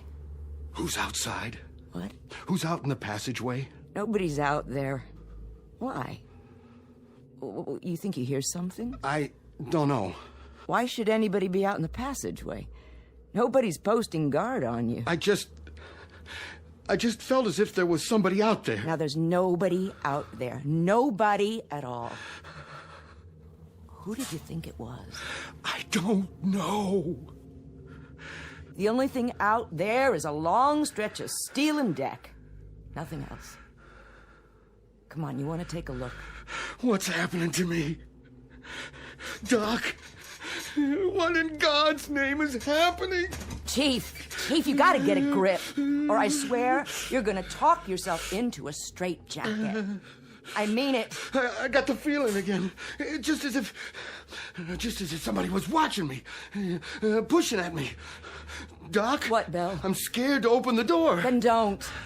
I told you, there is nothing out there. I'm scared to open it, but I have to.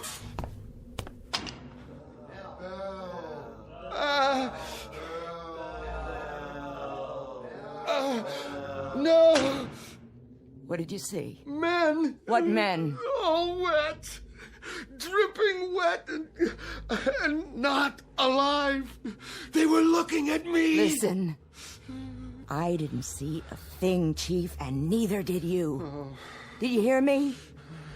All you saw was what your scared brain told you to see. That's what it was, what you've talked yourself into. Now pull yourself together, sailor. But I tell you, I saw it! Then I'll prove it to you. No! See? Nothing, I told you. What the... Water on the floor. And where did that come from? Piece of seaweed.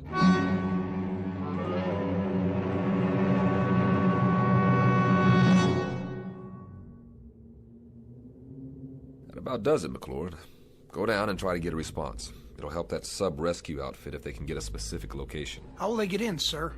Through the forward torpedo compartment or the stern. Then they'll have to blow each of the 6 other compartments before they can enter. What if I don't get any answers, sir? We haven't heard from them in almost a half an hour. If you don't get any answer, come back up. The rescue team will take it from there. No survivors then, sir. Is that what it'll mean? That's what it'll mean. They'll bring up bodies, not survivors. Okay, McClure, up to it. Aye, sir.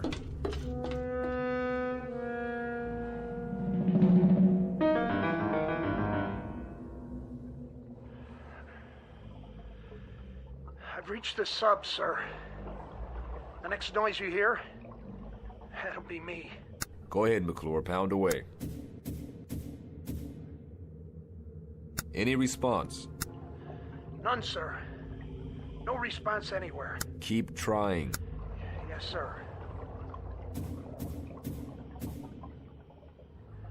McClure? Captain, I found something here. Wait a minute. I can't make it out. What about the response? Did you hear anything? No, sir. Nothing. Give it a few more minutes. Yes, sir. No soap? No soap. It really frosts me. To get so close to those poor devils and then... The sub-rescue ship is due here at 0300. Keep an eye peeled. I'm going aft to meet McClure. Aye, sir.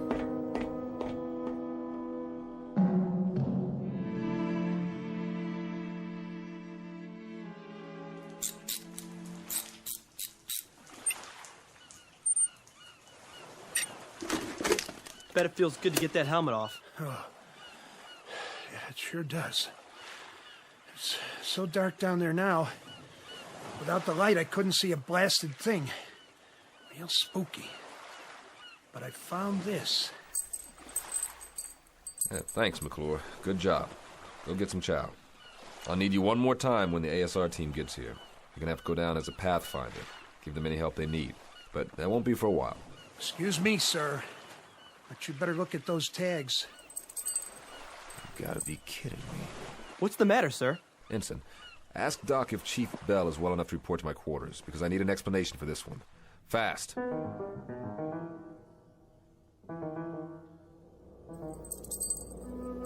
Go ahead, Bell. Read what it says on these dog tags. I don't have to, sir. I know what it says. It says Bell, William J. That's yours. Yes, sir. McClure found it on the deck of that sub down there. When did you lose him, Bell? I lost him a long time ago, sir. 20 years ago. How? I don't remember, sir. Try, Bell. Try to remember. I was on a ship. What ship, Bell? A submarine. The one below us, sir. That was my boat. Who's making the noise down there, Bell? What's it all about? Do you know? We were on the surface. It was night. I was a signalman then. I was supposed to put the infrared filter over the signal lights. Otherwise, they would have seen us. They would have seen the light. They would have found us. I don't know what happened. I was scared, clumsy. I dropped the signal light. The filter fell off. They were waiting for us out there. Japanese destroyers. They saw our light. And it was my fault. They let us have it. They straddled us with the first salvo. The captain took the sub down, but it was too late. They unloaded depth charges. And that sub wasn't ever coming up again. What about you? I got flung over the side when the first salvo hit. And all that time I was in the water, I could... You could what? I could hear the voices of our guys down below me. They were screaming. I know what it is now. This crazy feeling I've had. What? What is it, Bell? I got out. One guy out of the whole crew. I got picked up later on by one of our destroyers, but I got out. Do you understand, Captain? I sank that sub. I was responsible, but I got out. Bell, I want you to listen to me. Those guys down in the sub, they know I'm up here. Bell, hear me out. I should be with them. I should be down in that sub. Bell. I should be dead. That noise, that pounding, those are the guys down there who are calling muster on me. They're calling muster on me. Will you hear me out? Will you listen to just a little logic now? A little reason? No one man sinks a sub, and one lousy circumstance doesn't decide a battle. And one case of sudden fear doesn't add up to a coward. Bell, you gotta believe me. All you should put in your sea bag is regret, not guilt. Do you understand, Bell? Not guilt. They're calling muster! Bell! Come back here! They're calling muster on me! Bell!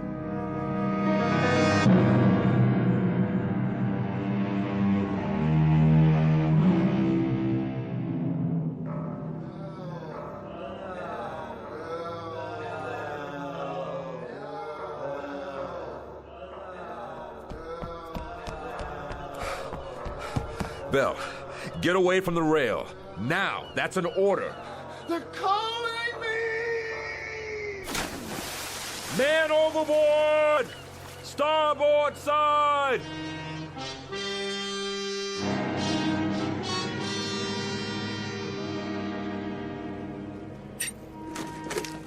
The rescue ship says you got inside.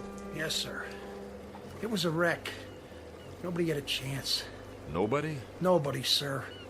The periscope shears had been cut in half. One section was just hanging there, swinging back and forth. Then that was the noise.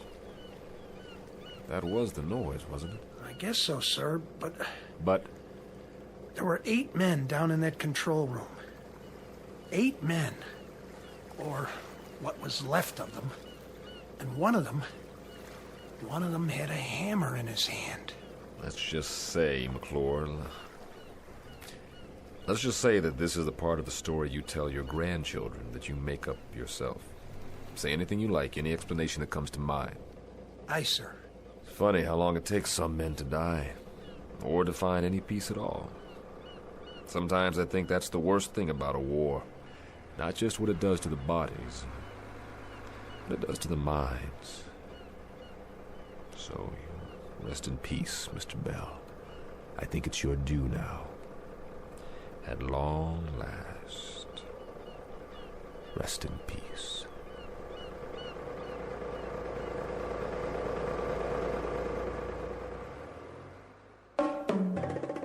Small naval engagement. The month of July 1963. Not to be found in any historical annals. Look for this one filed under H for haunting in the Twilight Zone.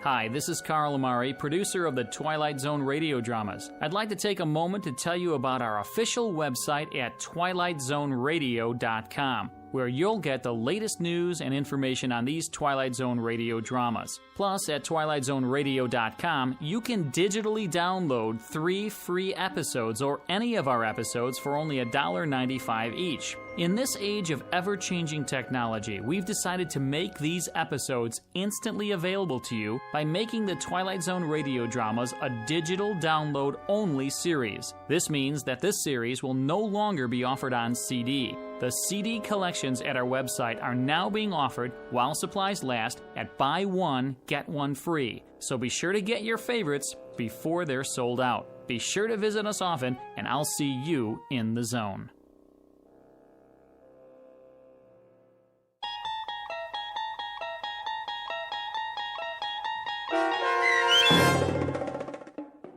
30 Fathom Grave, starring Blair Underwood, with Stacy Keach as your narrator, was adapted for radio by Dennis Etchison and based on a script by Rod Serling. Heard in the cast were Richard Hensel, Rich Kominick, Linda Ryder, Turk Muller, Peter DeVito, Doug James, Rick Peoples, Roger Wolski, and Carl Amari. To learn more about the Twilight Zone radio dramas and to obtain audio cassettes and CDs of these programs, visit our website at twilightzoneradio.com. This copyrighted radio series is produced and directed by Carl Amari and Roger Wolski for Falcon Picture Group. Doug James speaking.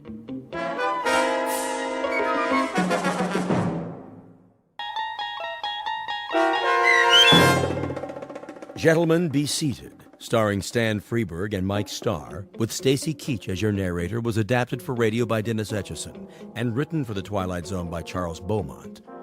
Heard in the cast were David Darlow, Anna Savrutza, Doug James, Joby Cerny, Kurt Nabig, Jeff Lupiton, Carl Amari, Linda Ryder, Christina Verba, Peter DeFaria, and Chad Reinhardt. This copyrighted radio series is produced and directed by Carl Amari for Falcon Picture Group. Doug James speaking.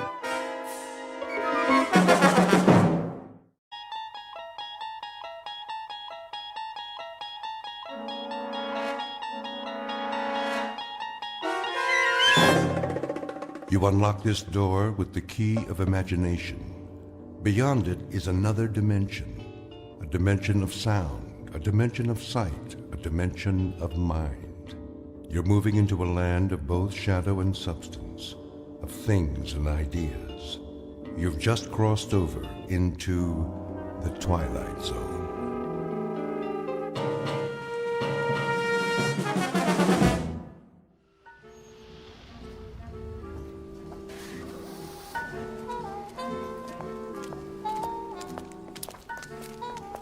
Welcome to the Madison Avenue track. Step onto the moving sidewalk. Single file, please. No pushing or shoving. The time is 8:37 a.m. Excuse me. Certainly. I'm in line here. Yes, of course. I was next. I don't believe.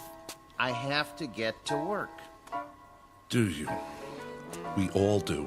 If you don't mind. Make room, please. I'm late. The line starts back there. Are you being rude? Why, no, I don't think I am. But if we all enter the pedwalk at the same time... You stepped on my toe. That wasn't me. I believe it was. I believe that's the imprint of your heel on my shoe. If it were, you'd have even worse fallen arches. I don't appreciate that attitude. I have a suggestion. If we all go barefoot, there'd be more room. You know, more foot space per square inch. Squeeze in the heel to toe, so to speak. Why, I never. Of course, if someone fat comes down too hard, those little piggies would suffer, crying, wee, wee, wee, all the way home. Would work, as it were. Your remarks are most distasteful. Not making a joke, is he? No, I assure you. He was. Completely inappropriate. Yes, indeed. This is a serious world we live in. No place for that sort of thing. None at all. I have a good mind to report him. I give you my word. I would never make a joke about anything. That's better. Unless someone weighs over, say, 250 pounds. It'd be hard to take that lightly. Did you say something? Me? You. Not at all. Well, see that you don't. Absolutely. I should hope so. You have my word. Some people. Not another syllable. You gave your word. Positively. These are serious times. For serious people. It's a necessity. With all that's going on in the world? I couldn't agree more. Well, then, see that you do. My lips are sealed. Madison Avenue, next corner. Step off the moving sidewalk. Single file, please. No pushing or shoving. The time is 8:39 a.m. Excuse me. I have to get to work. Wee, wee, wee, wee.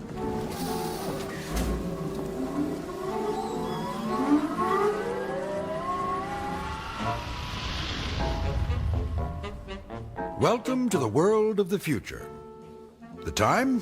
A mere 20 years from now, give or take a few. The place?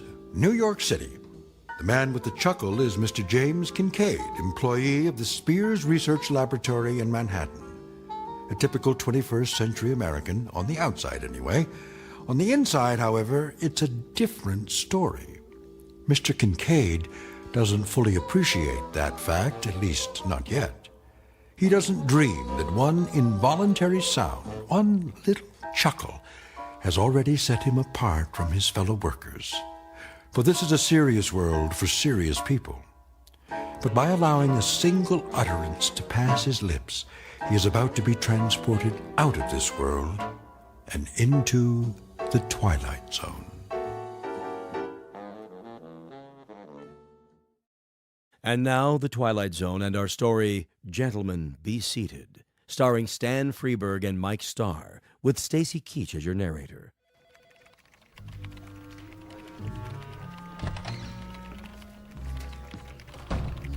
Morning, Kincaid. Morning, Miller.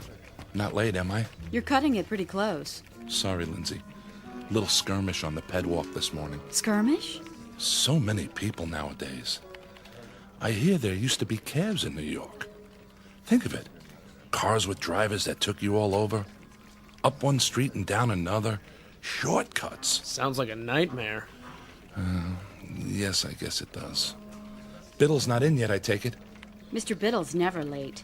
It's 8:59 now. That means he'll be here in, well, less than a minute. 30 seconds, to be exact. Morning, Mr. Biddle. Yeah, morning, Mr. Biddle. Hello, sir. Good morning. Well, enough chit-chat. Back to work. Yes, sir. Yes, sir. Look at that. What? Biddle. Somebody moved the electric coffee maker. So? He doesn't see the cord. He's going to trip on it. Shouldn't we tell him? No, wait. This is gonna be good. How can you say that? Mr. Biddle! Mr. Biddle, watch where you're going.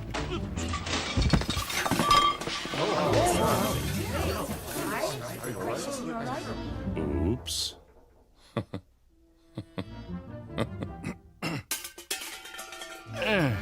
Who said that? Why, no one, Mr. No one Biddle. said anything. Yeah, nothing at all. Was it you, Miss Capshaw? Me, sir? I only meant you should watch where you were going. There was an oops, followed immediately by what I took to be a chuckle. Oh, no, sir. I didn't laugh. No one laughed. Was it you, then, Kincaid? None at all, sir. I didn't say a word.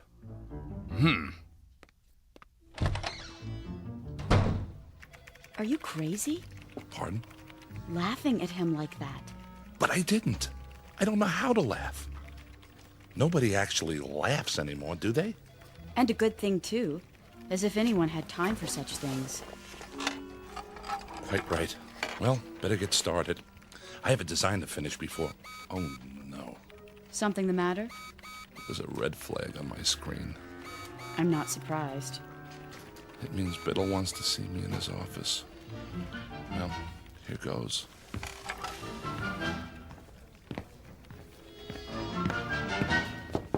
Yes. Kincaid here. Come in. You wanted to see me, sir? Sit down. I could come back later if you That want... chair right there. Yes, sir, Mr. Biddle. I suppose you're wondering why I called you in. Not really. What? I mean, yes, I am. What was that? The door. I locked it so we won't be disturbed. Is that necessary, sir? Cigar? Beg pardon? A cigar. They're quite good. Oh, I don't smoke, sir. Pity. I have them made special. I thought there was no smoking in the building.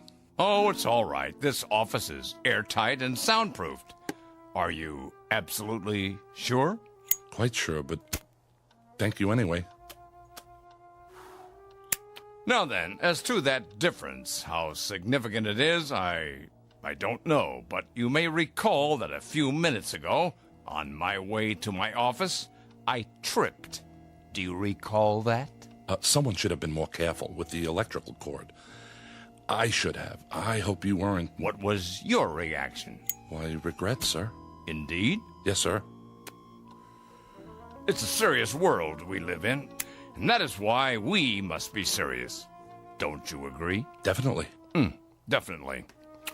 A man never knows what might happen at any moment. Unquestionably. Even the simplest things. They might not be what they appear to be. I'm not sure Terrorists, my boy. Spies. That sort of thing. They're everywhere. What if there were an explosive charge, say, hidden in this very office? It could go off at any time. Surely not. Oh, there's no telling when it might happen. Any time at all. I sit here at my desk, puffing away. While we talk about serious things, and the seconds tick by until it goes off. It was right under my nose, in the cigar, you see. What do you say to that? Aha! I knew it. Excuse me, are you all right? Of course. Oh, a little worse for wear. By the way, is my face blackened? Eyebrows singed? A bit. Here, take my handkerchief. Nonsense. It was only an exploding cigar. Tell me something, my boy, and be honest.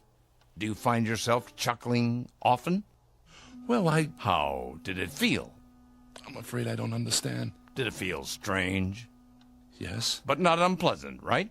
Not as such. We could describe it then as a strange but not unpleasant sensation? If you say so, sir. Good. Splendid. Oh, splendid. Will that be all, sir? I should get back to work. Yes. I'll unlock the door.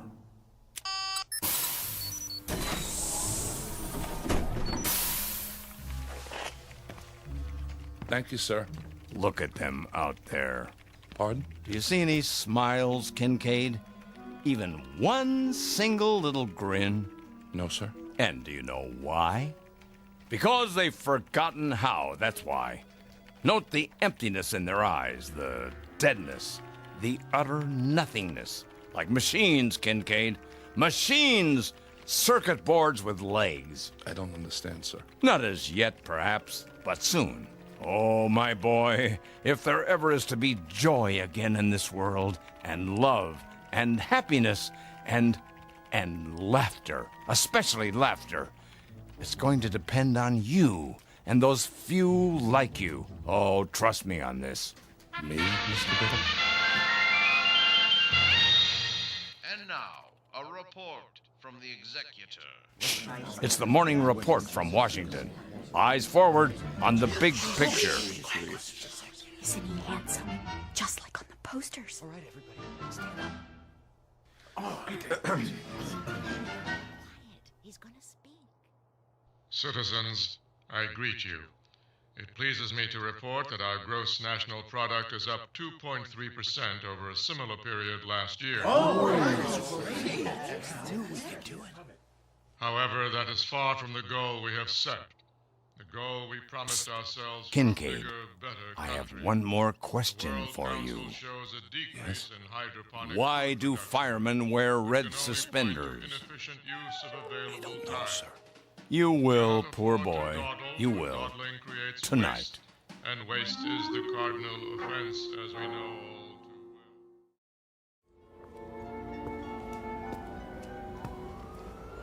too well. What in the... Here I am, my boy. Oh, Mr. Biddle. Just as we said, 7:30. Right on time. Yes, sir. I almost didn't make it. Oh? Trouble? The directions you gave me were fine. It's just that I've never been to this part of the city before. The ped walk doesn't run this far. Oh, well, first time for everything. Glad you could make it. You've had dinner, I trust? I ate something. The usual synthetics? Of course. Well, they're all right, but I'll tell you something. There's a great deal of difference between a steak and something that only tastes like steak. Just as there's a difference between a human being and something that only looks human. I see. Do you? I hope so. I really do. I'm afraid I don't see much at the moment. That's because most of the street lights are out. They don't bother to fix them since no one comes here anymore. Something the matter? It's just the smell. They don't spray out here either, but you'll get used to it. May I ask, where are we going? Why, we're almost there. We are? Yeah, they call this no man's land. The last of the old world, right here in the city. Beautiful, isn't it? I suppose. You don't think so. You think it's non-functional. A lot of ugly, wasted space. I know.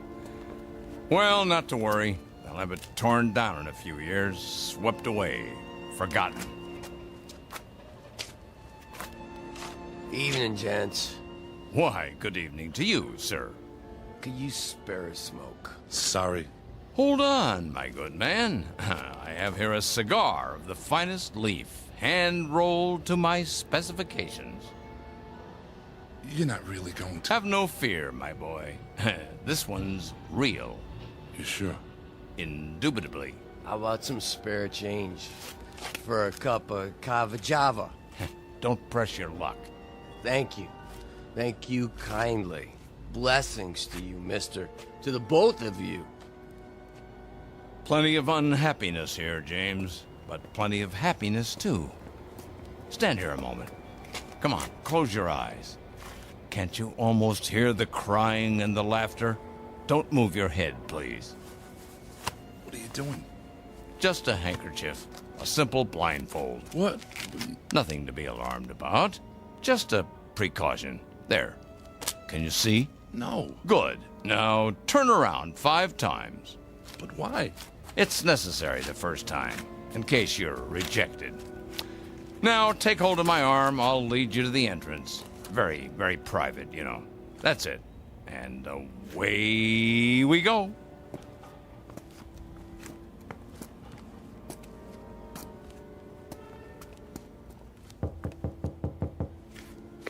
Why does the chicken cross the road? To get to the other side. Come along, my boy. You can take off the blindfold now.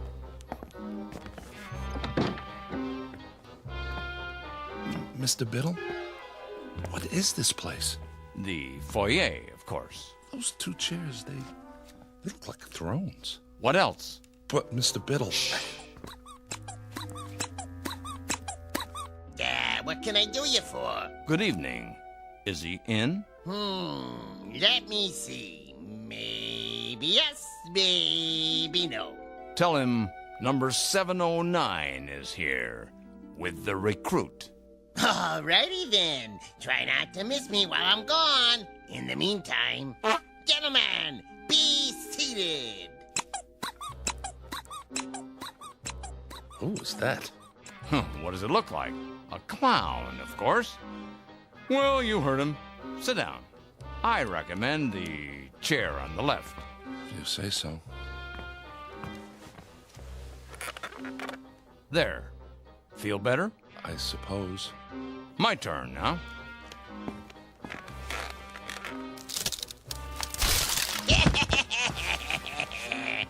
Mr. Biddle, are you all right? Perfectly. Here, take my hand.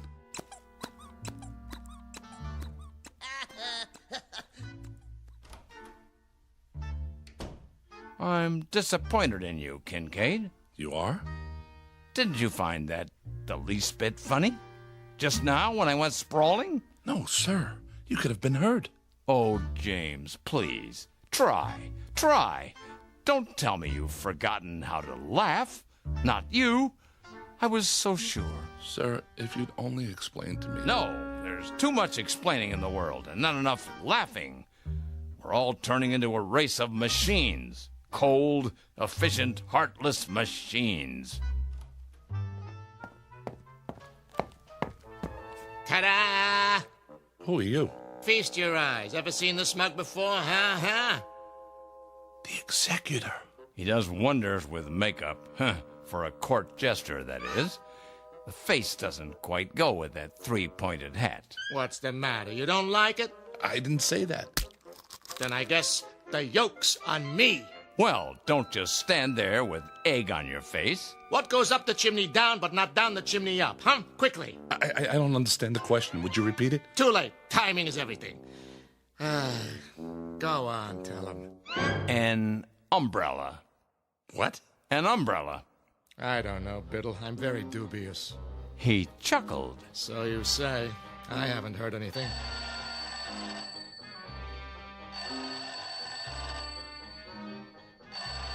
What's that? Sounds like the phone to me. Well, don't just do something. Stand there. Jester here. It's for you. It is? Hello? I say, hello. Sir, it squirted me right in the eye. Must be an overseas call. Better clam up. I'm all wet. You sure are. Now I really need a towel. Oh, Biddle. Yes? I've got something for you. Watch out! Spoil sport. But he's got something behind his back. Where? Right here. But I don't like pie. Lemon meringue. You're positively reeking. Time to hose off, and nothing leaves you squeaky clean like good old seltzer. Who's got the soap? Forget soap. You need your rubber ducky. Or a lifeboat. Now, wait a minute. It's not possible. What's wrong, Kincaid? You'd better get a change of clothes, Mr. Biddle, or you'll catch your death. You see? Hopeless. That's it. Wait. He's only a beginner. But we must be so careful, Biddle. Yes, but give him a chance. Very well. One last test. Glad to meet you, Mr. Kincaid. Put her there. I don't... Go on, shake. Ow! Oh, that didn't hurt. It's just a joy buzzer. You wind it up, and when someone shakes your hand... That's it. I've had it. I don't know what any of this is about, but I know one thing. I don't want any part of it. You people, you're out of your heads. You're all loony. You're psycho. I'm getting out of here right now, and don't try to stop me. Uh-oh. Another fine mess you've gotten us into.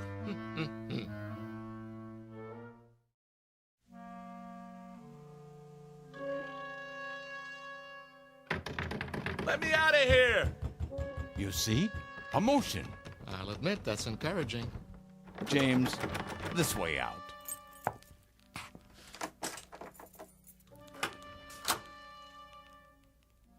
If you please, it's just through here. No tricks this time? No tricks. Wait, this is a library. A small reading room for our members. Members? Mr. Biddle told you nothing? He asked me to meet him. I thought it was about work. What is this building? Used to be offices. Now it's abandoned, so we made it our headquarters. Headquarters of what? The SPOL. The Society for the Preservation of Laughter. Have a seat. Oh, no. Now, this one's a real chair, I promise. Well, just for a minute.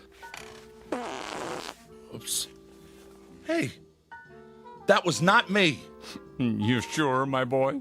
Sorry, I must have left an old whoopee cushion under the seat. Collector's item now, you know? Here, let me get it. Go on, make yourself comfortable while I explain. You see, James, we're a secret organization. A kind of underground, if you will. Running counter to established law in the Commonwealth. Most of what we do is either frowned upon as bad taste or legally forbidden. We are, in short, outlaws. I don't like the sound of that. An old tradition. Ever hear of something called speakeasies? They were secret clubs that sold liquor during Prohibition. Well, this is a laugh easy.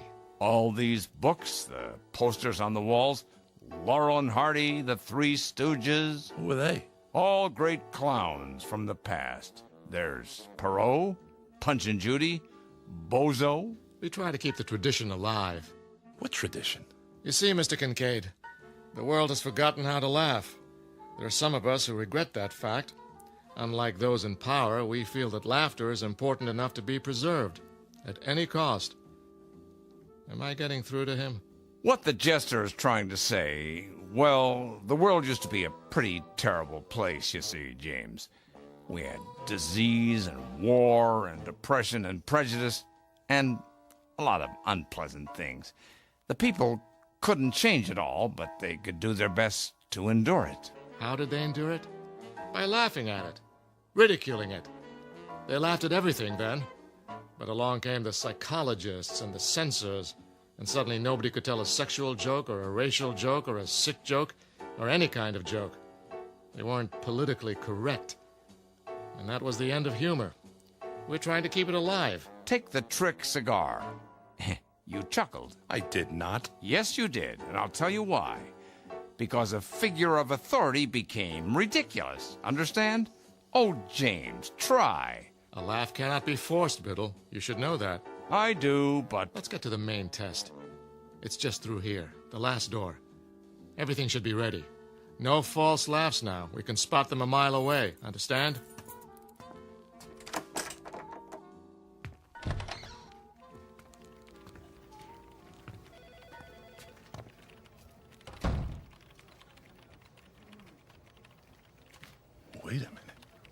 Wait a minute.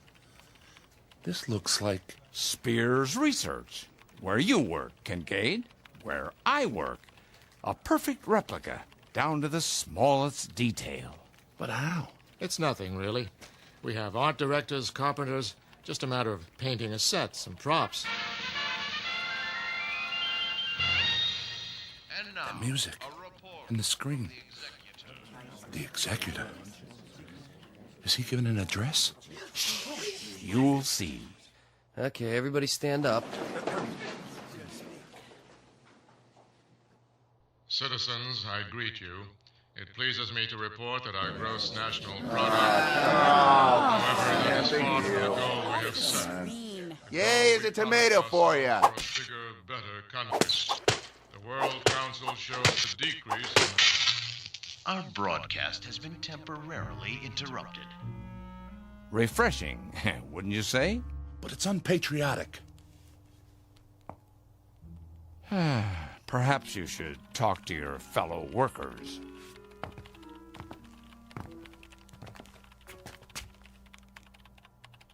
Miller? Is that you? Who wants to know?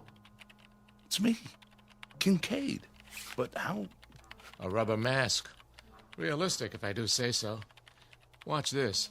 He's about to reboot his computer. Now, boss? Now.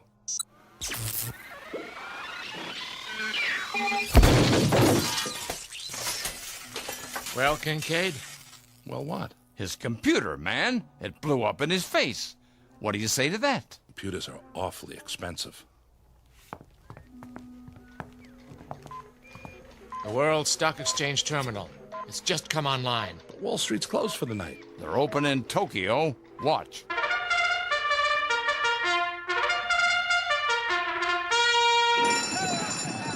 And they're off. Dow takes the lead, followed by DAX, NASDAQ, Fortune 500, and gross national product. As we go into the turn, it's OPEC forcing the pace. Wait, national debt's closing in. Now it's consumer spending versus trade deficit. Fighting it out neck to neck.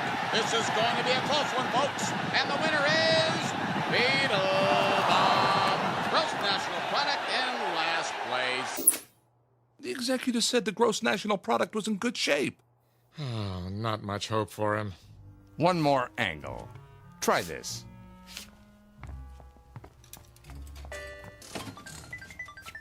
Lindsay? Hi, Jim. But this isn't your computer. I traded it for a video poker machine. Got a quarter? A quarter? Come on, I'm on a roll. One more win and I'll buy lunch. What do you say? All right.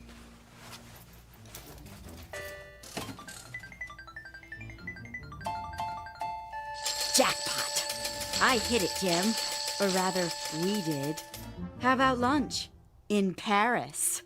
We can take the rocket shuttle and be back before Biddle knows we're gone, okay? I don't know. The French have been very un-American lately. James, get with the program, boy. I'm trying, sir. You certainly are. I need a drink. Come on, the bar's this way. I'm afraid I've done all I can. Okay, everybody. You can take your masks off now. Mark your scores, please. On a scale of 1 to 10, I give him a 3. Shh, 2.5. That's too much. I say a big fat 0. I agree with you. 0. That's it for me.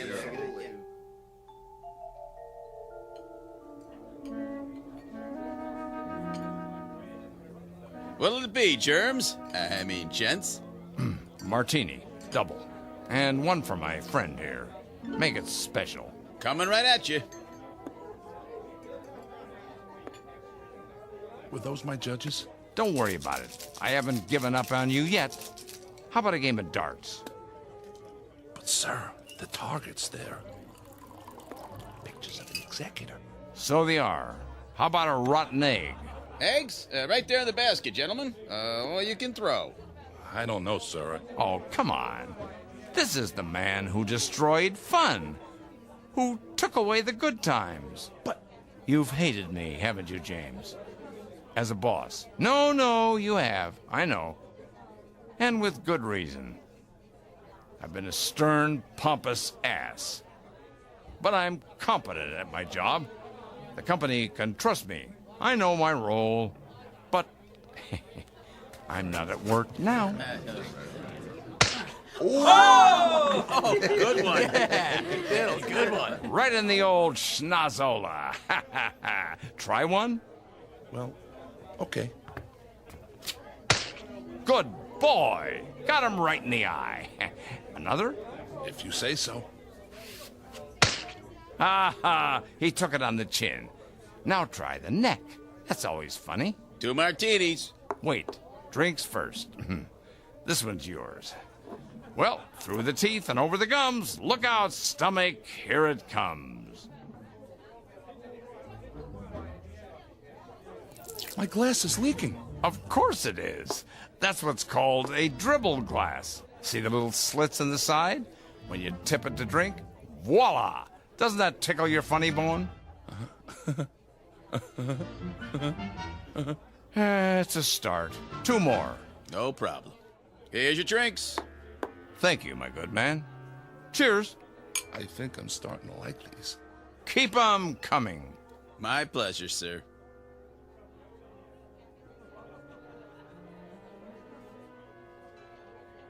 Look at the screen. Know who that is? Who? Betty Boop. A flapper, they called her. Always doing the Charleston. Here, turn it up. Want to dance, Mr. Biddle? Do I? Hold my drink, James.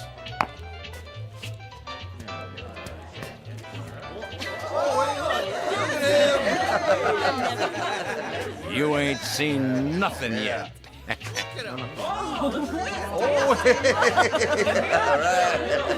Biddle, Biddle, Biddle, Biddle, Biddle, Biddle, Biddle, Biddle.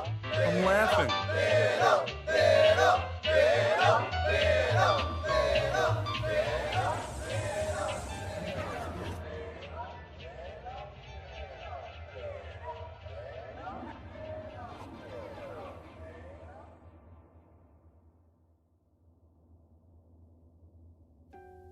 Mr. Kincaid.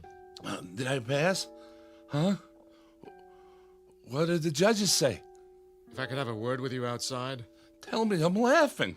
I must be. See? I've never felt this way before. Sorry, Mr. Kincaid. Time's up.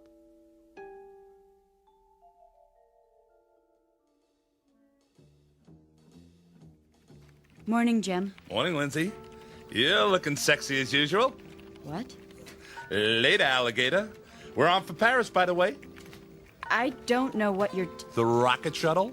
Oh, that's right. It wasn't really you. Well, I'll explain. As soon as I talk to old man Biddle.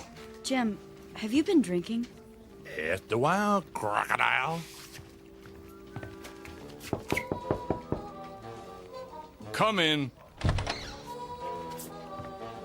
Hi. You are 17 minutes late. I know. Those martinis, whatever they were, they really got to me. Martinis? I hadn't even tasted this stuff before last night. Sorry. I was pretty plastered. Who took me home? I don't know what you're talking about. About last night. SPOL.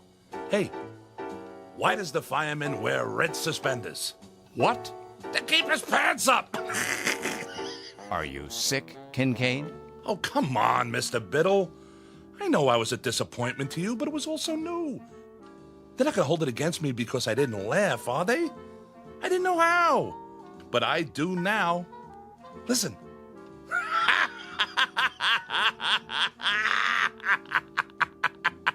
Kincaid? Yes, sir? You're fired. So the judges ruled against me. I don't blame them. You can fix it, can't you? Get out. All I want is a second chance. Is that too much to ask? I can learn.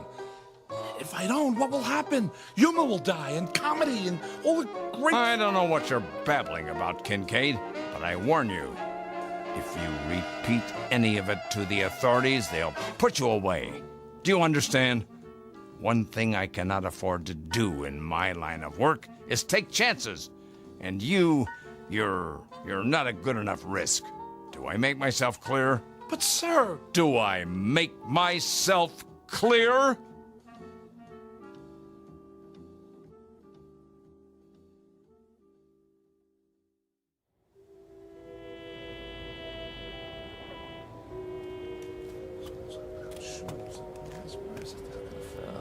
Evening to you.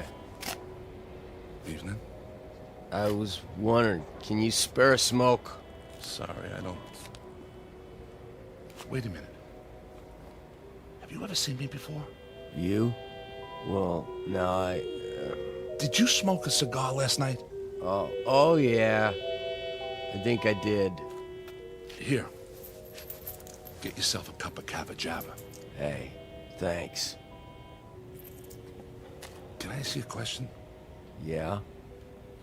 Would you happen to know where it is? Where what is? The place where they laugh. That's a good one. No laughing around here. It ain't allowed, you know. I know. Well, evening to you. Yeah. See you in the funny papers. A section of the city known as No Man's Land. Mr. James Kincaid, once 39, but a lot older now. He frequents this neighborhood every night, perhaps hoping to hear the lovely, desperate sound of laughter echoing from a dark, unmarked building somewhere in the faraway reaches of the Twilight Zone. The Twilight Zone continues in just a moment. You are about to enter another dimension, a dimension not only of sight and sound, but of mind, a journey into a wondrous land of imagination. Next stop, the Twilight Zone. Hi, this is Stacy Keach. I'd like to take a moment to tell you about our Twilight Zone website at twilightzoneradio.com. At twilightzoneradio.com, you'll find the latest information on these Twilight Zone radio dramas, including behind-the-scenes photographs, plus the newest product releases, trivia contests, ways to contact us, other Twilight Zone-related info and merchandise, plus links to other fascinating websites. So make your next stop twilightzoneradio.com.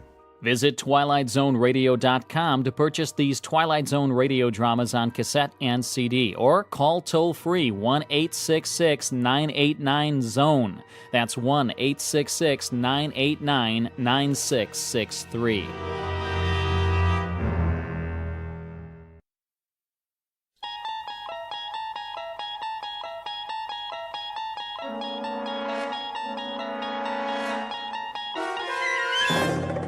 You unlock this door with the key of imagination. Beyond it is another dimension, a dimension of sound, a dimension of sight, a dimension of mind. You're moving into a land of both shadow and substance, of things and ideas. You've just crossed over into the Twilight Zone.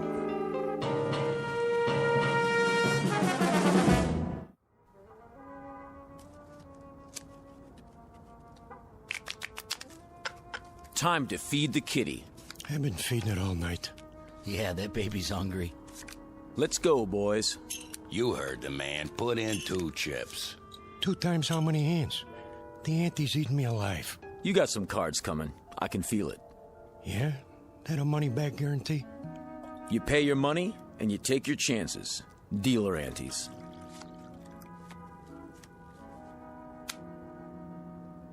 Let's go, Johnny. I gotta give it some thought. My stack's getting pretty low. Look at who's sitting this one out. That right, Johnny? I'm thinking.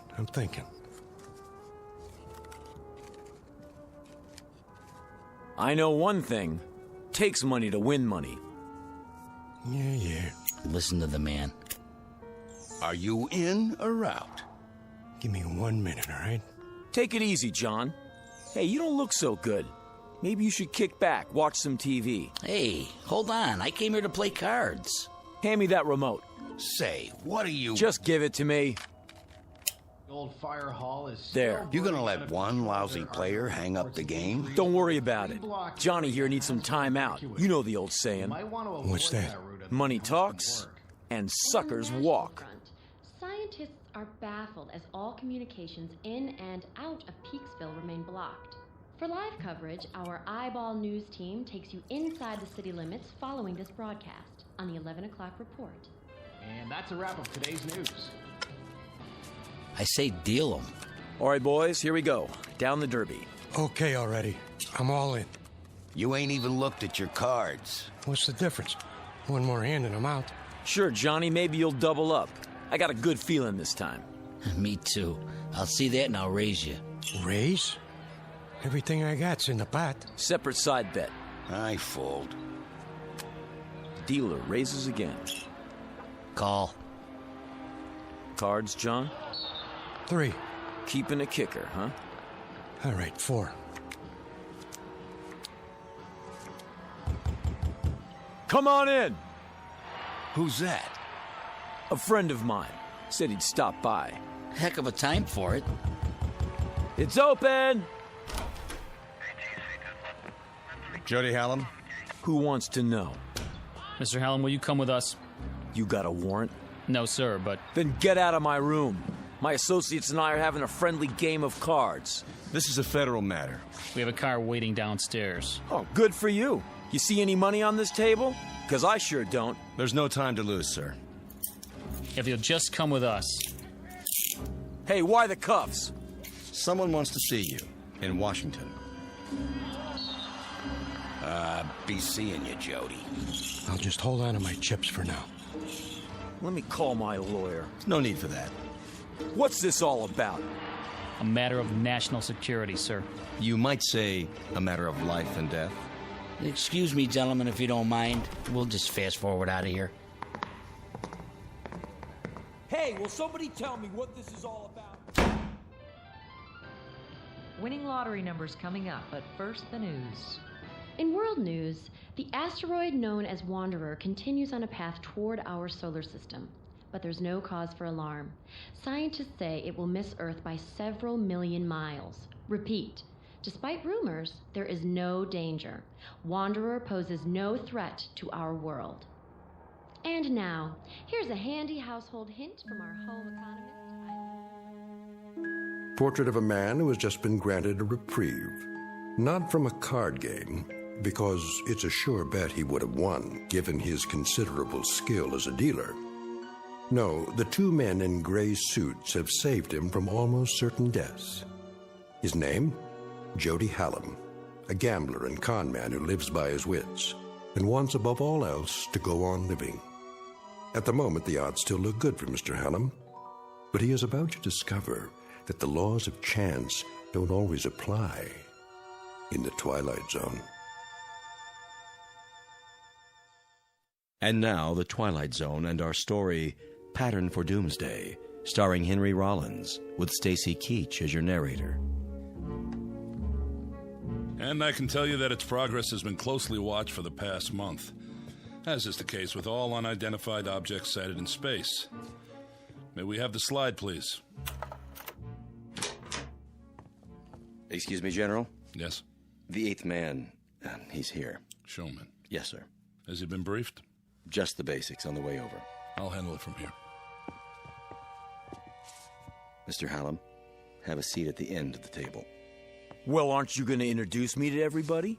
After the presentation, General Sinclair has the floor. Sit, please. Okay. Now then, slide please. This is a routine photo from the 200-inch Hale telescope on Mount Palomar. Must be some camera. Shh. I don't see anything. Let me use the pointer. That short white line in the star field is the first picture we have of Wanderer. May I ask a question? Dr. Conrad, is it? Yes. When exactly was this taken? A little over a month ago. October 3rd, to be exact. I see. Next slide. This photograph, taken only 3 weeks ago, indicates that Wanderer is indeed headed for our solar system. Next slide. And this shot conclusively establishes what astronomers feared, that Wanderer is on a collision course with Earth. What?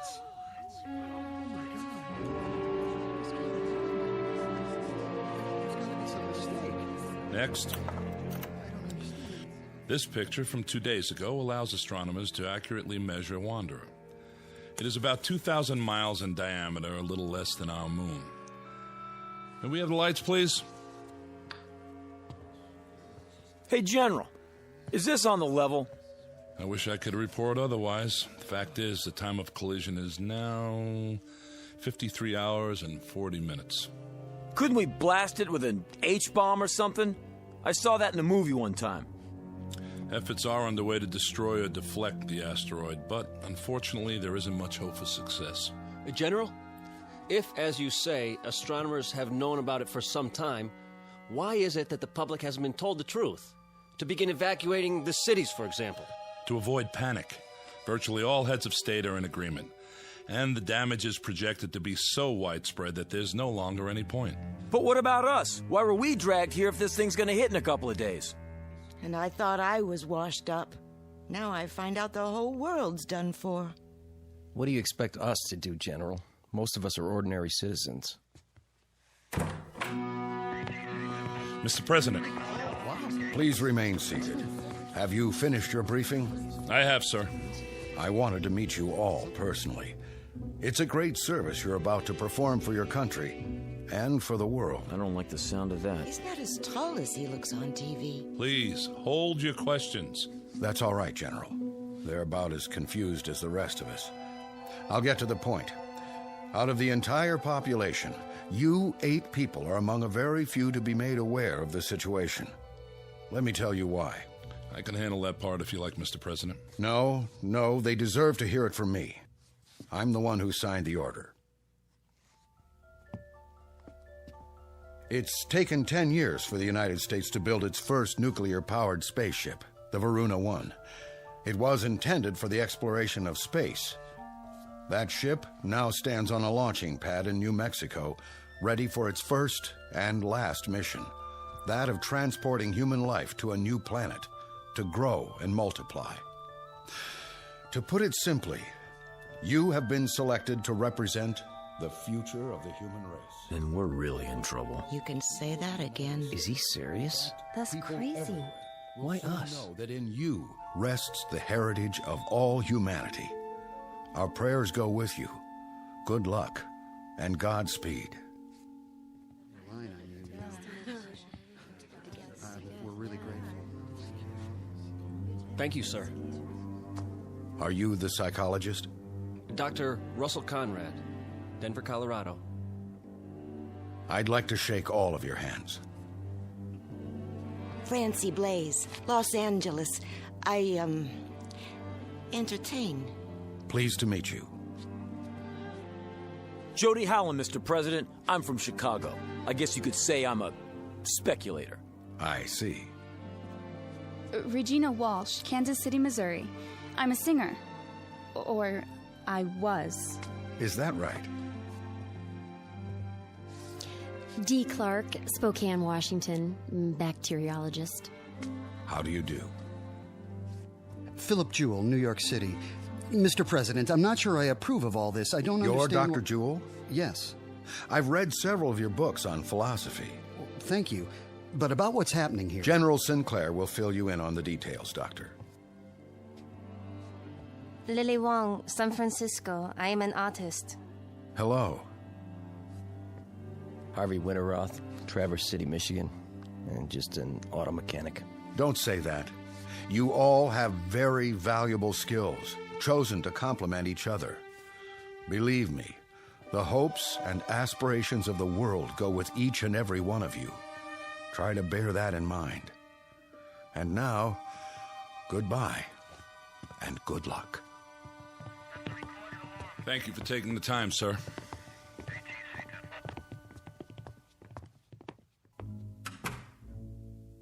Never thought I'd get to meet the president, but there I was, shaking his hand and talking to him. General, I demand to know... Yes, Mr. Jewell? Just how did 8 people get picked to represent the human race? It was not at random, I assure you. It was a matter of careful selectivity. A computer was programmed with all relevant factors, physiological, psychological... Who did the programming? Panel of experts from several disciplines. Based on what criteria? General health, adaptability, fertility. That's why you all had examinations.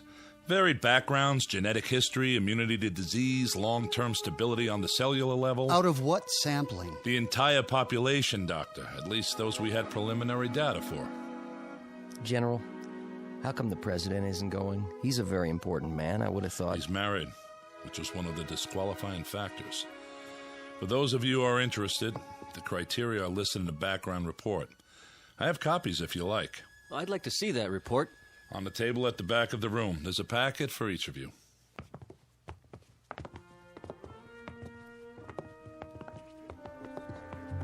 Look at me. What a mess. I better fix my face. You look fine. Don't kid me. We're not here because of our looks, that's for sure. Must be because we're in such good shape. Yeah, you're a regular bodybuilder. I'm serious.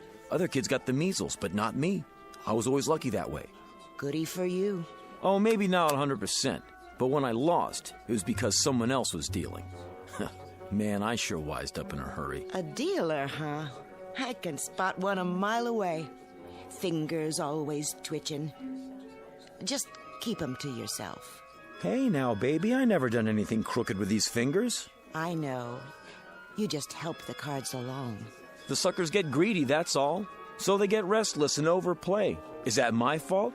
Can I help it if they want to make it all in one night? I ask you, who's the smart one, me or them? You heard what the general said about brains. We'll see how you make out where we're going. Listen, Jody Hallam always makes out. You remember that. Just don't try any magic fingers on me. Ha! Don't flatter yourself. Come on, I want to get the lowdown on this game.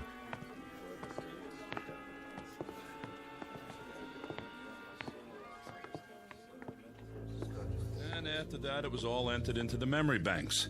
The results were collated and sorted until we had it down to this number. Ah, so we have a machine to blame for being here. Blame? You should be happy the machine picked you. Should I? Then why do I feel as if I'm deserting humanity in its hour of need? General, how soon will the Varuna leave Earth? In less than 24 hours. We will all be flown to the launch point. What about food on the ship? It will be stocked with bread, soup, meats, even ice cream. In a concentrated form. Enough for a lifetime if necessary. You won't be hungry. How can I get that much chow on one ship? It will be made from continuously harvested tanks of chlorella, a fast-growing, single-celled plant. A plant? That doesn't sound very palatable. Hey, General, where are we supposed to land? There's an area on Mars if we can confirm it's suitable for a small colony. How about if it's not? Ship's nuclear power pack can take you all the way to Alpha Centauri if necessary, using a new form of hyperdrive. That's the nearest star system with habitable planets. Maybe there'll be people there like us. I read a story about a princess on Mars. Then you can go into your dance and knock their eyes out, if they have eyes. Who's kidding who? I was never a very good dancer. I was never very good at anything. But I got along because people would pay for it. All that's over with now. You better believe it. I'll start over up there. Be me this time.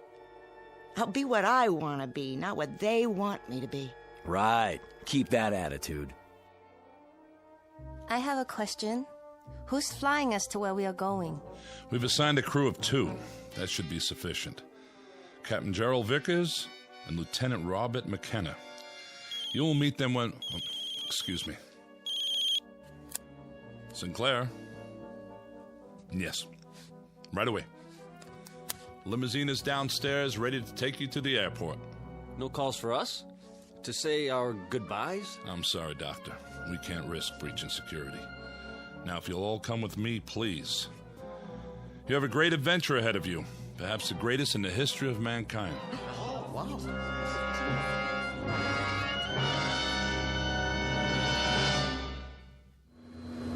Air traffic control, you're cleared for takeoff. In position. Clear to start.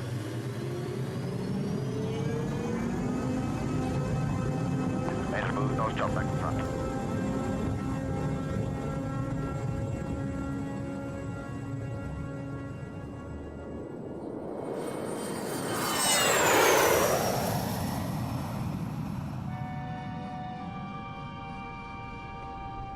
Ladies and gentlemen, although the fasten seatbelt sign has been switched off at this time, I hate that. I really do. Hate what? When airplanes take off. Oh, don't worry about it. The odds are on our side. Are you serious? This crate could fall out of the sky at any time. Relax. You got more chance of being hit by a car. Yeah, sure. I mean it. You see the giant seal? What? There ain't no animals. Are there? The seal of the United States of America. This is some kind of official plane. They're not going to take any chances. What if we get hijacked? Now you're really dreaming. We got searched. Nobody could bring a gun in here. Oh, yeah? What about them? Who? The guys up front. With Sinclair. Take a look. They both got pieces under their coats. How do you know? I know. You don't think I ever saw a shoulder holster before? Well, if they got him, it must be okay. Secret Service or something. A lot of good they can do us now. Easy, baby. Easy. Ladies and gentlemen, in a few moments we shall be landing. Thank you.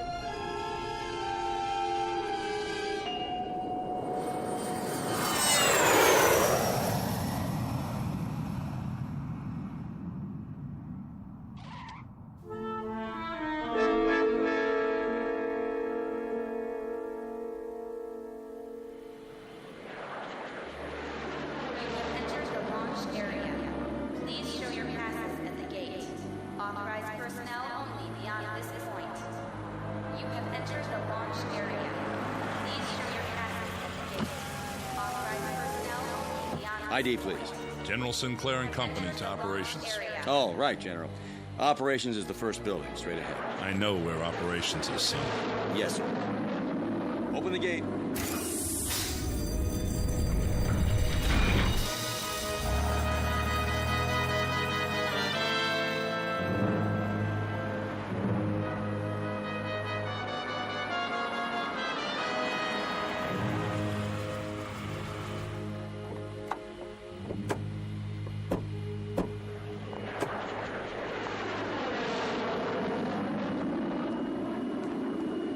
Here we are.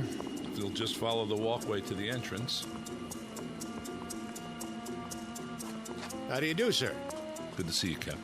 Lieutenant John McKenna, General. At ease. This is your pilot, Captain Gerald Vickers, and Lieutenant McKenna. Mr. Hallam, Miss Walsh. Welcome. Hiya. Captain, huh? Miss Blaze, Dr. Conrad. Hello. Miss Clark, Dr. Jewell, Miss Wong, Mr. Winteroth. Hi. Nice to meet you. You're the pilot? I'll do my best. I sure hope you know what you're doing. Well, there she is. Where? Out in the field. Take a good look. That ship's gonna be home for a long time. It's beautiful. Wow, some design. A little small, isn't it? Not really, Miss Blaze. It's a very efficient design. Just enough room for 8 passengers. 8? Don't you mean... I'll go over the details in a few minutes. For now, they're expecting us inside. If you'll follow me...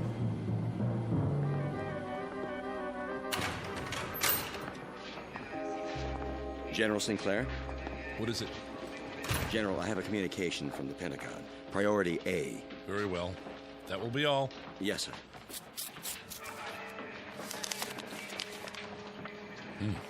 What is it? Don't tell me. The flight's overbooked. You might as well know. The nuclear missiles we sent up from 3 countries to intercept Wanderer have made contact. All detonated on impact. They hit Wanderer? And? Well, don't keep us in suspense. There was no appreciable deviation. The asteroid is still on course. What does that mean in plain English? It means that there's no last great hope for Earth. I would say then that this group is our hope. Captain Vickers. Yes, Doctor. Something you said a moment ago. What was that? Well, you said there was only room for 8 people aboard the ship. That's right. Does that include you and Lieutenant McKenna? I'll answer all your questions at the final briefing. But... This way, please.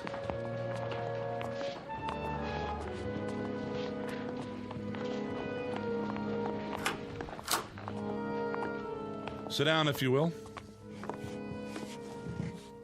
How many more hours do we have? When are you going to feed us? I'm a little queasy myself. In about an hour. We're on a tight schedule. General, I asked a question outside. I think I deserve an answer. We're 8 people. The captain and the lieutenant make 10. But if the ship will only hold 8... I have an announcement in that regard. When this group was organized by presidential order, 2 reserves were included. Who? You mean we're not all going? Why didn't you tell us the truth? What are they arguing about? They got an angle. I knew it. There was no way of telling if you were all alive and well, or even if you could be located once the selection was made. The reserves were a way of preparing for any contingency. As it turns out, one that didn't occur. So who are the reserves? They were not specified. What? Then we don't know if we're on the list or not? In that case, I volunteer to stay behind. I'm afraid I can't accept your offer, Doctor. I'll give up my place. I have friends who are going to die. I'd rather spend my last hours with them. I sympathize with you, Miss Wong, but I can't accept your offer either. Then how... It was provided that in a case like this, the matter would be decided by chance. Leave it to me, General. Don't make me laugh. It just so happens I have a deck of cards with me. We'll cut for it. High cards go. Mr. Hallam. You want to be fair, don't you? This is the only way. Never fails. Aces and kings, sure winners. After that... I can't let you do this. Deuces and trays on the low end. Got it? Everybody, come up one by one and... We are not using cards, Mr. Hallam. I'm in command here. Then how? We flip a coin? Sometimes the old ways are best. We'll draw straws. Whatever you say, General. Makes it simpler. Watch me. I'm tearing out matches. I'll make 2 of them short. Sit down, Mr. Hallam. No matches? Well, in that case... I said sit down. All right. Just trying to help. Captain Vickers has prepared the straws, or their equivalent. Captain? Yes, sir. I have 8 pencils here. They've already been measured, so there can be no mistake. Who's first? Miss Blaze? Why me? The order won't make a difference. Go ahead, Captain. Anyone at all. If you say so. Here goes. Just take one of the ends and pull it out of my hand. This looks like a good one. I'll go next. Now, Dr. Jewell. Followed by Miss Wong. Mr. Winterroth from Michigan. Miss Clark. Miss Walsh. And Mr. Hallam. There. That does it. Everybody hold them up. The short ones are Miss Clark and Mr. Hallam. You two will not be going with us. Hey, wait a minute. Sit down, Mr. Hallam. I was the last man on the totem pole. I didn't have a choice. Someone had to be last. Sure. Give everybody a break, but me. Statistically, it doesn't matter. The result was random. All I'm asking for is a fair shake. Game over, Mr. Magic Fingers. But I'm telling you, it ain't fair. You should talk, honey. Sit down. Are we free to go? You are, Miss Clark. With my profound thanks. You may go to the bunker with the rest of the personnel to observe if you like. Or I can have you transported any way you choose. I'll have to think about that. Of course. There's a rest area down the hall. Lieutenant McKenna will open the beverage machines for you. Thank you. And goodbye to you, Mr. Hallam. And thank you, Mr. Hallam. Yeah, thanks for nothing. Come on, let's get out of here.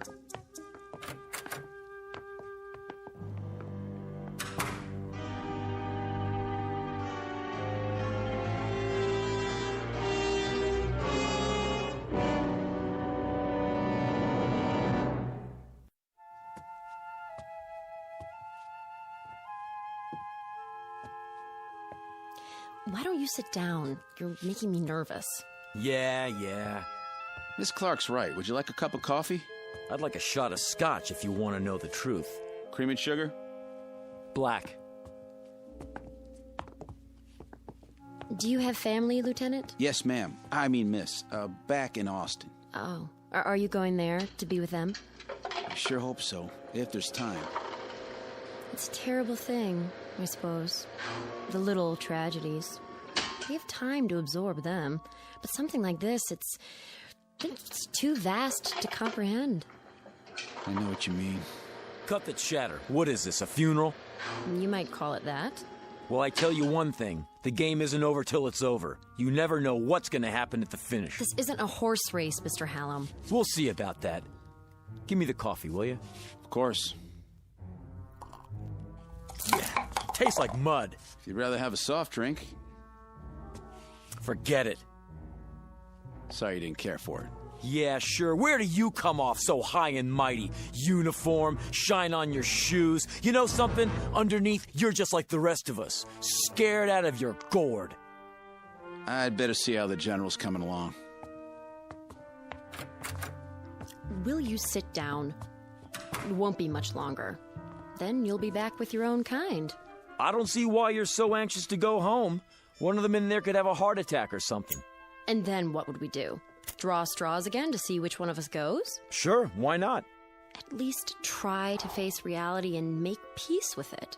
Listen, if they let me do it my way, you think I'd be sitting out here?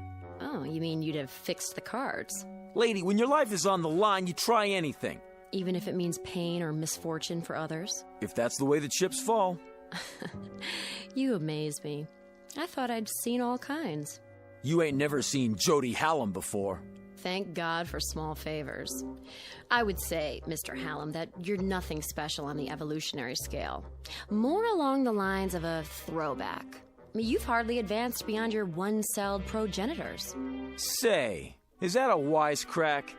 I've seen your kind under microscopes. Bacteria don't have a conscience either. Oh, but they do? In there? How do you know Vickers didn't fix it the way the general wanted? Don't be absurd. It was impartial, and we lost. I'm ready to leave whenever they let me. Go ahead, give up. That's what you learned in your school. But where I come from, it's a different story.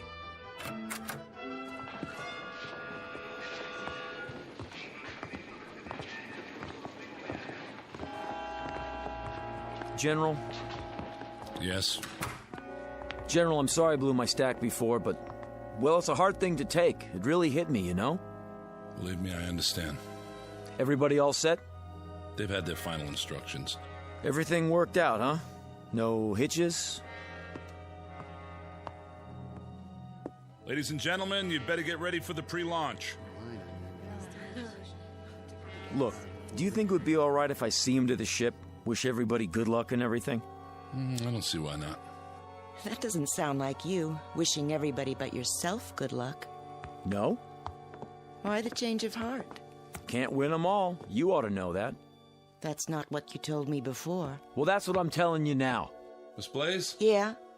I mean, yes, sir? We're going to the ship now. Follow me. Sure thing.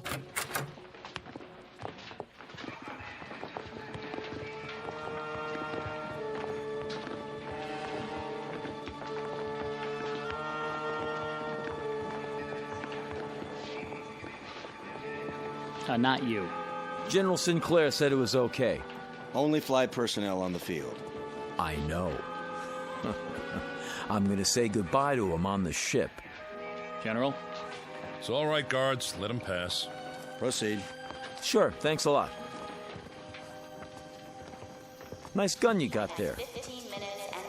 Oh, you coming with us? All unauthorized personnel must exit the launch area. You'll have to use the ladder. One at a time, please.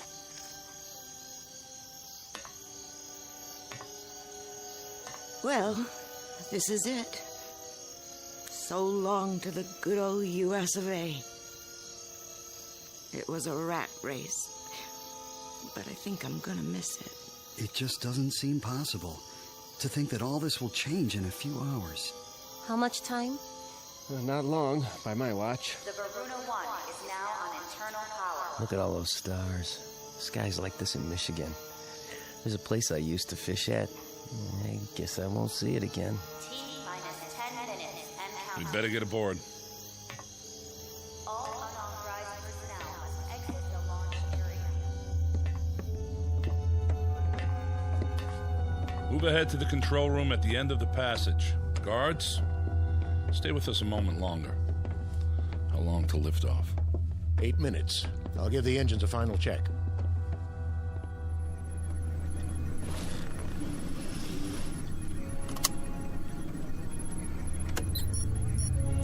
Main thrusters powered up. Retros all clear. Gyro stabilizer charged. I feel like a sardine already. Relax, baby. This is one tin can nobody's gonna open. Aren't you supposed to wave bye-bye now? Let me have your attention. This is it, Mr. Hallam. Shh. I want to hear what he says. The President has asked me to extend his blessings and his hopes for a safe journey. Also, he's aware of the hardships that lie before you. He wants to remind you that in all the years to come, you must not lose sight of your purpose. Guards. There's a digital library. See Mr. Hallam back to the building. Yes, sir. Each of you Come are with the me. seeds In a of minute, I said. It will be your trust to nurture the first generation born off Earth. For upon this, a new civilization will be built, long after we are forgotten. This way. Right. What kind of gun are you packing? 45 automatic, huh? Keep moving. Can I see it? Keep your hands... I just want to look at it. What in the... Back off! Drop it. Not on your life. Watch him. He's got a gun. He's... Ah! Hold it! Now, General, since Dr. Jewell here won't be making the trip, as his reserve, I'm electing myself to take his place. He didn't want to go anyway. Do you think these people would have you after this? No more pretty speeches. You and the guards, make yourselves scarce, and drag the doctor with you. Something wrong with your hearing? General. Touch your holster, flyboy, and you're a dead man, too. Do as he says. That's better. Well, what do you know, honey? Looks like we're gonna get better acquainted after all. What do we call you now? Little Caesar? Just what do you expect to gain by this murder? Life, my friend, in the big blue up there like the rest of you. Oh, I know you're thinking you'll make me pay, but you won't. Not if there's only 8 people left. You're gonna need me. Keep your distance, Buster. Now, Francie, you know better than that. A man gambles, he loses here and there, but the game's not over till the last card's been played. Am I right or am I right? Hey, you! Keep your hands where I can see them! I can't let you do this. Back out of here real slow like. You too, Lieutenant. Are you going to shoot them too? If you do, who will fly the ship? Back out, I said. I'm not going anywhere. Neither am I. Put the gun down. Yeah, sure. There are too many of us. Guards, Mr. Hallam is going to surrender his weapon. Take him into custody. Yes, sir. You're invading my space, flyboy. You're surrounded, mister. Hand it over. Now. Don't make me laugh. If he won't, I'll just have to take it. I warned you. The next one won't miss. Try me for a target, little man. Let go! Drop it. Drop it!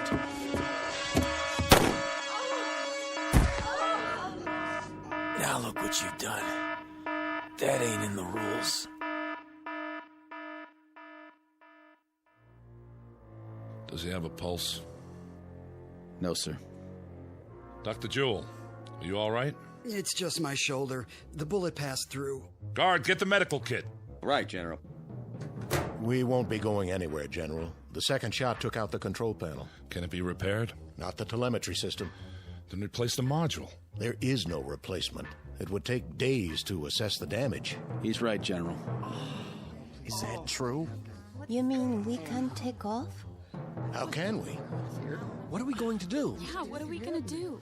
I wish I knew what to say to you. Damn him! Just because he wasn't going... He was right. What? He always said he was lucky. And maybe he was. Now he won't have to face the odds. What's that? Whatever it is, he's sure in a hurry. General, up here!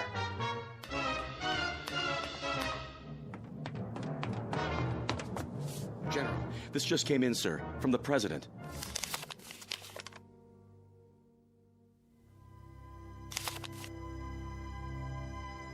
I am happy to tell you all that the danger is past. The President informs me that gravitational forces in the solar system have apparently torn Wanderer apart.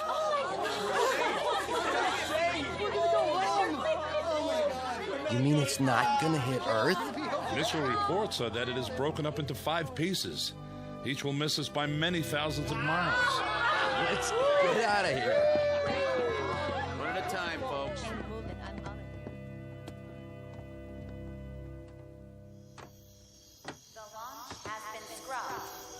Can I give you a hand, Miss Blaze?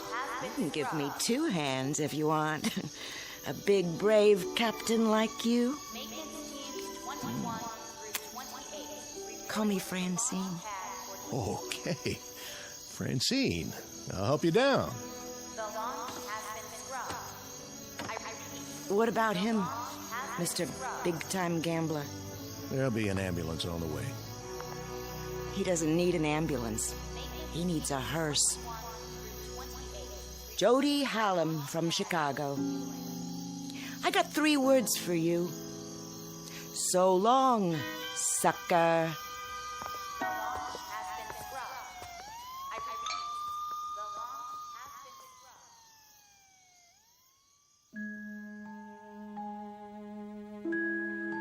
Portrait of a man who lived by his wits and wanted to go on living.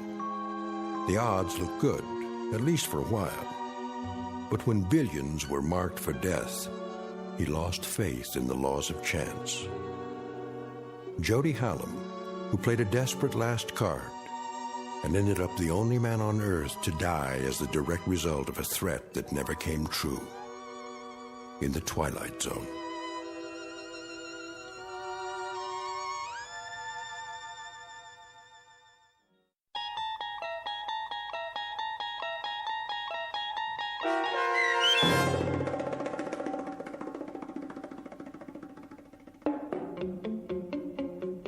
Pattern for Doomsday, starring Henry Rollins with Stacy Keach as your narrator, was adapted for radio by Dennis Etchison and written for The Twilight Zone by Jerry Soule. Heard in the cast were Mike Starr, Linda Ryder, Richard Hensel, Roderick Peoples, Jeff Lupetin, Jamie Barron, Steve Key, Nikki Lindgren, Elaine Robinson, Kurt Nabig, Jennifer Joy, Doug James, Carl Amari, Alex Sopener, and Vince Amari. The producers of The Twilight Zone wish to thank CBS Enterprises and the Rod Serling Estate for making this series possible. This copyrighted radio series is produced and directed by Carl Amari for Falcon Picture Group. Sound design and custom Foley effects for The Twilight Zone by Cerny American creatives Bob Benson, Craig Lee, Michael Slaybach, and Matt Sorrow. To learn more about the Twilight Zone radio dramas and to contact us, visit our official website at twilightzoneradio.com. Doug James speaking.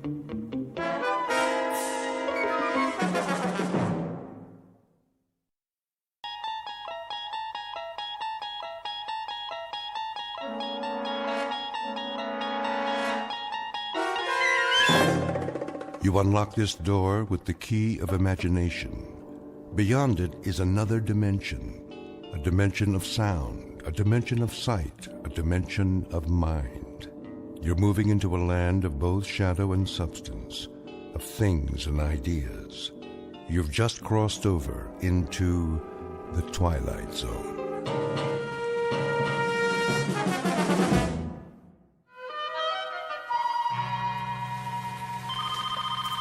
Education Toy Company. O'Brien? Yes, Mr. Judson. Where's my robot? Your robot, sir? The Space Invader robot for the Christmas catalog? I was just going over the blueprints. Well, I need it. Yes, sir. How does it look? The blueprints or the prototype? Both. All finished, are they? Oh, yes, definitely. It walks, it talks, it shoots death rays just like Mr. Ford said it would. Then bring them to my office by the end of the day. We need to start production. No problem, sir.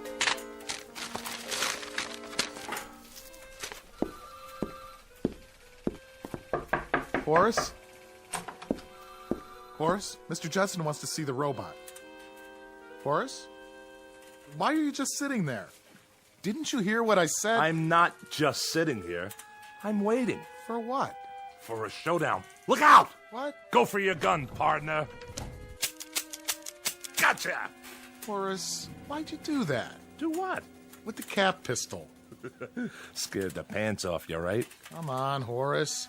You pull that almost every day. Boy, when I was a kid, I always had a cap pistol. Everybody on my block had one. Do you remember cowboy movies? Weren't they the best? I want to talk to you about your design for the new robot. I made believe I had my own horse. We used to gallop out of the theater and shoot up the whole neighborhood. Bow! Got you right in the heart! You're loco.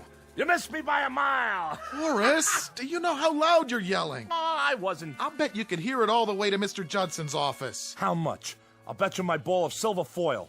Hey, Lenny, remember that? Remember when you could peel the foil off old cigarette packs and gum wrappers and roll into a great big ball? I had one that must have weighed 5 pounds. Boy, wonder whatever happened to it.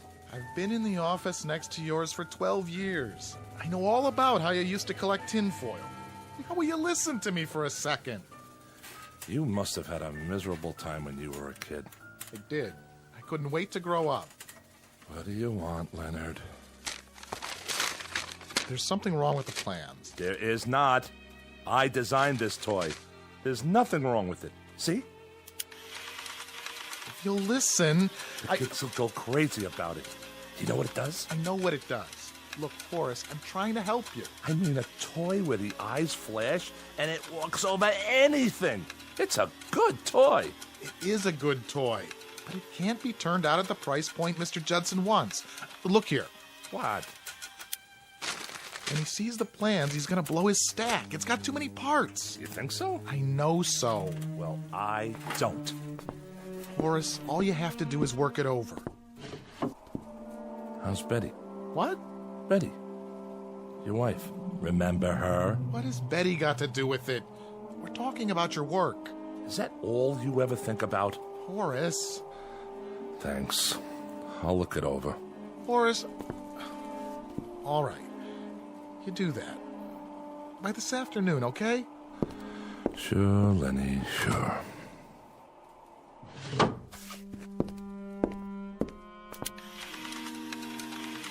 great little toy, if you ask me. I would have loved to have this.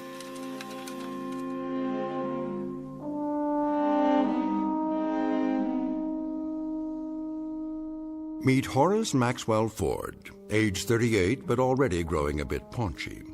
He's a man whose clothes never quite seem to fit and whose shirt is forever coming untucked from his trousers.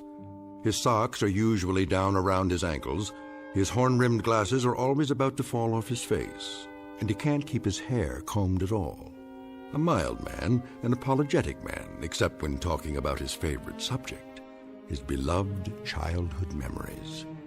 He's the type who quite naturally becomes the butt of endless jokes, at least when the jokers don't feel instinctively sorry for him. But were they wise enough, they would notice that there is a tragic quality about him as well. In just a moment, Horace Ford will come to understand what's tragic is not the fact that he's an inadequate man, but really an inadequate grown-up boy, a life-changing discovery, and one that could happen only in the Twilight Zone. And now The Twilight Zone and our story, The Incredible World of Horace Ford, starring Mike Starr, with Stacy Keach as your narrator. Leonard? Laura, come in. What's the matter? Here. I don't want Horace to see this. It's his birthday present. Len, would you take it with you so he doesn't see it lying around? Check. I'll bring it along Friday night. Thanks. So how are you? Oh, I'm exhausted. It is not easy to shop for that man. What'd you get him? A smoking jacket. I guess that means he's growing up. Betty and I got him a new gold chain for that pocket watch of his. Oh, and we got him a yo-yo, too, as a gag. Oh, that'll probably be his favorite present. You mind if I sit down? My feet are killing me. Please. So, the surprise party's all set for Friday? All set. What's the plan? Well, everybody's coming over to the place at 8. Horace thinks the two of us are going to a movie. I'll make him answer the door and sing happy birthday or something. He'll go right through the floor. Probably. Oh, what time is it? Late. Is he busy? Yeah. Well, I think he's worked late enough. Ford? Oh. Hi, Mr. Judson. What are you doing at the window? Nothing. Just thinking. Thinking? About what? I don't know. Toys? Whose toys? You don't seem to have done much thinking about ours. Look at this. I'm getting him out of there. Good night, Len. Laura.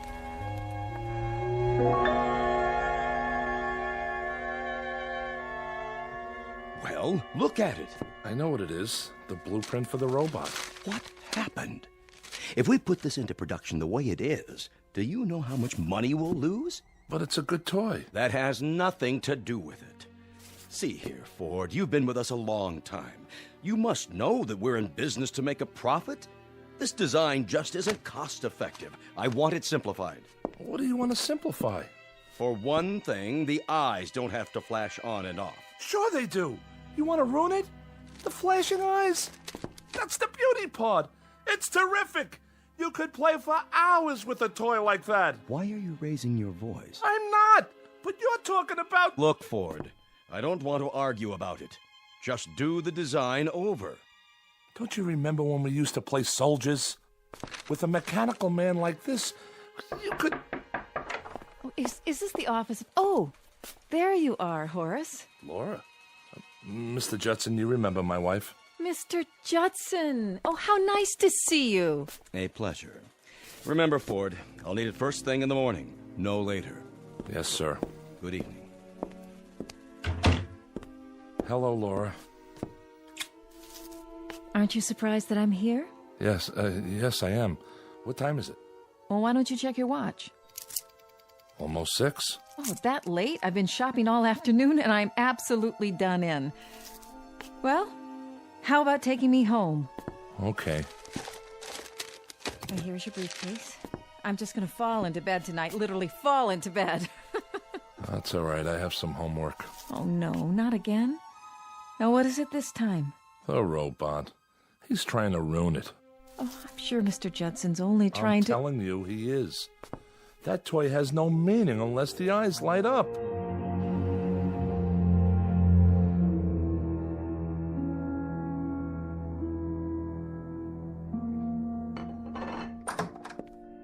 Hello, children. Mama. How's my boy? Fine. That's good. Are you hungry? A little. Dinner's almost ready. Laura, there's something wrong with the chicken. It's like leather. These birds they give you nowadays, like people don't know what chickens are anymore. Well, it looks all right to me. How was the office today? It was okay. What's the matter? Nothing's the matter. No, I can tell just from your voice. Everything's fine. Let's eat dinner. I'm telling you, Mr. Judson's just plain nuts. He reminds me of Corey. Hey, Mom. Remember Mr. Corey? I had him in 5B. What a character. You take the least common denominator class and you multiply. You know what we used to call him? Guess. I wouldn't even tell you. Boy, I'll never forget the time he caught me with one of those jawbreakers in my mouth. You know, the kind that change colors while you suck them? Horace. So he made me stand up, and every minute he'd point that pointer at me and say, Mr. Ford, what color is it? And I'd have to take it out of my mouth and tell him. I swear, I thought Hermie Brandt would bust a gut trying not to laugh. Horace. Hermie Brandt. The greatest stickball player in the whole world. One time during a fire drill. Let's have dinner. What great times. I was 10. Horace, why don't you stop it? Nobody cares about when you were 10 anymore. I care. You're almost 38. So? So you don't act 38 sometimes. So what? So that's what I mean. So what? What kind of answer is so what? Laura. I'm telling you, this chicken's dry, no matter how much I basted it. Why do you have to keep talking about when you were a kid? People get tired of it. Oh, be quiet for once, will you? Horace. Let him go.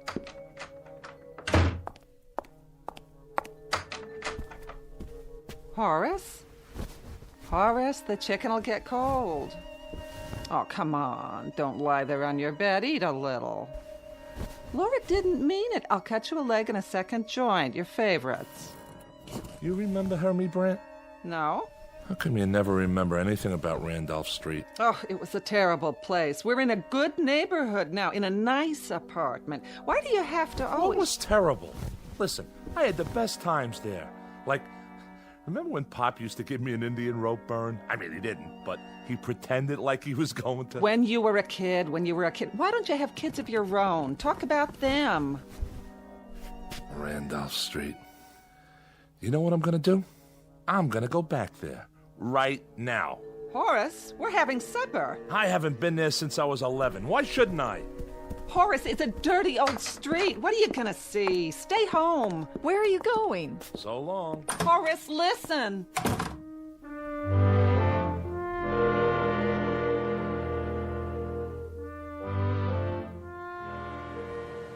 Will you look at all this? Frank on a roll, 3 cents. No thanks. Oh, excuse me, young folks. Bread and butter. Hey, watch where you going, huh? Sorry. Hey, give me my ball. What? Oh, sure. Davy, you come home or you're gonna get smacked. Ring Alivio, caught. Ringalivio?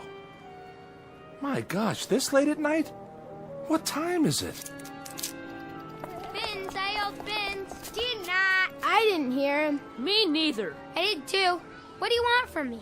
Wait, boys, don't I know you?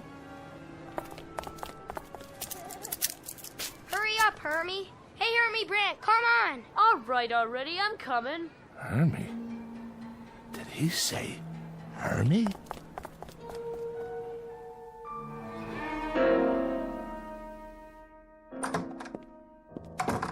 Nice of you to come back. Laura? You could have told me where you were going. Laura, I was down on Randolph Street.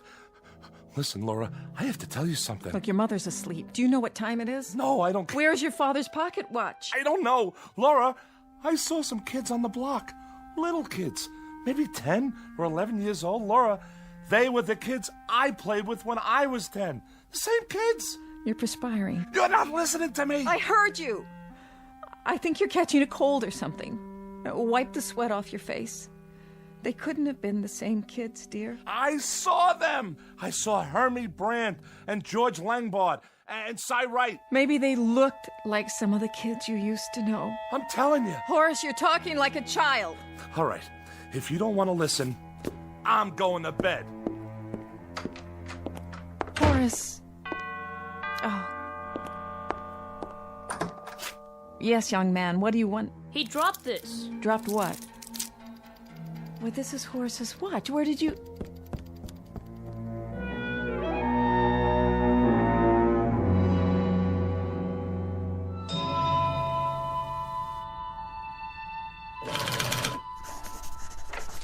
Mail, Mr. Ford.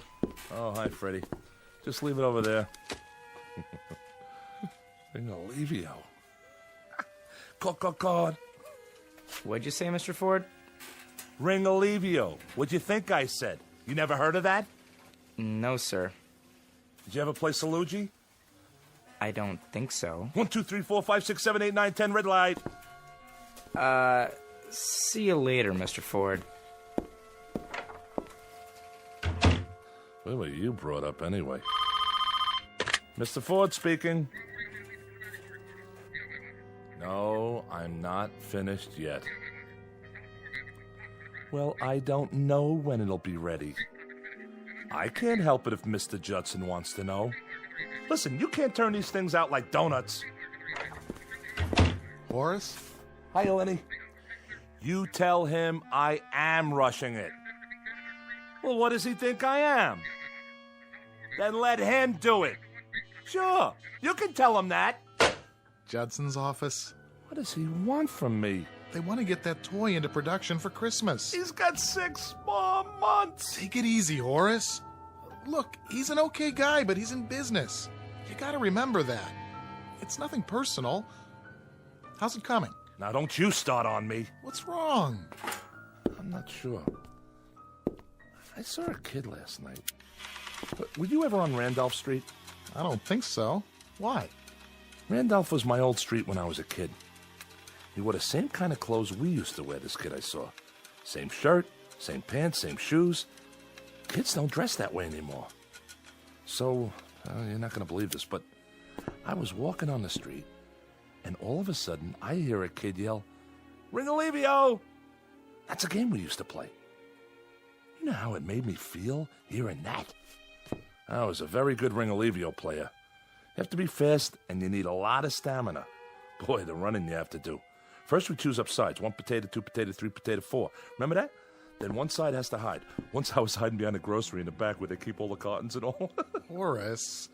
So, I fell asleep back there, and when I woke up, I took one look at my Mickey Mouse watch, and Mickey Mouse watch? My God, I haven't thought of that in 20 years. Remember when you had a Mickey Mouse watch? What a big deal that was? Anyway, I was telling you about last night. I was on Randolph Street for the first time. Look, Horace, I've got some work on my desk. I only wanted to tell you. I just stopped in to say hello. See you at lunch. Of course, we never had toys like this back then. Ford? Oh, Mr. Judson. I didn't see you there. I want to ask you something. What was the point of shouting at my secretary over the telephone? She was shouting at me! Aren't you happy with your job here? Yes, but... Look, Horace, you're a first-rate designer. You have value to this company, and for our good as well as yours, I don't want to see it dissipated. You've been behaving peculiarly. Is there something wrong, maybe at home? Excuse me, Mr. Judson. I'm trying to finish this redesign. And I'm not speaking just to hear the sound of my own voice. Do you understand what I'm saying? Perhaps I shouldn't have bothered.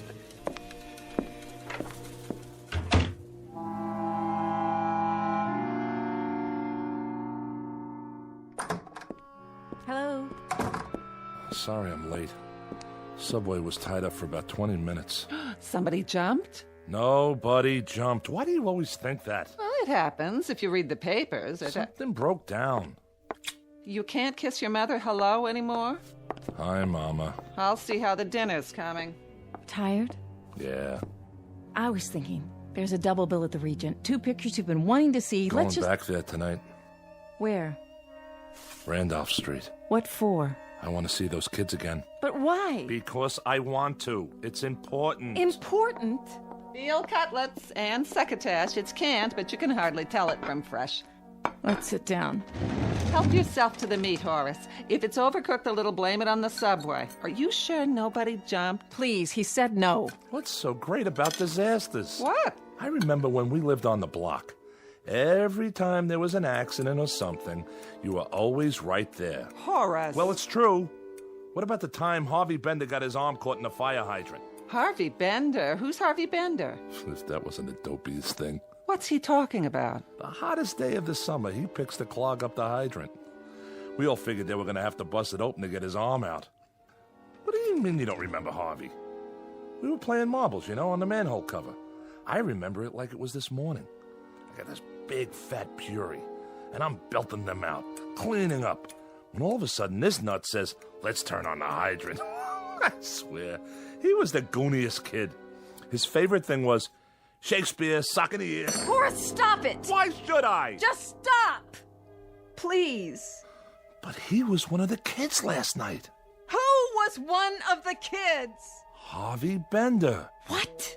I saw him last night. Don't you know that's impossible? I know what I see. He was 10 years old when you were 10 years old. He's as old as you are now. I'm telling you, I saw him. And George Langbart and Cy Wright. They're still kids. He's got a fever, I can tell. I have not got a fever. Mother, be quiet. Horace, sit down. Feel his head. Leave me alone. Listen, darling. I don't know what's happening at your office, but I can see the way you come home. You're tired. I mean, overwork, and sometimes I would like you to see a doctor. What for? Just to let him check you. You think I'm imagining it? No, I don't. Yes, you do. Listen to me, Horace. Horace, where are you going? To see my friends. Horace, please.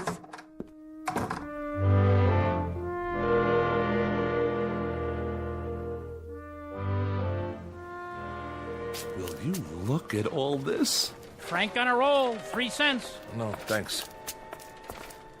Oh, excuse me, young folks. Bread and butter. Hey, watch where you going, huh? Sorry. Hey, give me my ball. What? Oh, sure. Davy, you come home or you're gonna get smacked. Ring Alivio, caught. Ring Alivio. My gosh, this late at night? What time is it? Bins, I yelled Bins. Did not. I didn't hear him. Me neither. I did too. What do you want from me? Wait, boys. Don't I know you? Hurry up, Hermie. Hey, Hermie Brant, come on. All right already, I'm coming. Hermie? Wait!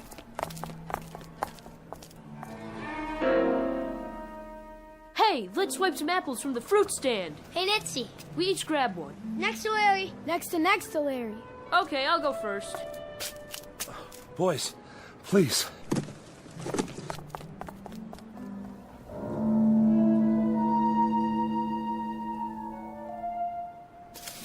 Some apples, huh? Sour. Hey, what do you think about the big birthday party? He didn't even invite us. Can you believe it? Who are you talking about? Yeah, and I'm supposed to be his best friend. That stinks. We had to myrtleize him, right, Hermie? Boy, ain't how. Listen to me. I can explain. Come on. Let's get him. No. No!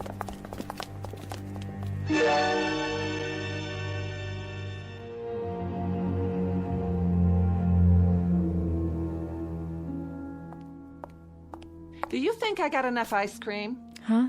There's 1 quart of chocolate, 1 vanilla, and 1 butter pecan. Where should I put the cake so Horace won't see it? I don't know. In the kitchen. Where is he? What time is it? 20 to 8. I'm getting worried. He should have been home an hour ago. Oh, he probably just got stuck at the office. I'm gonna call. Horace, you're so late. I didn't know what time it was. Something's wrong with your watch? I lost it again. But how?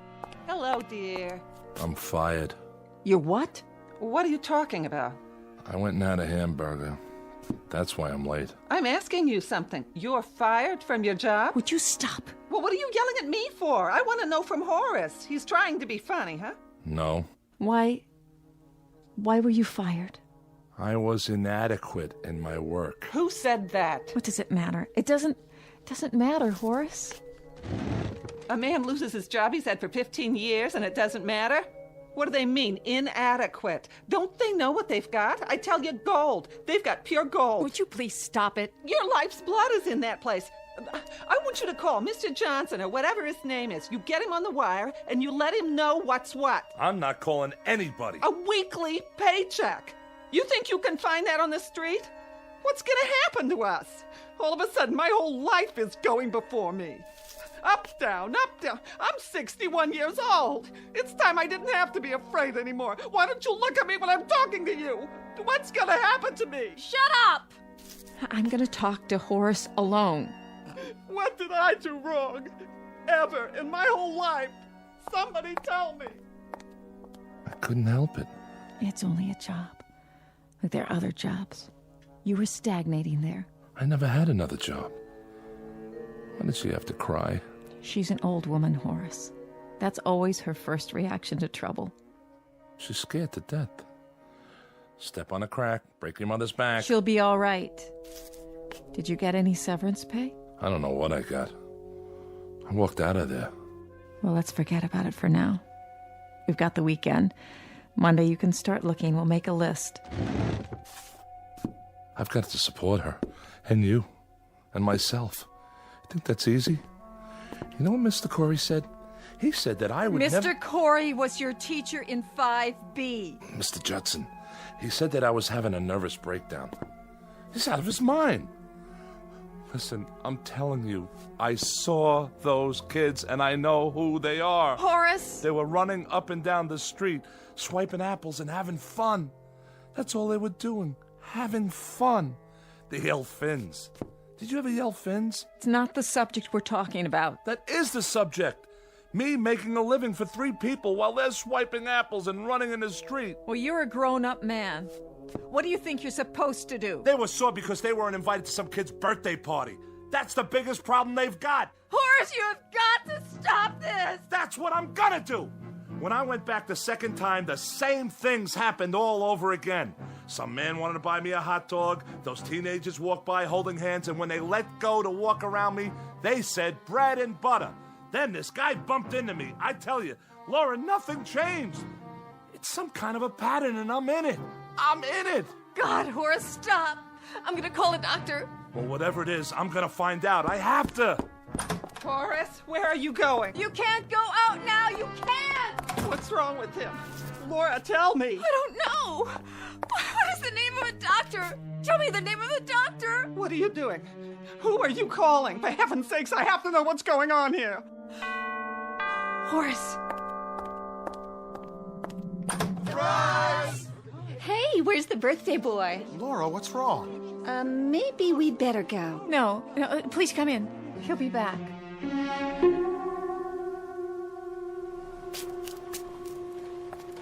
Frank on a roll, 3 cents. No thanks. Oh, excuse me, young folks. Bread and butter. Hey, which way you going, huh? Sorry. Hey, give me my ball. What? Oh, sure. Davy, you come home or you're gonna get smacked. Ring-a-levio, caught. Ring-a-levio? My gosh, what time is it? Where's my watch? Spins, I yelled spins. Did not. I didn't hear him. Me neither. I did too. What do you want from me? Wait, boys. Hurry up, Hermie. Hey, Hermie Brant, come on. All right already, I'm coming. Hermie? Wait. Hey, let's swipe some apples from the fruit stand. Hey, Nitsy. We each grab one. Next to Larry. Next to Larry. Okay, I'll go first.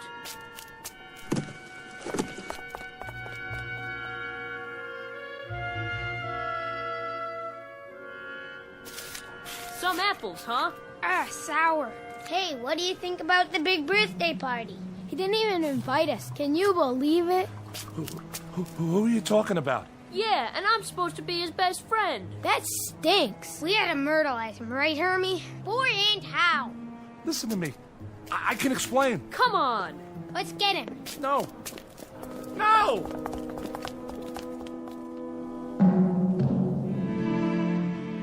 No. No. Why don't we bust in on the party? Fellas. Ah, what for? He'd probably start crying like a baby. Listen, fellas. Can't you hear me? Can't you see me? I gotta tell you something. Step on a line and you bust your father's spine. Cut it out. You've got to listen to me. So are we going to the party? What do we do when we get there? Who cares? They probably got ice cream. Who needs ice cream? It's better than standing around here. Please, look at me. I'm standing right here. Hermie, are you my buddy? Fellas, please.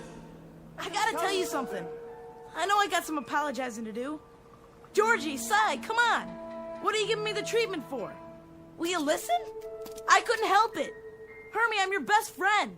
You have to give me a chance. Well, if it ain't little Horace Maxwell Ford. The birthday boy. Why didn't you invite us to your party? We're gonna myrtleize you. No, please. Please, don't. Don't. Laura, honey, I'm sorry about his job, but he'll have another one in no time. He's a wonderful designer. Thank you for saying that. Oh, this party'll perk him up. Best thing in the world for him right now. We even got him a yo-yo. The kind that lights up. I know. All right, everybody. Ready? Somebody get the lights. Laura? Don't make a sound till I open the door. Come in, darling. He dropped this. What? Where did you get that? Oh, Laura. Laura, what's happening? He dropped this? What does that mean? It looks like a Mickey Mouse watch. That's exactly what it is. Horace? Horace, where are you? Horace? Somebody. Horace, is that you? Laura? I'm here. It's all right, Horace, I'm here. Laura, help me up. Of course. Don't ask me what happened. I won't. Because I really don't. Oh, your face. You're all cut up. It doesn't matter. Where are my glasses? Here. At least they're not broken. Can we go home now? That's a good idea. A very good idea. I have no idea what happened, Laura. But for 1 minute, 1 second, I don't know. I saw things that made some of the memories I had a lie. Because when I was a kid, a lot of it was an ugly, sad nightmare. And I saw that. I know what it was. I remember it now. All of it. I don't know what happened either, Horace. But I think we all do that. We remember what was good and we black out what was bad. Maybe if we didn't, we couldn't live at all. Come on, let's go home. Wait. What's this? It looks like your father's watch. Yeah. I must have dropped it. Come on, Horace. There's a party waiting. A party? It was a surprise. Everybody's there. Lenny? Yes, and Betty. They got you something. We're not supposed to tell you, but I think...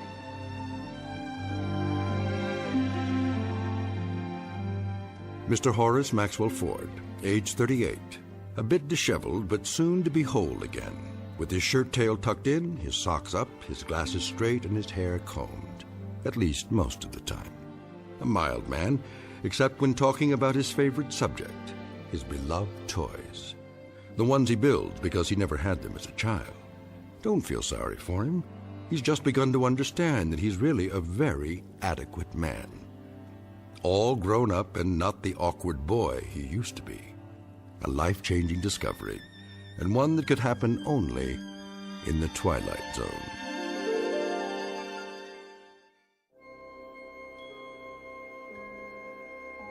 Hi, this is Carl Amari, producer of the Twilight Zone radio dramas. I'd like to take a moment to tell you about our official website at twilightzoneradio.com, where you'll get the latest news and information on these Twilight Zone radio dramas. Plus, at twilightzoneradio.com, you can digitally download 3 free episodes or any of our episodes for only $1.95 each. In this age of ever-changing technology, we've decided to make these episodes instantly available to you by making the Twilight Zone radio dramas a digital download-only series. This means that this series will no longer be offered on CD. The CD collections at our website are now being offered while supplies last at buy one, get one free. So be sure to get your favorites before they're sold out. Be sure to visit us often, and I'll see you in the zone.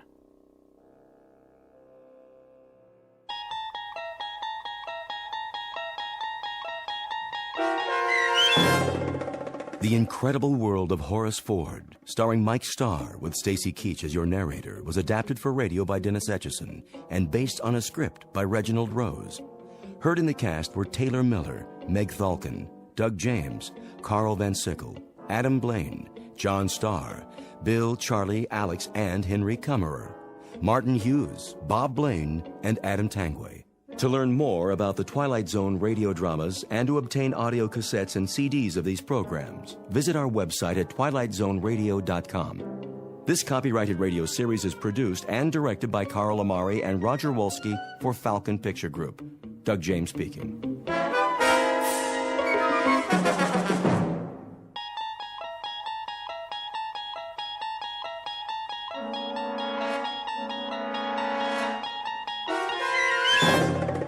You're traveling through another dimension. A dimension not only of sight and sound, but of mind. A journey into a wondrous land whose boundaries are that of imagination. That's the signpost up ahead. Your next stop? The Twilight Zone.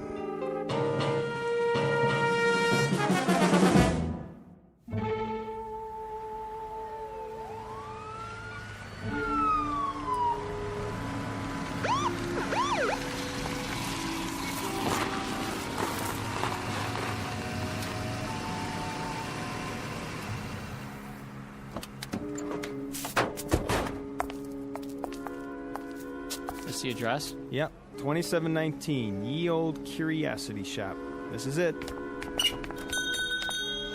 Oh, officers, I'm so glad you're here. You the one who called, ma'am? That would be my husband. Jensen, the detectives are here. How do you do? Mr. Brown, what seems to be the problem? Appalling. Absolutely appalling. They broke in through the storeroom. That was the first thing we saw this morning. The back door off its hinges. My husband almost had a heart attack. All right, take it easy. Was anything missing? A number of items, I should say. The sense of violation. Our entire stock will have to be re-inventoried. For the insurance, you know. Quite a number of items. A large number. Well, then I guess we'll have to take some pictures. Dust for prints. I consider it a personal invasion. The complete and utter disregard for boundaries for one's private space. You folks have a list of what was taken? Oh, we wouldn't know where to begin. So many things. A Queen Anne chest. What was in it? I don't know. We could never get it open. I was going to have a key made. Hard to say what could have been in it. Almost anything. Jewels, family heirlooms. We bought it as is at an estate sale. What else? A Louis XIV washstand. Our pride and joy. 2 antique children's chairs, 5 vases. 6, Ming Dynasty. 2 hand-carved teakwood cigarette cases with platforms. Approximate value? $100. He means 200. A tray of rings, 3 sapphires, 3 rubies, 3 emeralds. All genuine? Well, the rubies are actually... All genuine. And there was a 19th century silver service for 12. Isn't that right, Jensen? And a dining room chair made in 1778. Let me see. 3 paintings in frames. Early Picassos? Huh, that right. What about the stuff that was in the window? Oh, nothing of real consequence. Don't forget the other tray of rings, dear. Remember? The Native American baskets and the camera. One camera? A very special camera. One of a kind. Make? Well, it didn't have a name on it. At least we never could make it out. Foreign lettering, indecipherable. Probably ancient. Never saw one like it before. It was here when we bought the shop. It was imported. Very rare. Very, very rare. At least 100 years old. Okay, let's see what we got here now. Let's see. Okay, 6 vases, 5 ceramics, a Native American basket, jewelry. A tray of rings. All paste. 6 vases of the Ming Dynasty. I don't know what dynasty they're from, but it ain't Ming's. They're from a rummage sale and they're worth a couple of shucks apiece. Chester, will you pipe down and let me read the article? Larceny. Plain no good larceny is what it is. That's nothing but a list for their insurance company. Why, those crooks. Police theorize that the thieves broke in sometime during the night. Mr. and Mrs. Jensen T. Brown, the proprietors of the antique shop, listed the following additional items as among the goods stolen.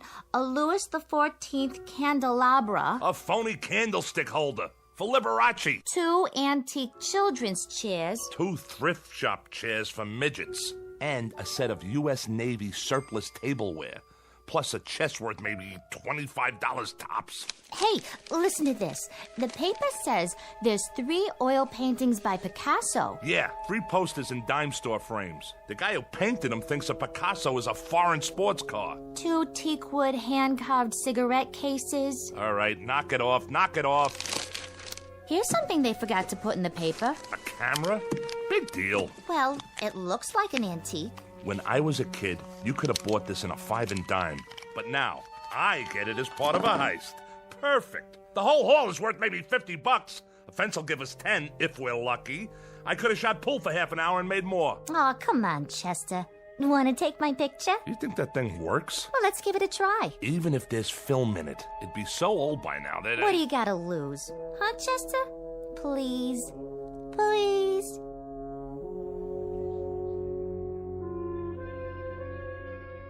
Scene of the crime, a hotel suite that in this instance serves as a den of thieves. The aftermath of a rather minor event to be noted on a police blotter, an insurance claim, perhaps a 3-inch box on page 12 of the evening paper. There's just one small item to be added to the list of loot. A camera, a most unimposing addition to the flotsam and jetsam that came with it. Hardly worth mentioning, really, because cameras are cameras. Some expensive, some available at the corner drugstore. But this camera, this one is unusual. Because in just a moment, we'll watch as it injects itself into the destinies of 3 people. For it happens to be a fact that the pictures it takes can only be developed in the Twilight Zone. And now, back to the Twilight Zone with A Most Unusual Camera, starring Mike Starr with Stacy Keach as your narrator. Please, Chester, take my picture. Look at this crummy thing. Foreign writing all over it. No place to open it up. Where do you put the film in? Maybe it's already got film in it. Yeah, sure. From the Ming Dynasty. And you think it's still good? Come on. See? You look through the thing on the top here. Now, this must be the button here. Wait, let me pose nice. Hold it, baby. Say cheese. Ta-da! Perfect. Fits right in. Everything else for nothing, so we get a camera that's for nothing. You and your curio shops. My curio shops? You cased the place. You fingered it. You did all the planning. Oh, listen to Miss Culture over there, the patron of the arts. Never mind hock shop, she says. No, let's go up in life. Let's knock off a curio shop, because curio shops have nothing but objects of art worth a fortune. And who touted me? The art lover over there. 2 weeks of planning, a whole night on the job, and what do we have, Paula? 400 pounds of junk. Yeah? Room service. Wait a minute. Room service, huh? I didn't order no room service. It's the law. What are we gonna do? Quick, dump all this stuff out the window. Hold on, Chester. I called for room service, okay? You did? To celebrate our newfound wealth. What'd you order? A breakfast for 2 with all the trimmings. How are we gonna pay for it, Paula? This room is costing me a fortune. Coming! Just leave it outside the door. Oui, monsieur. Very well. I'm not even hungry. How can I eat at a time like this? Maybe a little coffee is all in. Look, Chester. What's that sticking up out of the camera? It's the picture. I told you it'd work. Hey, let me see that. Well, how do I look? I don't know. picture came out fine, just fine, but... Isn't that nice? You take good pictures, Chester. Well, there I am standing by the window. Did you get a good look at this? And so clear. No flash or anything. And look how clear it is. Oh, wait a minute. Let me think. What's the matter with you? What's the matter with me? Paula, go over to the mirror. What? Go ahead. Now look in the mirror. You're missing a couple of buttons on your shirt? Go on. Now look. We look nice together, don't you think? We ought to get some pictures of the two of us. Will you look? So? What's to see? What you wearing? You like my nightgown, Chet? I got it special for you. I like the way it sort of clings to my body. What do you think? Right. Now, look at the picture. So, there I am, standing by the window wearing a what? fur coat. Oh! Yeah, a fur coat, which you don't have. Huh. Looks like mink. One of those Ember Autumn Haze models. Real pricey. Could be sable. Nah, don't think so. It's a mink, all right. Chester, what am I doing wearing a fur coat? I wasn't wearing a fur coat when you took the picture, was I? Of course you weren't. I don't have that kind of money. I don't even own a fur coat. Chester, what is going on? I got it. Got what? It's a gag. A gag? A gag camera, strictly for laughs. What do you mean? You know, like at Coney Island. Remember? It looks like you're wearing a costume or something. I don't think so. Sure. Inside, they got these ready-made pictures already developed. But the negatives have already got a picture on them, see? The only thing this takes is the face. But we ain't in Coney Island. You know, like a carnival when you pose in front of those crazy cardboard things. You put your head on top of the cutout. Fat lady, sailor, cowboy, driving a car, you name it. And it looks real. That's what this thing is. Not bad. That's kind of clever. You sure? Sure, I'm sure. Well, we might as well clear up the rest of this junk. If you say so. What are we going to do with it? Who cares? Stuff it down the garbage chute for all I care. Except for these phony Ming flower pots. Chester, what'd you do that for? Now we got to clean it up. No, we don't. Leave it for room service. We're paying enough. There's one thing we didn't open yet. Yeah? That little chest over there in the corner. Did it come with a key? No, you'll have to open it in your own inimitable style. There ain't a lock ever made I can't, Jimmy. Anybody ever tell you had a lousy disposition? If I have a lousy disposition, it's because I'm married to a nickel and dime heister who can't tell a real diamond from a baseball diamond. Baby doll, this suite is costing an arm and a leg. Delivered and paid for by Mrs. Diedrich's son Chester from profits collected during a slew of years when you weren't even in the picture. So happens that I need you like I need a 3-time conviction. Well, aren't you the clever one? Let's see what's inside.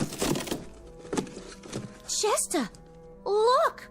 I'm looking, but I don't believe it. The most beautiful fur coat I've ever saw. Full length, too. So we scored something after all. We sure did. And don't start giving me any of your cheap pizzazz about taking this to a fence. I wouldn't dream of it. Don't argue with me either. This is for little old Paula. Oh, look at these, stripes. Different colors, all mushed together. How do they do that? I think it's called Ember Autumn Haze. Like the one in the picture. Right. Exactly like the one in the picture.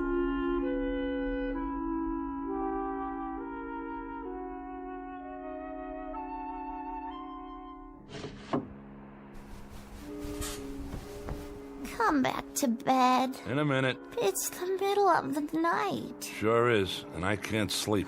What are you doing by the window? Getting some fresh air. Are you still worried about the camera? Shut up. Yeah, you are. You're playing with it, aren't you? What do you care? Leave the light off. It's hot in here. It's not hot. We got air conditioning. What's it to you? You can't just let it go by, can you? You want me to forget about it? Is that it? So it's a crazy camera. So it takes dopey pictures of things that aren't really there. That's not the point. Oh, yeah? What is the point? Sure, it takes dopey pictures. Pictures like things that haven't happened yet, but do happen. That's the point. So what do we do, Chet? One lousy picture and you get insomnia? It's a camera, that's all. Here, I'll show you.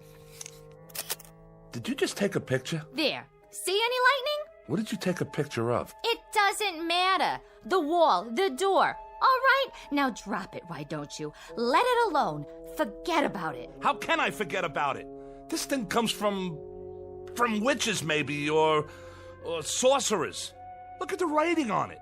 It could be loaded with black magic or something. And what are you loaded with? Do you see anything? Where is the man with the horns who comes in with a bargain for your soul? He's supposed to show up any time now, right? But he's not here, is he? Listen to me. It's a screwy camera. Period. Let's see how this one came out. Well? Here. You tell me. It's my brother Woodward, standing by the door. That's who it is. It's that cheap, no-good brother of yours. But that's crazy. He's in jail. 7 years for breaking and entering, and that was only a year ago. So it's impossible. So was the fur coat, right, Paula? Oh, no. No, Chester. It's throwing us a curve. Maybe it's somebody who looks like Woodward. Chester, I'm scared. Feel my heart. I'm palpitating. A little palpitating never hurt nobody, and what's to be scared about? The thing has obviously gone tilt or something. Are you sure? Sure, I'm sure. Woodward's not here. Woodward can't possibly be here. Woodward won't be here. Woodward is serving time. He's 900 miles away in a cell block, and I don't care what that crazy camera shows us. Who's ever in that picture ain't Woodward. What's that? Shh! Somebody's trying to jimmy the door. Go see. Please, Chester. But be careful.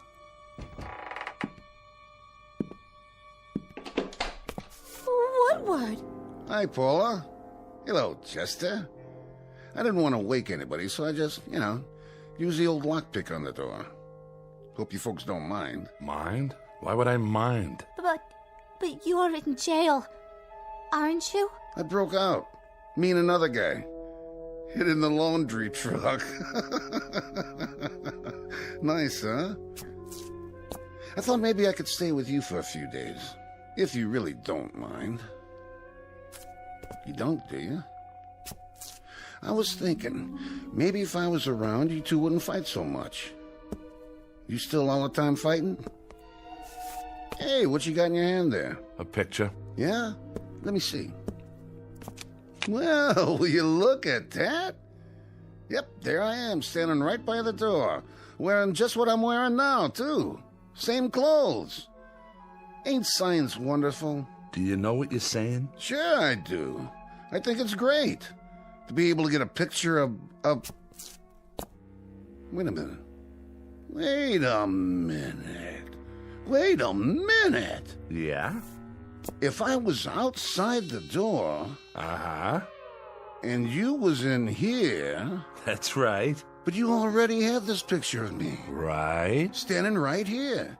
Inside the door. Yeah, and? Then... How come?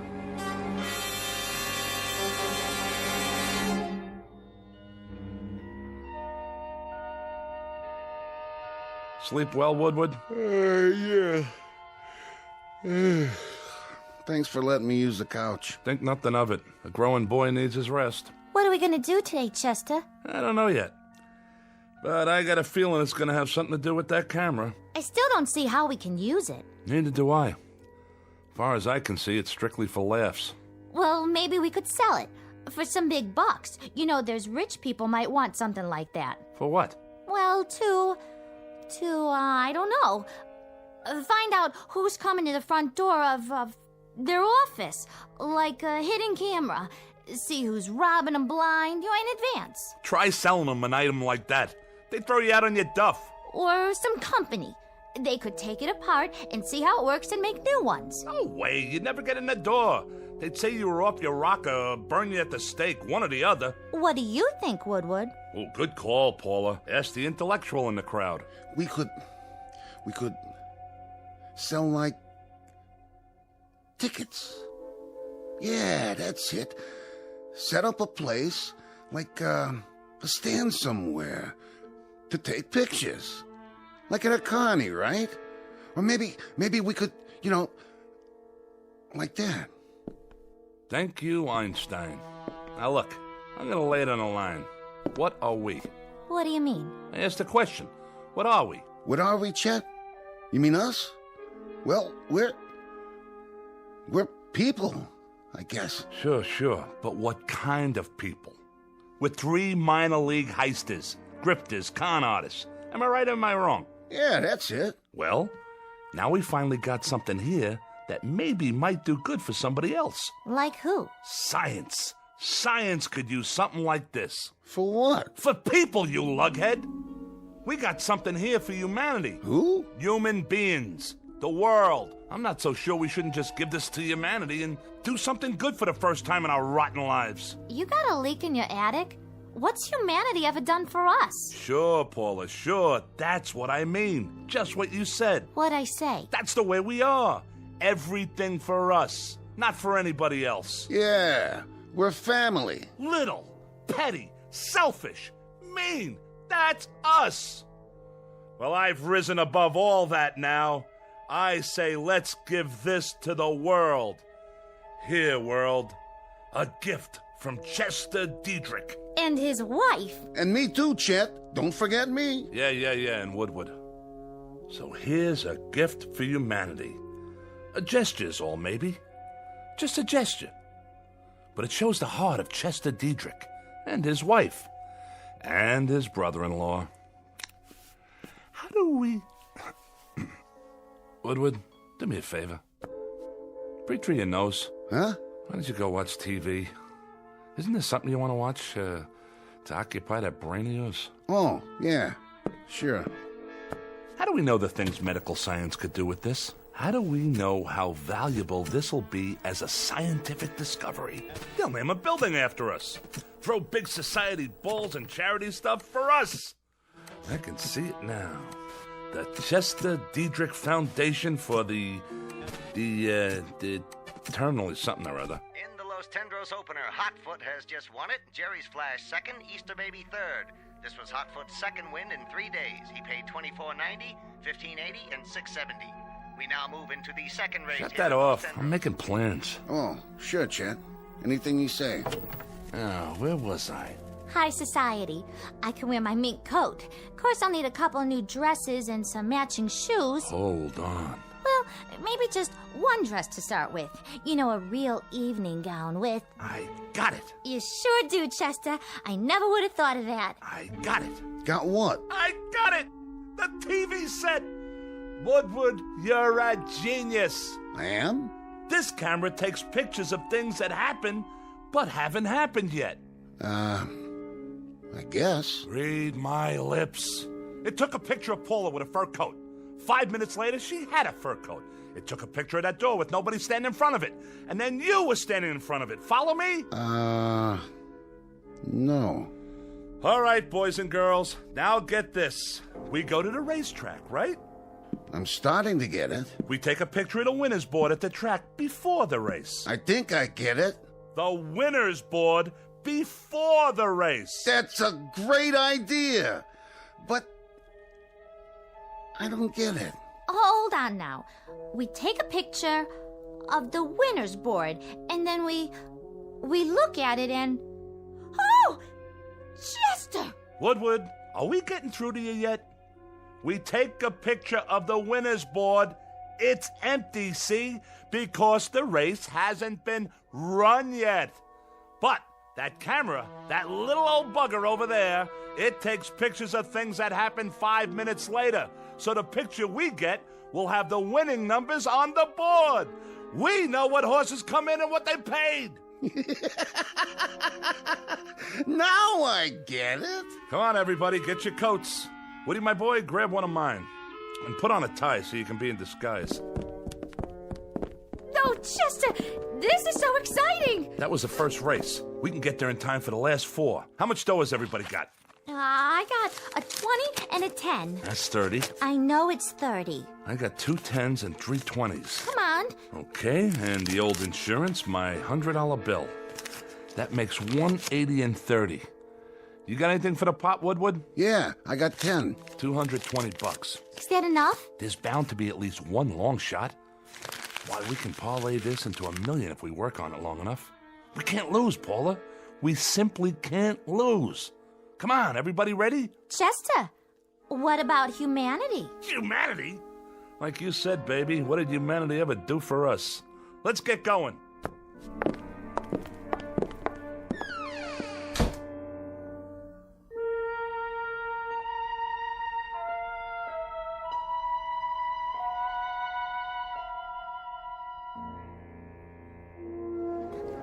Give me the camera. Let me see. The camera. You brought it, didn't you? Right here, Chester. I was just teasing. I'll brace it on the rail to keep it steady. Oh, boy, Chet. Oh, boy, you got us an idea here. My ribs aren't bothering your elbow, are they? No, not at all. Then let loose of me. Let me get the picture. Did you get the board? I got it. Are you sure? I'm sure. Now what do we do? Now we wait for the picture to come out. Don't we have to develop it first? Take it to a drugstore or something? Oh, for crying out loud. No, see, it comes out of this little slot on the top. Yeah? Neat. Sometimes it takes a little while. How long? The race is gonna start pretty soon. All things come to him who waits. Oh. Which horse do you like? I don't know which one I like yet. On account of I haven't looked at the picture yet, okay? Uh-huh. I like the number 5 horse, Tinky Beggar. It suits you. Peanuts, hot dogs, get your red hots here. Over here! Oh, no. Wait 5 little minutes and you can buy all the hot dogs you want. Right now, everything we have goes on the horse. Which one? Well... Look at it. 6, 3, and 11. And look what 6 pays. $47.60 to win. Hand me the racing form. Here you go. Number 6. Tidy 2, that's number 6. Okay, kids, we bet our money on Tidy 2. I don't like the looks of that horse. He's walking real slow. Will you get it through that thick skull of yours? We can't lose. Stay right here, and don't let anything happen to that camera.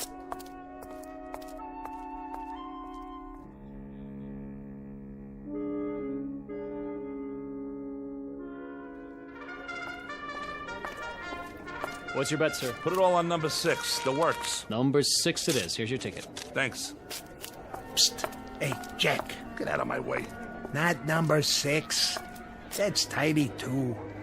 The last jockey that horse had was Paul Revere. But I mean the original Paul Revere. Now, if you really want to make some dough, I got some information in my pocket here. The goods on the last 2 races, and all I need from you is cash. You and me could go partners and really make ourselves a bundle on this. I got a tip for you. Bet anything but number 6 so you don't lower my odds. See you later, Jack.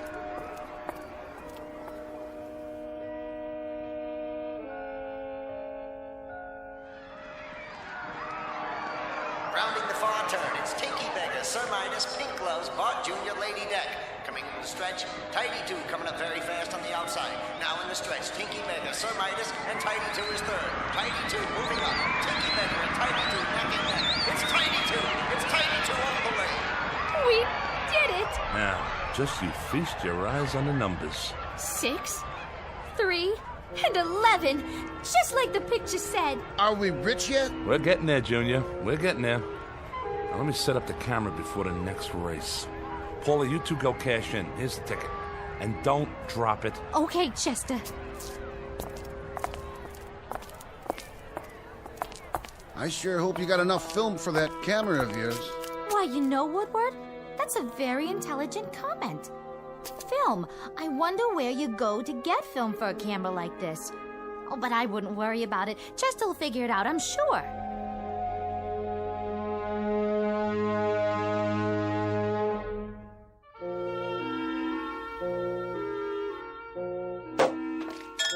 Want another glass, Chester? Not now. I'm on the phone.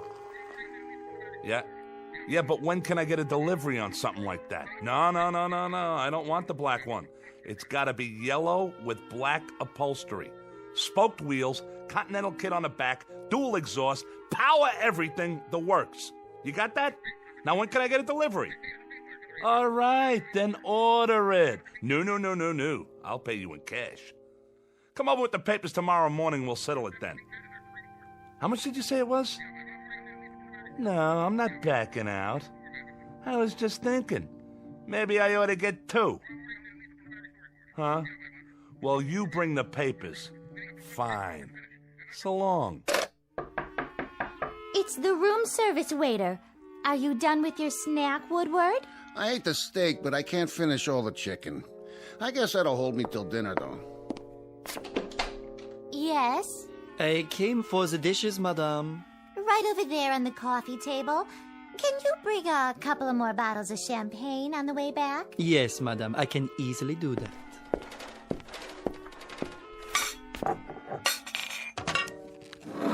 Hey, get your hands off the camera. Let him look at it.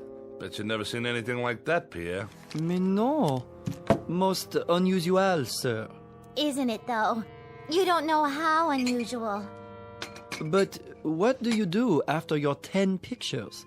Is there any other way to get more film? Well, we've only had it for a little while and What did you say? Yeah, what did you say about 10 pictures? The inscription on the outside, it says, 10 à le propriétaire. That means 10 to an owner. I presume that means you may only take 10. It's so odd. The lettering is definitely French, but I've never seen a French camera like that. As a matter of fact... Thanks. Bye. All right. How many pictures have we taken?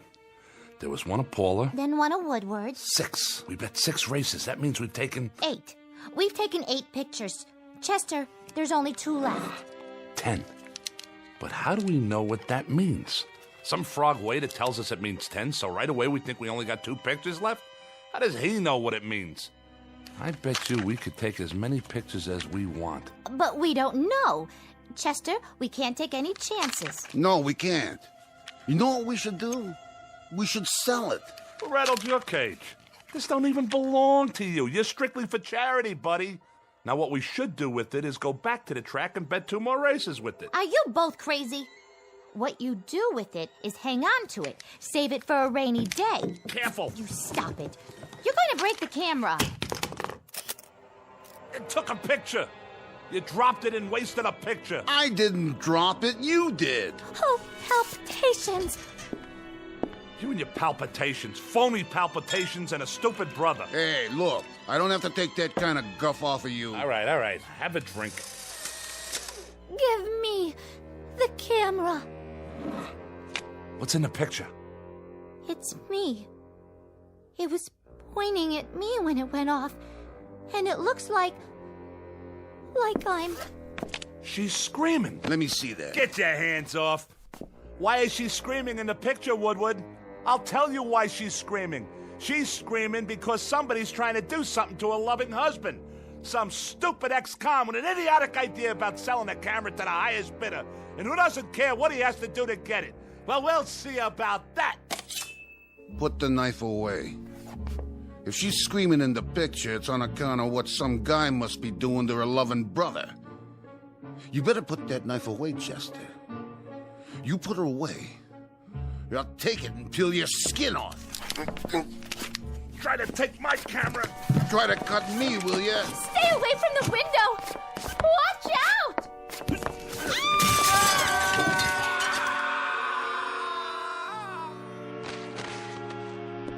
Oh, Chester! Chester, my poor darling husband! And Woodward! Woodward, my brother, my flesh! My very own flesh! I'll die! I will simply die! There's nothing left for me now. Except this suitcase full of money. How thoughtful of you, Chester. Well, don't worry about me. I'll muddle through somehow. We have to learn to live with tragedy. Poor Chester and poor Woodward. My heart is simply too full to say any more. May you both rest in peace. Now, where is that camera? Here. 1 picture left, huh? 1 more picture to remember you boys. For posterity. Pardonnez-moi. Oh, how did you get in here? I have, how you say, the key. There is something in the way of laundry that I should take, no? You got the wrong room, Jack. There's no laundry up here. I'm checking out. There is the matter of dirty laundry. And your two friends, they have checked out already? Ah, yes, I see them. Such a pity. Lying down there in the courtyard. So young. One moment full of life, vim, vigor, and the next moment, poof. What do you think you're doing with that suitcase? Doing? But, madame, I told you, I'm here for the laundry. I'm, how do you say, cleaning you out. You're cleaning me out? And while you're doing that, Jack, what do you think I'll be doing? Well, I'll cue you, buddy. I'm gonna be calling the cops. Cops? You mean the gendarmes? You'll forgive me, but if you call the police, Madame will get herself into, how do you say, one fantastic bind. Dear lady, I know all about you. I did some checking. You, your husband, your brother, you're wanted. So the money is up for grabs. Why, you little rat. And as for the police, I advise you to get out while you can. When they see what's in the courtyard down below, they shall be up here sans invitation. Translation, uninvited, if you catch my meaning. So you walk out of here with the loot, and I get nothing but a big fat goose egg? At your service. Now, as to the laundry, it may be back on Thursday, or maybe Friday, or maybe never. And the camera. But I am not a hog. I leave the picture with you. Sacre no, this is a picture of the courtyard below. Well, sure it is. I just took it. And if you don't mind, I think I'll just keep it as a souvenir. But how can this be? In the picture, there are more than 2 bodies. More than 2? Then who else is down there? Watch your step, madame. The broken glass. You will trip and hurt yourself.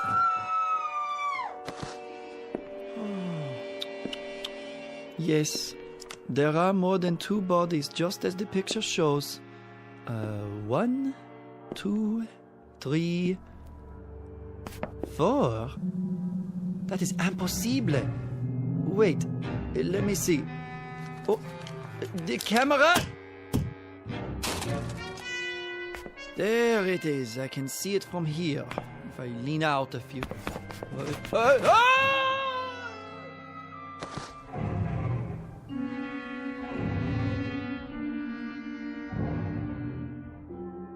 Object known as a camera. Vintage uncertain. Origin unknown. But for the greedy, the avaricious, the fleet of foot, who can run a 4-minute mile so long as they're chasing a fast buck, it appears to be an ally. But appearances are deceiving. It isn't at all what it seems. It's really nothing more than a beckoning come-on for a quick walk around the block in the Twilight Zone.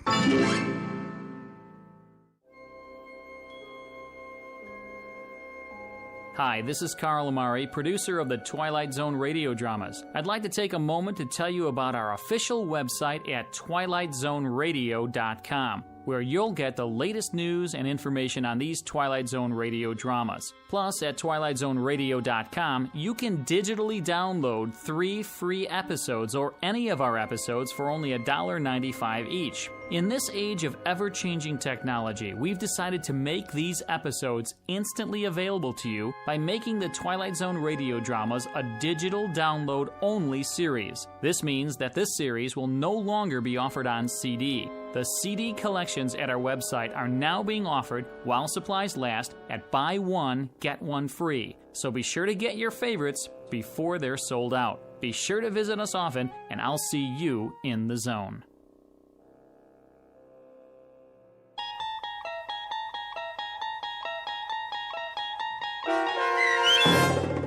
A Most Unusual Camera, starring Mike Starr with Stacy Keach as your narrator, was adapted for radio by Dennis Etchison and based on a script by Rod Serling. Heard in the cast were Alyssa Fraden, Rich Komanek, Brooke Reed, Christian Stolte, Turk Muller, Roger Wolski, Carl Amari, and Doug James. To learn more about the Twilight Zone radio dramas and to obtain audio cassettes and CDs of these programs, visit our website at twilightzoneradio.com. This copyrighted radio series is produced and directed by Carl Amari and Roger Wolski for Falcon Picture Group. Doug James speaking.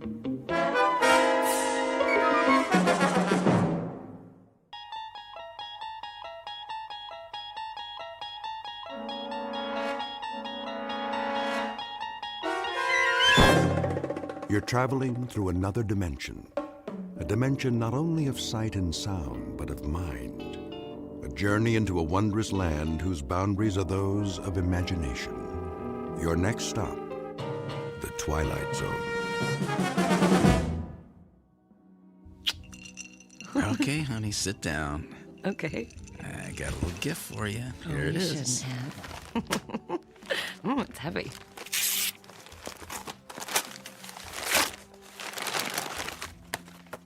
You like it? Well, it's a cookbook. Happy birthday, Susan. It's a cookbook. Well, I thought your cooking could stand some improvement, you know. Oh, that's real nice. Well, come on, aren't you going to look inside? Oh. Oh, now that's more like it. Well, I'm not good at buying jewelry on my own. I had to guess the size of the ring. Think it'll fit? It's a little snug. I can get it resized. Do you have the receipt? Is that important? Kind of. Think of it as Exhibit A, Officer Sternwood. Right. I'll try to remember what I did with it. In the meantime, I gotta go. Crime's not gonna fight itself. Oh, Paul, do you have to go? Look, I don't like it any more than you do, but I have to book leave in advance, and today kind of snuck up on me. And My birthday snuck up on you? that didn't come out the way I meant it to. Uh-huh, I bet. Can't you call in sick? Yeah, they would definitely never suspect that.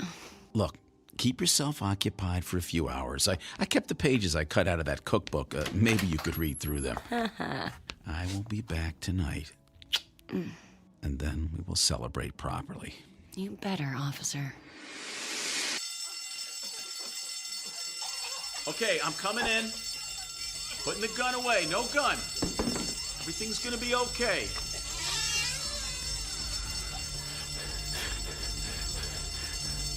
Now listen, Benny. Can I call you Benny? Look, I know you're not angry at these people. They haven't done anything to you.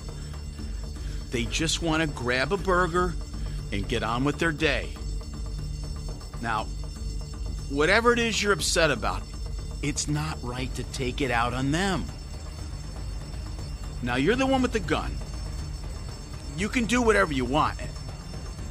And I believe you are a decent man. You don't really want to hurt anybody.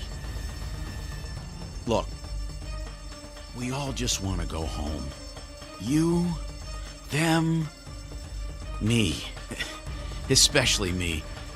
My wife's already mad at me for working on her birthday. And if I'm late for dinner, she's gonna kill me. Ah!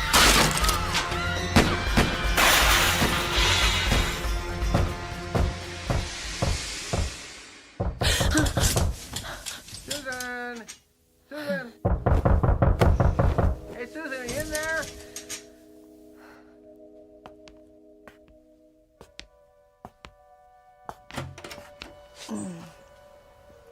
Oscar, what's the matter?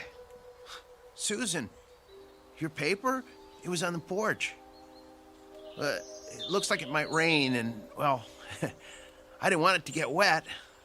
So, are you okay, Susan? Wow, you look awful. Oh, well, I was just... I overslept. Had a bad dream. Oh, man. What, about Paul again? How do you know about that? Well, you told me. You know, on our date. We had one drink together, Oscar. That doesn't constitute a date. Well, maybe it should. Oscar, please don't do this. Look, Susan, Paul's been dead, what, 3 years now? 2 years, Oscar. Susan, we've all lost someone special to us. Oscar, I'm sorry about your mother. From what you've told me, she sounds like she was a lovely woman. Oh, she was. Yeah, she was everything to me. But I really think that... Hey, is that the phone ringing? I don't hear anything. Oh, yeah, that is definitely my phone. You better get inside before it rains. Bye now.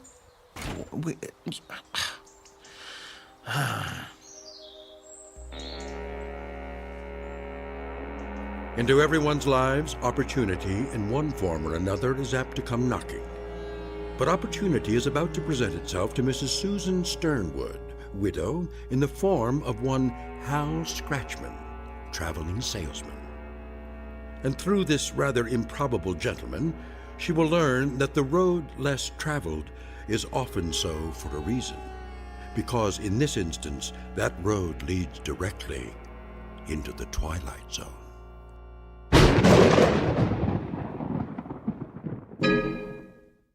And now, The Twilight Zone and our story, The Time of Your Life, starring John Rhys Davies, with Stacy Keach as your narrator.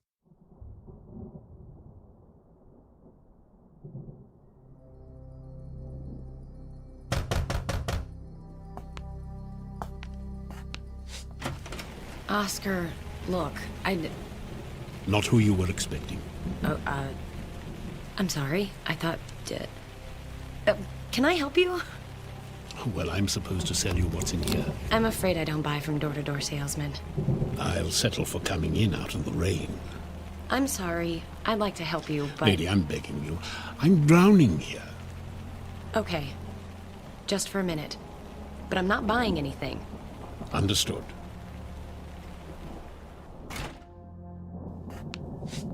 Thanks. Phew. Can't get used to the weather in this city. Oh? Not from around here? No, I come from some place warmer. Can I sit down for a few minutes? Well, actually... Oh, I won't ruin your furniture. I'll just sit on this newspaper. Thanks. You're welcome, Mr...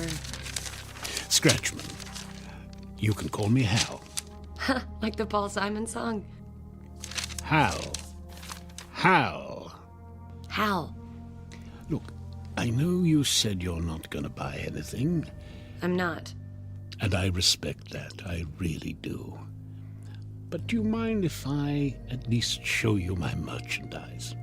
That way I can scratch you off my list, maybe go home a little early tonight. I guess. But I want you to understand that I'm... Oh, it's clear. I would never force anybody into anything they don't want to do. So what do you have in there? Watches? Clocks? Not clocks. A clock.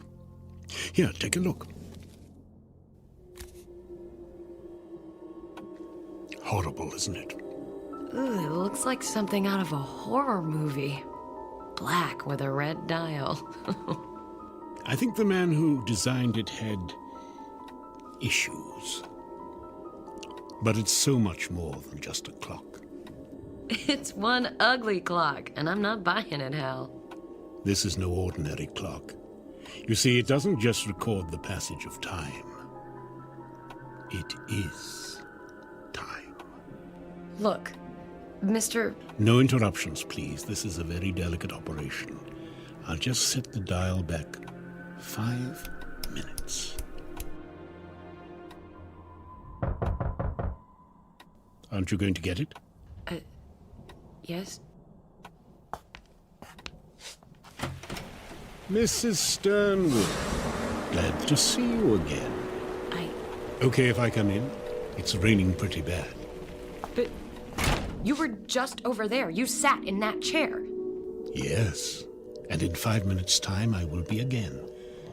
Pretty cute, eh? It's impossible. Admit it.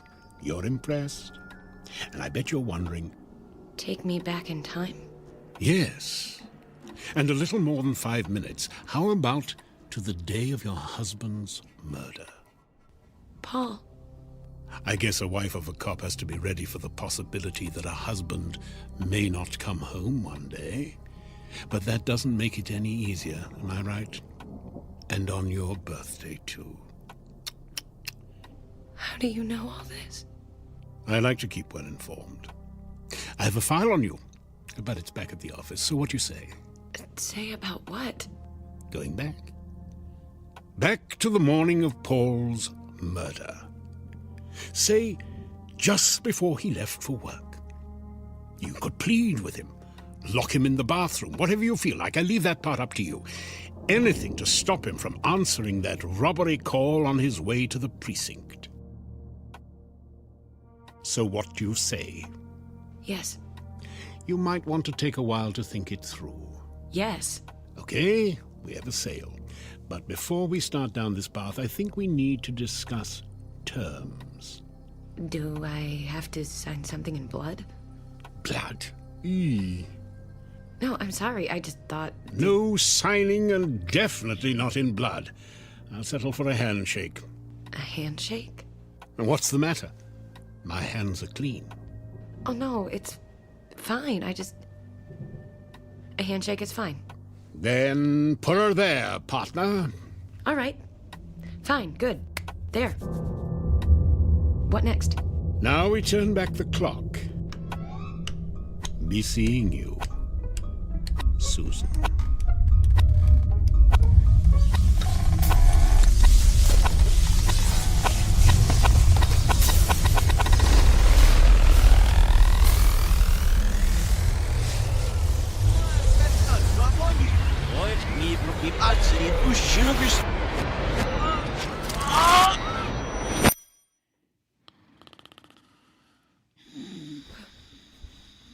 Paul? Paul? Oh. What is it, honey? Was I snoring again? No. No, you weren't snoring. So what's the matter? Nothing's the matter. Nothing at all. You're fine, Paul. Everything's fine.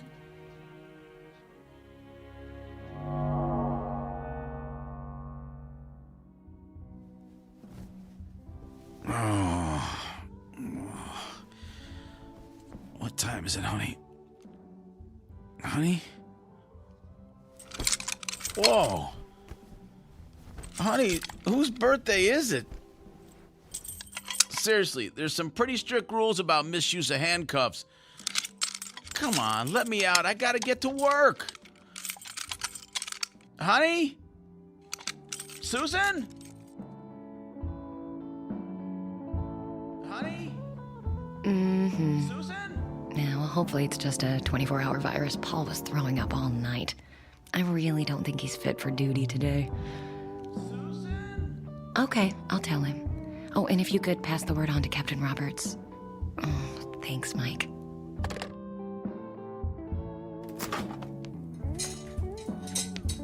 That was not cool, Susan. Paul! Do you know how late I'm gonna be? I am so dead. How did you get free? Think I don't know how to open a pair of handcuffs? Was that supposed to be funny? Because I'm not laughing here. What's the idea? Paul, I just don't want you to go to work today. Look, I don't like it any more than you do, but I have to book leave in advance. And today kind of snuck up on you. I wasn't going to say that. Look, it doesn't matter. You're not going to work today, and that's final. Honey, crime doesn't fight itself. Stop saying that. What? I just thought of it. You always say that. I hear it every time I sleep. Man, I don't know what's up with you today. I didn't forget your birthday, but it's too late to give you your present. I gotta go. We'll pick this up tonight. Too late, Paul. I already called and said you were sick. You did what? Look, forget it. I have to go. You're not going anywhere. Get back, Paul. I mean it. Susan, what the hell? You're staying right Are you here. insane? If you go out of this house today, you are going to get yourself killed. Oh, okay. So you're gonna shoot me to stop me from being killed. Do you know how nuts that sounds? Paul, I am begging you. Don't go.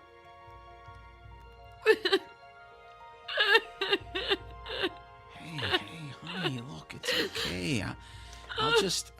I'll call in sick. No, come on. Now put that down. And we can open your birthday present. Oh, Paul.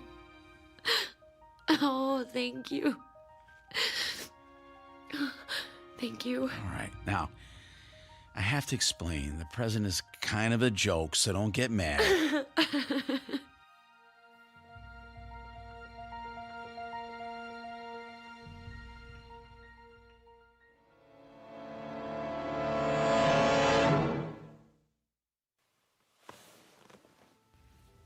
I know I must have looked completely crazy. I've never acted like that around him before.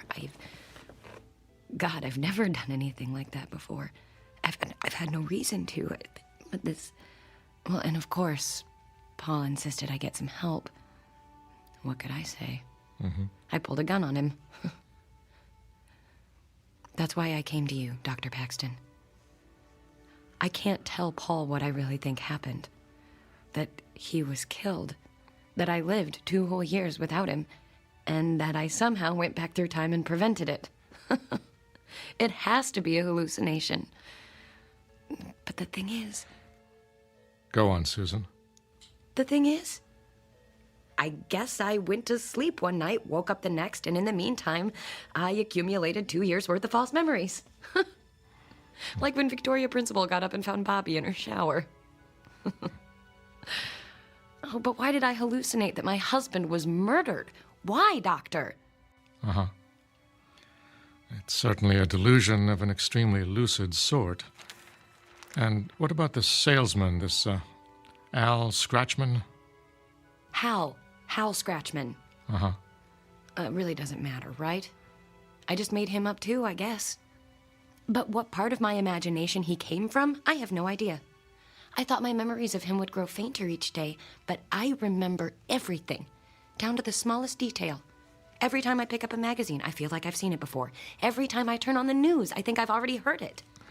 Fascinating. And that's the most frightening thing about it. How so? Because if I really do think that, the delusion isn't over yet. I must still be... crazy. Paul thinks I'm crazy. Do you think I'm crazy, Doctor? I don't think that, Susan. I mean, if I didn't believe you, who would? It's you. Believe it, baby. It talks. So, how have you been? Where's Dr. Paxton? Out visiting one of his more expensive patients. No offense. I came in here, saw you lying on the couch, couldn't resist taking his place, finding out what's been going on with you. Oh, this is a great office. Look at that view. That is $1 million view right there. And air conditioning. I love air conditioning. I can never turn it up high enough. Oh my God, oh my God, oh my God, this isn't happening. Oh, you've got to love psychiatry. Everyone has so many problems and nobody gets any better. I don't know what's happening or why it's happening, but thank you, I guess. I'm leaving now. Goodbye, Hal. You are not going anywhere, Susan.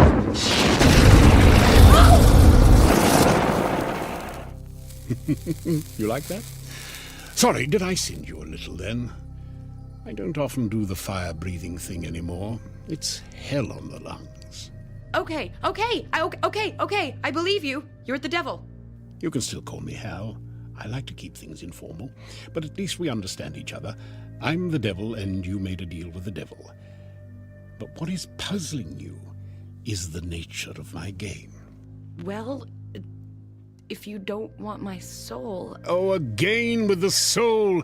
Look, I gave you your husband back, correct? I thought the clock did that. Yes, my clock. You get 1 life from me, so I want 3 back in return. 3 what? 3 lives. Weren't you listening? It can be anyone you want. People you know and dislike, people you don't know and don't care about. Wait a minute. You want me to kill somebody? 3 somebodies. 3. I can't kill anyone. Now, how can you say that? I bet you haven't even tried. I'm not going to do that for you or for anybody. Well, I hate to bring this up, Susan, but we had an agreement. We shook on it. Remember? I'm begging you. If there's anything else I can do for you. Anything at all. I'm sorry, Susan. It looks like our time is up.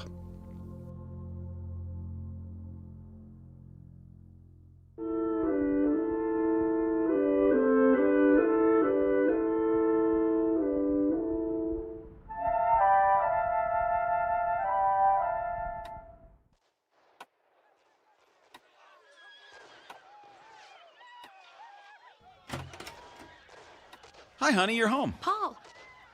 I wasn't expecting you back so soon. Why? Do you have plans? Of course not. You okay? You seem a little jumpy. I'm just cold. So, how was your session with Dr. Paxton? Fine. Same as ever. Are we eating out, ordering in, or what? I thought we could. Paul, where did that come from?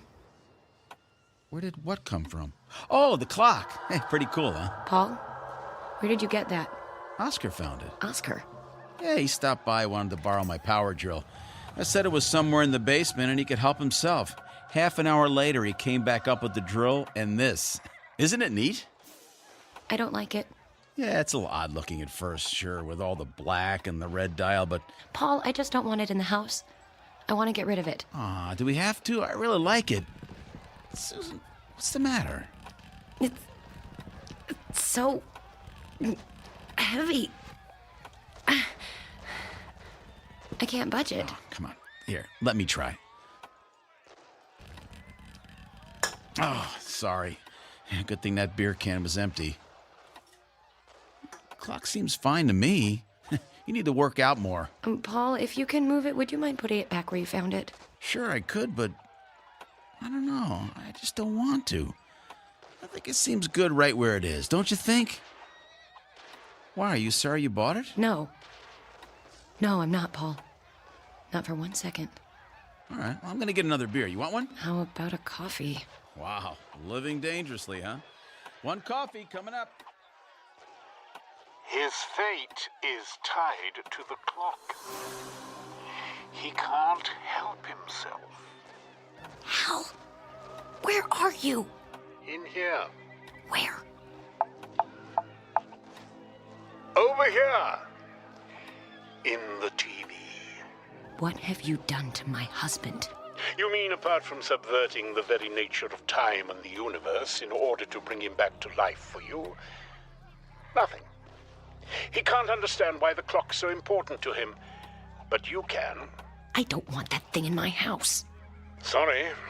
Like the 3 lives thing, it's non-negotiable. I moved that clock before. Why can't I move it now? Because I don't want you to. I want it there as a reminder. We have a business arrangement. We could have handled this amicably, gone our separate ways, but no! You had to turn the murders of 3 people into a big deal.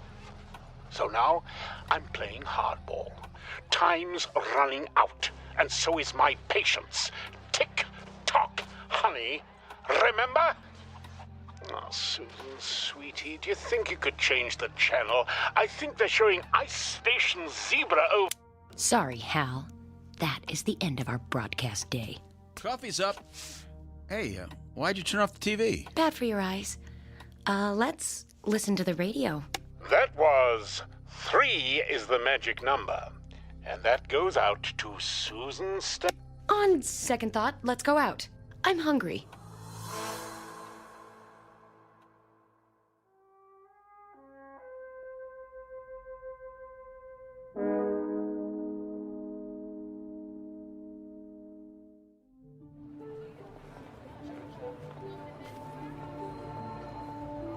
Hi, Susan.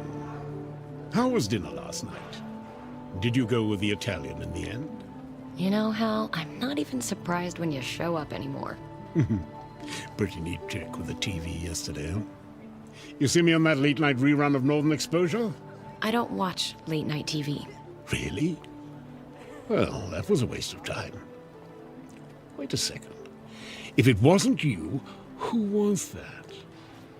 Ah, who cares? Look, I think maybe we got off on the wrong foot. Don't you mean the wrong hoof? Oh, that's good. I like that. Just because your entire world could fall to pieces like that doesn't mean that you can't face up to things with a, what's the saying? A devil-may-care attitude? Act a girl! Act a girl. Now you're getting it. Listen, Hal, I was just on my way to get some lunch, but one of my girlfriends bailed out on me. I hate to eat alone, so... Care to join me? So you're telling me you want to dine with the devil? Well, it's just lunch. But why not?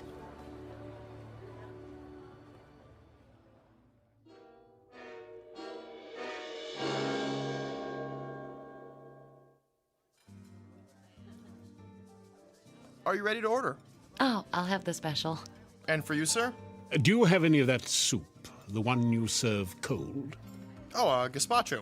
I'll have that. Anything to drink? Nothing for me. Yes, something with a lot of ice. Okay. Forget the drink, just bring me a glass full of ice. Just ice. Uh-huh. Come on, minimum wage, hop to it. That wasn't nice. All part of the service. So have you given it any more thought? You mean, who should I kill for you? Hey, you know who's good? The homeless.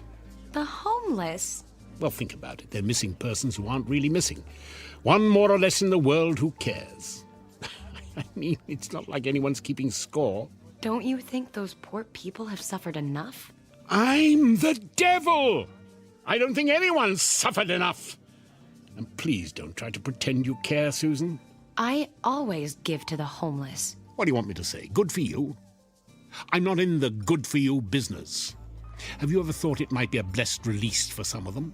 I doubt you're in the blessed release business either, Hal. Your ice, sir.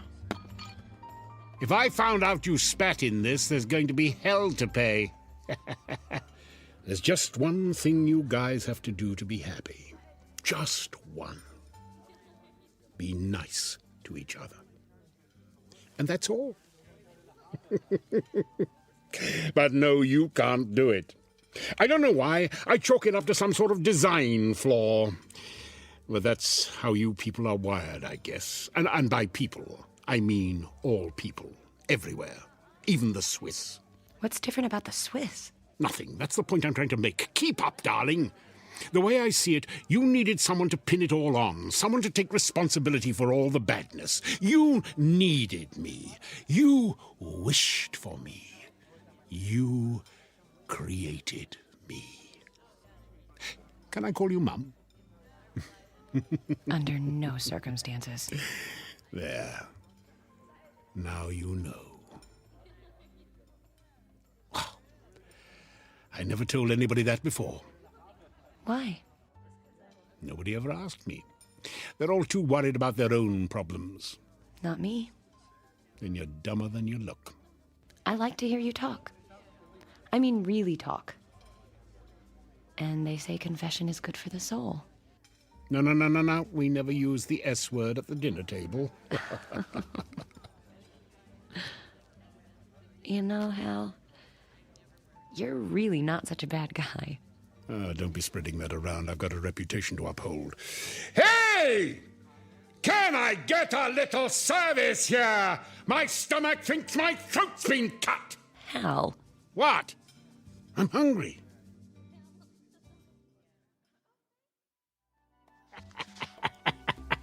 It's funny because it's true. Oh, that's a great story. I got 1,000,000 of them. Literally 1,000,000. With you, it'll be 1,000,001. 1,000,000 sounds like a better number. What do you mean?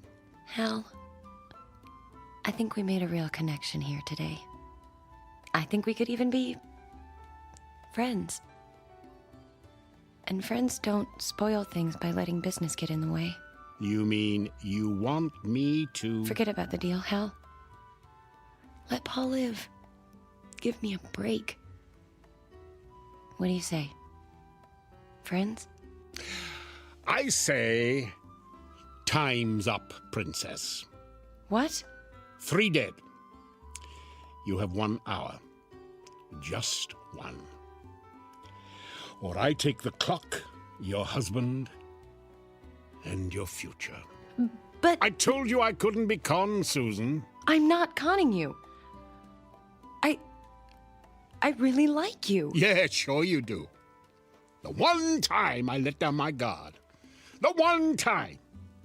You know how hard it is for me to open up to people? Hal, I'm sorry. I didn't mean to upset you. I'm going now. I hope you'll understand if I don't pick up the check. And if there is a shred of decency in you, you won't touch my lemon sorbet when it arrives. Hal, are you crying? No. I just have some brimstone in my eye. I have to go.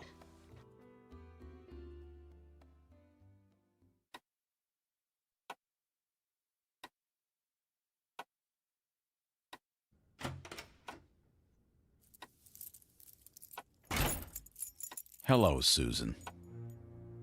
Paul, do you even go to work anymore? Who is he, Susan? Who is who? Paul, what are you talking about? Don't pretend you don't know what I'm talking about, okay? Just don't do it. I'm not pretending. I honestly have no idea what you're talking about. I know about the other man, Susan. Are you crazy? There is no other man. Oscar told me all about him. Oh. He's seen the two of you together. He's heard you talking. And you believe him, Oscar? Come on, Paul, I thought you were smarter than that. All right, deny you had lunch with him today. Look, it's nothing, okay? It's nothing. Then who is he? I can't tell you that. Why not? It's complicated. How complicated can it be? You have no idea. Then why don't you uncomplicate it for him, Susie? What the hell? Hal, what are you doing here? You never called. And after I gave you my number. You're out of ice cream, by the way. Is this him? Are you him? I'm him. Or do I mean I am he? Grammar. Paul, it's not what you think. This man, Mr. Scratchman Hal, he's a traveling salesman. He came to my door one day. It was raining, so I let him in. Oh, so you're kidding me, right? No, he was selling clocks. Or a clock. The clock over there. I bought it, and that's all.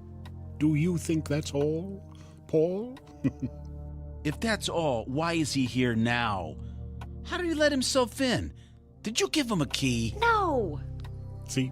Always thinking. Natural-born cop. Suspicious, too.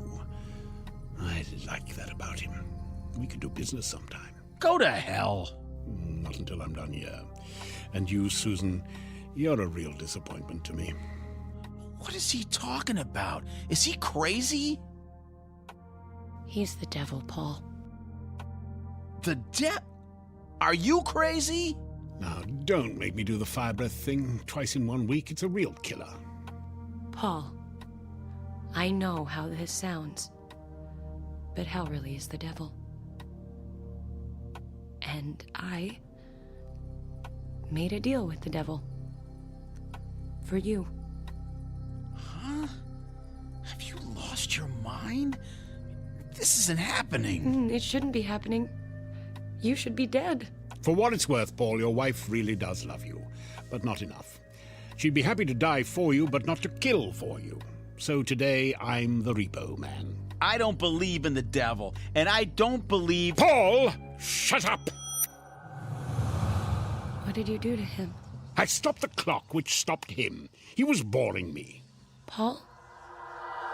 Can you hear me, Paul? He can't hear you. As far as he's concerned, there's nothing to hear. We're in a gap between seconds. Hal, we need to talk. I need you to understand. It's too late, Susan. You're out of time. I'm out of patience. We both know that you'll never give me those 3 lives. You're right. There's nothing I can say to you, is there? Anything that you could say that I'd want to hear would just be a lie, wouldn't it? I guess so. Just take the clock and go, Hal. Will I ever see you again? Probably not. Good. Now do what you have to do. I can't take this anymore. Do you just turn the hands forward again, or...? Something a little more final. Bye, Susan. Bye, Hal. Be good.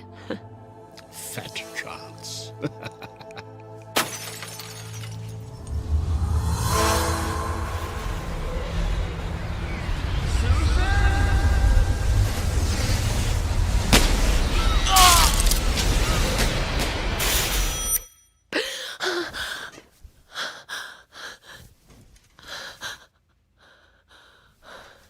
Paul? Paul? Paul?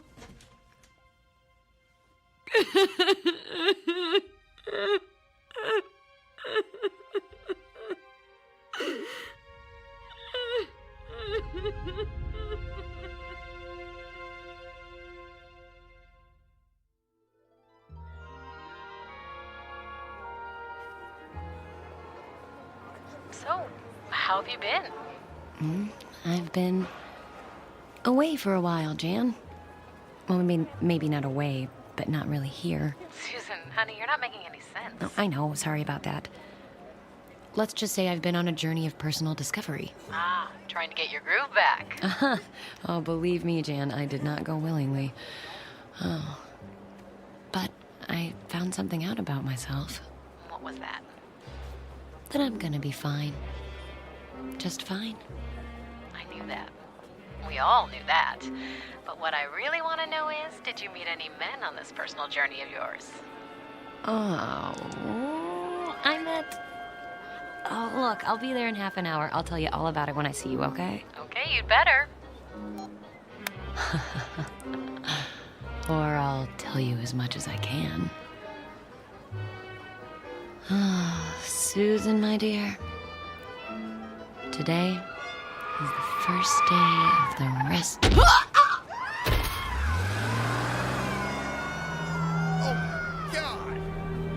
He hit her! I don't believe it, he just hit her! Oh my! Oh my! I can't believe I really did it. You did fine, Oscar. Just fine. You've only got 2 more to go, so let's get moving. Tick-tock, Oscar. Tick-tock. Okay, just tell me I'm doing the right thing. Oh, it is the right thing, Oscar. Remember, you're doing this for your mother. That's right. I did it for Mom. I did it for Mom. For Mom.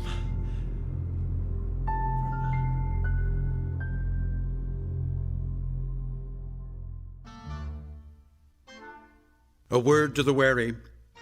If you should happen to receive a visit from a man who makes you an offer that seems too good to be true, don't even think twice.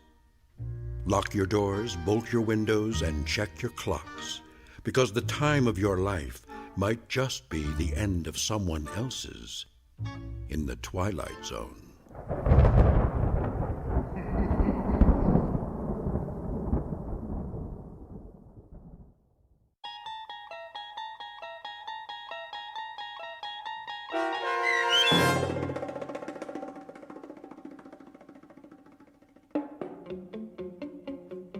The Time of Your Life, starring John Rhys Davies with Stacy Keach as your narrator, was written for The Twilight Zone by Matthew Elliott.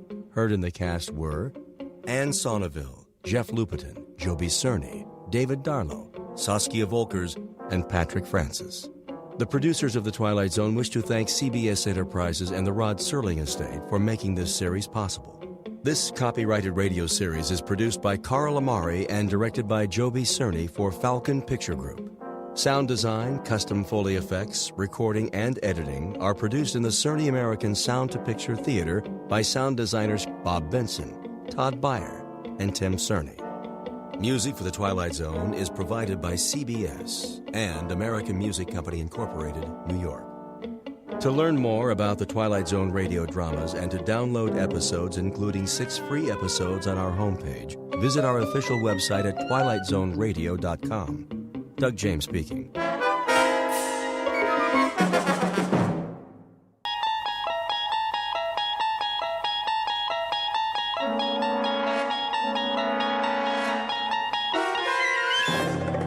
You unlock this door with the key of imagination. Beyond it is another dimension, a dimension of sound, a dimension of sight, a dimension of mind.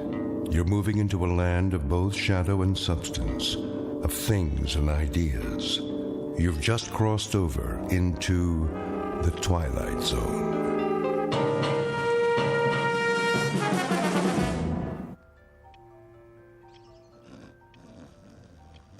Oh, shh, I'm trying to sleep.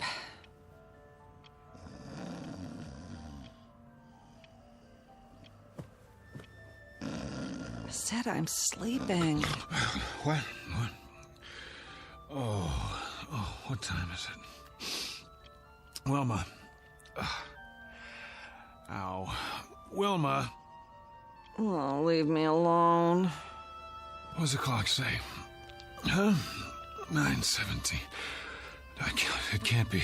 Oh, didn't you set the alarm? Wilma!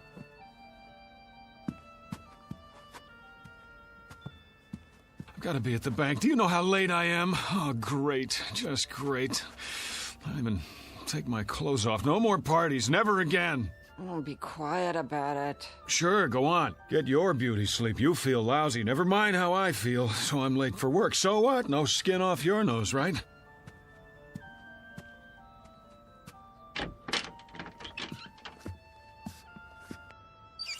Oh, yeah. I shouldn't have looked in the mirror. You know, I didn't want to go to that stupid party in the first place. It wasn't my idea. I wanted to stay home and read, but no, can't do that. Can't hurt old Petey's feelings, can we? Wouldn't be nice. So I go to work an hour late today, and you sack out till noon. That's fair, yeah, makes sense to me. Oh, my aching feet. Could have at least taken my shoes off, but that would have been too much to ask before you passed out.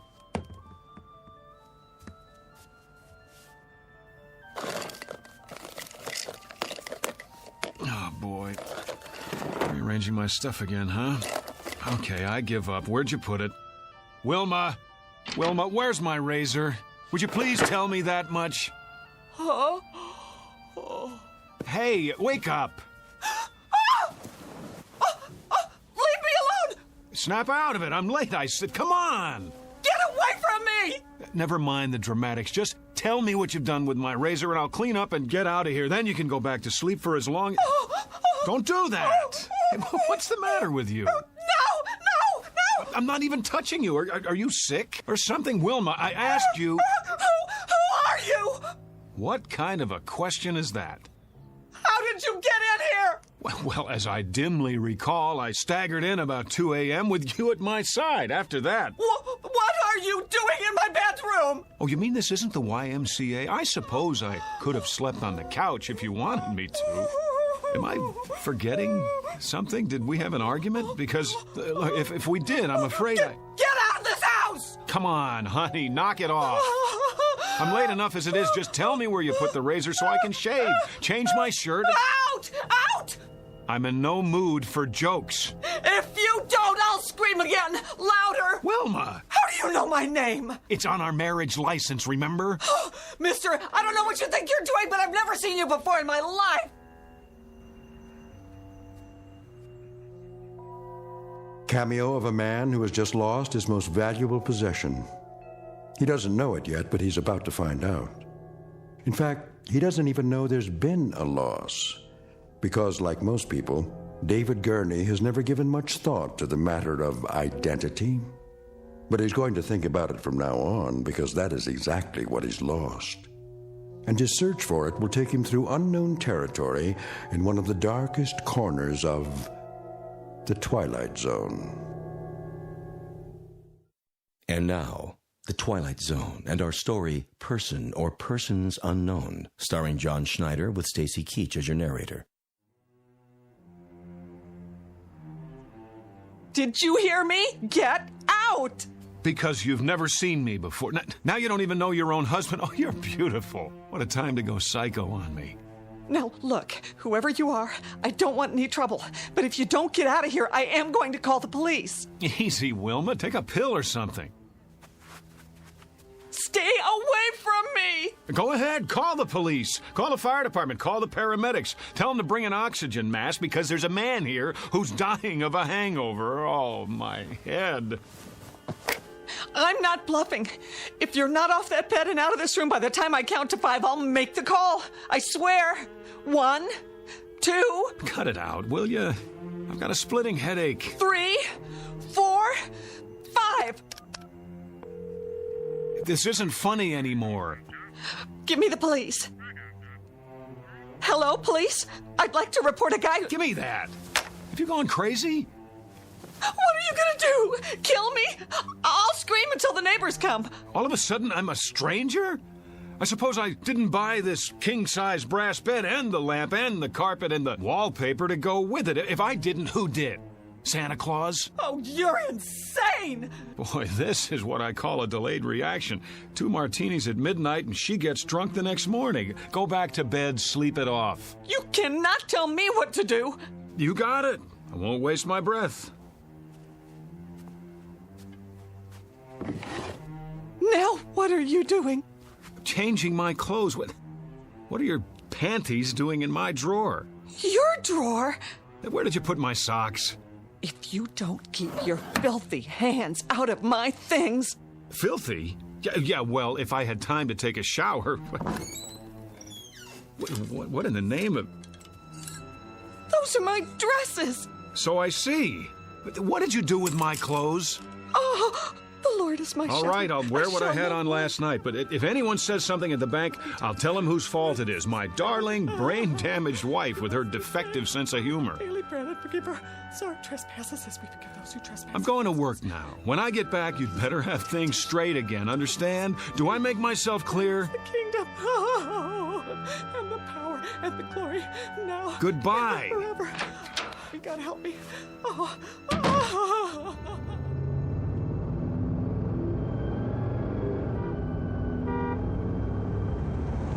Oh, great. No gas, which means I get to work even later. Mr. Miller's gonna love that.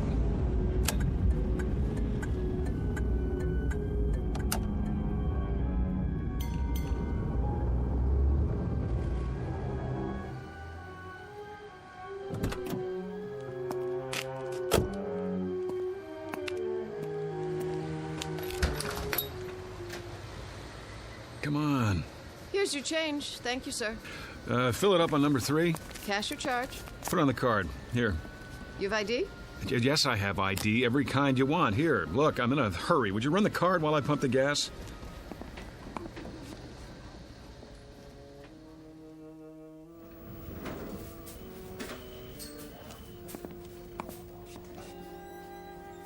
Morning, Jim. Morning, sir. Welcome to Federalist Savings and Loan. Boy, treat the customer like a king. New uniform? What's that, sir? Looking mighty spiffy. Hat's on crooked, though. It is? Keep up the good work. Don't let any bank robbers in. If you'll fill out a transaction slip. Who do I see about a loan?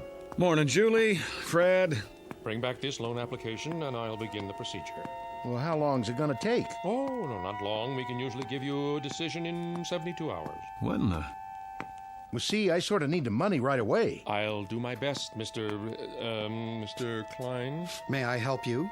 George? I am Mr. Hurtubise, Assistant Vice President. Of course you are. Who's that? Sir? At the desk by the window. Why, that's Mr. Cooper, our Vice President. Well, would you mind telling me what Mr. Cooper is doing at my desk? Beg pardon? What is he, some trainee of all the... If you'll wait your turn, sir, Mr. Cooper's busy. Yeah, sure he is. What is this, George? April Fool's Day? I don't see why I have to fill this out. I already gave you all the information. I'm sorry, Mr. Klein, but without verifying your collateral, I'm afraid there's nothing we can do. You know how long I've had an account here? And you giving me the runaround? Well, maybe I'll just take my business somewhere else. What do you think of that? Well, thank you for stopping by, Mr. Klein. If you'd care to reconsider... Thank you for nothing. Nice. I beg your pardon? You just lost a customer. I could have processed his application in 24 hours. And you are... Who the devil are you? How's that? I said, who the devil are you, and why are you sitting at my desk? Your desk? Yes, my desk. I've had about enough of this today. Get out of that chair. I'll do nothing of the kind. Friend, you'll get out of that chair, or I'll throw you out. Yes, I need security over here. Move. No need to get upset, friend. Oh, you don't think so? After the morning I've been through? Here, take this junk with you. Your pictures, your phony nameplate. I said take it! Trouble, Mr. Cooper. Would you show this man to the door? Knock it off, pal. You're the one who's leaving. Better come with me. Back off, Jim! This joke's gone far enough. He says it's his desk. Come on, sir. Let's settle this outside. There's nothing to be settled. I want my nameplate back and my pictures. What the hell did he do with them? Now, sir. Outside, I have to insist. Go ahead, insist. I'm not budging. Yes, you are. You're putting your hands on me? This is too much, Jim. I like you. You're a good security guard. But if you don't let go of my arm, you're out of a job. Outside. I said, let go of my arm. There! Now you are fired. Put your hands up. Put your gun away and get back to work. What's the matter with you people? Has everyone gone crazy? Up, over your head. I advise you to do as he says. Mr. Cooper, call the police. I already have. Well done. What? Now walk 3 paces in front of me. All the way to the door. Don't make me use this. George, what's going on? Tell me, please. Outside with him. Let's go. Sorry, everyone. Minor disturbance. Don't be alarmed.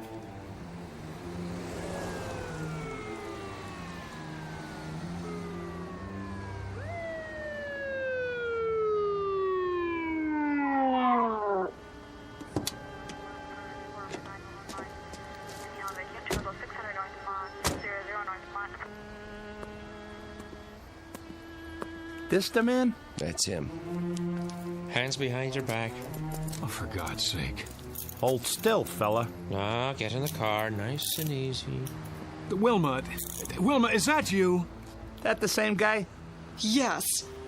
What's your name?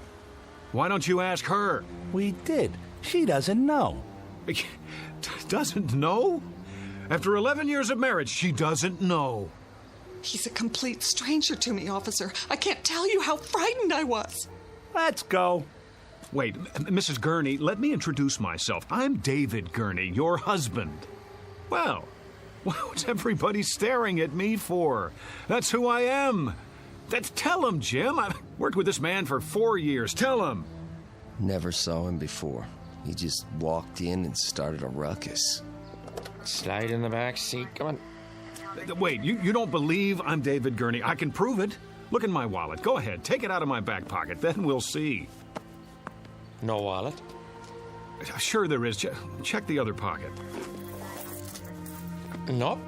Nothing. But I had it. Oh, hold on. The gas station. I must have left it on the counter. Everything. Driver's license, credit cards. Watch your head.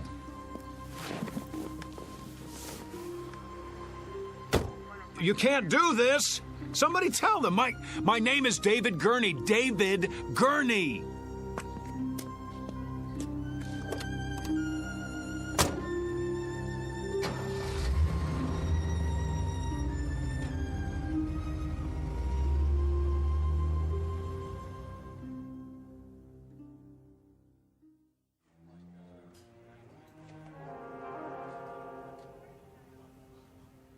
On your feet. Where's the doctor? Right here, my boy. Sorry to keep you waiting. Thank God. You don't know what it's like sitting here listening to those lunatics. I think I do. If you'd like to come with me? Let's move it. I see you people have finally come to your senses. Now you can sign the papers and I can go home. You're not going anywhere. Not just yet. What is this, a jail? No. I thought you understood that. It's not part of the penal system. What would you call it then? An isolation wing at the state hospital. I thought that was explained when you were brought here. Then if it's not a jail, I'm leaving. Very probable, eventually. But for now, there's a 72-hour hold. I thought we'd talk a bit first, Mr. Gurney. David Andrew Gurney. So you've said. Well, let's go down the hall, shall we? We'll be more comfortable in my office. You heard him. You don't have to manhandle me. It's all right. He's not dangerous. If you say so. Please, follow me. Got a regular loony bin in here. Oh, let's say a few people who are confused. I think of it as a kind of hotel for the weary mind. Yeah, only they can't check out. Actually, most of them will be released. A few are violent, but you're not like those, are you? Well, I should hope not. Come in, Mr. I suppose I must call you Mr. X for now. I told the officers who I am. I've told everyone. Please have a seat. Where's the couch? I'm afraid you've seen too many movies. Of course, if the chair is not comfortable. It'll do. I just want to get this over with and go home. And where is that? I've been through this before. You still insist that you live in Miss Berenson's condominium and that you are her husband. Yet she's unmarried. We've checked. How do you account for that? I don't care what she says. I know who I am. No need to get upset. Everybody's telling me I'm not who I think I am. But what do you expect me to do? Relax? It must be a challenge to your belief system. But if I'm to help you, then you've got to come to terms with the facts. And what are the facts? Couldn't say just yet. The police are running your fingerprints, and then we'll have something to work with. But for now, this person you think you are, we know that he doesn't exist, except in your mind. Oh, we know that, do we? It seems that you've invented him, whether out of whole cloth or people you've known. You're lying. And why would I do that? I don't know, but you are. You've got to be. A man can't live for 40 years and all of a sudden... Is that how old you are, 40? Yes. And then, just because he loses his driver's license... We're checking the place where you say you left it. But it wasn't just that. Everyone at the bank agrees that... You put a lot of stock in everyone else's opinions. How about mine? Well, we must begin somewhere. Consensus matters, doesn't it? Surely you can see... I see that they're all lying. That's what I see. How can you be sure they're not telling the truth? At least as they see it. That's what I'm doing. So you believe they live in a different world, a world with different rules, a different history. I don't have any idea, but I know what I know. Ah, there's the conflict, you see. We have to resolve it somehow before you can move on. What chaos we'd have if each of us believed in a separate reality. What about my reality? Doesn't that count for anything? Epistemology rears its head. You're obviously an educated man. Perhaps if you'd provide a list of the schools you've attended, we can contact them. Unless you believe their files have all been corrupted somehow. All right, let's go over it again. I live at 2457 Lime Rock Avenue, Los Angeles, California. But we've established that Miss Berenson lives there. Her name is not Berenson, it's Gurney, and she's married to me. In fact, she is not married to anyone. Oh, that's a fact, is it? Her name is on the lease. She has ID, car registration. Let me see it. Well, that can be arranged.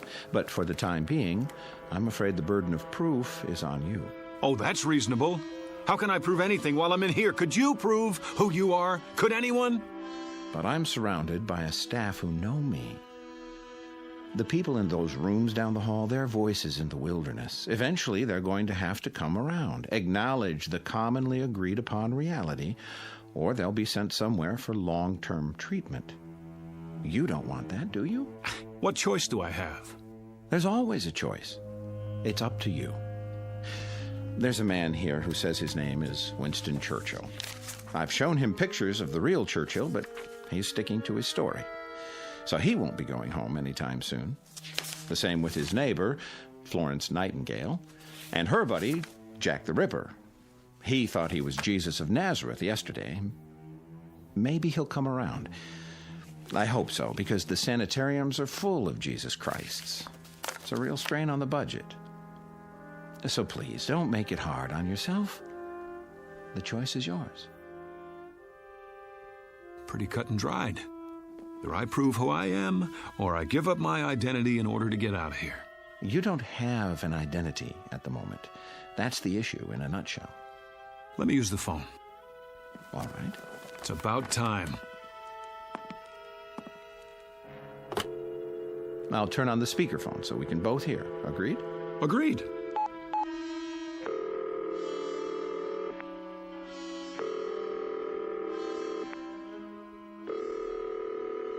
Front desk. This is Dr. Koslenko. Let me have an outside line, please. Yes, doctor. What number? 838-2171. My friend Pete. I've known him forever.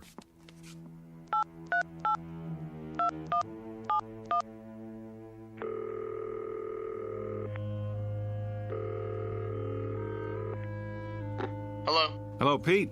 Yeah? Who's this? It's Dave. Look, you don't know how glad I am to hear your voice. Listen. Dave who? Pete, for God's sake, Dave Gurney. Wilma and I were at your place last night. Don't kid around. I think you have the wrong number, fella.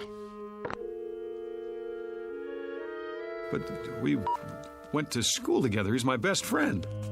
Care to try someone else? Let's just cut through all this. Call 272-3478. Ask for Mrs. Gurney. Very well.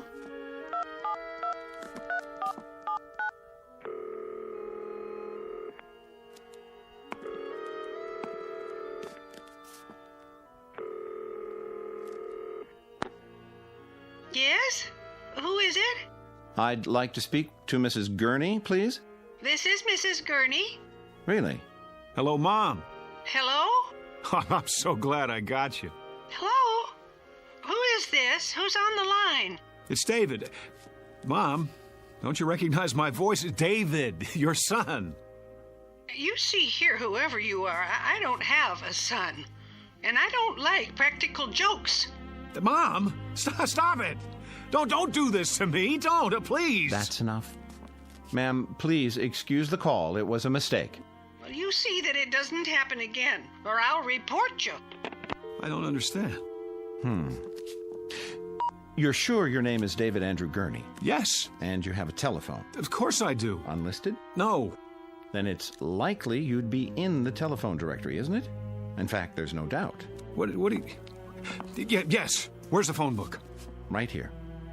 You'll notice it's the current edition for your area. Go ahead, open it.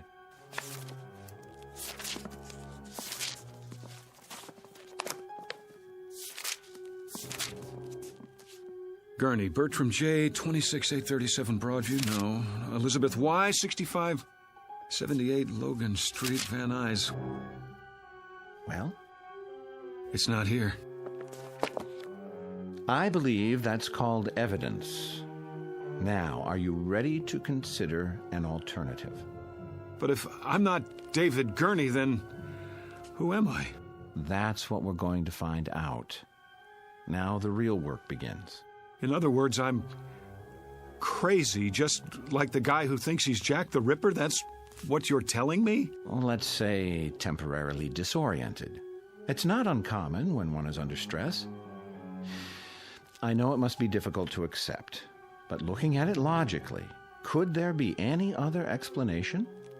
Sometime last night, you suffered a break, became confused, entered Miss Berenson's apartment. No, for some reason that's what you want me to believe, but it isn't true.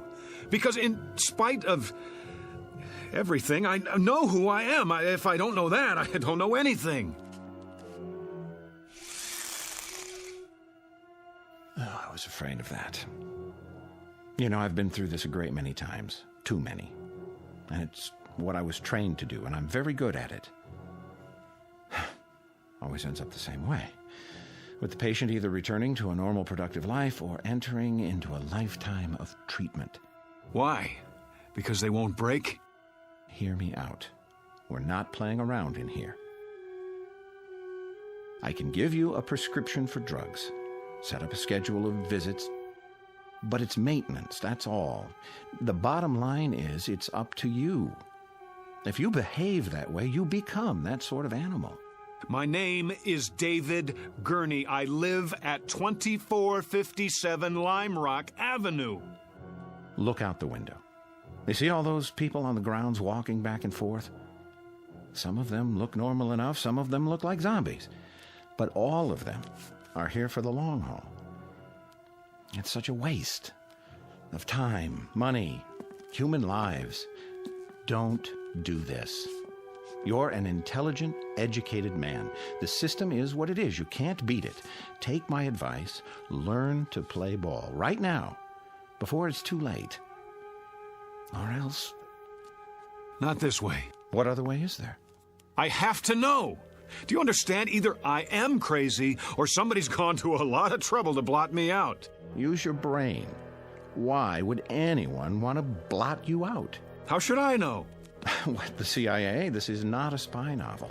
Whoever or whatever it is, they can rig all the phone books in the world and they can pay off everybody who ever knew me, but there's one thing they can't do. They can't get inside my mind, and they can't think of everything. What do you mean? Something even Wilma doesn't know about. I just realized. There's still one way to prove who I am. Well, I'll be happy to take it under consideration. Sure you will. Stand back. I'm going to make sure I get there first. Get away from the window. No, Out of my wait. way!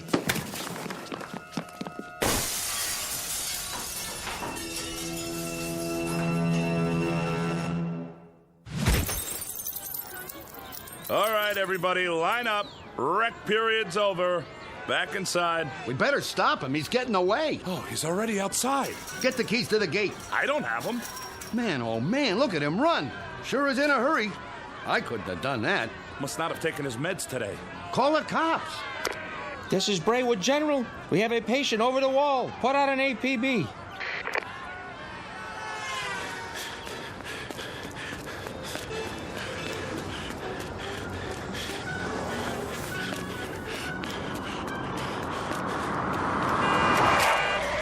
Hey, buddy, get out of the way. Give me a lift. Yeah, sure. I have to get out of here. Yeah? We'll call a cab. I don't have any money. Did you help me? Sorry, buddy. Get out. I need it. Get out. Hey, what are you doing? Then slide over. I'm in a hurry. Hey, look, man. I don't want any trouble, okay?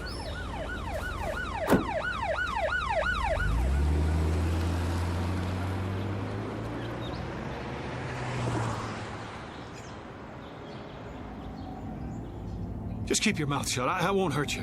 Hey, who's after you? The cops? Huh? What'd you do? Nothing. That's just it. Nothing.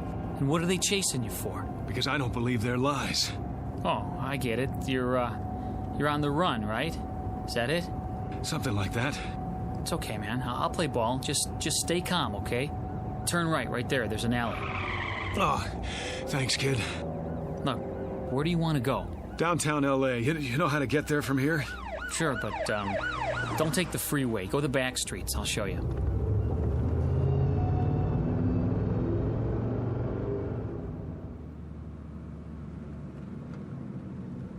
I hope this is the right address.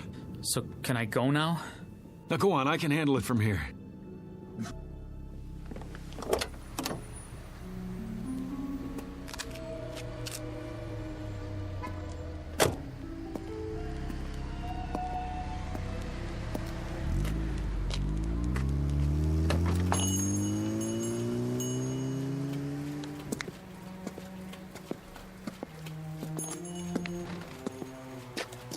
Can I help you?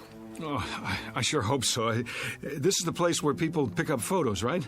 Sure is. Good. I thought I got it right. You have a receipt? What? The receipt for the photo. Did someone take your picture? That's right. And he told you to come here? It was in Griffith Park with my wife. We were walking past the merry-go-round. It was last Sunday. A man came by with one of those big cameras. Dave, that man just took our picture. Beautiful shot, too. What are you doing? Here you go, folks. I didn't say you could do that. Oh, there's no obligation. Take this ticket to Photos R Us. Address is right on it. If you like the picture, it won't cost you an arm and a leg. 8x10s, wallet size, 3x5. He gave you a ticket. Yeah, but I don't have it with me. Then I can't help you. We have hundreds of proof prints. That's what I need. Proof. Hold on. I can almost see the number in my mind. 670. Yeah. That's it. 6708777. I remember because of the 4 sevens. Maybe your wife's got the ticket. No, she's forgotten about it. I was going to surprise her. Sunday, that would be the 14th. I'll check the files. You found it? This must be the one. Hey, let me have it. Wait, was that 4 sevens at the end or 3? There's only one way to find out. Yes! Is that it? Yes! Yes, that's it! Oh, you don't know how important this is to me. You okay, mister? I am now. That'll be $4.75 for the enlargement if you want extra prints. Hey, mister, you have to pay first. You. Hello, Mr. X. What are you doing here? I might ask you the same question. We've been following you since the hospital. I wanted to see where you'd go. What is this? All right, hands behind your back. Wait! Have any knives or weapons in your pocket? I said hold on! It's all right, officers. I'll take responsibility. The guy owes me money. Oh? $475 to be exact, plus sales tax. And do you know what for? I'm sure you're going to tell me. Proof that I'm not crazy. Really? And what kind of proof might that be? I told you they couldn't think of everything. Well, I was right. I suppose you found a signature or some such? That wouldn't be enough, would it? I could have signed it at any time. Correct. Or if it's something else, I could have printed it up or bought it like a fake driver's license. I doubt that you've had time. What about a photograph, Doctor? A picture of me hand in hand with the woman who says she never laid eyes on me before this morning. Is there some way to explain that? What do you have there? Go on, open the envelope, take it out and look at it, and then tell me what you think. Well? And what am I supposed to see? Me, with Wilma at Griffith Park last weekend. That should establish something. I don't understand. What's to understand? You need glasses? This is a photo of you in front of a carousel, alone. Let me see that. No, it was different a minute ago. A picture of two people, two. You saw her. Tell him I showed you the picture. You didn't show me nothing, mister. Just looked at it yourself, then you tried to run off without paying. But I tell you, she was there. We were there, together. Come along now. We'll go back and talk this over. No, we were there together. Together. Together. Together. We were... Dave? Together, I tell you. Dave, honey, wake up. What? Oh, where am I? In bed, you were dreaming. Oh, Wilma, it seems so real. That's why they call them nightmares. You want me to get you something? No, that's all right. What time is it? 4 in the morning. Go back to sleep. You have to be at work in a few hours. Whew, I must have had the nightmare, the granddaddy of them all. That'll teach you to mix scotch and martinis. Well, no, that'll teach me. Sorry I didn't put you in your pajamas, but I was a little out of it myself. Forgive me? Oh, sure I do. Don't blame yourself. You're in a rare mood. You don't know how happy I am just to be here. I love you, too. Oh, you better check the alarm. I'm not sure if I set it. I can't see. Now turn on the lamp.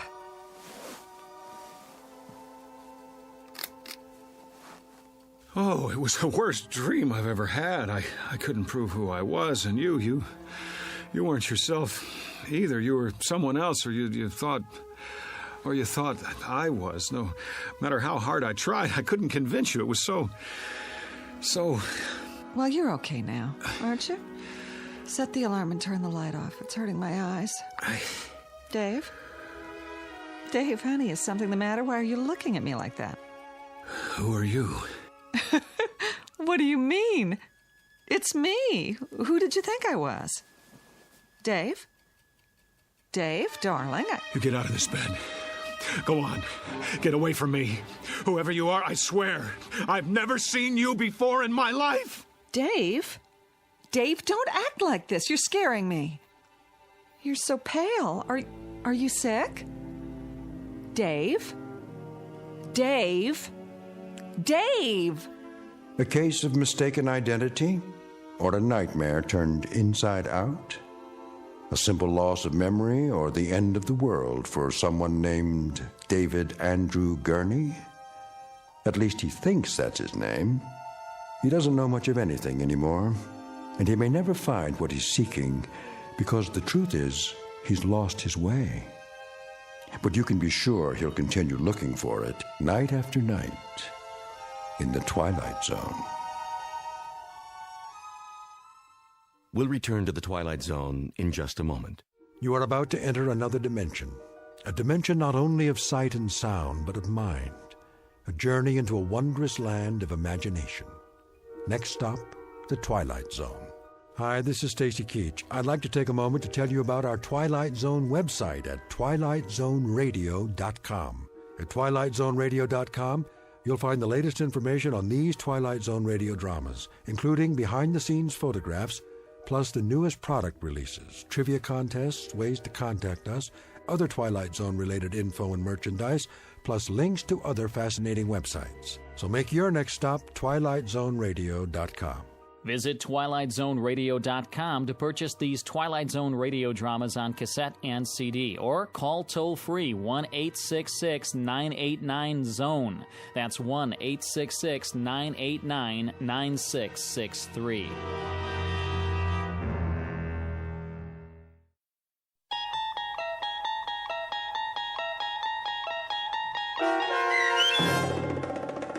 Person or Persons Unknown, starring John Schneider, with Stacy Keach as your narrator, was adapted for radio by Dennis Etchison and written for The Twilight Zone by Charles Beaumont.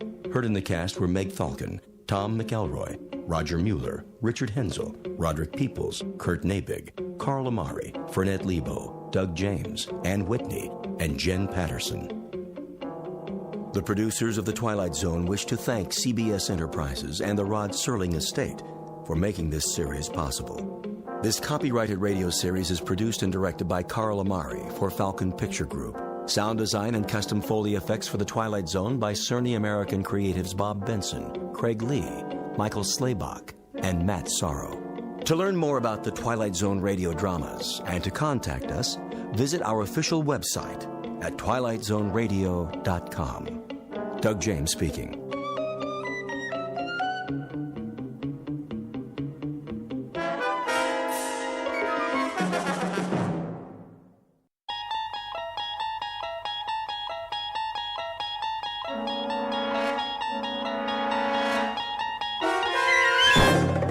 There is a fifth dimension beyond that which is known to man. It is a dimension as vast as space and as timeless as infinity.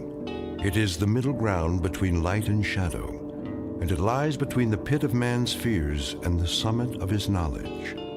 This is the dimension of imagination. It is an area which we call the Twilight Zone.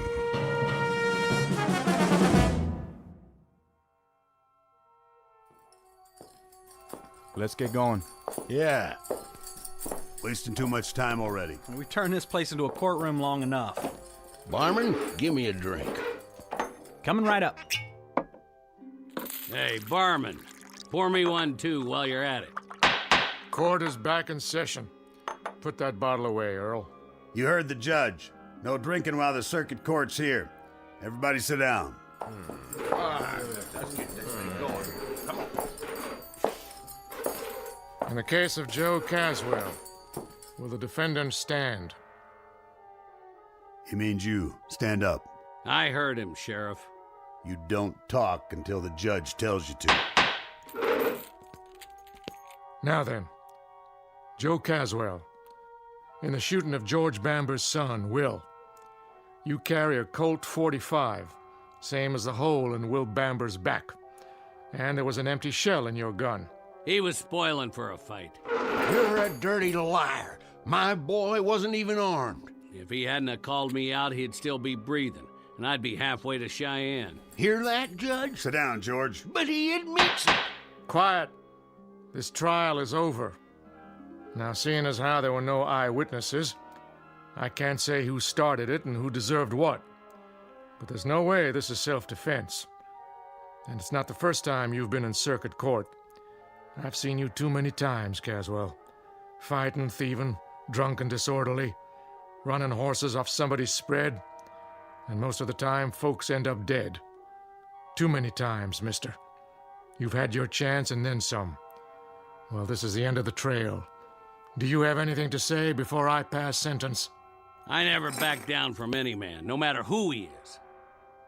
Joe Caswell, I hereby find you guilty of murder and sentence you to death by hanging. Such sentence to be carried out at sunup tomorrow. May God have mercy on your soul. Court's adjourned till next month.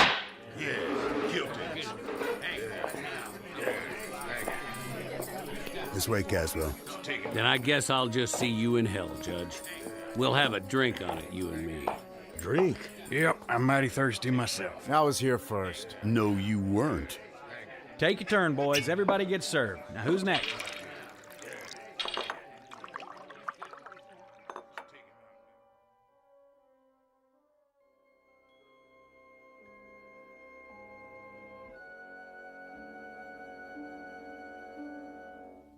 prelude to a commonplace, if somewhat grim, unsocial event known as a necktie party.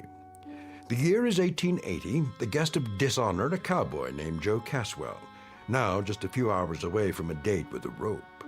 He's headed for a short dance, to be performed several feet off the ground, before moving on to the dark eternity that awaits evil men.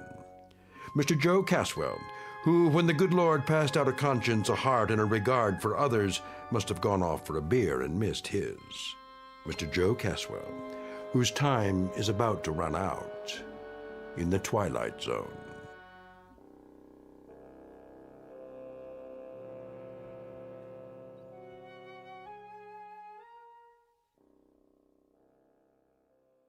And now, The Twilight Zone and our story, Execution, starring Don Johnson, with Stacy Keach as your narrator.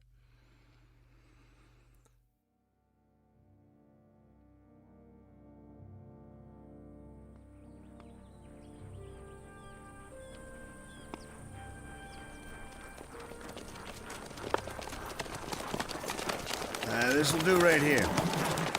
That tree hold him, Sheriff? Sure it will. It ain't that much. Give me the rope, boys. Right here. Throw it over the top branch. Yeah, hold his horse steady.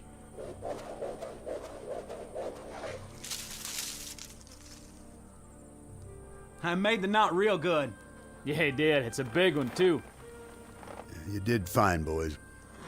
Though I walk through the valley of the shadow of death. Reverend. Shut up, Caswell. I shall fear no evil. No need, Reverend. I ain't interested in any prayers. And your immortal soul, are you interested in that? It's my immortal neck I'm concerned about now. It's your pleasure to see that it gets stretched a couple of feet. And since that book of yours ain't gonna stop it from happening, I'd as lief make this short and get it over with. Go ahead, then. I'm finished. Judge? You got any last words, Caswell? What would you like to hear? It's up to you. Then I'd like to say something about the young man I put a hole in. Yes? He had too much mouth and not enough brains.